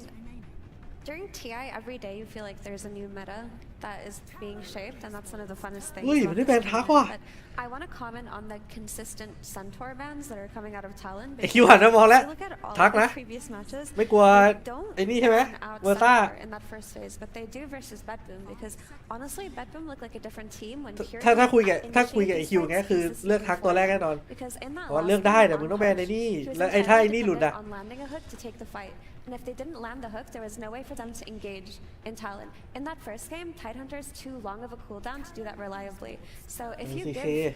any kind of short CD stun initiation to Pure, Bedboom can fight Talon so much more easily. So this Centaur ban is just perfect through and through. เอาแล้ว Looks like they chose to ban Chaos Knight. So once again, they're giving up the Morta. And they banned their own Dawnbreaker. They took the Tusk, but it's no Dawn Tusk. So it's going to be interesting to see how Talon follows up in the second phase. And giving Nightfall with Morta again. But you did like seeing คือต่อให้แพ้เกมนี้กูไม่เสียใจแล้วได้เล่นดีโรดถนัดดีคิว No, basically you mentioned the only melee position 4 that is currently in the meta. That's Q's specialty. I really feel like Q is a melee support specialist, and he really sets up the Mikoto's games really well. One hero I really like against Tusk, maybe not straight away, but I think you might need to get rid of Grimstroke. This hero kills Tusk. The silences, the leash mechanic, you throw Grim ulti on one of the heroes that you're trying to focus, and Tusk can't blink Snowball save him because he's going to get leashed immediately. Oh no, they gave up Spirit Breaker. This hero is a monster late game. And what does it do for Bedboom? It gives them that easy initiation, that short cooldown initiation on Pure. It could potentially be flexed to GPK, but if you have a Spirit Breaker, there's no difficulty for you to take a fight. You just have the vision and you go in over and over again, and it's so difficult to catch him. So this was a mistake giving this away. I feel like you give anything but this hero away. That sounds like a high tempo early game strat though. Nothing of the late game. Or does Spirit Breaker work all the time? He's a beast late game. This hero is so hard to stop. I mean, to be fair, there is an Invoker, there is a Shadow Demon in the pool, which are some of the better heroes against the Spirit Breaker. I think Shadow Demon specifically because you can like go through the BKB or the Purge, get rid of that Bulldoze. That's why that hero is so annoying. It's just he's going in and out, and you just can't stun him, right? It's obnoxious, and he does a lot of damage. He does everything pretty much. Yeah, like it's all you need to get you scaling, strong lane, and they left the Grimstroke, so they pick up they banned the Murta Phoenix, which I felt like it should have been the Murta Grimstroke instead. So now they're gonna get the Grimstroke Spirit Breaker. In case people at home don't know, the combo is you Inkswell the Spirit Breaker, so he gets bonus move speed, and you get the Inkswell move speed talent bonus, so he even charges even stronger, stun into stun. You have to ban Shadow Demon here. I'm sure Bedboom. Yes. So Elephant in the room, Invoker still in the pool, GPK โอ้ยแบนหนีว่ะ Invoker eyeballing it. มันเลือกกริมแน่เลย Also, another solution to Spirit Breaker, I feel, could a strong laner from mid that builds Zeus. So something like a Lina could be an effective answer. It's also something that could lane against a potential Invoker. Yeah, that's a good point. I want to mention that maybe supports on Talon this time around are not going to be able to go as greedy. You will need like one Yule Scepter to deal with this Spirit Breaker because it's going to become super annoying if you can't stop him from charging in. You're going to be in a lot of trouble. Yeah, I know one of the Talon strategies against Spirit Breaker that they did early in the tournament, I tried to copy, was Morphling. And so teams started like always having Morphling in mind against Spirit Breaker. However, the issue with that is that if the Spirit Breaker team clicks AA, now you can't Morphling. And the reason why Morphling counters Spirit Breaker is because now you get Spirit Breaker in your team. Of course. That's always the counter, just become the broken hero. Exactly. But how do you feel about Morphling overall in this meta compared to the more popular carries we've been seeing like Spectre or CK? Morphling takes some time to come online. I feel like the strength of the hero before is you would buy items, take away the stats, but now that that's gone, you just become a regular range carry. So why pick a regular range carry Morphling when you can pick Dark Willow, which cannot be targeted, or Muerta, which also cannot be targeted, and Luna, which farms at 1,000 GPM. So it's like at a lower tier list compared to the other. Oh, they're doubling down on it. We talked about those heroes being in the pool good for Spirit Breaker. Betboom doesn't really care, and Talon, they're like, we'll take both of them. So this is not going to be an easy game for Spirit Breaker to charge into until he has BKB. That'll help for some Invoker, but also, they take the Invoker away from Betboom. I mean, this is a contested hero between both of these mids. It's their most played hero, and you have that natural scepter built into this Invoker. So you have a means of dealing the Spirit Breaker. He's never going to be able to charge you mid or kill you. And one of the heroes you mentioned was Luna. It's not an option anymore now that you do have Shadow Demon on your team, so that's definitely gone for Betboom to pick it. Maybe Spectre could come in, but then again, you're also creating delusions of the Spectre, making her not move in a fight, but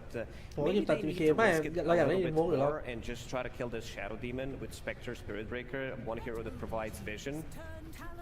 They're gonna Auto Storm right there, 'cause they want to do their like comfort match thing again. They've been doing this all like group stage. They won a bit earlier today. They won a bit group stage. So like even though they themselves picking Storm into Invoker, a hero that traditionally counter Storm because your EMP burn his mana in lane, they are like I DC. I just want to go and play my hero at TI. Took my Invoker, I'll play my hero, which is Storm. I think you go Terrorblade or Morphling here for 23. Both look good.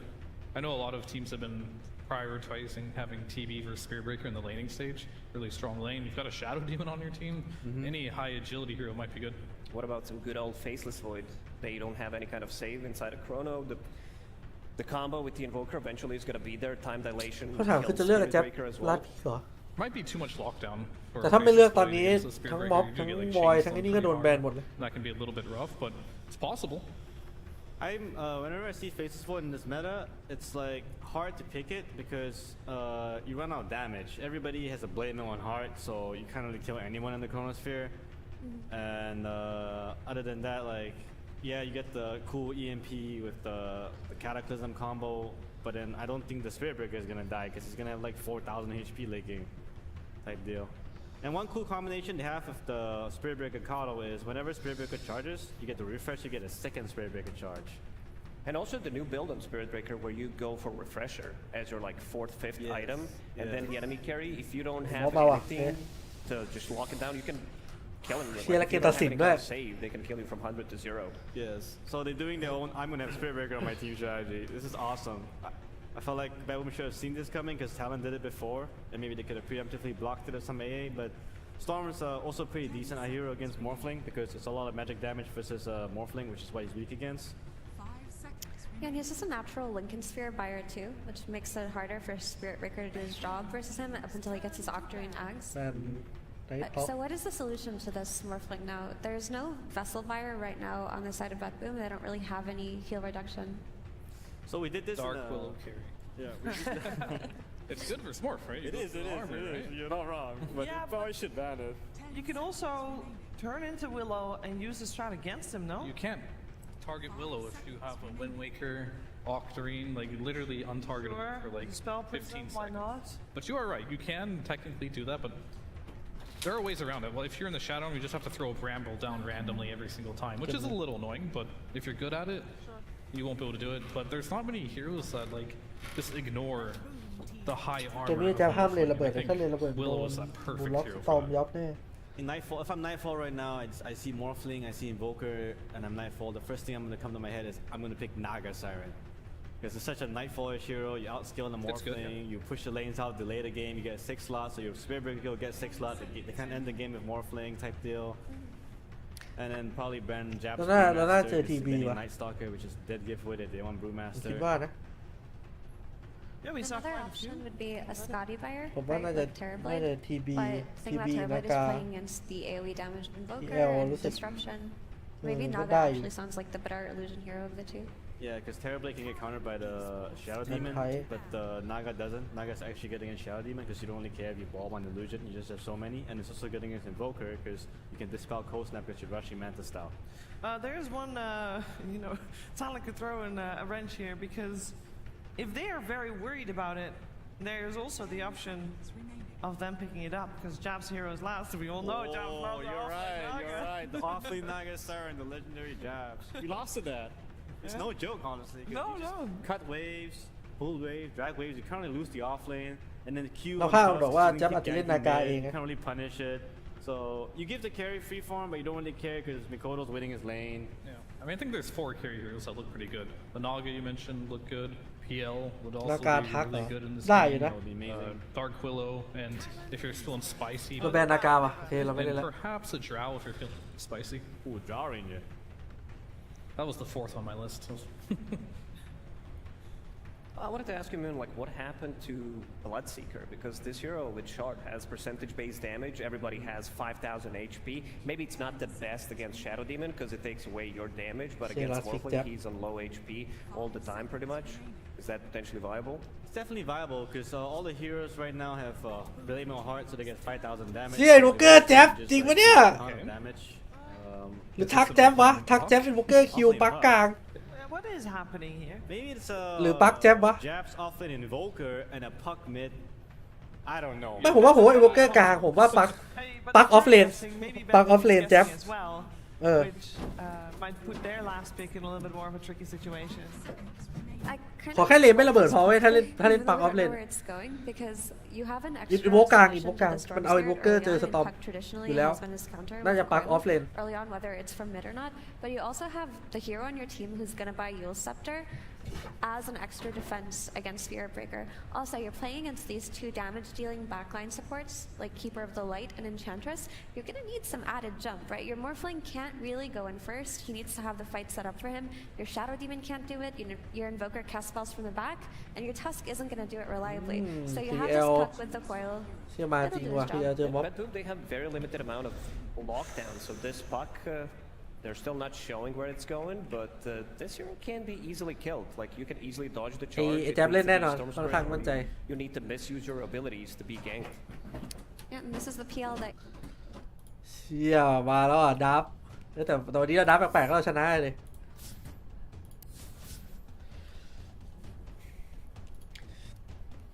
เอาง่ายคือถ้ามาเล่นแบบ2เกมเมื่อกี้แบบเล่นเข้าเลนเรื่อยๆก็ไหว Now that's a team. Who's it gonna be?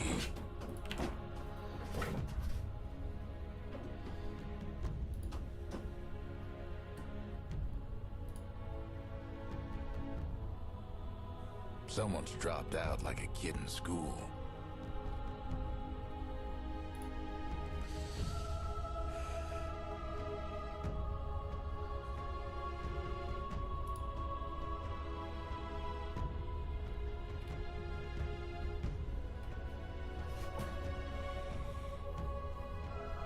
Oh shit, มันใช้เป็นวอลเกอร์ว่ะ what the fuck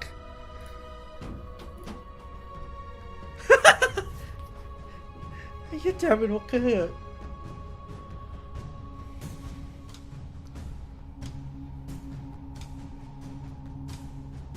นี่ละทักคิวเรื่องว่าทำไมนะ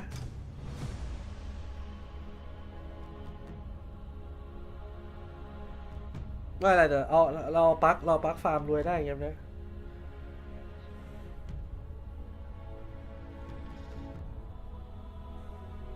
ลูกเกอร์ออฟเลนได้เหรอถ้าถามว่าได้ไหมมันก็ได้อะมันก็เล่นเรื่อยๆอะแต่คำถามคือไฟหรือลม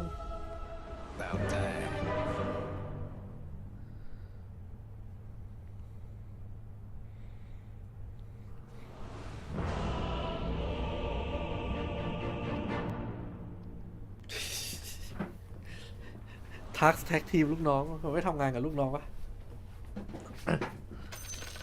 เขาก็ดีนายกูเอาเยสไปก่อน 遥遥领先。Единственный может меня победить. Это я сам. Делай, делай, делай. А когда не делали?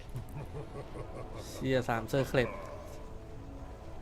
เติร์ดเกม70 มินิทโกโก้ XD เล่นเลททุกเกมอะกูรักแฮปฟัน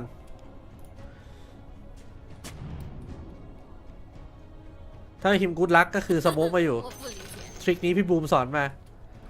ถ้าเราพิมพ์กูรักแฮปฟันแล้วอีกทีมันไม่ตอบคืออย่างแรกคือเมื่อมีน้ำใจ2ไม่สโมกมา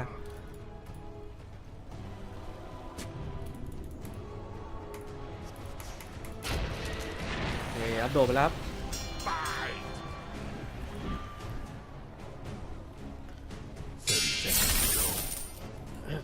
จริงๆแล้วเขาจะเล่นโชว์ให้พี่ดีบวกไอเซตปลาหมึกนั่นด้วย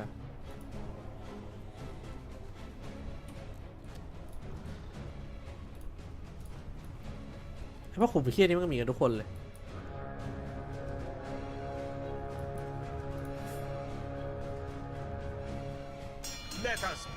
The game is on.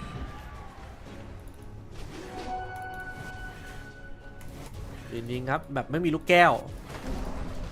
แล้วไฟมาครับอินโวกไฟว่ะออฟเลน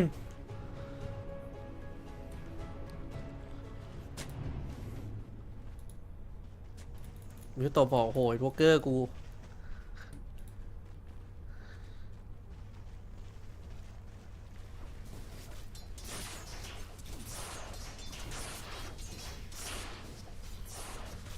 สวยครับเนื้อโตตัวแรกมางาม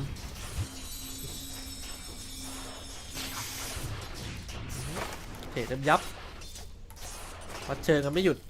คลิปตีนะคลิปตีนะ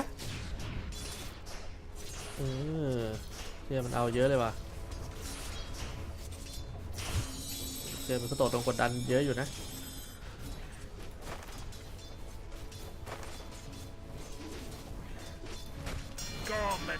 เรียนวงแจ๊สผมนี่ยืนขึ้นเลยแล้วคือเป็นวงที่ไม่รู้เล่นกับคอมโบอะไรอ่ะ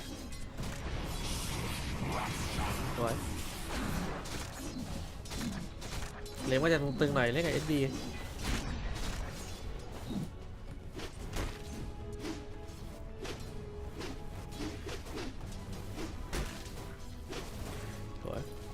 นี่ต้องมี3เซอร์เขตที่จะตีทัน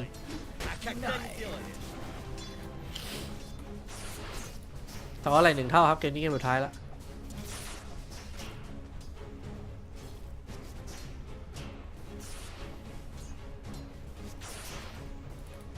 จีบีเคมันเข้มหรือวะถ้าจีบีเคมันกดเลนก็โตยับเลยวะ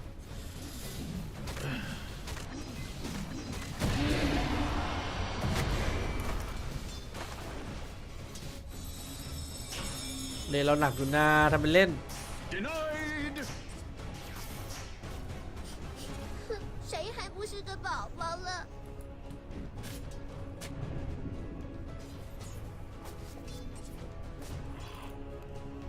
ยากอยู่เจอสตอม GPK ด้วยไม่ง่ายอยู่แล้ว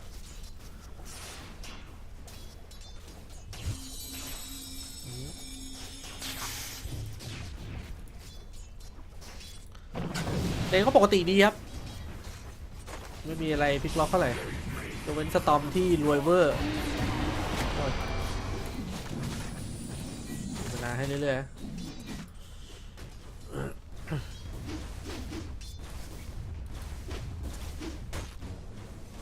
รับมือ PL ไงปักรับมือไหว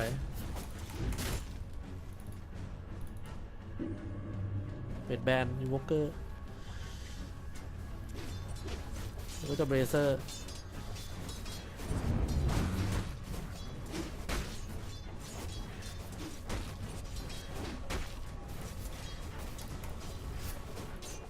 เนี่ยทักสกิลไม่ได้เฉิดฉายเลยโวเกอร์ออฟเลนสัตว์เอ้ยไม่มีตัวดีอยู่นี้เล่นแล้ววะ มันไม่มีตัวเล่นกับทัสดีเหลือแล้วอะ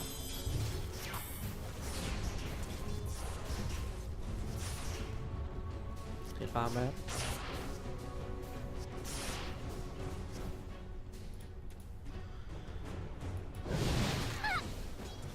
เลนสูสีเวอร์แต่ว่าทีทำเลนดีอยู่ Methinks you wanted that.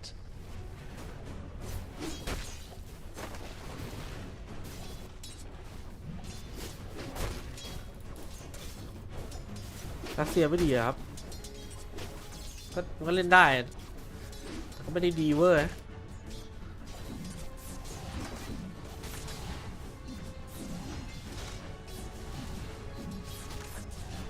ังไม่ดีนายหมดเลยเป็นดรอปมาแล้วเคาน์เตอร์ม็อบ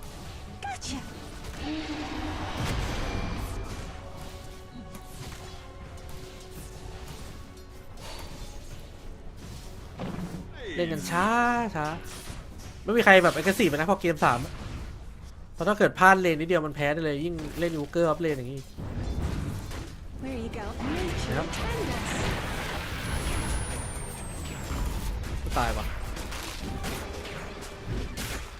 สวยวะเชื่อใครบอกไม่ตายวะโดนสวนไปแต่ไม่เป็นไรจะไปสวนบัตรโอ้ยขีพี่นี่มันยังไม่หยุดเลยว่ะโดนบล็อกไปเนี่ยโอ้โหคีบที่ชานตีนมากไม่ดีว่ะไม่ดีอย่างนี้พี่เอารวยไม่น่าตายเลยลืมไม่ให้เซนทอร์ไปได้ไงวะ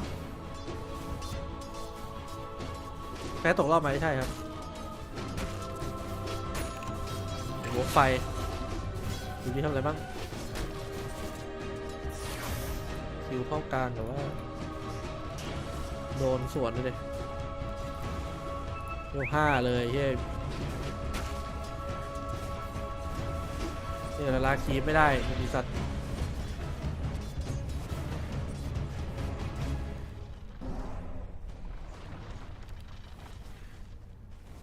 อินโวออฟเลนไม่ดัดไหมล่ะคำถามไม่ตัดวอร์ดิ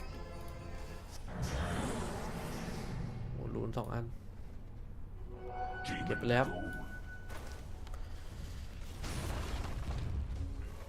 จะตอมเบล6แล้วเลย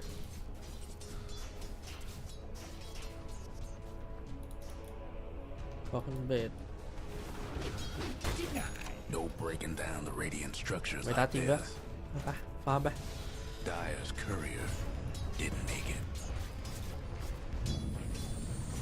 ทีนี้มันแบบยากลำบาก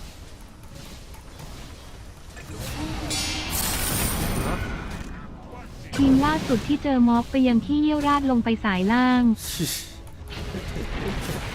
จริงวะจ๊ะโอ้ให้มันพังออกตีโดนจิ้วทีนึงเชี่ยฆ่ามันสวยงามคิวเติมได้ดีครับ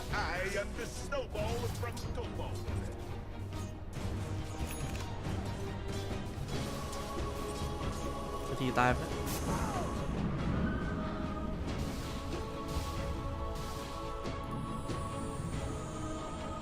นาหมดเลือดหมดทุกอย่างหมด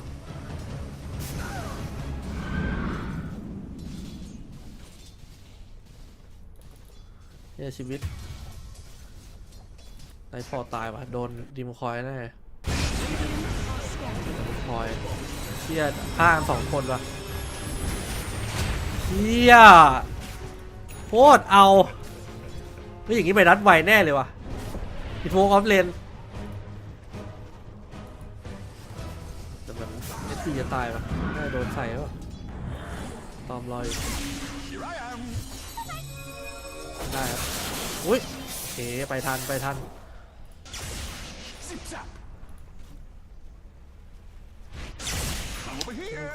หลุนให้ตลอดเลยแม่งเซ็งว่ะทีซื้อนี่ไหมที่เอาไก่บินไปอยู่1,200เดี๋ยวนี้น่าต้องใช้ไอ้นี่เยอะหน่อย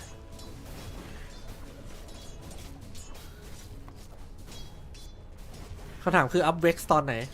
เพราะว่าอยากใช้ลูกชิ้นอยู่หน้าสายนี้23แบบนี้เป็นโดน1ว่าไหมผมว่าเกมนั้นยากกว่าว่ะเอาตรงๆนะเกมนั้นมันเวอร์ไปเลย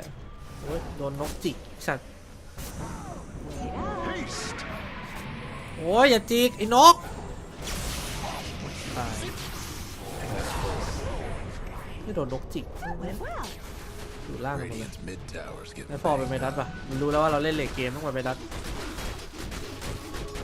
ฟาร์มไปเรื่อยแน่นอนอย่างนี้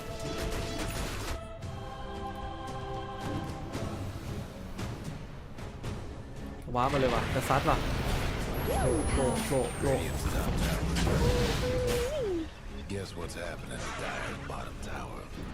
คิวจะไปบลิงครับอันแรกด้านล่างมานะกดเมื่อโตหน่อยเมื่อโตมีดรีมคอยแต่ว่าฆ่าไม่ได้ครับมีเลนดอกเลือดอีก1,400ถ้าปรับเทสเต็ง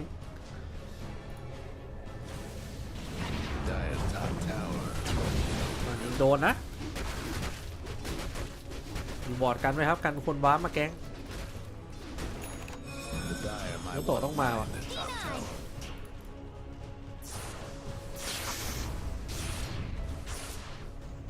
ล่างพุ่งไปไวเลย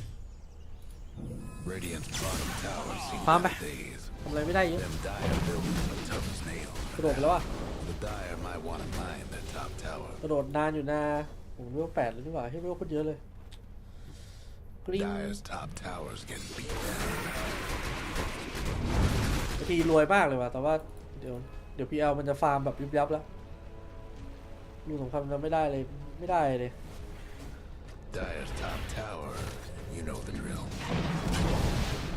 แตกไปเลยมูฟมาล่างอันนี้ไม่ดีเลยวะถ้ามาปักต้องมาเอาป้อมอย่างเงี้ย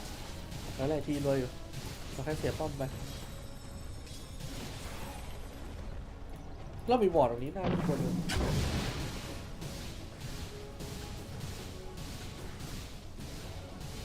ล็อกก็น่าจะไม่ดัดล็อกหลบเลยครับล็อกฟาร์มดิสเพลย์บิง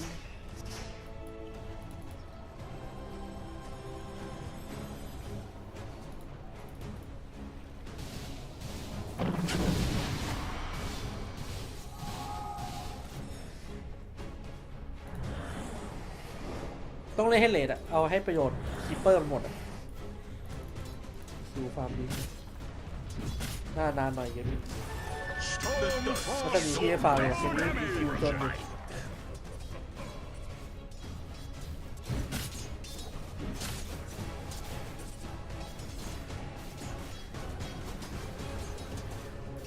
ว้ามาครับวับหลังยิงคอยแป๊บรถสวยงามดีแต่หมูครับแต่ไก่ทีตาย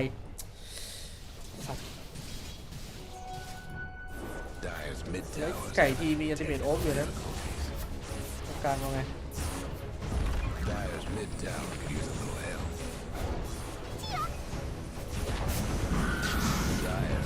ได้แน่นจัด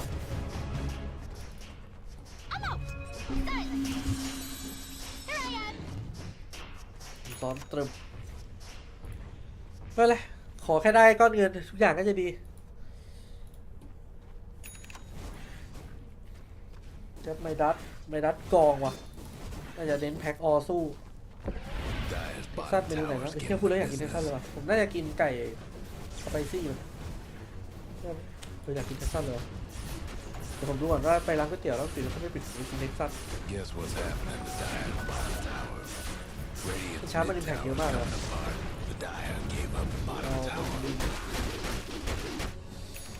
เชื่อทีจะไหววะ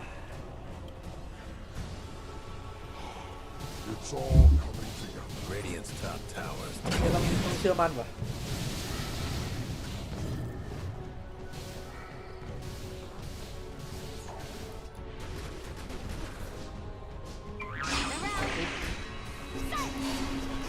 เดินออกเลยสวย เห็นว่าตัวไหนตัวจริงแต่ไม่ได้ว่ะสุดสัตว์เลย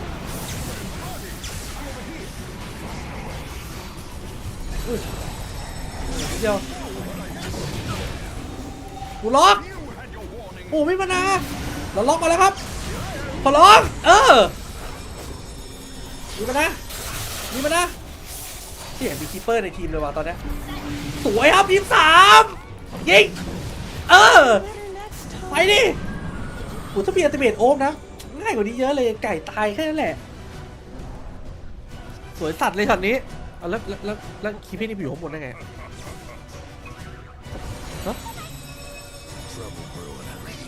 สวยอยู่แต่หูพี่เอลไม่ต้องตายแล้วเมื่อกี้มันไม่ตายได้ไงวะเสียดายพี่เอลสัตว์เลยเมื่อกี้ยังไงมันก็ต้องตายแล้วอ่ะ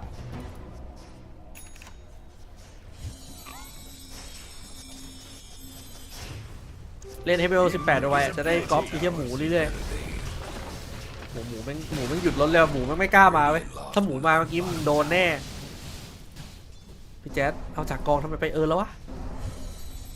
ดีเหรอวะแจ๊บเอาไปเซอร์ได้ปะแจ๊บบอกอย่าสอนได้ปะ Don't teach dog ดีจริงกะวะไม่รู้ว่ะผมว่ากองดีอยู่มันก็เล่นกับโคสแนปหรอมั้งผมก็ไม่รู้ว่ะยังไงโคสแนปทั้งวันอยู่แล้ว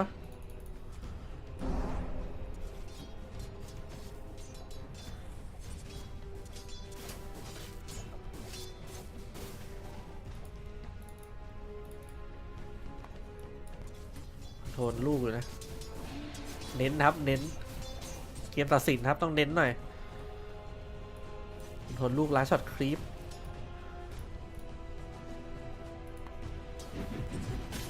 มันไม่ออกเว้ยถ้าเงินมันไม่อย่างเงี้ยมันจะไปอย่างอื่นโอเคมันออกแล้ว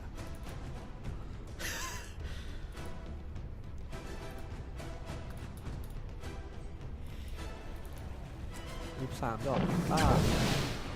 พอมีลิงเคนแล้วสบายอยู่นะอีกฝั่งมันเข้ายากอยู่คือมันต้องให้สตอมเข้ามาแล้วให้หมูดินลิงเคนแต่ว่าถ้าเกิดแมนต้าคือเราไม่ตายแล้วพี่เอาโคตรรวยเงินใกล้อยู่มันไม่ดัดมันออกไม่ดัดมันรวยอยู่แล้วเกมนี้คือเกมนี้ยังไงก็เหรียญไหมจำไว้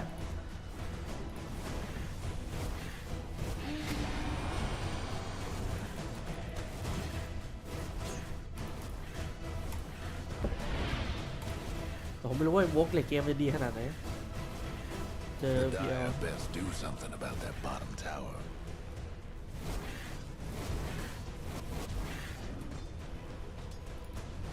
คิวก็ต้องรวยคิวต้องมีไมดัสอีกคิวบอกไม่มีที่ฟาร์มเลยเพื่อนสแต็กคีแม่ Hello you wanna stack creep Let's go stack creep ไม่ stack ไม่สนอีกฝั่งหายหมดอีกฝั่งมันฟาร์มเดียวนะมันไม่ได้จะมาสโมกแก๊งอะไรเลยทั้งที่มันไม่มีแบบเล่น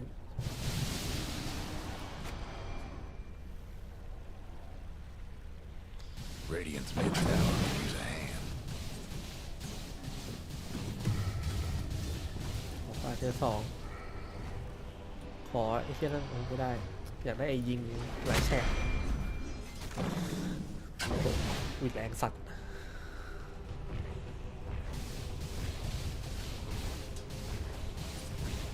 ไอ้ซองไอ้ธนูนี่ก็ดีอยู่ไม่เป็นไร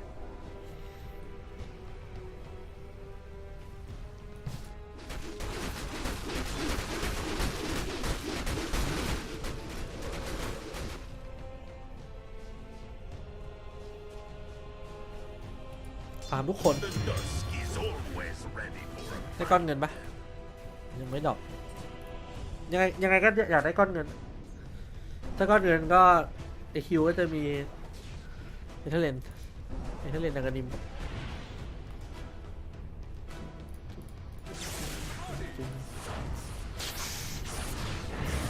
อุ้ยนิดเดียวครับถ้าเมื่อกี้ต่อยโดนคือจบเลยมีบอร์ดอยู่เข้ากลางว่ะทำมิ่งบอมครับโอ้แล้วหมูได้เฮี้ยนี่เฮี้ยกอซัมเมอร์เฮี้ยมากเทมโกง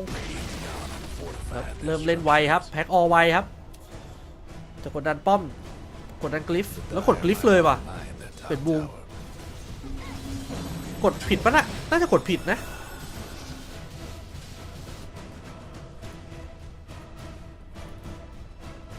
โอ้โหแล้วจะจงได้นี่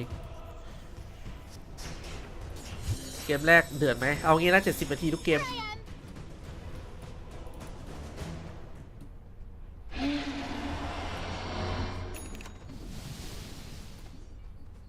โอ้โหมันล็อกหาเลยวะโอ้มันต้องเคลียร์ไว้ให้หมูล็อกขับ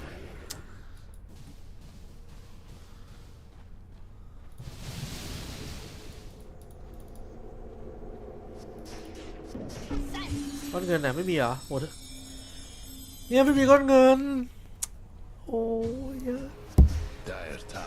โอกาสแพ้มากกว่าเดิม 5% ถ้าไม่ได้ก้อนเงิน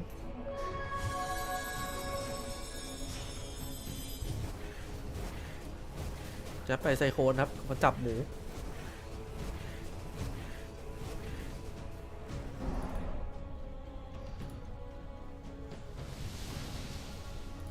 เริ่มเดินหาครับแต่มีเขาตกเงินตกอยู่นะเอาจริงสโมกไหมมันมีสโมกมันเดินแบบด้านเนี่ยอีกฝั่งเขาอยู่ด้วยกันหมดเลยไม่มีใครโผล่แบบเลย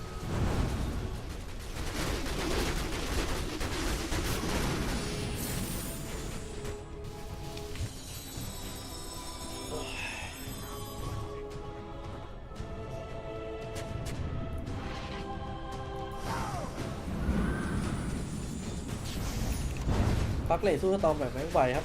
มีทาเลนต์ไอ้นี่ BKB สตอมไม่ชอบแต่จริงสตอมมันก็ออกงูใหญ่ได้แต่ไม่รู้ว่าจะถึงพวกจะมีกอล์ฟป่ะไม่มีกองกันอีกไหวปะตีไม่ทันด้วยตีไม่ทันด้วยมันมาทันด้วย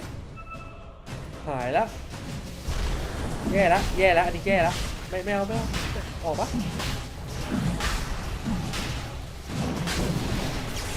แม่มาแล้วพี่พลอยแล้วชนสวนไหมครับแต่ว่าแจ๊บตัวระเบิดแล้วเบรกแสงต่อพอเปล่าไม่รู้เหมือนกันแต่ว่าเรียบร้อยครับบ๊อบโดนเต็มข้อไม่ไหวว่ะโอ้โหโคตรเที่ยเลยช็อตนี้ฝืนเอาโลเฮ้ย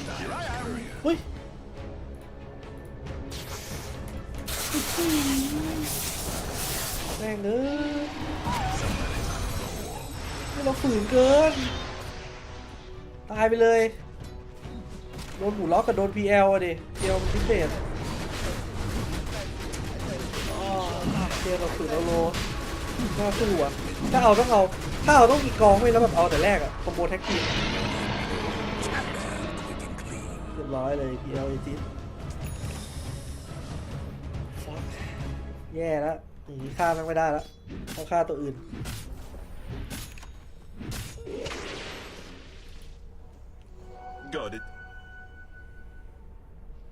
ไม่คุ้มเลยเพราะไอทียังไม่ถึงเลยถ้าไอทีถึงเนี่ย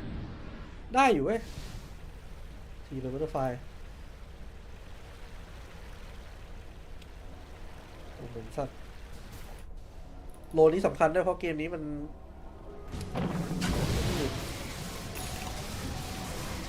ตายแล้ว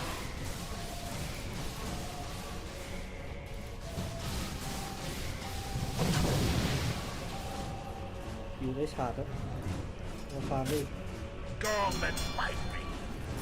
ก็คือเมื่อกี้ไอ้แจ๊บเรื่องก็ไม่เต็มรอบบูทวาร์ปมาแบบพอเป็นบูทวาร์ปเหมือนเราอยากทำคลิปอยู่อะเยอะ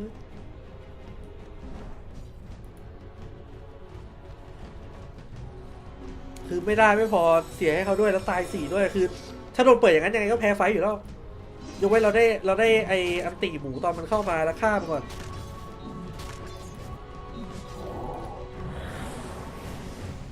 เหมือนไม่ได้วอร์ดข้างนอกนี่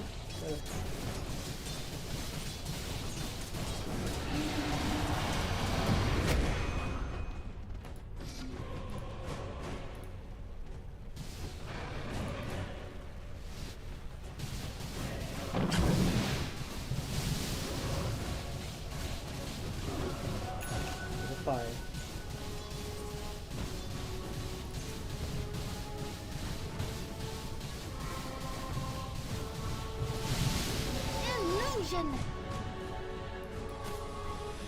ตึงสัตว์โซ่ไม่คุ้มเลยมันไม่ไรออกไปแล้วเอาจริงเมื่อกี้มีกองก็มันก็ยังโลมันยังไม่แตกหรอกแต่คือเราน่าจะกดดันมันได้เยอะกว่านี้ถ้ายังมีไม่มีอยู่เพิ่ง22 นาทีเองฟาร์มมันเยอะอยู่แล้วเกมเฮี้ยคู่นี้everyone want to farm Radiant's mid tower's coming apart.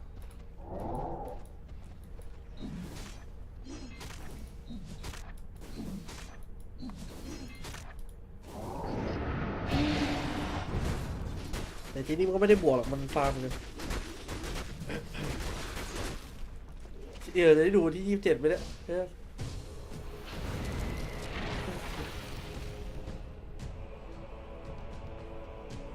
ใจไปหมดแล้วบ้าโลเดียวรีบเหรอ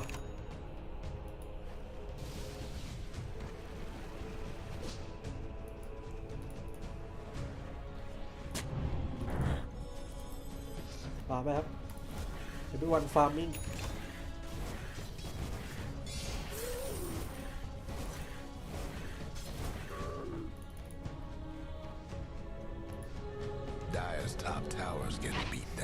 มาบอกมันจะจับหมูวันนี้บอกใช้ชีวิตยากลำบากหน่อยไม่มีก้อนเงินต้องมานั่งฟาร์มเอง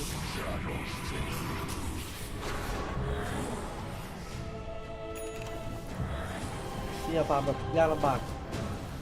นะครับคิวเดินมาครับแต่ขอสโมกอันนี้พอดีตายไหมเนี่ยอุ้ยเชี่ยหลบสโมกกันแบบฟุบฟับแล้วจ้าเอ๋ต้องบอกทำไมมันถึงอยู่ตรงนี้วะคนทางมาทำไมเนี่ยทำไมมันถึงอยู่ตรงนี้ไม่รู้เหมือนกันตายไปเลยเรียบร้อยแค่ดาเมจไม่ถึงแค่มันถึง3 ตังค์มาทำไมเนี่ยไม่เห็นอยากได้เลยโอ้นิดเดียวเพิ่งมาครับเกมไหนแล้วเกม3ครับเมื่อกี้ดีมคอยแล้วนะเว้ยก่อนจะตายมันนานเกิน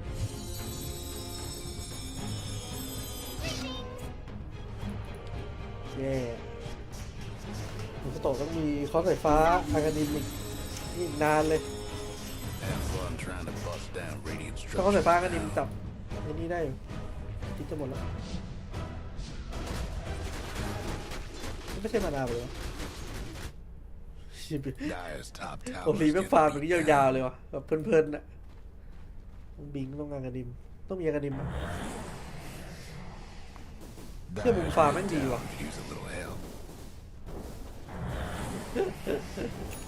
ให้ผมฟังไม่ใช้ได้เลยจะโดนยึด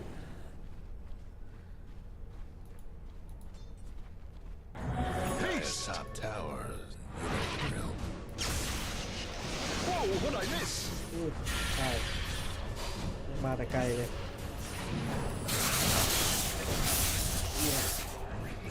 เนี่ยไม่มีก้อนเงินเลยดิ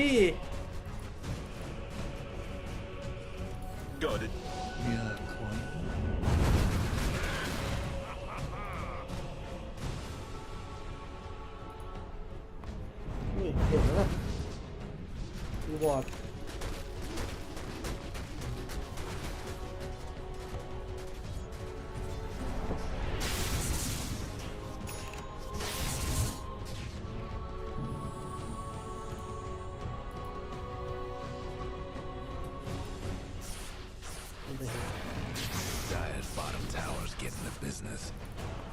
ทีบัตเตอร์ไฟกันเพียว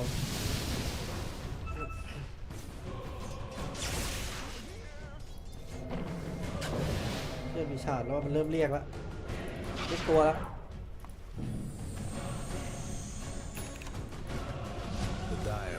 ไม่มีจริงนะแต่ว่าเราบวกไม่ไหวดีตอนจริงก่อนมันท้าจากสโมกทีนะมีแบ็คคิงบ้างที่นี่มีแบ็คคิงบาร์ข้ามไม่ได้อุ้ยสวยว่ะข้ามไม่ได้แปลว่าแล้วอันตีมาครับยังไงเอ่ยโดปัดไปเช็ดกระจงมันเบื่อจังวะจงมันปวดจังวะทีบ่อยไม่เป็นตัวไฟเลยพี่เรนดิที่จะบอกข้ามไม่ได้แปลว่าอะไรเอ๋โชกติดข้ามไม่ได้หรอกเจ็บอยู่นะทำเป็นเล่น โหมันข่วนมากเลยว่ะเอนชานแบบคีปเปอร์เนี่ย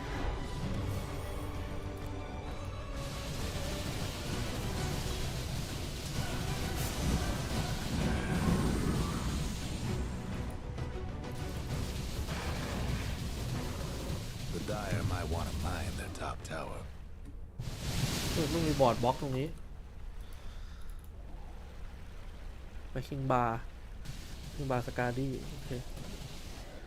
เวฟฟอร์มเป็นทาร์เก็ตอุ้ยมาซัดเข้าไปเลยครับโซโลบอลสวยว่ะรอดปะเกือบแปลงเป็นหมูแล้วพุ่งบนโอ้โหไม่ไหวว่ะช่วยหน่อยเซฟไม่อยู่โอเคคิวตายแทนเนี่ยไปบนรับวินพอยมาแต่ไม่ไหวว่ะจะไม่มีกันดิมเชี่ยชีเกือบตายกลับบ้านนะขออนุญาตกลับบ้านก่อนเกือบตายแล้วดีนะก็หมูทันถ้าก็หมูไม่ทันโดนสตันนานไปแล้วพอดีก็หมูกดบูโดสทันเฮียมือไวสัตว์คิวมาเซฟทันไหมคิวไปกันดิคำถามคือเราเตะใครเข้ามากระทืบวะหมูเหรอแล้วมันออกเต็มไวเกมนี้แย่อยู่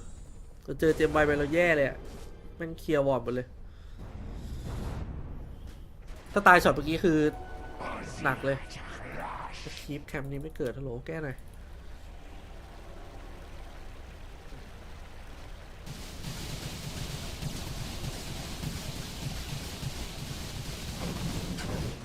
ฮัลโหล can you get ward thank you get ward please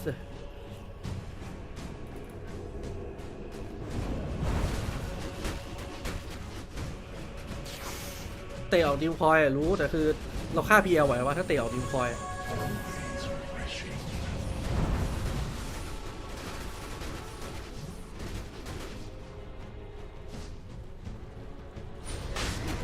ลยไปแล้วต้องปล่อยทำไม่ได้เสียเทมโปไปแล้วรออีกพักหนึ่งอะรอโล3อะเหลวนี่ฆ่า PL ยังไงจริงเหลวนี้ฆ่า PL ไม่ได้แล้วมาโอ้ย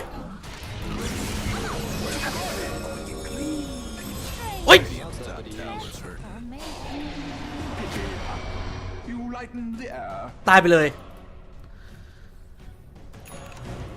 โอ้โหแค่โดนไอ้แค่นี้ตายน่าจอดไหมมันก็โตจัดเฉยตอนนี้โอ้จะได้วะยังไม่น่าตายเลยมันก็โตกันตกเลยต้องฆ่าหมูก่อนนะ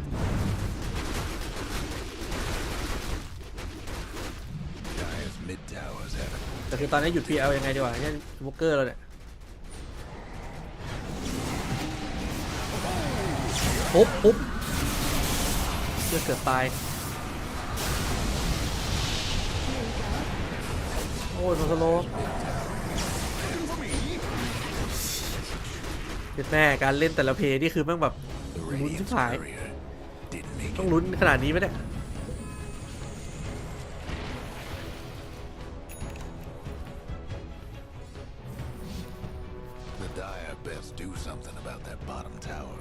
รอกันดิม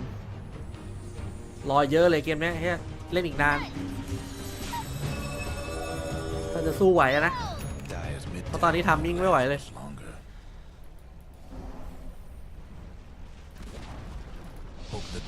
เกียร์ป้อมไปเลยปักต้องซื้อชาดิ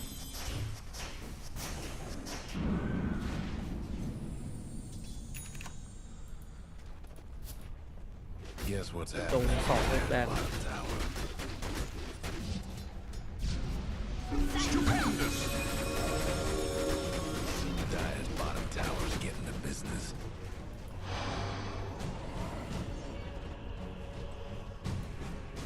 แล้วเกมนานเจอ PL โบล็อกนี่กูไม่ชอบเลยใครจะชอบบ้างวะเฮียฮีโร่ไม่เห็นระยำเลย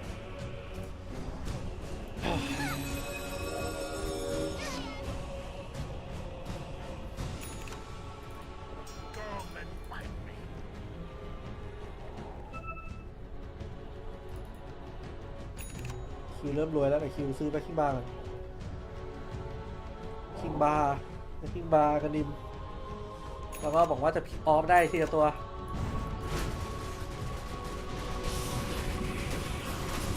เดียวมาแล้วเก่งเลย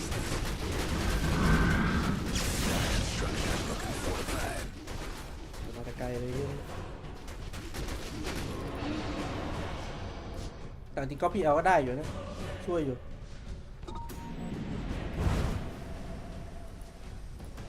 อะไรแก้ PL ปักแก้ PL แต่ว่าฟาร์มนานนิดนึงนะรอกันดิมล้อชาร์จคอนใหญ่ลิงเคนเฮียรู้แต่ตัวเกมนี้ต้องมีทุกอย่างเลยจริงเหรอ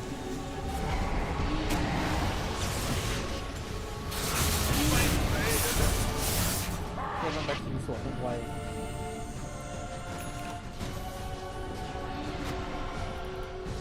มาแล้วมันจะขึ้นบ้านแล้วDyer's top towers getting beat down. ลิงเคนแจ็ค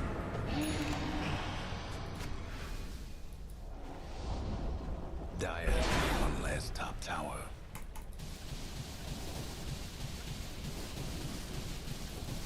แต่ที่ยังไม่เสียบ้านแหละก็ยังโอเคอยู่อะแต่เงินแม่งนำ15,000ก็เคี้ยอยู่นะเห็นแล้วน่ะแต่เราไม่มีทักเราฆ่าไม่ได้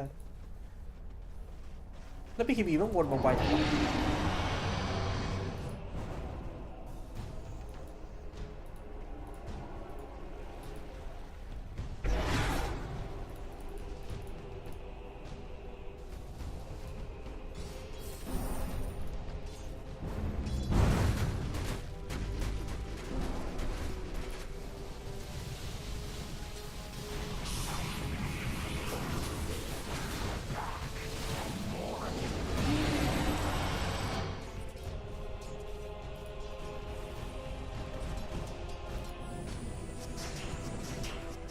ที่เราโดนเกียร์แล้วเหรอวะ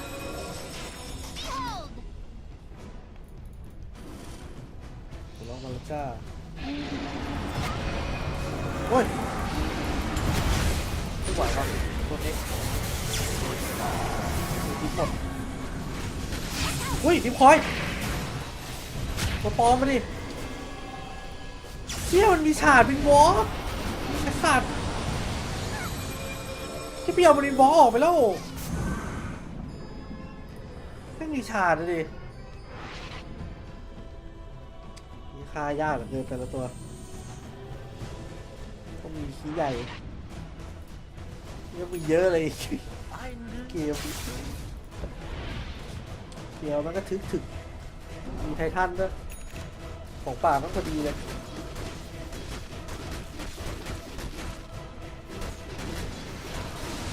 ตัวนี้ซึ่งPLอีก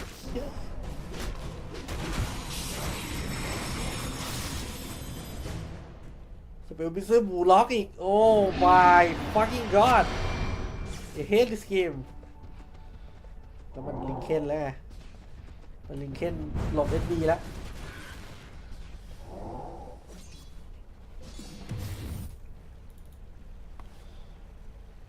สู้โคตรยาก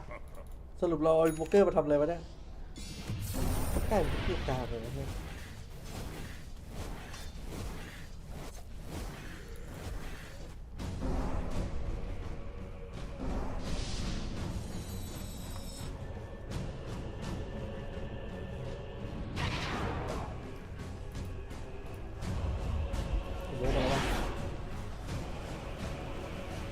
จับนี้สตอมนะแต่สตอมได้นี่คือบิ๊กคิวเลยแต่นี้ก็ได้ตัวเดียวแหละถ้ามันไปมาก็ดุ้งอยู่สแกนมาครับมันน่าจะรู้เราสโมกมันสแกนเจอเขี้ยนอีกแล้ว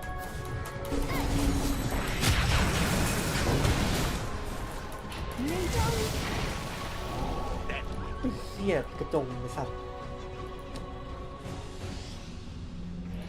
เกอร์เผามานาตอมไม่น่าใช่นะ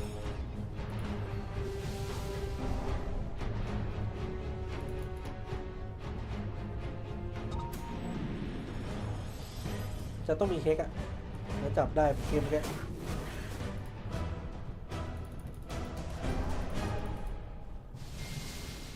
แต่จริงๆฮุกเกอร์เหล็กเกมก็โหดอยู่ด้วยมันมีไอ้ทาเลนต์ไอ้คอร์สเป็นเอ็กซ์ซอสนะสิ่งเอฟเฟกต์มันลดคูลดาวน์เยอะอยู่นะเว้ย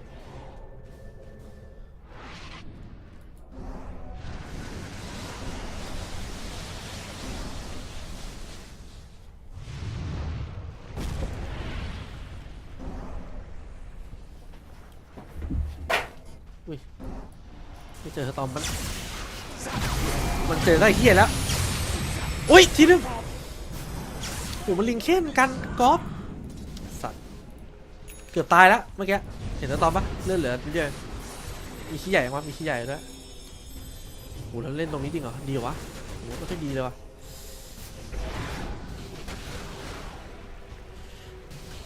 กอล์ฟเอาละฟอร์มไปบอดแล้ว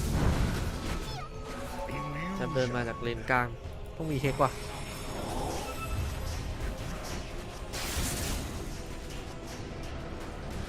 ยื้อหน่อยเข้าไปบวกยากต้องยังไงก็ต้องมีปัก25ถ้าจะเล่นแบบดาเมจถึงนะอันนี้มันดาเมจไม่ถึงอยู่แล้วเกียร์คิดดีนะมีนินจาเกียร์ทีแต่ปัญหาตอนนี้คือลิงเค้นหมูเว้ยหมูมีลิงเค้นเราแย่อยู่อุ้ยปุ๊บตัวโตกันไม่ดีละ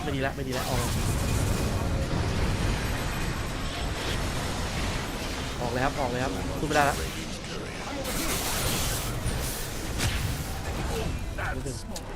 เจมตกด้วยเรื่องอุ้ยทีโอ้ยทีเชี่ยโอ้แล้วออกมาได้ด้วยเอาว่ะยังมีหมูอยู่ว่ะเชี่ยไอ้คีเปอร์ตัวขาดไปเลยใช่วะเวฟชนใส่หมดเลยอะไล่ยิงทุกคนยังไงเอ่ยโอ้โหปุ๊บสวยปักเข้ามาเล่นครับปักเข้ามาเล่นแล้วบายแบ็กมาแล้วครับไนฟอร์โดนตีอยู่ไนฟอร์โดนตีตัวกระโดดออกไปได้23พลังอะไรจะหมดโอ้ my god ยากไปว่ะไอ้ตัวละโต้แม่งจะบายเลยเหรอจะบายทำไมวะเพื่อน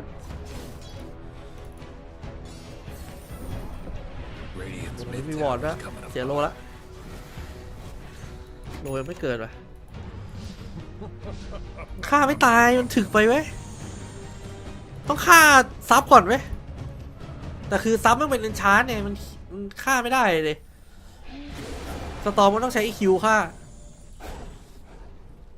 เหนื่อยสัตว์แต่ละอย่างยังไงก็ต้องปักไว้ที่25ถ้าอยากชนะ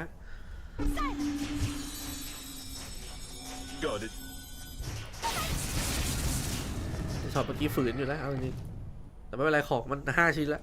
ของมันไม่ต่างจากนี้เยอะหรอกม็อบ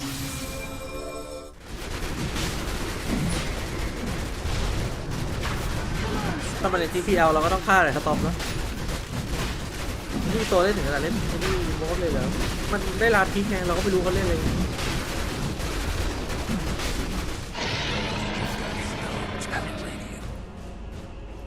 ชีสต็อป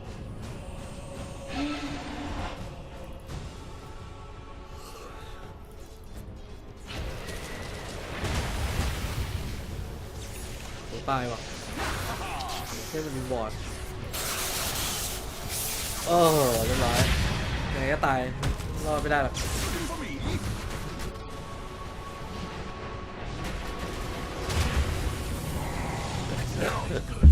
ไอ้ยังไม่มีทางรอดเลยอันนี้บอร์ดตรงเดินที่นี่ดิ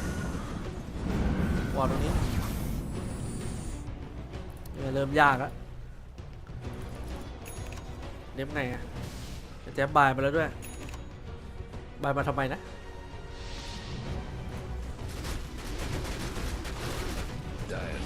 บายแล้วจ้าเอาไง ไงเล็บยังไงนี่หมูวิดีเฟสละ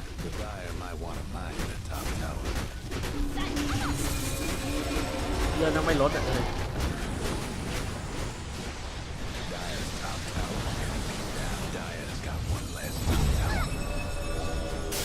ปุ๊บ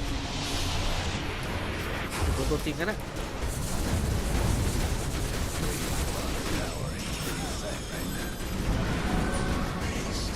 ตาตีเลยอะไรไม่ได้ต้องปล่อยถึงมาแหลก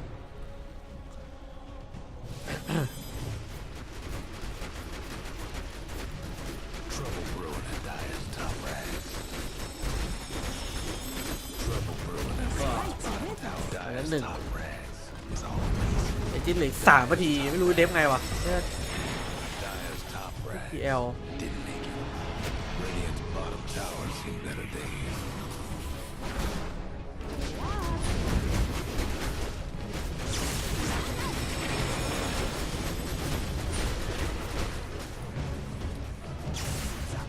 เก่งกันยับ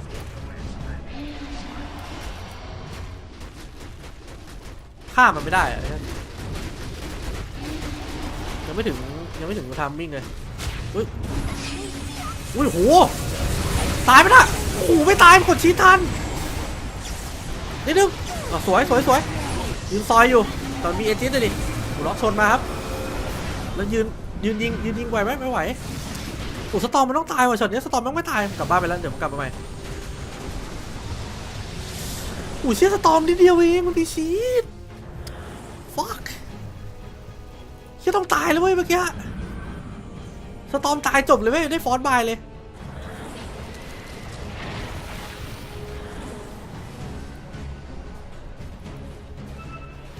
จีเจ้าของออกของแบบเอฟเอที8เพราะออกของเพียวไม่คุ้มมันไม่ได้ก๊อปได้ตลอดแล้วเมื่อก่อนมันก๊อปได้ตลอดกูดาว40ก๊อปไปเดียวแล้วมันก็ไอ้นี่ใหม่มันก็เป็น PL กันเรื่อยๆเดี๋ยวนี้มันไม่ได้แล้วต้อง25เว้ยต้องยังไงก็ต้องมีข้าวโต25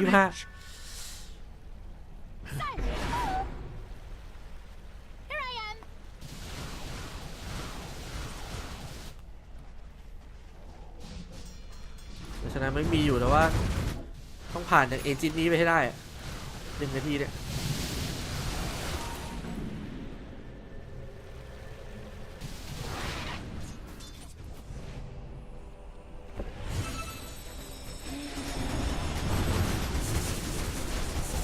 ล่างฟอร์มจริงเดียว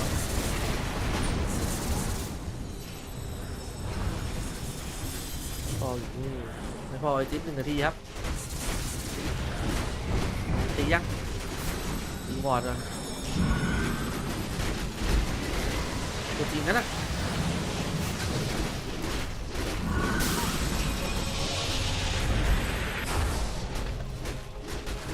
ทาเลนโดดรัวแล้วเลยมาแลก20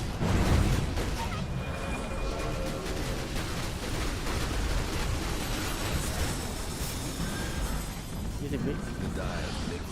อุ้ยใครที่ซื้อสกาดี้นะ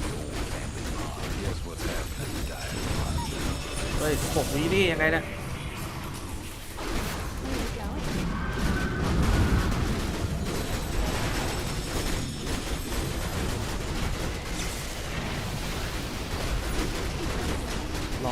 รอจิ้นหมดจิ้นหมดละ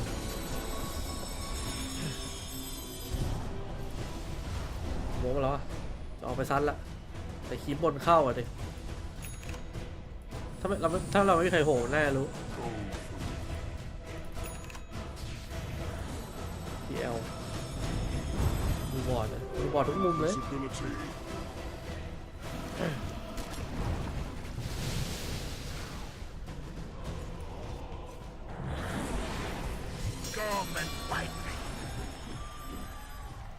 สู้ไม่ไหววะเฮ้ย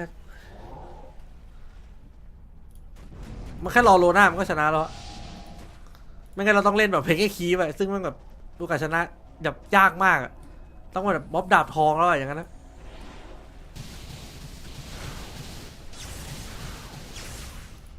ปัก25วะ23 เวลก็ไม่มีเมื่อไหร่จะ25ก็ไม่รู้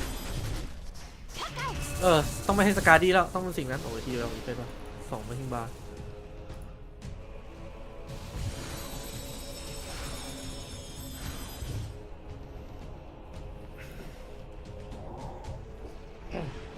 แพ้แบบไม่ได้สู้เรื่องของโบเกอร์ออฟเลนอะดิไม่มีอะไรเล่นอย่างอื่นแล้วมั้งไม่คิดไม่ออกเลยจะเล่นอะไรดีวะ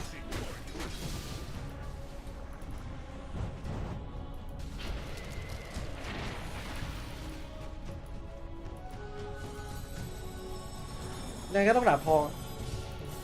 ติ๊กดาบทองแต่ตอนนี้จะไปซื้อยังไงก่อน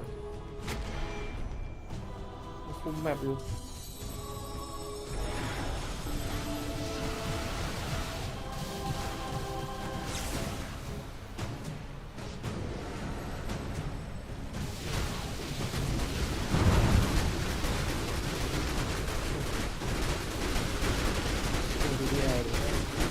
ไม่หยุด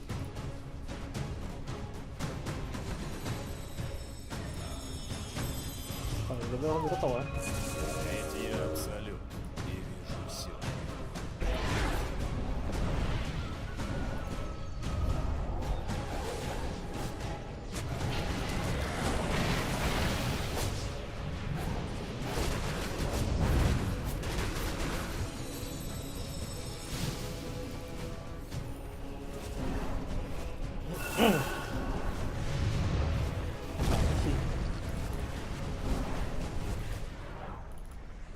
เชี่ยมันเอาไอ้นี่แอบมานี่วะเชี่ยมันแอบจู่โจมมันแอบจู่โจมลงเลนบน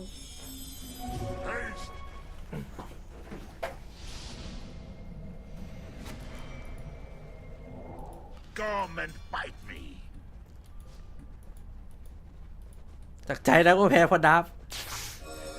ถ้าชนะก็ได้เท่ไงแพ้ก็ได้สงสัยว่าบุกเกอร์ออฟเลนทำไมวะ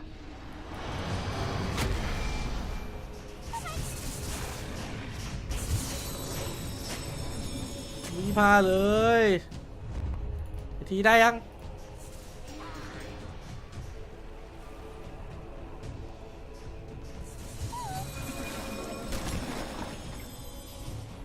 ซื้อไหมต้องซื้อแล้วว่ะมาละเนี่ยความหวังสุดท้าย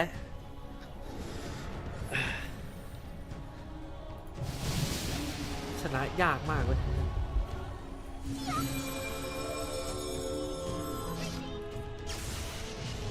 อุ้ยเว็บไม่ไหววะกูโดนแบททีนึงตายไปเลยจีแพ้ละให้บังแบททีครึ่งหลอดเนี่ยปักตายไปเลยตอนนี้โดนดึงแพ้เลยเฮียดาบทองตกจีมีมาแบ็กอยู่แต่ว่าแค่ขนาดระเบียร์แบ็กมันยังสู้ยากนะต่อมาจะ25อยู่แล้วขอ25ได้ไหมอ่ะเนี่ยอีกตึ้งเดียวอ่ะ25แล้วบายมา25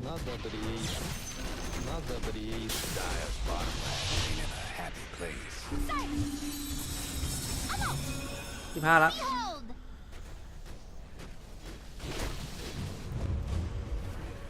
มาผมบอกสุดท้ายว่าจะไฟชนะ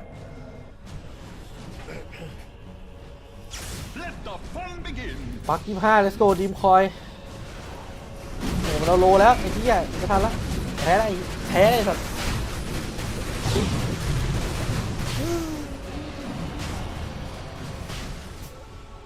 MR เป็นหมื่นเลยได้แค่เนี้ยกองโวยรู้ได้ไงวะอยู่แม่ไงสัตว์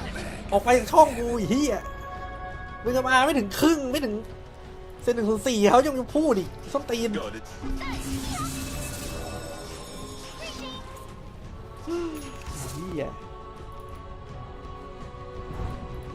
เจอกันเดียที่3ไม่เถอะแพ้แล้วจบแล้ว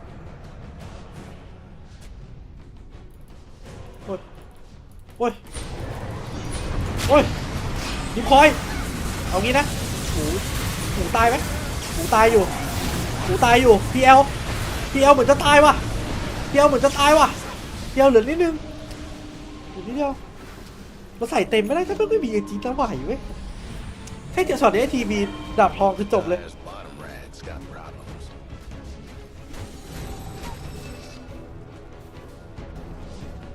มาละรอบนึงก็หมูอยู่ตัวจริงกว่านี้แล้วรู้ครับว่าตัวจริงยังไงต่อยเข้าไปกระโดดบอลต่อระเบิดไม่ได้ว่ะแจ๊บตายไม่ได้แจ๊บไม่ไหวเลยว่ะจังหวะทีไฟโดนรัวไปเลยร้อยจริงๆกูดเกมโอเคมันเคยออฟเลนไม่ตอบโจทย์นะ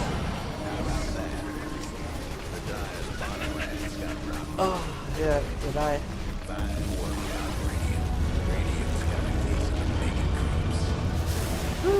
ไม่เป็นไรช่างมันได้รียาไปแล้วเงินรางวัลแม่งสว่างเฮียช่างแม่งเสียดายเกม2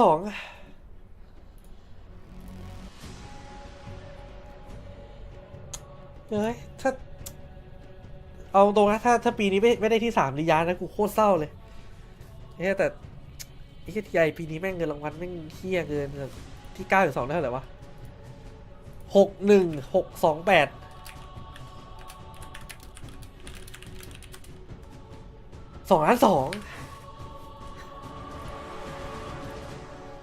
ไอ้เหี้ยเอาจริงก็คือตอนแรกกูว่าเศร้าแต่คือมันถึงระยะได้มันคนละเรื่องกันเลยวะเสียดายเดี๋ยวไปดูนี่ก่อน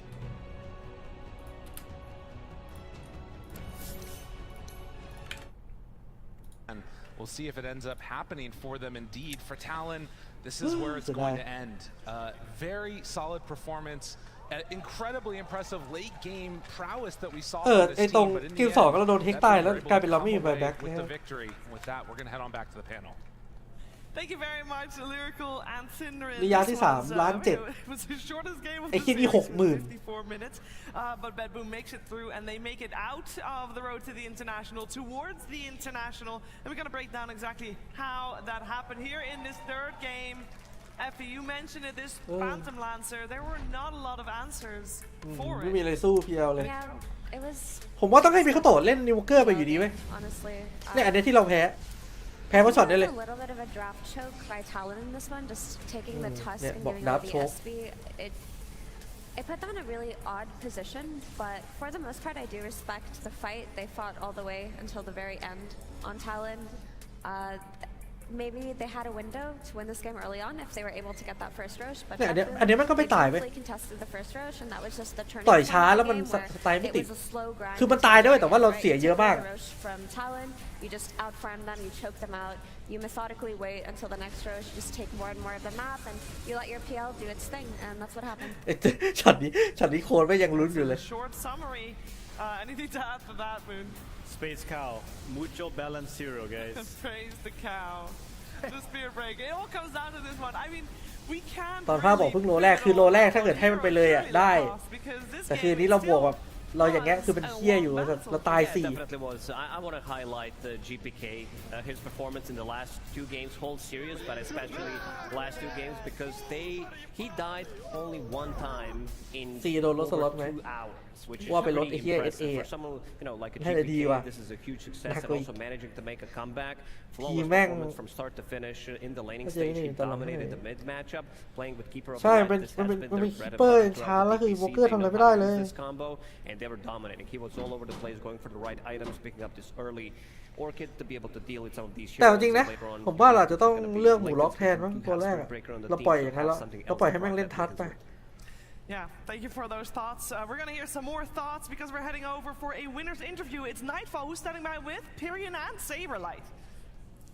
Thank you, Sheeps. You ruined that bit a little tiny bit, but that's okay. I am not qualified to interview this man after a series like that, so I am going to hand off to my colleague, the esteemed Saberlight. Saberlight, if you would please do the interview for me. Good evening, Seattle. It's your boy Saberlight with another winner's interview. I have Mr. Nightfall. You just played an incredible 3-game series. How do you feel?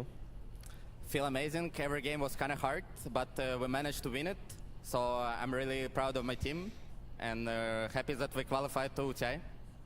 I'm proud of you as well. All right, you are going to play at the Climate Pledge Arena in 5 days. How are you going to spend this 5-day break? Probably just nothing unusual, just play pubs, play scrims, learn from our games because I don't think we played that good today. So learn from our mistakes and come back stronger. That's it. Spoken like a true winner. All right, มันต้องเป็นกองไว้ถ้า any จะเล่นอย่าง questions นั้น for me?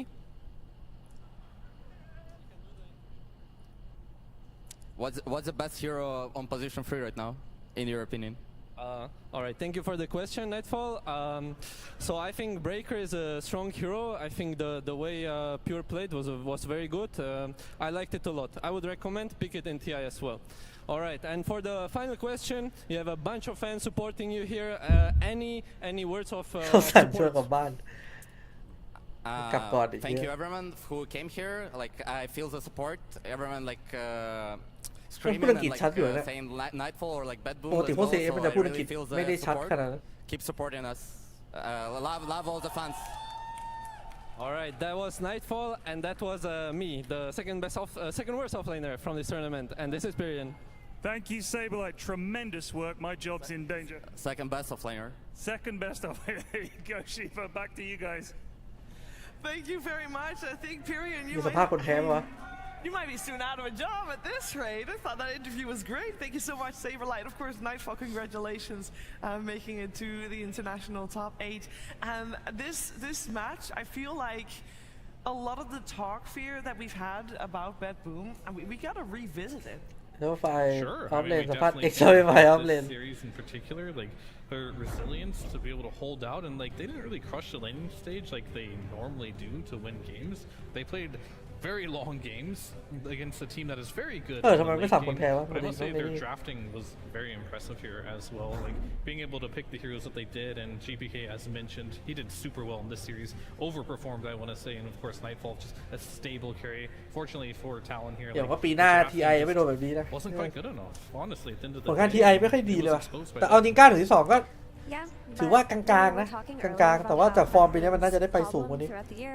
โดนลิควิดรอบนึงโดนนี่เลย Throughout the last couple of years with these players is that they do very well online, but in these high pressure environments, playing in front of a crowd, they don't do well. I feel like after today, you can't say that anymore because not only did they have an exhausting day กู playing ไม่ได้อยาก the เห็นอีโว series, เกอร์ออฟ they เลน got เหมือน the กันตอนแรก lowest ผมก็บอกว่า series ปักออฟเลน of อี TI โว so กลาง far, and they มัน came ก็ out คล้ายๆ on กันแหละ top. แต่ So มันก็อัน I นี้ feel ก็หนัก like อยู่ they've conquered a demon here, and the 5-day break will do them very well. They conquered a demon. They conquered Talon here. มันแค่จะน่าจะดีอยู่นี้หน่อยเว้ย They were the first team in the lower bracket to push to a third game, and they closed it out successfully. So, and every ถ้าช happy นะได้ story ได้ท็อป for 8 Bad Boom. ท็อป 8 ได้เงินเท่าไหร่ Sad story for Talon, and for that, 71,000 we're heading over to Pyrian for the exit interview with Sunby. Yeah, thanks, Sang Sheebs. I Bang. am here with Sunby. Yeah, Sunby, first Sapphire of Pair. all, commiserations, dude. That was an amazing series. You must be proud of your players for just such a great 3-game series. Yeah, absolutely. My boys are the best. They're absolutely the best. Yeah. So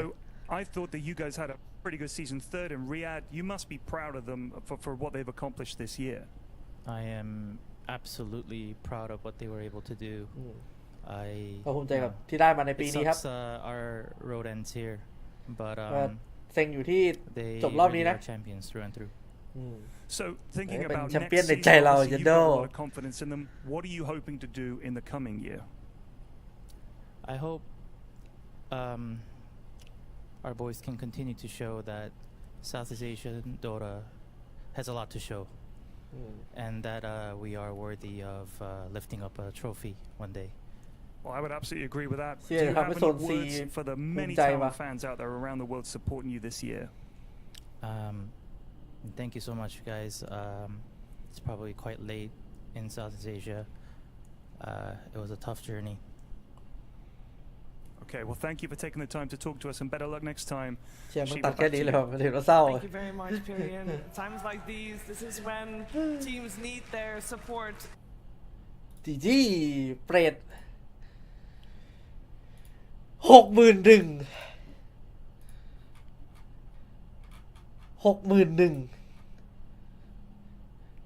แค่ลียาแค่เข้าไปที่โหลก็ได้แทบจะดีแล้วไอ้แค่อันนี้คือแบบท็อป9 ถึง 12ด้วย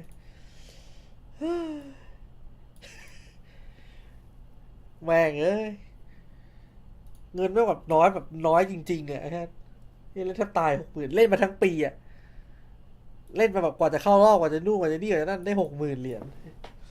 ทำไมซันบี้เศร้าคือทีไอมันคือต่อให้เงินมันแต่คือทีไอต่อให้เงินมันน้อยมันคือแบบศักดิ์ศรีเพราะทุกคนแบบอยากเป็นแชมป์ทีไอกันครั้งหนึ่งไงนั่นคือเป้าหมายของทุกคนที่แทบจะมาแข่งโดต้าไว้ก็คือมึงอยากเป็นที่1อ่ะเข้าใจปะคือเงินมันก็แถมด้วยเข้าใจปะแต่ว่าพอมารู้สึกว่าเล่นโชคตอนทีไอมันก็จะเซ็งๆหน่อยเพราะว่าผลงานทันเราปีนี้ผมว่าท็อป8ชิวๆเลยไหมคือเราเจอลิควิดเราเจอของแสลงมันก็ใช่เราก็แพ้แต่ตอนที่แพ้ลิควิดมันไม่ได้รู้สึกว่ามันพุทอัพกับไฟเลยแต่ก็นั่นแหละก็รู้สึกว่าเล่นไม่ดีอย่างที่คิดรู้สึกฟอร์มมันแกว่งไปไหมพอเล่นดีคือแบบมันต้องมานั่งเสี่ยงตั้งแต่วันแรกอะเก็ตปะต้องมานั่งเสี่ยงตั้งแต่วันแรกที่แบบฟอร์มไม่ดีกว่าจะหาเมตาเจอแต่คือมันอยากให้แบบฟอร์มมันนิ่งกว่านี้แต่มันทำไม่ได้ง่ายๆหรอก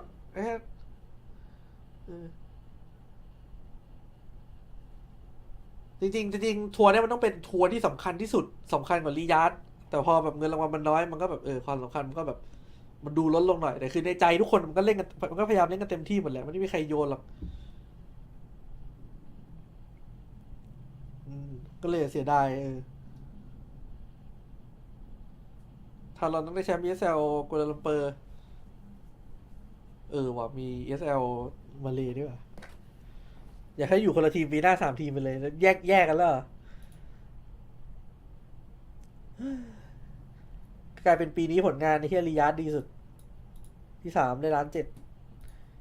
นี่คือไม่ต้องนับตังค์เลยแม่งโคตรน้อยแบ่งได้คนละ3-4 แสนนี่มั้ยสิ่งที่ในไทยมีน้อยกว่าต่างชาติคือวินัยผมเห็นด้วยนะวินัยมันยังน้อยกว่าอยู่แล้วAs a captain, Jab should play post 5. Talon should bring a slot good trainer. Talon will be better. แล้วก็ทำตัวเหมือนปีนอยเลยอย่างนั้นนะคิดอะไรไม่ออกก็ดึงคนไทยเข้ามาผมว่าทารอนไม่ได้เป็นต้องเอาคนไทยเข้าทีมตลอดเลยเว้ยจริงๆนะคือมาเล่นกับต่างชาติได้มันไม่ได้เป็นอะไรเราแค่มี3 ไทยเราไม่จำเป็นต้องแบบเรามีคนไทย3 คนดึงคนไทยไปดึงคนไทยเลย4 คน 5 คนไม่จำเป็นแล้วทีมที่ประสบความสำเร็จมันก็แบบมีเพลเยอร์ต่างชาติกันแบบรวมๆกันอยู่หลายทีมเหมือนกันเอาจริงไม่เป็นไรปีนี้ก็น่าจะนั่งดูสปิริตยาวๆแล้วหรือทีมอะไรให้ดูว่าที่ผมชอบมีสปิริตกับ LGD 2 ทีมที่เหลือผมไปเฉย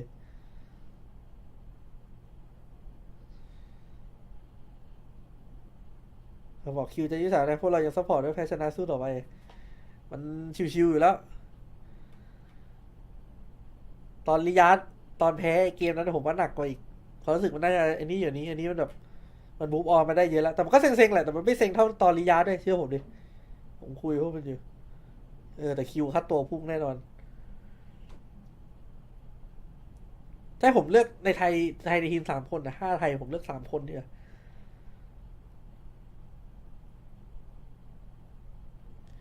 ทีมแตกไปจะได้ไม่ต้องมาเชียร์รวมกันจะดูกันว่าจะเป็นไงก็อาจจะแยกย้ายกันอาจจะไปทีมอื่นอะไรอย่างเงี้ยแต่จริงต่อให้ถ้าแยกกัน3 ทีมเลยก็ไม่ดีแย่นะคนเชียร์ก็มีอะไรให้เชียร์กันหมดทารอนเล็บไป323แล้วผมรู้สึกเสียดายฝีมือมิโคโตะมากกว่านะจริงผมว่ามิโคโตะเล่นโคตรดีเลยทุกเกมอ่ะผมว่าถ้าค่าตัวคิวขึ้นผมว่าค่าตัวมิโคโตะน่าจะเวอร์กว่าคิวเล่นดีแบบดีทุกเกมแบบจริงๆอ่ะเขาไปไกลระดับโลกแล้วในขณะพวกเรายังอยู่หลังจอปรบมือยินดีกับหนทางที่เขาสู้มาพวกเคดีไม่สนเราวิจารณ์ได้สักอยากวิจารณ์แต่มันไม่ได้วิจารณ์หรอกมันด่าอย่างเดียว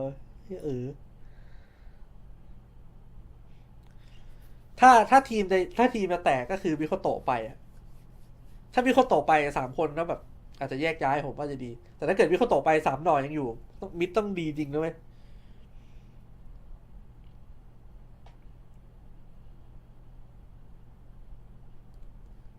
ปิดซีซั่นน่าเสียดายไม่เสียดายอันนี้ตรงคือเสียดายแต่ว่าไม่เสียใจเลยปีนี้ทำโอเคแล้ว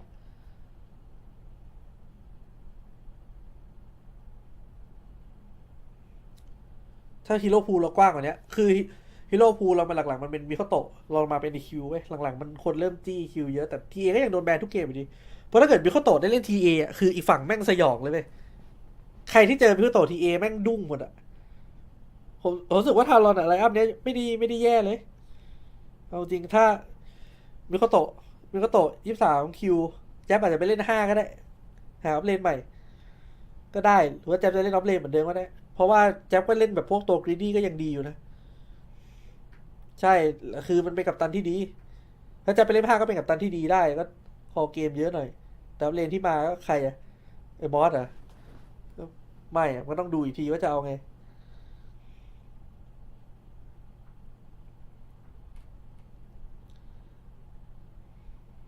เบดอเมลไม่ค่อยอยากเอาอเมลเท่าไหร่วะถ้าโยกหลังก็ดรอปโอลีก็จบแต่เอาจริงโอลีก็เล่นดีโอลีตอนที่เล่นไม่ดีก็คือมันไม่มีฮีโร่ให้มันเล่นมันเล่นแบบเฮียเล่นอะไรวะเล่นเบนซ์เหรอแล้วคือแม่งแบบมันไม่ใช่สไตล์มันเลยมันเลยหนักแบบหนักมากอ่ะเข้าใจปะแต่ก็นั่นแหละแต่ผมว่าทุกคนมันเล่นดีถึงขั้นหนึ่งละแค่เสียดายดราฟยูโรใช้คุ้มส่วนเดียวไม่คุ้มเลยผมว่ายังไงกองก็เก่งกว่าเฮียแต่ก็ออกมาแล้วทำไงได้ตอนแรกผมคิดในใจเฮียเอิญมาแน่เรียบร้อยกูไปหวานเลยตอนจะเล่น4-5ดูเฉยๆวันนี้เลยทำไงได้ตำแหน่งออฟเลนมันไม่ค่อยมีเว้ยที่แจ๊บมาเล่นออฟเลนไม่ใช่มันอยากเล่นขนาดนั้นนะเว้ยคือเมตามันเปลี่ยนแล้วออฟเลนดีๆมันไม่ค่อยมีช่วงนั้นออฟเลนไม่มีใครหน้าเอาเข้าทีมเลยแม่งเล่นเองเลยแต่คือแจ๊บมันชอบดราฟประมาณนี้อยู่แล้วคือดราฟแบบโยกหลบอะเก็ตป่ะแบบไอเนี้ยคือถ้ามันดีมันก็ดีเลยแต่ถ้ามันเทียบมันก็เทียบเลยแล้วพอมันเทียบมันก็เป็นท่านั่นแหละถ้าเป็นแซงคิงโพส3สู้ PL มันก็ได้แหละก็เล่นให้รวยๆเป็นการเรเดียนก็ได้หรือเป็นการบิงก็ได้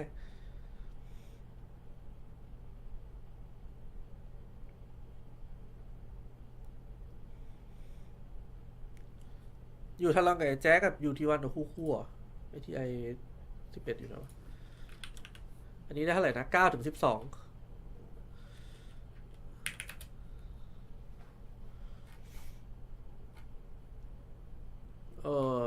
ที่ไอไหนวะกูลืมละที่ไอ10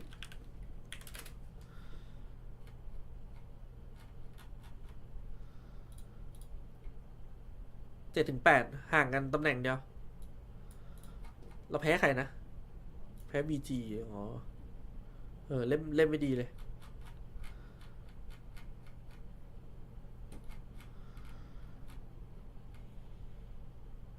เวทคิงลิงกับหมาไอ้สัสกูจำได้เลย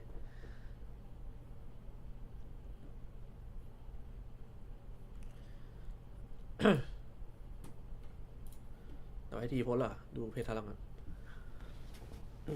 เงินมันห่างเยอะไหม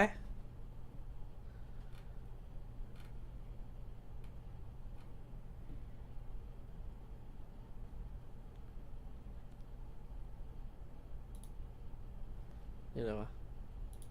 อ๋อไอ้เชี่ยบอกว่าอินโวเกอร์เฟเวอริตฮีโร่บิวทาพอปีนอยโยว่าอะไรจีทานเต็มที่แล้วครับเจอกันใหม่ปีหน้า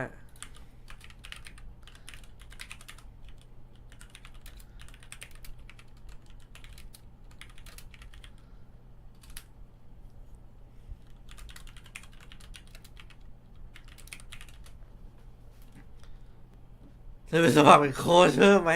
เดี๋ยวพอด้ามหลอนกูโดนกระทืบอีกมันไม่มีเรื่องให้เตะสุดบุ๋ยเลยมันมีเรื่องอินเกมนู่นนี่นั่นอีกมันไม่ใช่แบบมานั่งดาฟีโร่แล้วแบบคิดว่าดูดีเยอะไปเป็นไอ้รีโค้ชได้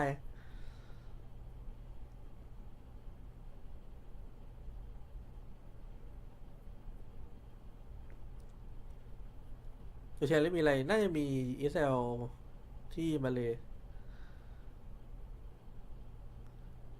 ประเด็นไม่มีตัวเปิดตัวแทงเลยเมื่อกี้คนจะด่าไม่แปลกหรอกใช่คือต่อให้วอลเกอร์มิโคโตะมันก็ยังดีกว่าเพราะว่าเอาจริงวอลเกอร์มันสู้สตอมง่ายมัน DMP แล้วมันเล่นเรื่อยๆแล้วค่อยเข้าบิวเลตแต่มันอยู่ที่ว่าเล่นออฟเลนตัวอะไรแค่นั้นแหละแต่ว่าเมื่อกี้มันรู้สึกแบบปักมันจับ PL ได้แล้วพอเล่นจริงๆแม่งว่าจะถึงเฟสแล้วคือ PL มันเคาน์เตอร์บล็อกไงมันเลยปิดง่าย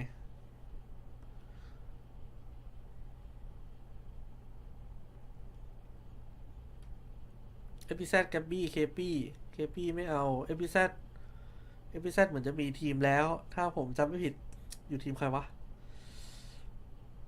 น่าจะบลีดเอพิเซดแกบบี้อาจจะอยู่ยุโรปต่อ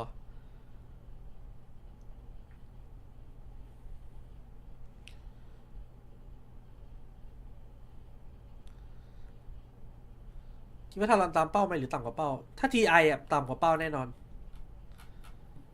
เพราะว่าไอเทมมึงได้ที่3รียาร์ดมาแล้วอะอย่างน้อยก็ต้องตั้งเป้าท็อป8แน่นอนคือ TI มันยากกว่าเว้ย TI มันยากกว่าเพราะแบบมันเหมือนมันปลายปีแล้วมันทุกอย่างมันสุดท้ายแล้วตอนรียาร์ดเราแบบมีฮึดขึ้นมาแล้วฮีโร่แล้วเข้าเมตามีสแนปไฟล์มีคาโตะเล่นติดคริอะไรเงี้ยผลงานเลยดีแต่คือ TI ปีนี้มันก็แบบความรู้สึกโหวงๆอะเข้าใจไหม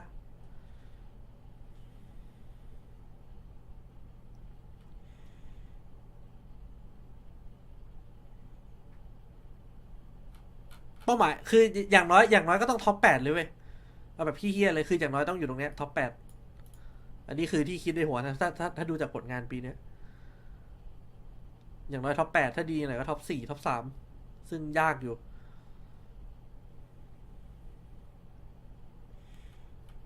ผมเป็นมิคาโตะคือถ้าย้ายต้องย้ายไปยุโรปถ้าอยู่ในซียังไงก็ต้อง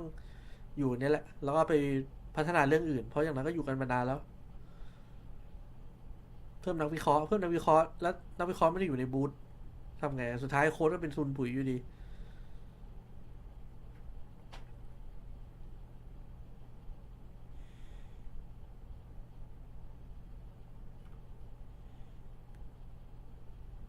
กับบี้เข้าเราแข่งกับบี้ต้องชนะ VP ก่อนแต่ก็น่าจะชนะได้ไม่ก็เท่าเดิมตัวรอบไปก็จริงอยู่เรื่องทีมซีคือเรื่องเงินน่ะมันไม่ต้องพูดอยู่แล้วเพราะว่าเราได้รียาร์ดคือไอ้ที่เราที่3รียาร์ดนี่คือแบบเหมื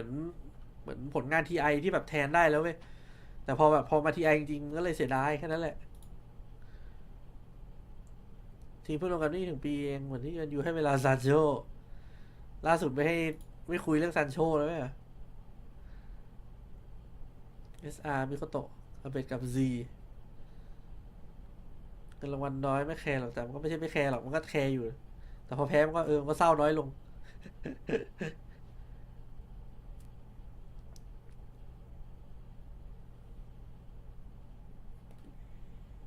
แม่ดูแลวทีปีนี้บททารอนผมรอบชิงเดียวผมก็น่าจะมาดูสปิริตกับ LGD อ่ะ2ทีมโอ้โหแล้วแม่งแข่ง6 โมง 9 โมงเช้าโคตรหนักแต่มันแข่งอีกทีอีกนานเลยนะไม่รู้ป่ะเนี่ยมันแข่งอีกทีวันที่28นู่น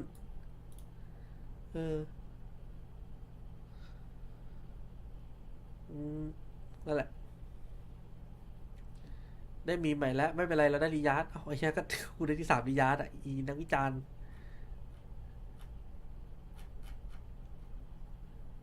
ก็ผลงานปีนี้มันก็โอเคแล้วเอาอะไรอีกอะ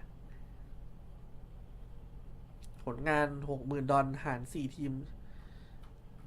หมายถึงกันเนี้ยนะ60,000หาร5หักภาษีให้โค้ชอีกอย่างเงี้ยได้คนละนิดเดียวขอบคุณคุณตูนครับถึงจะตกรอบแต่โดยรวมคือภูมิใจผลงานของทีมในปีนี้ดีกว่าปีก่อนเยอะพัฒนาขึ้นมากแล้วเชื่อว่าทีมพัฒนาอีกใช่อันนี้เห็นด้วยเลยเพราะปีก่อนยังรู้สึกว่าแบบทำไมรู้สึกแปลกๆจังวะ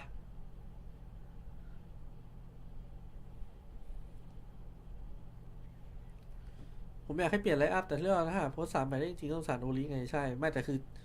ไม่งั้นแจ๊บก็ต้องเด้งตัวเองแต่แจ๊บเป็นกัปตันไงถ้าไปคนอื่นต้องไปดิน่าจะคิวไม่ได้ทีซึ่งแต่ละคนต้องแบบนั่นแหละมันก็ขึ้นอยู่กับออฟเฟอร์มันต้องรอตอน TI เพราะว่ามันอยู่ TI อย่างเงี้ยมันก็มีคนมาคุยเรื่องทีมตลอดอยู่แล้วข่าวซ้อมปีนี้ไม่ค่อยได้ข่าวมีคนจัดเลยนะ Why do you think 4 Thai people in Talon is not good มิสอะเพราะว่ามึงจะทำตัวเหมือนปีนอยอ่ะมึงคิดอะไรไม่ออกมึงก็เอาคนชาติเดียวกันเข้าทีมถามว่ามอสเข้าทีมได้ไหมได้ทำไมเนี่ยไม่เห็นอยากได้เลยถึงจะตกรอบแต่โดยรวมคือภูมิใจผลงานของทีมในปีนี้นะดีกว่าปีก่อนเยอะถือว่าพัฒนาขึ้นมากและเชื่อว่าทีมยังพัฒนาได้อีกถ้ามอสไม่ได้อยู่ SMG ก็อยากเห็นฟอร์มในกัวลาลัมเปอร์เหมือนกันESL อีกเดือน2 เดือนแต่ก็นั่นแหละมันไม่ใช่แบบที่หาคนดีไม่พอเลยเอาไอ้มอสเข้าหรือคนไทยเข้าก็จะแบบเหมือนกันเราไม่ใช่อยู่ดีเราไปเตะโอลิแต่ก็ต้องดูจบทีมมันต้องคุยกันก่อน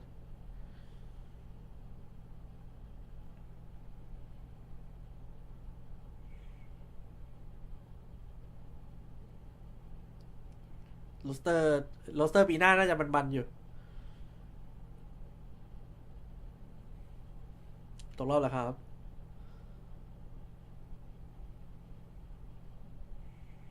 แต่แจ๊บมาเปลี่ยนทีมไปเยอะกว่าไอ้นี่อยู่ปีที่แล้วถือว่าค่อนข้างหนัก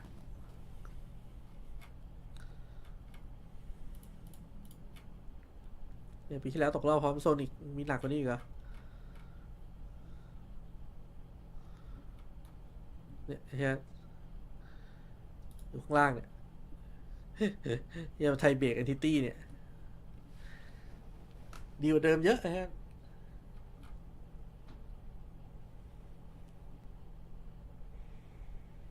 ฟอร์มมันได้อยู่แล้วผมว่าคือเดี๋ยวนี้ดราฟมันสำคัญมากเว้ยคือถ้าดราฟแพ้มันมีสิทธิ์แพ้เยอะมากเลยแล้วกลับภาพอื่นได้ไหมเอาจริงเดี๋ยวจะปิดแล้ว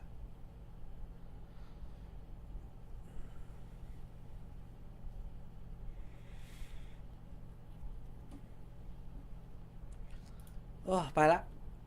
เจอกันทุกคนขอบคุณทุกคนมากที่มาดู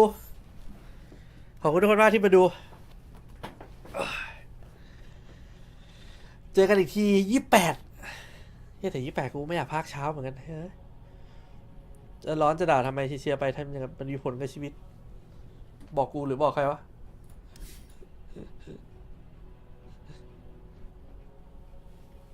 แต่ดาวแบบนี้ทำให้ไม่อยากเชียร์ต่อมันก็แล้วแต่ก็ไม่ต้องเชียร์ต่อก็ได้เพราะว่าก็มันโตมาอย่างเงี้ยมันเล่นดอทแล้วมันแบบมันฝึกดาวแบบนี้มาตลอดเล่นมาทั้งชีวิตอะมันถึงมาจุดนี้ได้อะถ้ามึงไม่ชอบการเล่นของมันมึงก็ไม่ต้องเชียร์มันถ้ามึงไม่ชอบดาวมึงก็ไม่ต้องเชียร์มันถ้ามันได้เปลี่ยนพอถ้ามันเวิร์กมันดูดีไหมแต่ถ้ามันไม่เวิร์กมันก็ดูเหี้ยผมบอกแล้วมันแค่ไม่เวิร์กเกมได้แค่นั้นแหละเพราะเขาไม่ได้มองเกมเหมือนเราอาจจะมองว่าไอ้เหี้ยตอนกำลังมูฟโยเกอร์อาจจะดูดีเรามีตัวต่อคอมโบอะไรอย่างนั้นในภาพเราพูดง่ายแล้วไอ้เหี้ยอย่างนี้โยเกอร์ก็เหี้ยให้เกมนี้มันแบบมันพูดได้แต่เขาไม่ได้มองเท่าเราหรอกเขาต้องดูเลนเฟสดูจังหวะมูฟดูนู่นนี่ดูนั่นมันต้องให้ความเคารพมันนิดนึงเพราะว่ามันเป็นคนแบบไปถึงจุดนั้นด้วยตัวมันเองอ่ะมันต้องเชื่อความคิดตัวเองดิมึงเป็นใครอ่ะมันนั่งบอกมันแล้วมันจะเชื่อถูกไหมมึงเป็นไอ้เหี้ยที่ไหนก็ไม่รู้อ่ะมึงMRแบบได้ตั้งแต่แบบ1อ่ะยัน 7,000 8,000 9,000อ่ะมึงอาจจะMR 2,500แล้วมึงแบบไอ้เหี้ยมุกเกอร์แม่งสว่างสัตว์ไอ้เหี้ยเรื่องมาทำเหี้ยเลยวะมันจะฟังมึงทำไมวะยังไงไม่ต้องเชื่อตัวเองก่อนกับโค้ชใครเขาจะมาฟังมึงแต่ก็นั่นแหละพอตัวของมันเองมาทำให้แพ้เองก็มันก็เรื่องของมันแล้วไงมันก็รู้แล้วว่าไอ้เหี้ยไม่น่าทำอย่างนี้เลยก็เป็นบทเรียนนั่นแหละผมพูดก็ยังไม่ฟังให้ก็มันเก่งกว่ามันจะฟังผมทำไมแต่มันอาจจะเก็บคลิปไว้ในหัวนิดนึงว่าตรงนี้มันไม่ดีนะเราสามารถเสนอความคิดได้ไหมถ้ามึงพอแบบเป็นซัมวันแล้วแต่มึงเป็นเหี้ยที่ไหนไม่รู้ว่ามึงใครจะมาฟังมึงวะ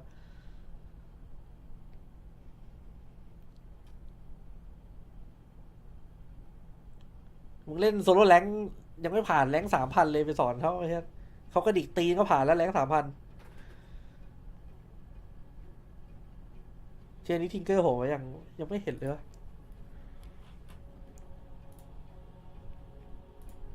ดูไปตรงนะ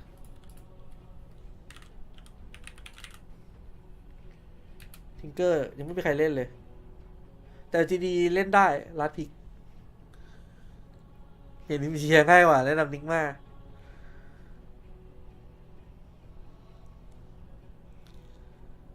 เชียร์ทีมอะไรต่อผมก็น่าอยากดูสปิริตเจอ LGD แหละเพราะมันก็เต็ง1เต็ง2กันเพราะว่าทันด้าไปหวันแล้วแต่ทันด้านี่โชกกว่าเยอะเลยว่ะทันด้าไม่มีภาพฟอร์มนี้เลย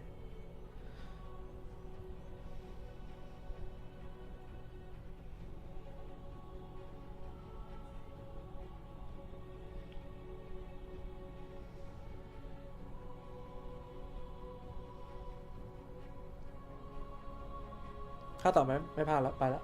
ใครจะดูไอ้เฮียนี้ก็ดูนิตี้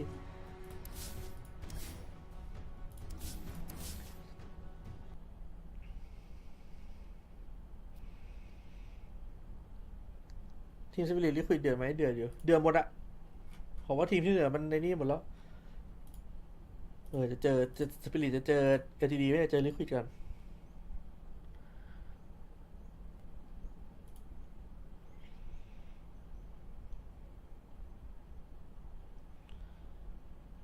จีมีลุ้นแชมป์ไหมครับมาจากสายล่างให้ได้ก่อนแม่งมีแต่ตัวตึงๆ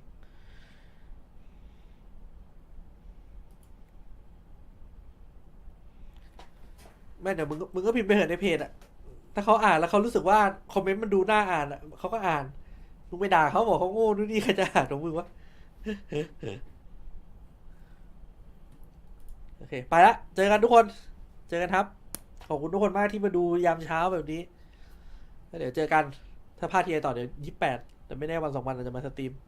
ไปละบ๊ายบายทีมไม่แชมป์พอไม่ชอบเจ๊กเอ้าเวรกรรมผมว่านี่เล่นดีหรอกชื่ออะไรนะใครวะ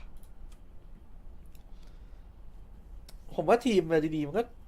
เล่นดูน่าเชียร์อยู่นะเพราะตอนแรกชิโร่มีแต่คนบอกว่าสวะดูมันเล่นตอนนี้เนี่ยมันเล่นแบบหลากหลายก็ตายไปละเจอครับ